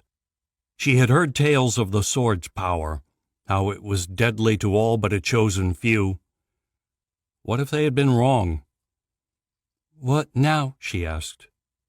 Jonathan attempted a smile, but could not keep the nerves from his face. His eyes flickered to the sword, and he shook his head. Inala followed his gaze. For a moment she allowed its light to wash over her, feasting on the sight of it, feeling its power tugging at her soul. Then doubt snapped her back to reality, and she retreated a step. She shuddered and would have turned back then, if not for the sacrifices her friends had made to get her there. This was not what she wanted, what she dreamed of, but she had no choice. Seeing there would be no more aid from Jonathan, Inala glanced down and realized she still stood within the anteroom, on the threshold of the inner chamber. Closing her eyes, she summoned her courage and stepped forward. As her foot crossed the wooden level marking the perimeter of the chamber, a dread swept over her. Hairs prickled on the back of her neck, and ice fed her veins. In that instant she knew she'd made a mistake, that something had just gone terribly wrong. Something lurked in the shadows of this place, some other magic. The bracelets on her wrists blazed to life. Their angry red glow bathed the sandstone walls, battling with the light of the sword. She gasped as the bands contracted, shrinking until the hot silver cut into her skin.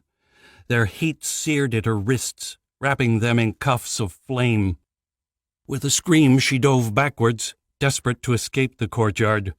But an invisible force took hold of the bracelets, trapping her in place. They held fast against her, oblivious to her shrieks. Then she felt the first tug, as they began to draw her inexorably into the temple. Anala fought to free her wrists from the fiery grasp, crying out for help, twisting to look for Jonathan. Her boots slid beneath her, scrambling for purchase on the broken floor. Bit by bit, the cuffs dragged her towards the center of the broken chamber. "Help!" she yelled, trying to jolt Jonathan into action. "Jonathan, do something!" An icy hand crawled inside her chest as she heard Jonathan's laughter. He strode past her to stand beside the stone altar, eyes fixed on her now, an eager hunger on his face. Anala shook her head, mouthed the word no, but could not find her voice. She kicked at the wooden beams, pushing back against the steady pull of the bracelets. Tears burned her eyes as she fought, determined to resist. The pain of the raptor injury felt dull compared to the agony of her wrists. The cuffs drew her to one of the stone pillars. Her back thudded against the cool marble as the bracelets struck. Then they continued their relentless crawl upwards, lifting her from the ground as the metal welded to stone. She dangled in the air, boots scrambling for a foothold against the smooth stone at her back. The cuffs bit deeper as the burning metal took all her weight. Blood ran down her arm from the gash left by the raptor. Anala kicked out, furious, desperate to free herself from the entrapment. The stench of burning flesh reached her nose as she bit back a sob. Her chest contracted, and she struggled for breath, her weight pushing down on her lungs. Jonathan walked forwards, raising a hand in mock salute. "We arrive at last, kinswoman." Eric flashed across the sky, the white caps of the raging ocean far below. Ahead, Witch Cliff Island grew steadily larger, its peaks obscured by a dome of shimmering air. His heart beat hard in his chest, Laurel's final words still ringing in his ears. What had Antonia told her? What could the goddess have said to convince Laurel to take on the demon alone? She had no hope of winning, of that Eric had no doubt. She was giving her life for his. The wind whipped away his tears. They had been enemies since the day they'd met, yet she had made the ultimate sacrifice for him. The woman had changed, or perhaps he had simply missed the good within her. He had seen it when she stood alone against the demon, though, when she had told him to flee. Pulling more energy from within, he pushed the winds faster. He would not allow her sacrifice to be in vain. Light flashed as an explosion tore the sky over the island. Eric dropped like a stone as the shock wave struck him, disrupting his magic and ripping the wind from his grasp. A brilliant light rushed from the top of Witch Cliff Island, casting the ocean below in a patchwork of angry shadows. Eric shielded his eyes against the glare. Pushing down his fear, he took a firmer grasp of the wind and halted his free fall. What just happened? Slowly the light faded to a dim glimmer, then died away. He stared ahead at the island. The veil of haze had lifted, revealing red cliffs stretching up into the sky. Above the peaks he made out a distant building, sun glinting off the brown walls. Another light seemed to come from within, seeping out through the broken roof. Blinking his eyes, he tried to make out the source. He was still some distance away, but his gut told him it was the place. Eric just prayed the explosion had not come from Anala attempting to wield the sword. My sister. He was still struggling with Antonia's revelation.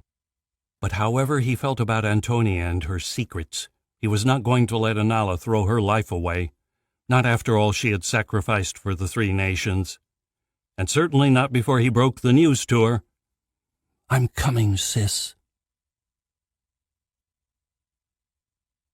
Chapter 23. What are you doing? Anala spat, writhing against the pillar. Anger helped to dull the pain, but there was no breaking the hold of the silver bracelets. What I have been planning for months, my dear. You see, this place does not belong to the Council. The magic protecting it was not theirs. I created all this long ago, before my magic was lost. I designed it to protect the sword from everyone but me. Why? Inala grated. "The sword is the only thing left to protect us from Archon, and you cannot even use it without your magic." Yes, you are right, of course. Try not to rub it in. He wagged a finger. But I could not simply pass its power to another. The sword is mine. Inala struggled to breathe as her weight pulled down on her arms, constricting her chest. She tried to calm herself, but her heart refused to slow, and the lack of air made her head swim. Her feet beat at the pillar, trying to take some weight from her arms. "This doesn't make any sense, Jonathan," she gasped. "Why are you doing this?" "All will be clear soon, my dear." He walked round the altar, pulling materials from his pack as he went. "I suppose you deserve some explanation before you die, though. You don't mind if I work while we talk, do you? I imagine the council will have noticed your absence by now. I must be ready for when they arrive." He flashed her a grin. His words froze Inala in place. "You're going to kill me? Why?" Her shout came out as a weak cough. She stared at the objects as he arranged them on the altar. A pestle and mortar lay alongside a small velvet bag. Vials of strange liquids joined them, the dark red of one looking suspiciously like blood. "You have no idea what it is like," Jonathan's voice had a bitter tang, "to be born with such a gift as magic, only to feel it slowly shrivel and die in your hands." He took up the mortar and began pouring in measurements of the different liquids. "My greatest fear was that one day it would vanish completely. I may have never been as powerful as the likes of Alistair," he spat the name, "who never once tried to save the magic of my line. But it was mine, and gave me happiness in an otherwise joyless life." "So coward that you are, you hid the sword away so no one could use it?" Inala growled. Yes, but that is not the end of it," Jonathan snapped back. "I made plans, you see. Plans that required the sword. Plans for which you are the final piece of the puzzle." Inala struggled to think through the pain, battled against her own weight to breathe. She locked her eyes to Jonathan, willing him to die. Her magic bubbled up within, straining just below the surface, until she was gasping from the pressure of its unspent force. Then the cuffs flashed brighter, and the power sank back into the depths of her mind. She shrank back against the stone, tears streaming down her face. "Good girl, Inala. Don't worry. This will all be over soon." He moved back to the altar. Inala spat, wanting nothing more than to tear his head from his shoulders. "For years I searched for a cure, for a way to break Archon's curse. But his magic was too great, and my own too weak for such a task. So I turned my studies to other matters, like how to restore lost powers." "You're trying to bring back your own magic?" Jonathan pursed his lips. "Would that I could, but unfortunately such a feat also proved impossible. However, through my studies I did discover that magickers can link their power, though it is very dangerous. One might accidentally suck the very life force from another and be overcome by the influx of power. It was not much good to me, but the discovery put me on the right track. Finally, I found the spells which would allow me to use that connection to rob another magicker of their power and transfer it to me. Of course, it does require the donation of the other magicker's life to complete the process." Inala stared at the Mad King, unable to believe what she was hearing. "But why me? Surely you could have taken any magicker." Yes, I know. But what would be the point? It is our family's magic that allows us to wield the sword. So I had to be patient, had to bide my time and wait for you to arrive." He grinned. "But I did not lie idle. As I said, I had this place created, protected so that I could work unhindered. and I moved the sword here, so when you arrived you would be forced to enter my rabbit warren." "You're insane. Eric, the council, they'll kill you for this."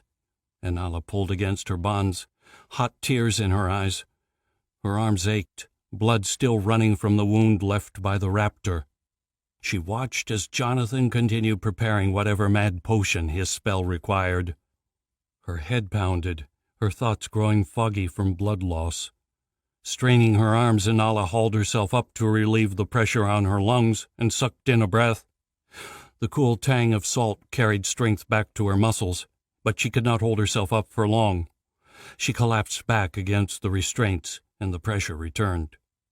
Jonathan finished grinding up his concoction and moved across to her, mortar in hand. "I need you to drink this." "No way am I drinking that," Anala glared back, turning her head and clamping her jaw shut. Jonathan reached out and grabbed her by the neck. As he squeezed, Anala kicked out, aiming for his groin. The king twisted away, raising a knee to protect himself. Then he pressed up against her, his weight holding her tight against the rock. With his spare hand he grabbed her jaw and tilted her head back. Anala stared into his eyes, mustering every ounce of hate she possessed, and clenched her jaw tighter. Grunting, he pinched her nose, cutting off her meager supply of air. Long shrieking, Anala squirmed against Jonathan's hold. Her head spun, but she held on, determined to defy him to the last. Jonathan's grin widened as the seconds ticked away. Her lungs cried out for air. Her brain demanded it. She fought against the urge, but it was unconscious, instinctive. She gasped a lungful of air and screamed in pain and hatred. Her cry was cut off as Jonathan poured the noxious contents of the bowl down her throat. She choked and coughed, trying to spit it out, but he clamped a hand over her mouth until she was forced to swallow. It burned right down to her stomach, leaving a bitter, furry taste in her mouth. Tears ran down her face. "Good girl. Don't worry, it will be over soon," Jonathan said at last, moving back to the altar. "Coward!" she spat, coughing in a feeble attempt to throw up the awful concoction. She felt half suffocated. A numb tingling spread through her muscles, and she almost wished herself dead just to end the suffering. "Why don't you remove these cuffs, and we'll see how brave you are," she growled. "You couldn't even stand against your own creature in that maze." Jonathan glared at her. "Yes, well, sometimes magic takes on a life of its own, especially when mine was no longer there to hold its form." An uncontrollable tremor ran through Anala. How she wished she'd pushed Jonathan into the shadows of the maze when there'd been a chance, or off the side of the cliff. But it was too late now. Jonathan had won. Despair grew in her chest, mixing with the burning strain from her lungs. To her shame, Anala started to sob. "Please, don't do this. I never wanted any of this."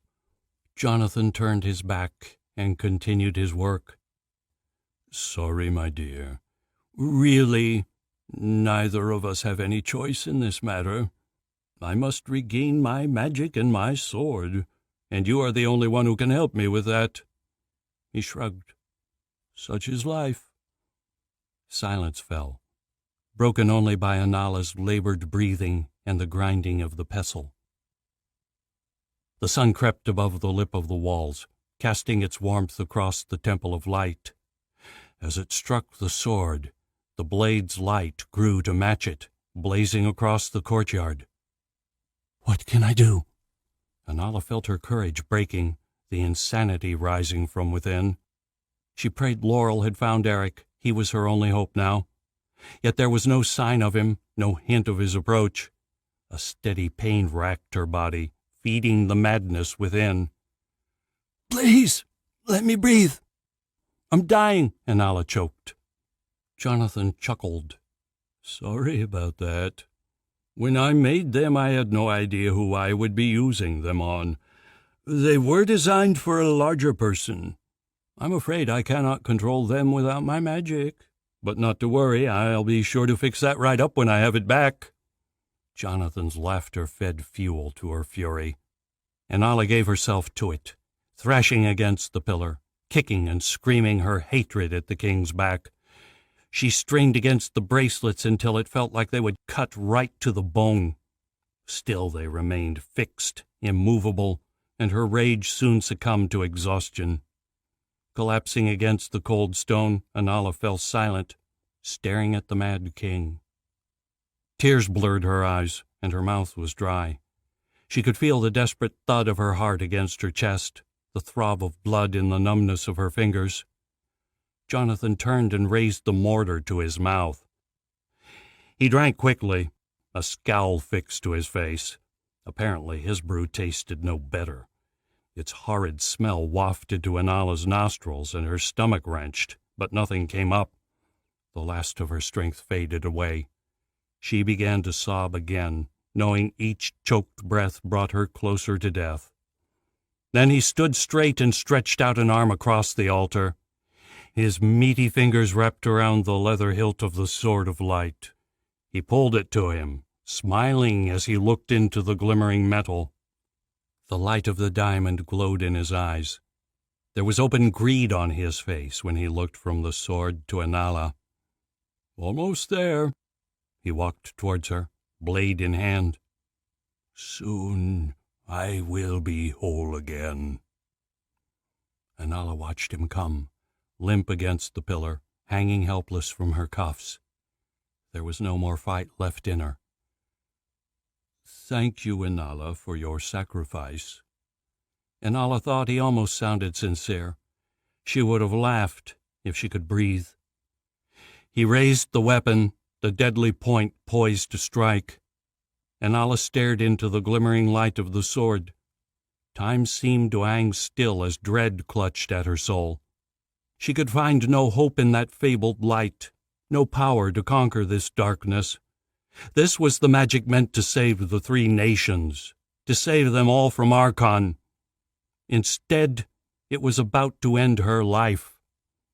Anala clamped her eyes shut and waited for death. Eric raced across the sky, desperate to reach the building sitting atop the cliffs. He squinted against the sun's glare, unable to make out more than the broken roof. A sick feeling in his gut drove him faster.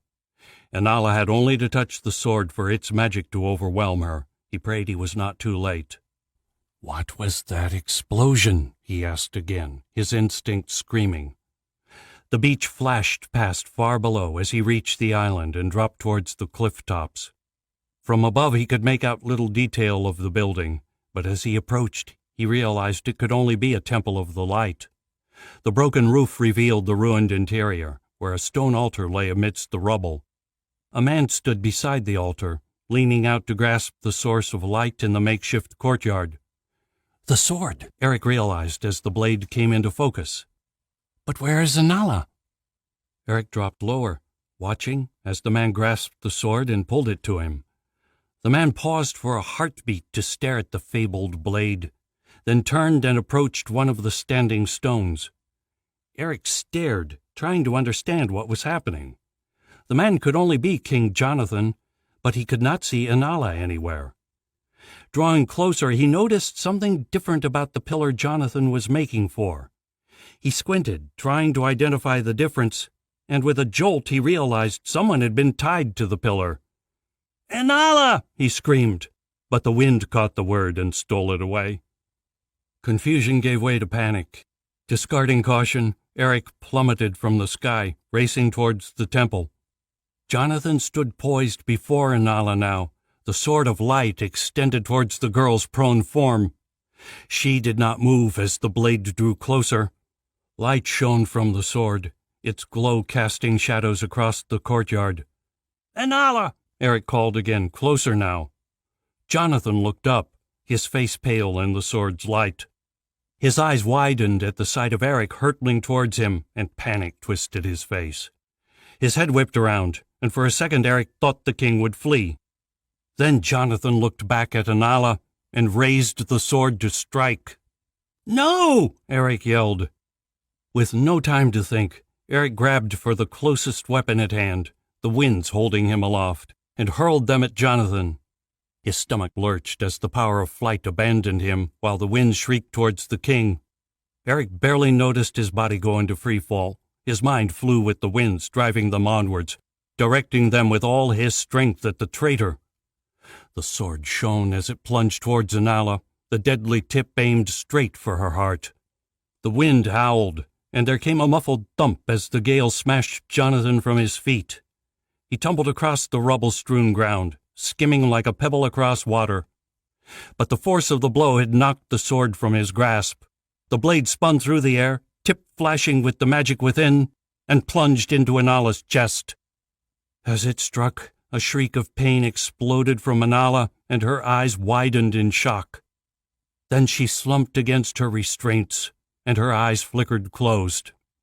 "No!" Eric screamed, and the ground rushed up to meet him. Chapter 24. Eric woke with a groan, every muscle in his body aching. Opening his eyes, he pushed himself into a sitting position. When he moved to put weight on his leg, agony lanced from his shin, and something in his leg went crack. He collapsed back to the ground, muffling a shriek, and looked for Inala. "You fool!" Jonathan screamed. Before Eric could move, rough hands grabbed him, dragging him up. The king shook him. "What have you done?" Eric's leg smashed against a pillar, and this time he could not bite back his scream. Struggling in the king's grasp, he struck out blindly with his fist. It connected with what felt like a chin, but did not seem to make any difference to the madman's iron grip. The king lifted Eric above his head and tossed him like a rag doll into a nearby wall. Eric raised his arms to protect himself as he crashed into the stone and landed in a pile of roofing tiles. Their jagged edges cut his skin as he rolled aside. Heavy footsteps came from nearby, driving him up onto his good leg. He managed to bring himself to a half-stand before a meaty fist slammed into his stomach. Air whooshed from his mouth, and he stumbled backwards, pain lancing from his broken leg as it took his weight. Looking up, he tried to avoid the next blow. Scarlet fury twisted the king's face as he swung again, this time aiming for his head. The air rustled in Eric's hair as he ducked and reached for his sword. His hand scrambled at the empty sheath. Dread caught in Eric's throat. Alistair's sword must have slid free when he crashed. Jonathan did not miss the futile gesture. Stepping back, he spun to look where Eric had fallen. They both saw the blade at the same time. Eric managed one stumbling hop before Jonathan reached the weapon. Reaching down, he wrapped his thick fingers around the hilt and raised it in front of him. "You will pay for what you've done," the king growled. Eric mustered his strength and dove into his magic. Reaching for the sky, he searched out the nearest storm. Energy crackled, and black clouds appeared overhead. Thunder roared as lightning fell. It struck Eric's outstretched hand and danced along his arm, banishing his fear. "Give up! Don't make me do this!" The king scowled and stepped towards him. Lightning leapt from Eric's fingers. Jonathan flinched back and raised Alistair's sword to protect himself. The lightning flashed as it struck the blade, followed by a roar and sucking sound as it disappeared into the cool metal. The king blinked, holding the weapon out in front of him as though it were a snake about to bite him. Then he laughed and flashed Eric a wicked grin. "What an interesting sword. Very useful." He stalked towards Eric. Eric stumbled backwards, trying to put a pile of rubble between himself and Jonathan. He flung another bolt at the traitor, but the king only raised the blade, and the energy vanished again into the weapon. Apparently, whatever spell Alistair had cast on the sword still held, protecting its wielder from magical attack. As Eric retreated, he glanced at Inala, then quickly looked away. She still hung by her arms, silver manacles chained tight to her wrists. The sword of light had impaled her high in the chest, pinning her to the column. Blood stained her shirt and ran down the stone behind her. He bit back a sob, unable to believe she might still live. Jonathan screamed and swung Alistair's blade in his direction. Eric was still well out of the king's range, but he still ducked behind another of the stone columns, eager to put as many obstacles between them as possible. His mind raced, searching desperately for a way to overcome the madman. Come out, little magicier," the king hissed. "Don't you want to help your friend? She's bleeding to death over there, you know," he chuckled, leaping out from behind the column. Eric swallowed hard, still staggering backwards, broken leg dragging on the ground. What do I do? Changing tactics, Eric reached for a gust of wind and threw it at the king. It rushed through the broken ceiling and struck Alistair's blade, whistling as the protection sucked it into the abyss. But the blade could not completely block the more dispersed attack, and the king staggered backwards. Eric took advantage of the extra moments to place the altar between himself and Jonathan. "Come here," the king shouted, swinging the sword through the gusts. He staggered around the altar towards Eric. Eric watched him come, realizing the king was limping as well. His earlier attack must have caused more damage than he'd realized. A spark of hope returned as he considered how to take advantage. "Who are you, imposter?" Eric shouted, trying to stall. "What do you want with Anala?" Jonathan smiled. "I am no imposter, you fool. I am King Jonathan, and I want her magic." He slashed at Eric, but another gust forced him back. They stood, facing each other, locked in a desperate stalemate. Jonathan was panting heavily, and sweat ran down his face. Eric fought down his own pain, struggling just to keep his feet. He had to fight on, had to end this now if there was to be any possibility of saving Anala. "Then I'll give you one last chance to surrender, Jonathan. Put down the sword, and I'll spare your life," Eric warned. Jonathan's laughter rang from the stone walls. "And how do you plan on killing me, young Eric? With your broken leg and worthless powers?" He raised Alistair's sword. "Why don't you give up? And maybe I'll give you a quick death." He glanced at Anala. "If she is still alive, I believe it's in both our interests to finish this quickly," he observed. Thunder rumbled as Eric summoned the power of the storm. He was thinking back to what Alistair had taught him about magic, about how his own magic worked. Alistair had once said magic was finite, that if he drew on too much of his own, he would eventually expend his own life force. Staring at the sword in Jonathan's hands, a plan had come to him. He did not know how the spell had been cast on Alistair's sword, but surely it could not absorb an infinite amount of power, especially without someone to refresh its magic. Perhaps if he threw enough energy into the blade, the spell would shatter. Jonathan strode towards him, sword at the ready. There was no way of knowing if his theory would work, but Eric had run out of options.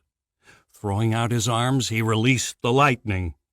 Blue fire surged through the Temple of the Light, casting shadows across the room. The roar as it came was deafening.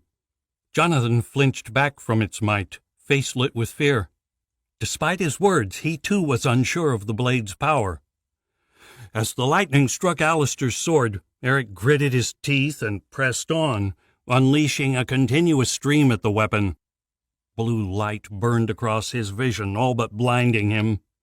Jonathan disappeared behind the fury of the lightning's dance, until all he could feel was the strange vacuum where his power vanished into the sword. Blinded by his own attack, Eric did not see the first blow coming as Jonathan's fist lashed at him. Eric reeled back, losing his grip on the magic.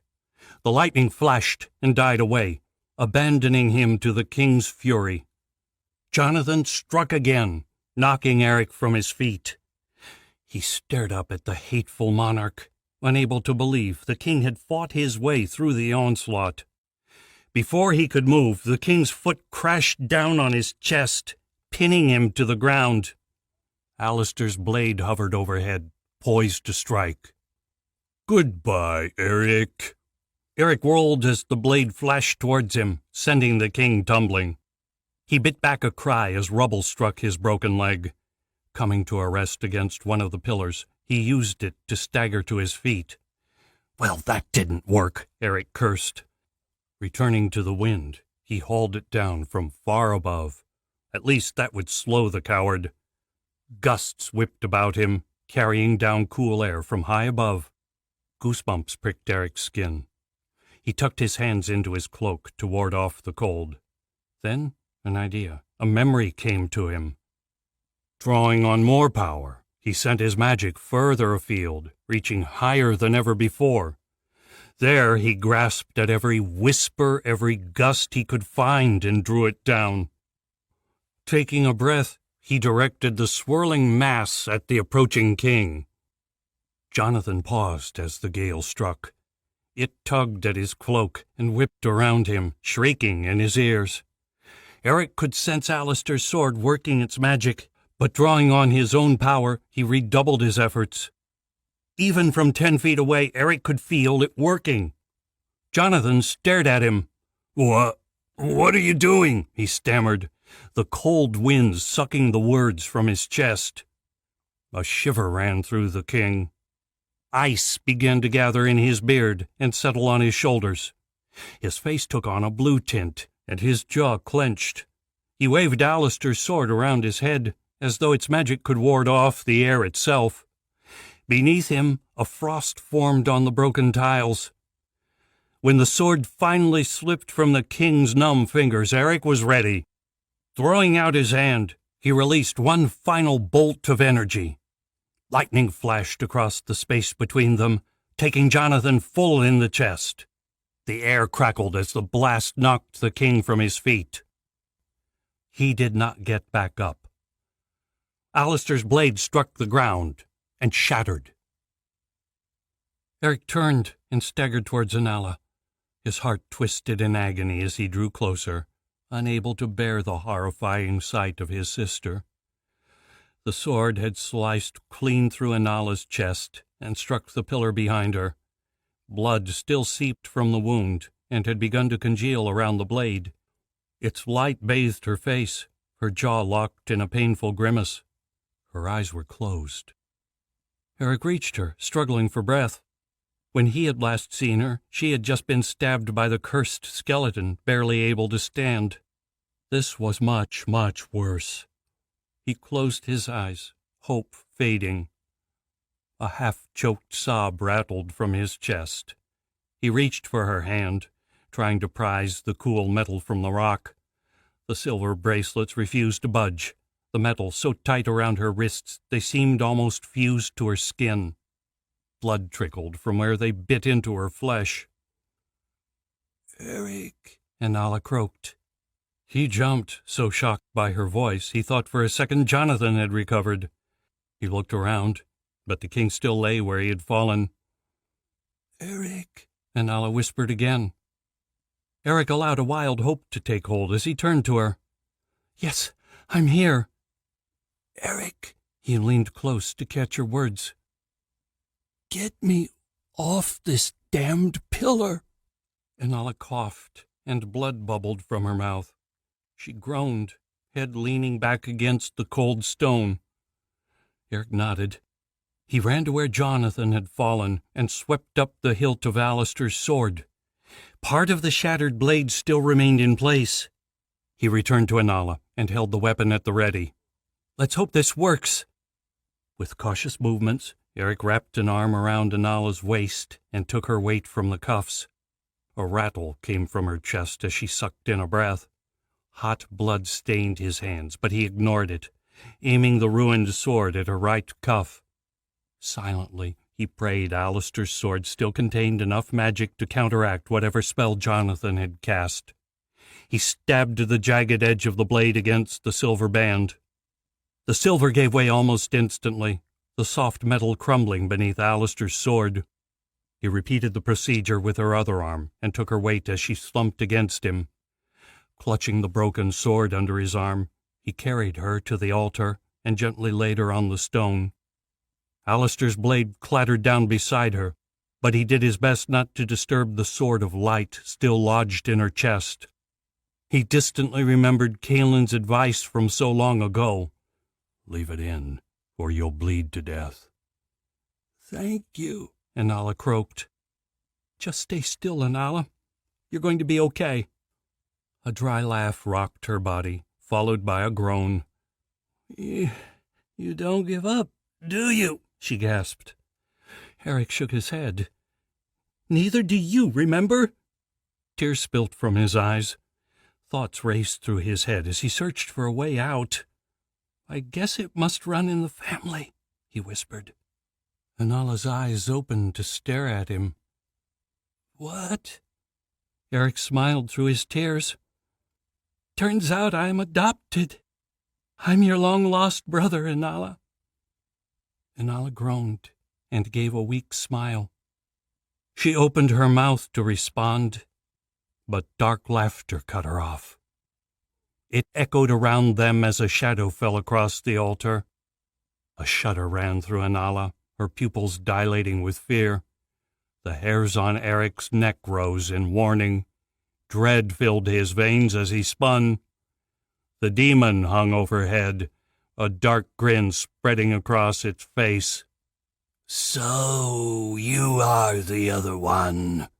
My master has been looking for you, Eric."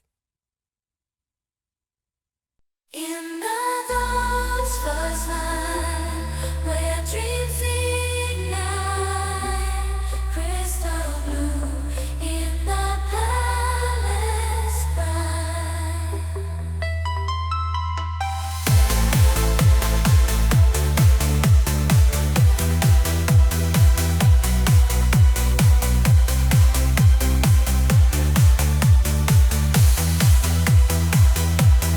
Feels so fun, blossom sweet, crystal petals, a radiant dream. Palace queen, the morning's glow. Crystal blue, endless glow. And the morning's glow. Crystal blue. Chapter 25.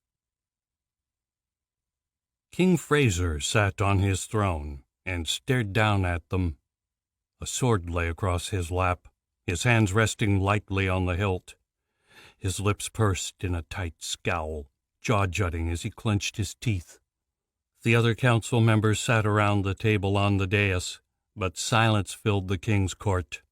No one dared so much as breathe. Caelan licked his lips, trying to ignore the vein throbbing on the king's forehead. He was more than aware of their perilous position. Justified or not, they had killed a counselor in cold blood. If they could not talk their way out of this, their heads would not be far from the chopping block. So far he had explained about their suspicions and their meeting with the counselor before disaster had struck on the wall. The king had made no attempt to interrupt, his face remaining stony and impassive. Beside him, Gabriel shifted from foot to foot, his nervous fear betrayed by the way his eyes flicked from the counselors to the king.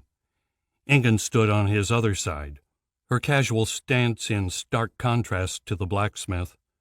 Her eyes flicked to him, and he caught the briefest of smiles. He found her confidence reassuring. When he finally reached the magical paralysis that had frozen the three of them, the king broke him off mid-sentence. "Enough!" He saw Gabriel jump at the king's shout. "I have heard enough of these stories, Caelan. I can assure you I have been under no spell. No dark magic has been worked on me. But this is the second agent of Archon you claim to have killed, who until this moment I had regarded as a trusted member of my council. I shall need proof if you expect me to believe Katya was a traitor." Caelan's heart sank as he stared down the king. From the corner of his eye, he caught a moment's panic come over Ingun's face, quickly hidden. His response caught in his mouth, his words retreating before King Fraser's rage. We will search Katya's apartment and belongings for sign of this alleged betrayal. And I would speak with these dragons who claim to have come to aid us." He hesitated, eyes looking around the court. "I do not know what happened on that wall, but from what I have heard, the men were panicked and close to breaking before Katya arrived. I do not know why she decided to fire on the beasts, but at this point my belief is she thought the action justified. For her courage alone in holding the walls, I would praise her." He shook his head, glaring down at them. "But she is dead." Kaelin shrank as the king's eyes found him. He stared into his monarch's face, willing him to retract the words, searching for the man Fraser had once been. Surely with Katya dead, reason should have returned to the king, but there was only rage in the king's dark eyes. Then the king let out a long breath, and some of the anger went out of him. "I do not know what to do with you. I find myself doubting your story more and more, Kaelin. Up to this moment there is still no proof of anything you have claimed, either with Ballastor or Katya. I gave you the benefit of the doubt, gave you free rein of the castle. In payment, you stained the city walls with the blood of my most trusted counselor. You have left me no choice." "Your Majesty," Kaelin interrupted. King Fraser raised a hand. "Silence!" His gaze swept the room, taking in each of them. "You have said enough. You and your 2 companions cannot be trusted to have free rein of the city or the citadel. You leave me no choice but to lock you away until the truth of this matter becomes clear." Before Kaelin could raise his voice in argument, the king waved a hand. Iron hands grasped him by the shoulder, holding him tight.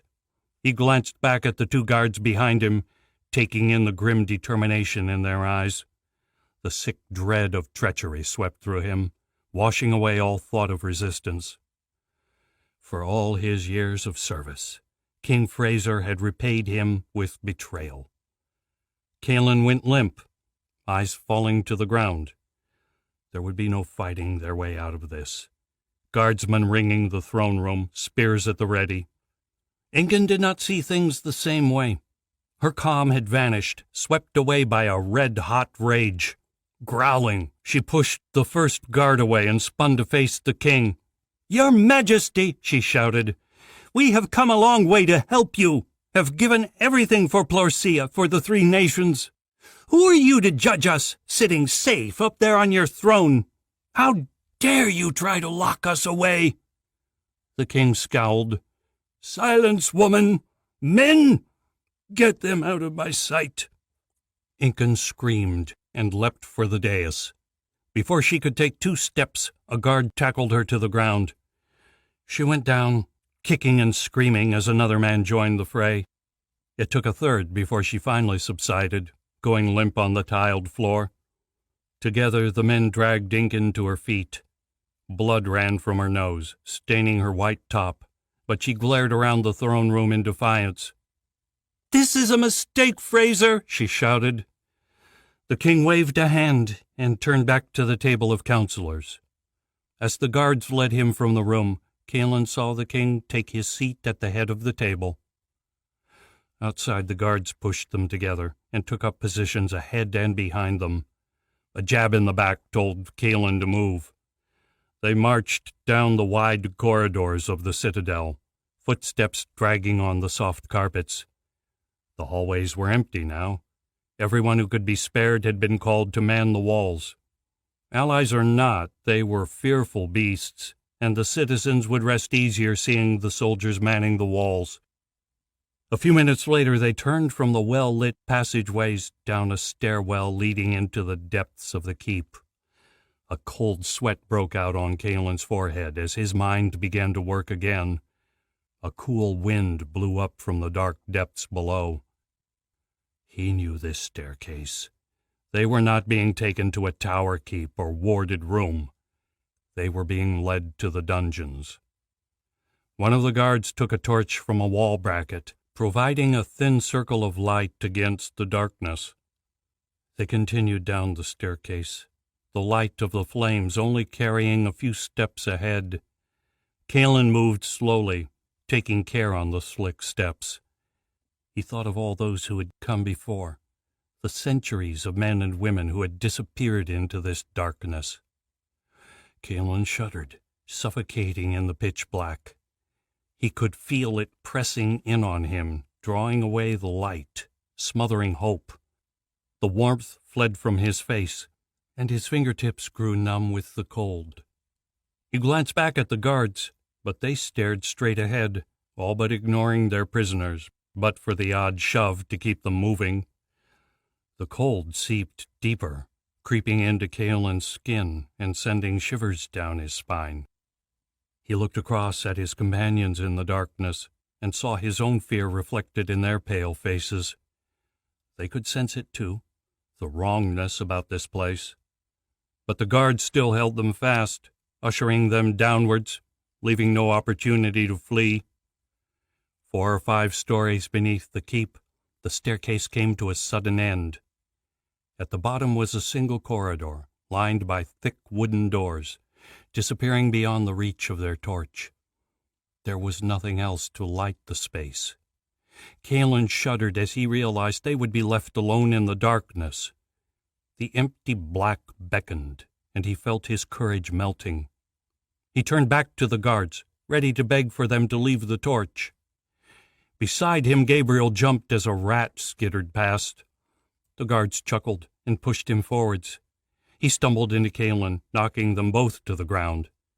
From the ground, he watched the panic catch in Ingun's eyes, saw her turn to flee, but a steel gauntlet struck her in the face and sent her stumbling backwards.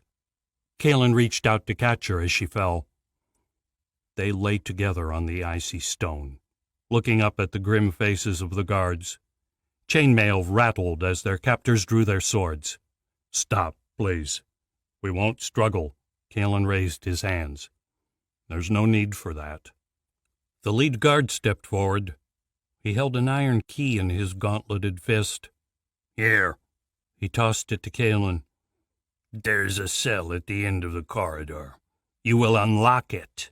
You will leave the key in the door and enter the cell. Do not try anything." Kalen caught the key and nodded. "Okay." Together they backed down the corridor. The guards pressed forward, swords extended to block their escape, leaving nothing to chance. To either side of the corridor, the doors stood barred, but there was no escape there anyway. The only exit from the dungeons was through the men facing them.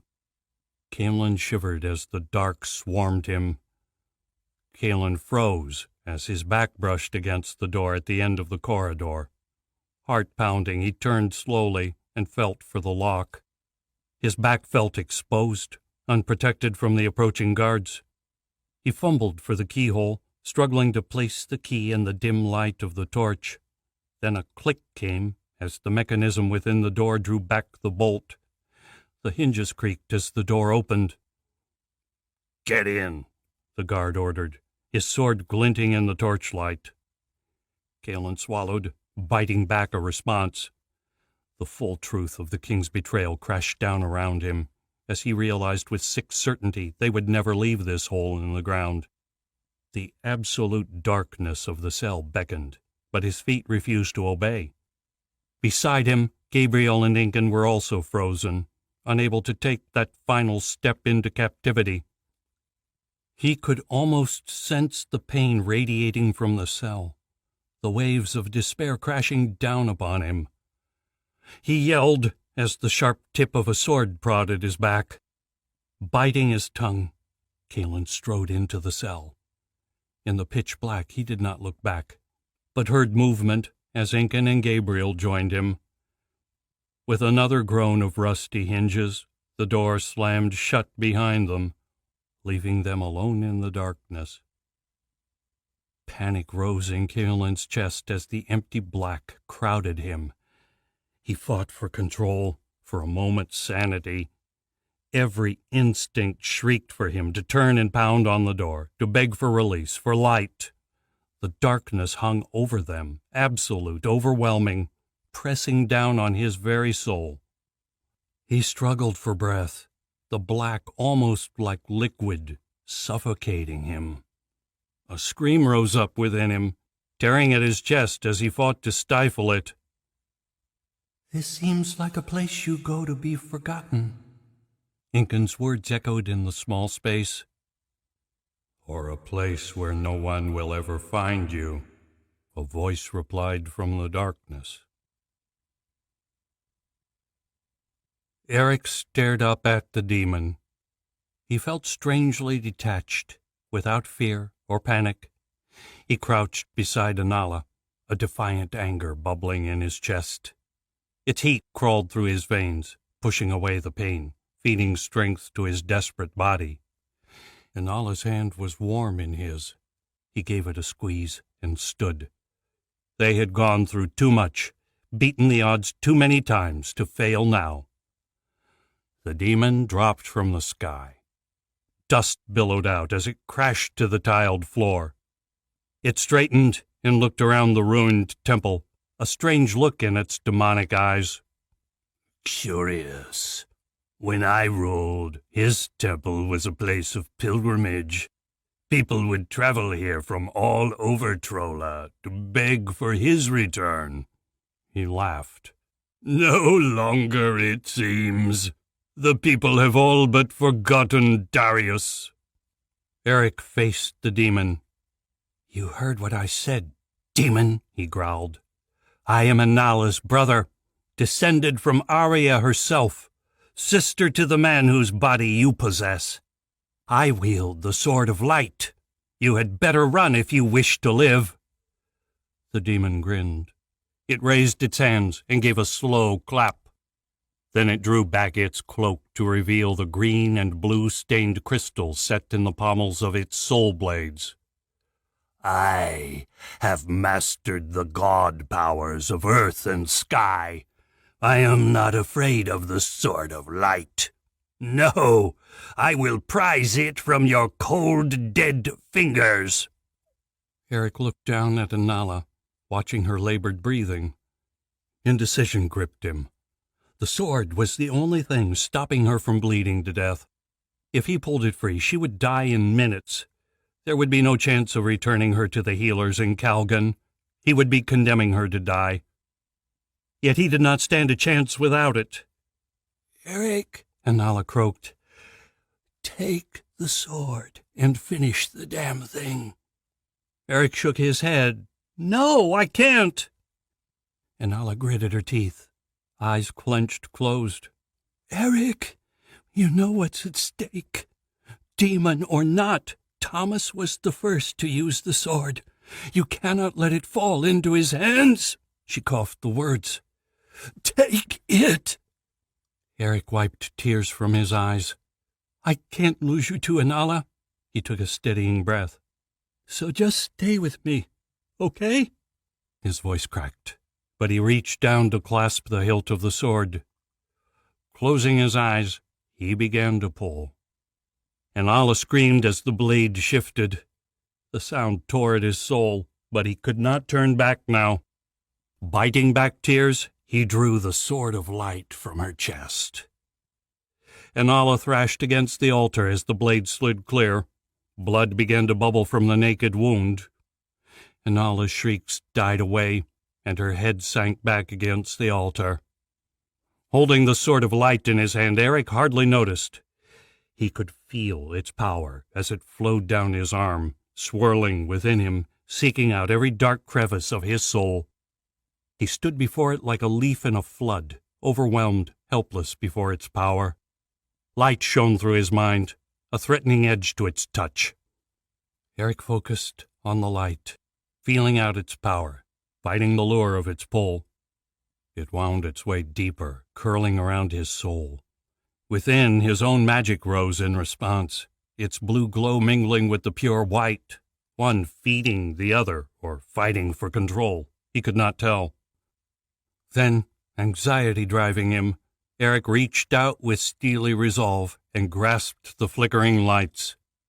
The blue of his own magic succumbed easily, but the white reared back, fighting against him. The sword's magic turned red-hot, threatening to burn his mind to a crisp. But Eric had no patience for the unruly force, no time to waste. Threads of power spun from his magic, blue ropes that wrapped their way around the white light. Twisting and turning, the light fought against him, but he left it no place to go. With a final flash of red, the light settled, trapped in the bindings of his power. Opening his eyes, Eric smiled. The sword glowed in his hand, its brilliance banishing all but the deepest shadows in the temple. The power of the light returned to Witchcliff Island. "This ends now, demon," he swore. You are strong to overcome the pull of the sword. Still, it will do you no good now." Reaching down, the demon drew the soul blades. Eric leaned down and kissed Nala on the cheek. "Stay with me," he whispered. The power of the sword drummed in his ears, burning away pain and feeding strength to his limbs. Even so, Eric could not move quickly on his broken leg, and the demon had 2 blades to his 1. He could not let this become a battle of blades. The demon's cloak cracked as it strode towards Eric, a dark grin on Thomas's worn face. It had fought this battle twice already. Both times Eric had been overwhelmed in moments. Even with the sword of light, Eric knew the odds were against him. Even so, he would fight on. This monster's terror had to end, here and now. However slim, the sword at least gave him a chance. Reaching down, Eric sought to draw on the sword's power. The light fled at his touch, slipping free of his magic. Clenching his fist around the sword's hilt, Eric followed the power as it retreated into the blade. There he wrapped it again in his magic and pulled the bindings tight. White flames raced along the length of the blade, burning bright as the noonday sun. Heat seared at Eric's face, far fiercer than any mortal flame. He flinched away, unable to bear it, until the sword's magic seeped back into his body. His skin cooled as it spread through his limbs. Eric smiled across to where the demon stood watching him. A wariness lurked in its eyes now, a grim smirk on its lips. It held the soul blade stretched out towards Eric. He remembered how Thomas had required instruction from the gods to wield the sword of light, and grinned. "I'm a fast learner," he mocked, "unlike some." He flicked out the sword, and a column of white-hot flame leapt towards his foe. Where dragon flame had once been hot enough to drive the demon from Malevolent Cove, the sword's fire was fiercer still. It swept towards the demon, stone melting beneath its touch. The demon hurtled sideways, a gust of wind carrying it skywards. "Impressive," it growled. "but you are a mere novice, injured and exhausted. You will perish here, boy." Then it fell, hurtling towards Eric with blades extended. Energy flashed within the tainted steel, the green and blue glows reaching out to mix with the white of the sword. Eric raised his arm and hurled another inferno at the demon. It lurched in the air and came on, but Eric was already moving. The winds cast him into the sky. Behind him, the familiar vines exploded through the pavement, engulfing the space where he just stood. Smiling, Eric allowed the wind to carry him higher. He would not be caught in the same trap twice. His breath came faster as he felt the power flooding his body. It swept through his muscles, washing away all pain, all sensation, leaving him free to tackle the demon. The white of the sword fed his magic, its unlimited energy recharging his own. He lashed out with the fire again, eager to destroy the jungle below. The flames roared as they devoured the demon's creations. Directing the wind, Eric landed atop one of the pillars and watched as the demon settled opposite.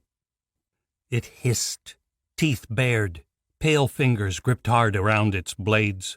Thick smoke rose from the temple, turning the space between them black. Eric raised the sword as the demon disappeared into the smoke. His clothes whipped in the wind as he prepared to take flight. The crackle of lightning lent Eric precious seconds. He dove from the pillar as blue fire turned the granite to molten stone. The winds propelled him up through the acrid smoke. He coughed as black soot caught in his throat. Then he rose above the burning stench.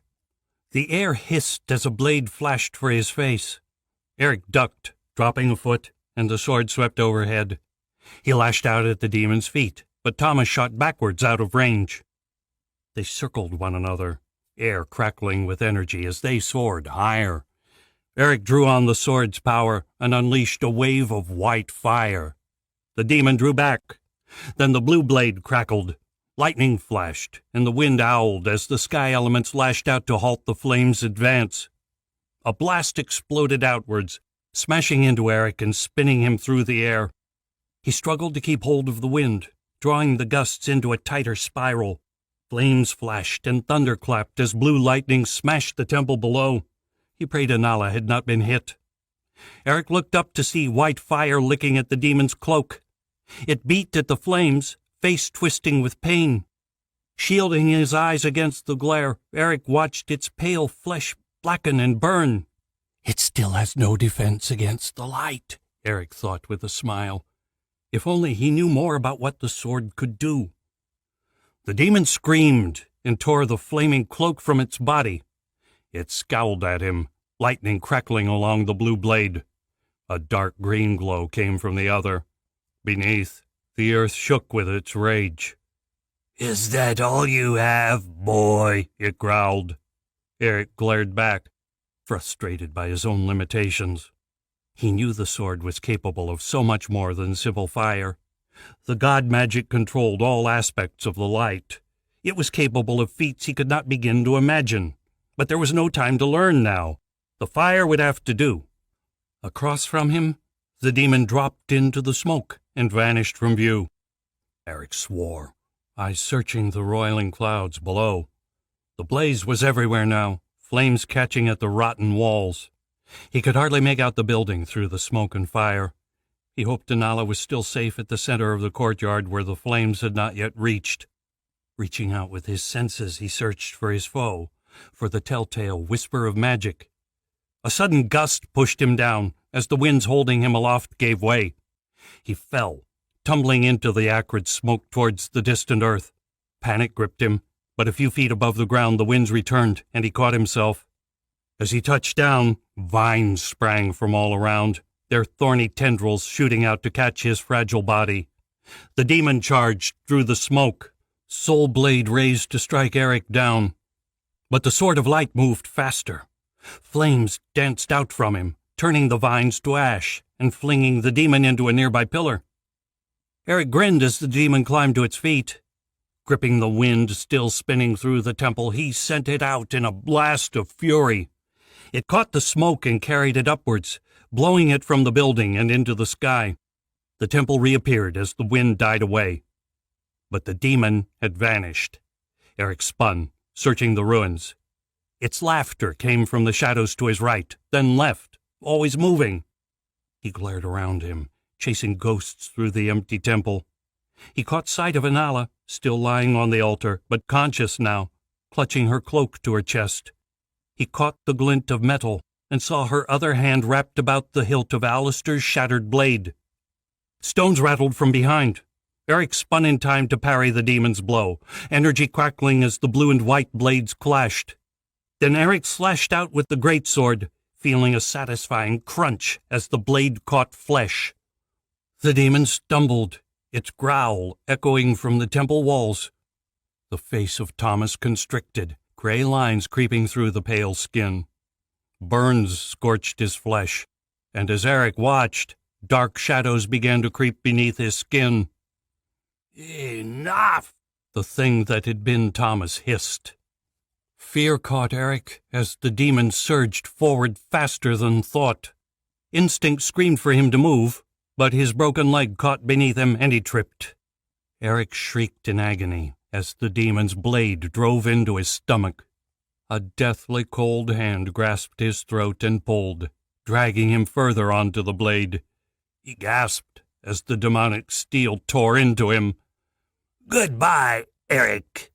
The demon's lips pressed against his ear. "Say hello to Antonia for me." With a casual smirk, the demon shoved him to the ground. The soul blade slid free, its dark green glow flickering in the sunlight. The sword of light slipped from Eric's hands, scattering across the tiles. Sparks of flame burst from the blade with each bounce. The sword's magic fled Eric's body. Without it, the pain returned to strike him down. A chill spread from his stomach, and the same dark shadows he had sensed in Malevolent Cove reached out to claw at his soul. The edges of his vision blurred, and he felt hot blood pooling beneath him. He clutched at his stomach, struggling to stem the bleeding. Rubble crunched beneath the demon's boots as it walked towards the sword of light. Sheathing Jurian's blade, it reached out to pluck the sword from the broken ground. "No!" The demon swung at Anala's cry. As it turned, the shattered remnants of Alistair's blade took it through the eye. Eric gaped, staring at Anala's heaving body. She collapsed back to the altar, the last of her energy spent with the effort it had taken to hurl the blade. A convulsion tore through her, lifting her body from the hard stone. Blood bubbled from her lips and spread across the altar beneath her. A gurgling groan came from her chest. Beside him, the demon screamed. The sound tore at Eric's ears. It shrieked like 100 nails on a chalkboard. He fought through the sound, through the pain in his leg, through the chill spreading from his stomach as his lifeblood leaked away. This was his chance, if only he had the strength to take it. Clenching his fists, Eric fought back against the shadows clinging to his soul. He gathered the last of his courage and lunged for the sword of light. His fingers scrambled at the hilt, pulling it to him, though he had lost the strength to lift it. The sword ignited at his touch, feeding new strength to his dying body. Its power burned through him, extinguishing the shadows of the soul blade. The pain faded until it became just a dull throbbing within, a distant reminder of his impending death. Drawing on the sword's power, Eric stood. The demon staggered across the temple floor, blindly clutching at the broken sword still piercing its skull. Dark magic flashed about it, shadows racing around its warped body to vanish into Alistair's blade. Some part of Alistair's enchantment still held. Yet Eric could already see the shadows gaining power, as more and more escaped the clutch of the sword. Eric had no idea what the demon was trying to do, but clearly the blow had not been fatal. It was distracted, though, and that was all he needed. Stepping up behind the demon, Eric raised the sword. Energy blazed from its depths, not flames this time, but a pure white light which cast the shadows from the demon. It started to turn, must have felt the gathering power, poised to strike it down. Eric swung the sword with all his strength.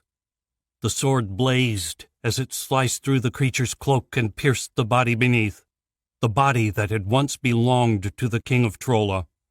A blood-curdling cry bellowed from the twisted mouth. Then energy erupted from the sword, engulfing the demon and cutting off its final scream. The light spread across the old king's body, raising red welts wherever it touched. The demon shuddered, and a gasp echoed from the pale lips. The head slumped, then turned to look at Eric. Eric stumbled backwards as he glimpsed the demon's eyes. Hazel had replaced the black, and the man from Antonia's vision stared back at him. "Thank you," Thomas's words whispered through the temple. Then light exploded from the blade, engulfing them both in its power. Epilogue. Inala dragged herself across the broken floor towards Eric. She locked her eyes on the young magicka, fighting back pain, struggling for breath. Her chest gurgled with each gasp, as though filled with liquid, as though she were drowning in her own blood. Fire burned in her heart, and sleep beckoned, its cool depths offering sweet relief. But she could not give in, not while Eric, not while her brother lay dying. She crawled on. Flames flickered nearby, their heat washing across her broken body. Smoke drifted overhead, but where she lay the air remained clear. A crash came from nearby as another part of the roof collapsed, the orange flames consuming the crumbling ruins of the temple. Closing her eyes, Anala pressed on. Rubble ground against her skin, but she hardly felt it. Sensation had long since fled with the lifeblood trailing behind her. All that remained was the slowing thud of her heart, the searing in her lungs, the slow suffocation of her body. It seemed an eternity had passed when she finally reached his side. He lay amidst the ash that had been the demon, body bleeding and broken. She stretched out a hand and grasped his arm. His eyes opened at her touch. He attempted a smile, but it came out as a grimace. "Anala," he croaked. "I'm here. You did it, Eric. You beat it." His eyes closed again as he groaned. "That's something at least." Tears blurred in Anala's eyes, not for herself, but for the sight of Eric lying there dying. She remembered Incan, the kindness she had given Anala to bring her back from the madness. She remembered the love the two shared. Anala shut her eyes. She had nothing and nobody left in this world. But Eric had someone who loved him, a future after all this. She could not bear to watch him die. Gritting her teeth, she squinted through the smoke, searching for something, anything. Her eyes swept the burning courtyard, catching on the sword of light. But the sword was no good to them now. The light did not encompass healing powers. Then Anala noticed the dark sheen of the soul blades. Somehow they had survived the conflagration unleashed by the sword of light. They lay in the rubble, discarded. The green glow of Antonia's sword danced in her eyes, drawing her in. Antonia was the goddess of the earth, and the soul blade held all the power that entailed. Anala vaguely remembered the little goddess from when she had retreated into a catatonic state. Earth magic could heal. Antonia had healed them all on that dark beach so long ago.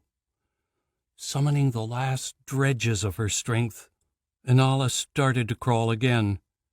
The soul blades were close, but the distance could have been miles for all it mattered to her. She was dying. She could feel the last of her life bubbling from her chest, strangling her every gasp. Agony swept through her body, but she persevered. Reaching out, Anala wrapped her fingers around the leather pommel of the soul blade. "Antonia, help us!" she screamed in the confines of her mind. There was no answer, only the gentle ebb and flow of light from the sword. "Please, Antonia," she whispered, fading fast. "Help us." Still nothing happened. A sob tore through Anala. She struggled for another breath, but found herself choking, drowning. Tears poured from her eyes as she strained for one last mouthful of air. Heat radiated at her back, and the air shimmered, the fire coming closer. Even so, a cold was spreading through her limbs. She could no longer feel her legs. Anala clutched the soul blade tighter, dragging it across the tiles. The goddess was right there, so close, so powerful, yet it seemed she was helpless to aid them. In desperation, Anala reached out with her mind, the way Eric had explained while they meditated. Darkness blurred the edges of her vision, the light fading from her eyes. With a final push, she reached outwards, seeking the goddess. Anala felt the last sensation of her body fall away. She drifted up into the air, floating aimlessly. "Is this death?" she wondered. Yet there was the soul blade, glowing with a brilliant green light edged with black. Trapped within was the one being who could save them. Dead or not, Anala had to try. Staring at the sword, she stretched out an arm. Her spirit fingers sank into the cool metal, and she dove deeper, throwing caution aside in her desperation to reach the goddess. "Antonia, help us!" Her cry rang out across the spirit plane. Please! Inala shivered as a force rose at her words, brushing against her soul. At its touch, she was flung back from the blade. Crashing into her body, sparks flew across her vision. The pain returned, and the desperate need for air. Then a gentle warmth blossomed around Inala, spreading from the arm that still clutched the soul blade. A light grew around her, expanding to encompass Eric, until they were both surrounded by a dome of energy. Its power bathed their broken bodies, seeping deep into their skin, seeking out the wounds within. The burning at Inala's wrists faded away. She glanced down to see the red rings vanish, disappearing without so much as a scar. Sucking in a breath, air rushed into her lungs, sending strength flooding back to her muscles. The gurgling died to a tremor as the liquid fled before the magic. The pain from her chest came last, falling away until only a dull ache remained. Slowly, that too began to fade. Reaching up, Inala wiped tears from her eyes. She looked across at Eric, witnessing the magic's touch there, too. The wound in his stomach healed before her eyes, the skin knotting itself together as though stitched by an invisible hand. The magic was working. She could feel its power, thrumming through her blood. Eric opened his eyes and looked at her, wonder on his face. She smiled back, then coughed in the acrid smoke. But it was nothing now compared with the slow, creeping suffocation of a few moments ago. "Antonia?" he asked. Inala shook her head. "I don't know." Then, deep inside, Inala felt something go horribly wrong. Eric could not bring himself to believe what he was feeling. Magic surged around him, powerful and healing. Its touch so familiar he would have recognized it anywhere. The goddess Antonia had returned. Opening his eyes, he saw Inala staring at him. She wore a sad smile on her face, but he could see the worst of her wounds had already healed. "Antonia?" he asked. "I don't know." Inala shook her head, and then her eyes widened. A tremor shook her, her body convulsing against the hard tiles. She stiffened, and he saw her fingers were wrapped tight about the soul blade. Energy crackled along the steel, flickering in sparks and bursts, shooting up into the dome surrounding them. With a whoosh, the magic went out, vanishing back into the soul blade, leaving them alone in the burning temple. Eric pulled himself into a sitting position as Inala rose, Antonia's soul blade still clutched in her hands. Her wounds had healed, not a scratch remained on her, but Eric could sense a wrongness about her, a difference. She stood stiff and straight, her movements disjointed, like a puppet on strings. Putting his arms beneath him, Eric stumbled to his feet. Standing opposite Inala, his sister, he stared hard into her sapphire eyes. Except now he saw they were no longer blue, but a deep emerald green. "Inala?" he whispered. A tremor went through her as he spoke her name.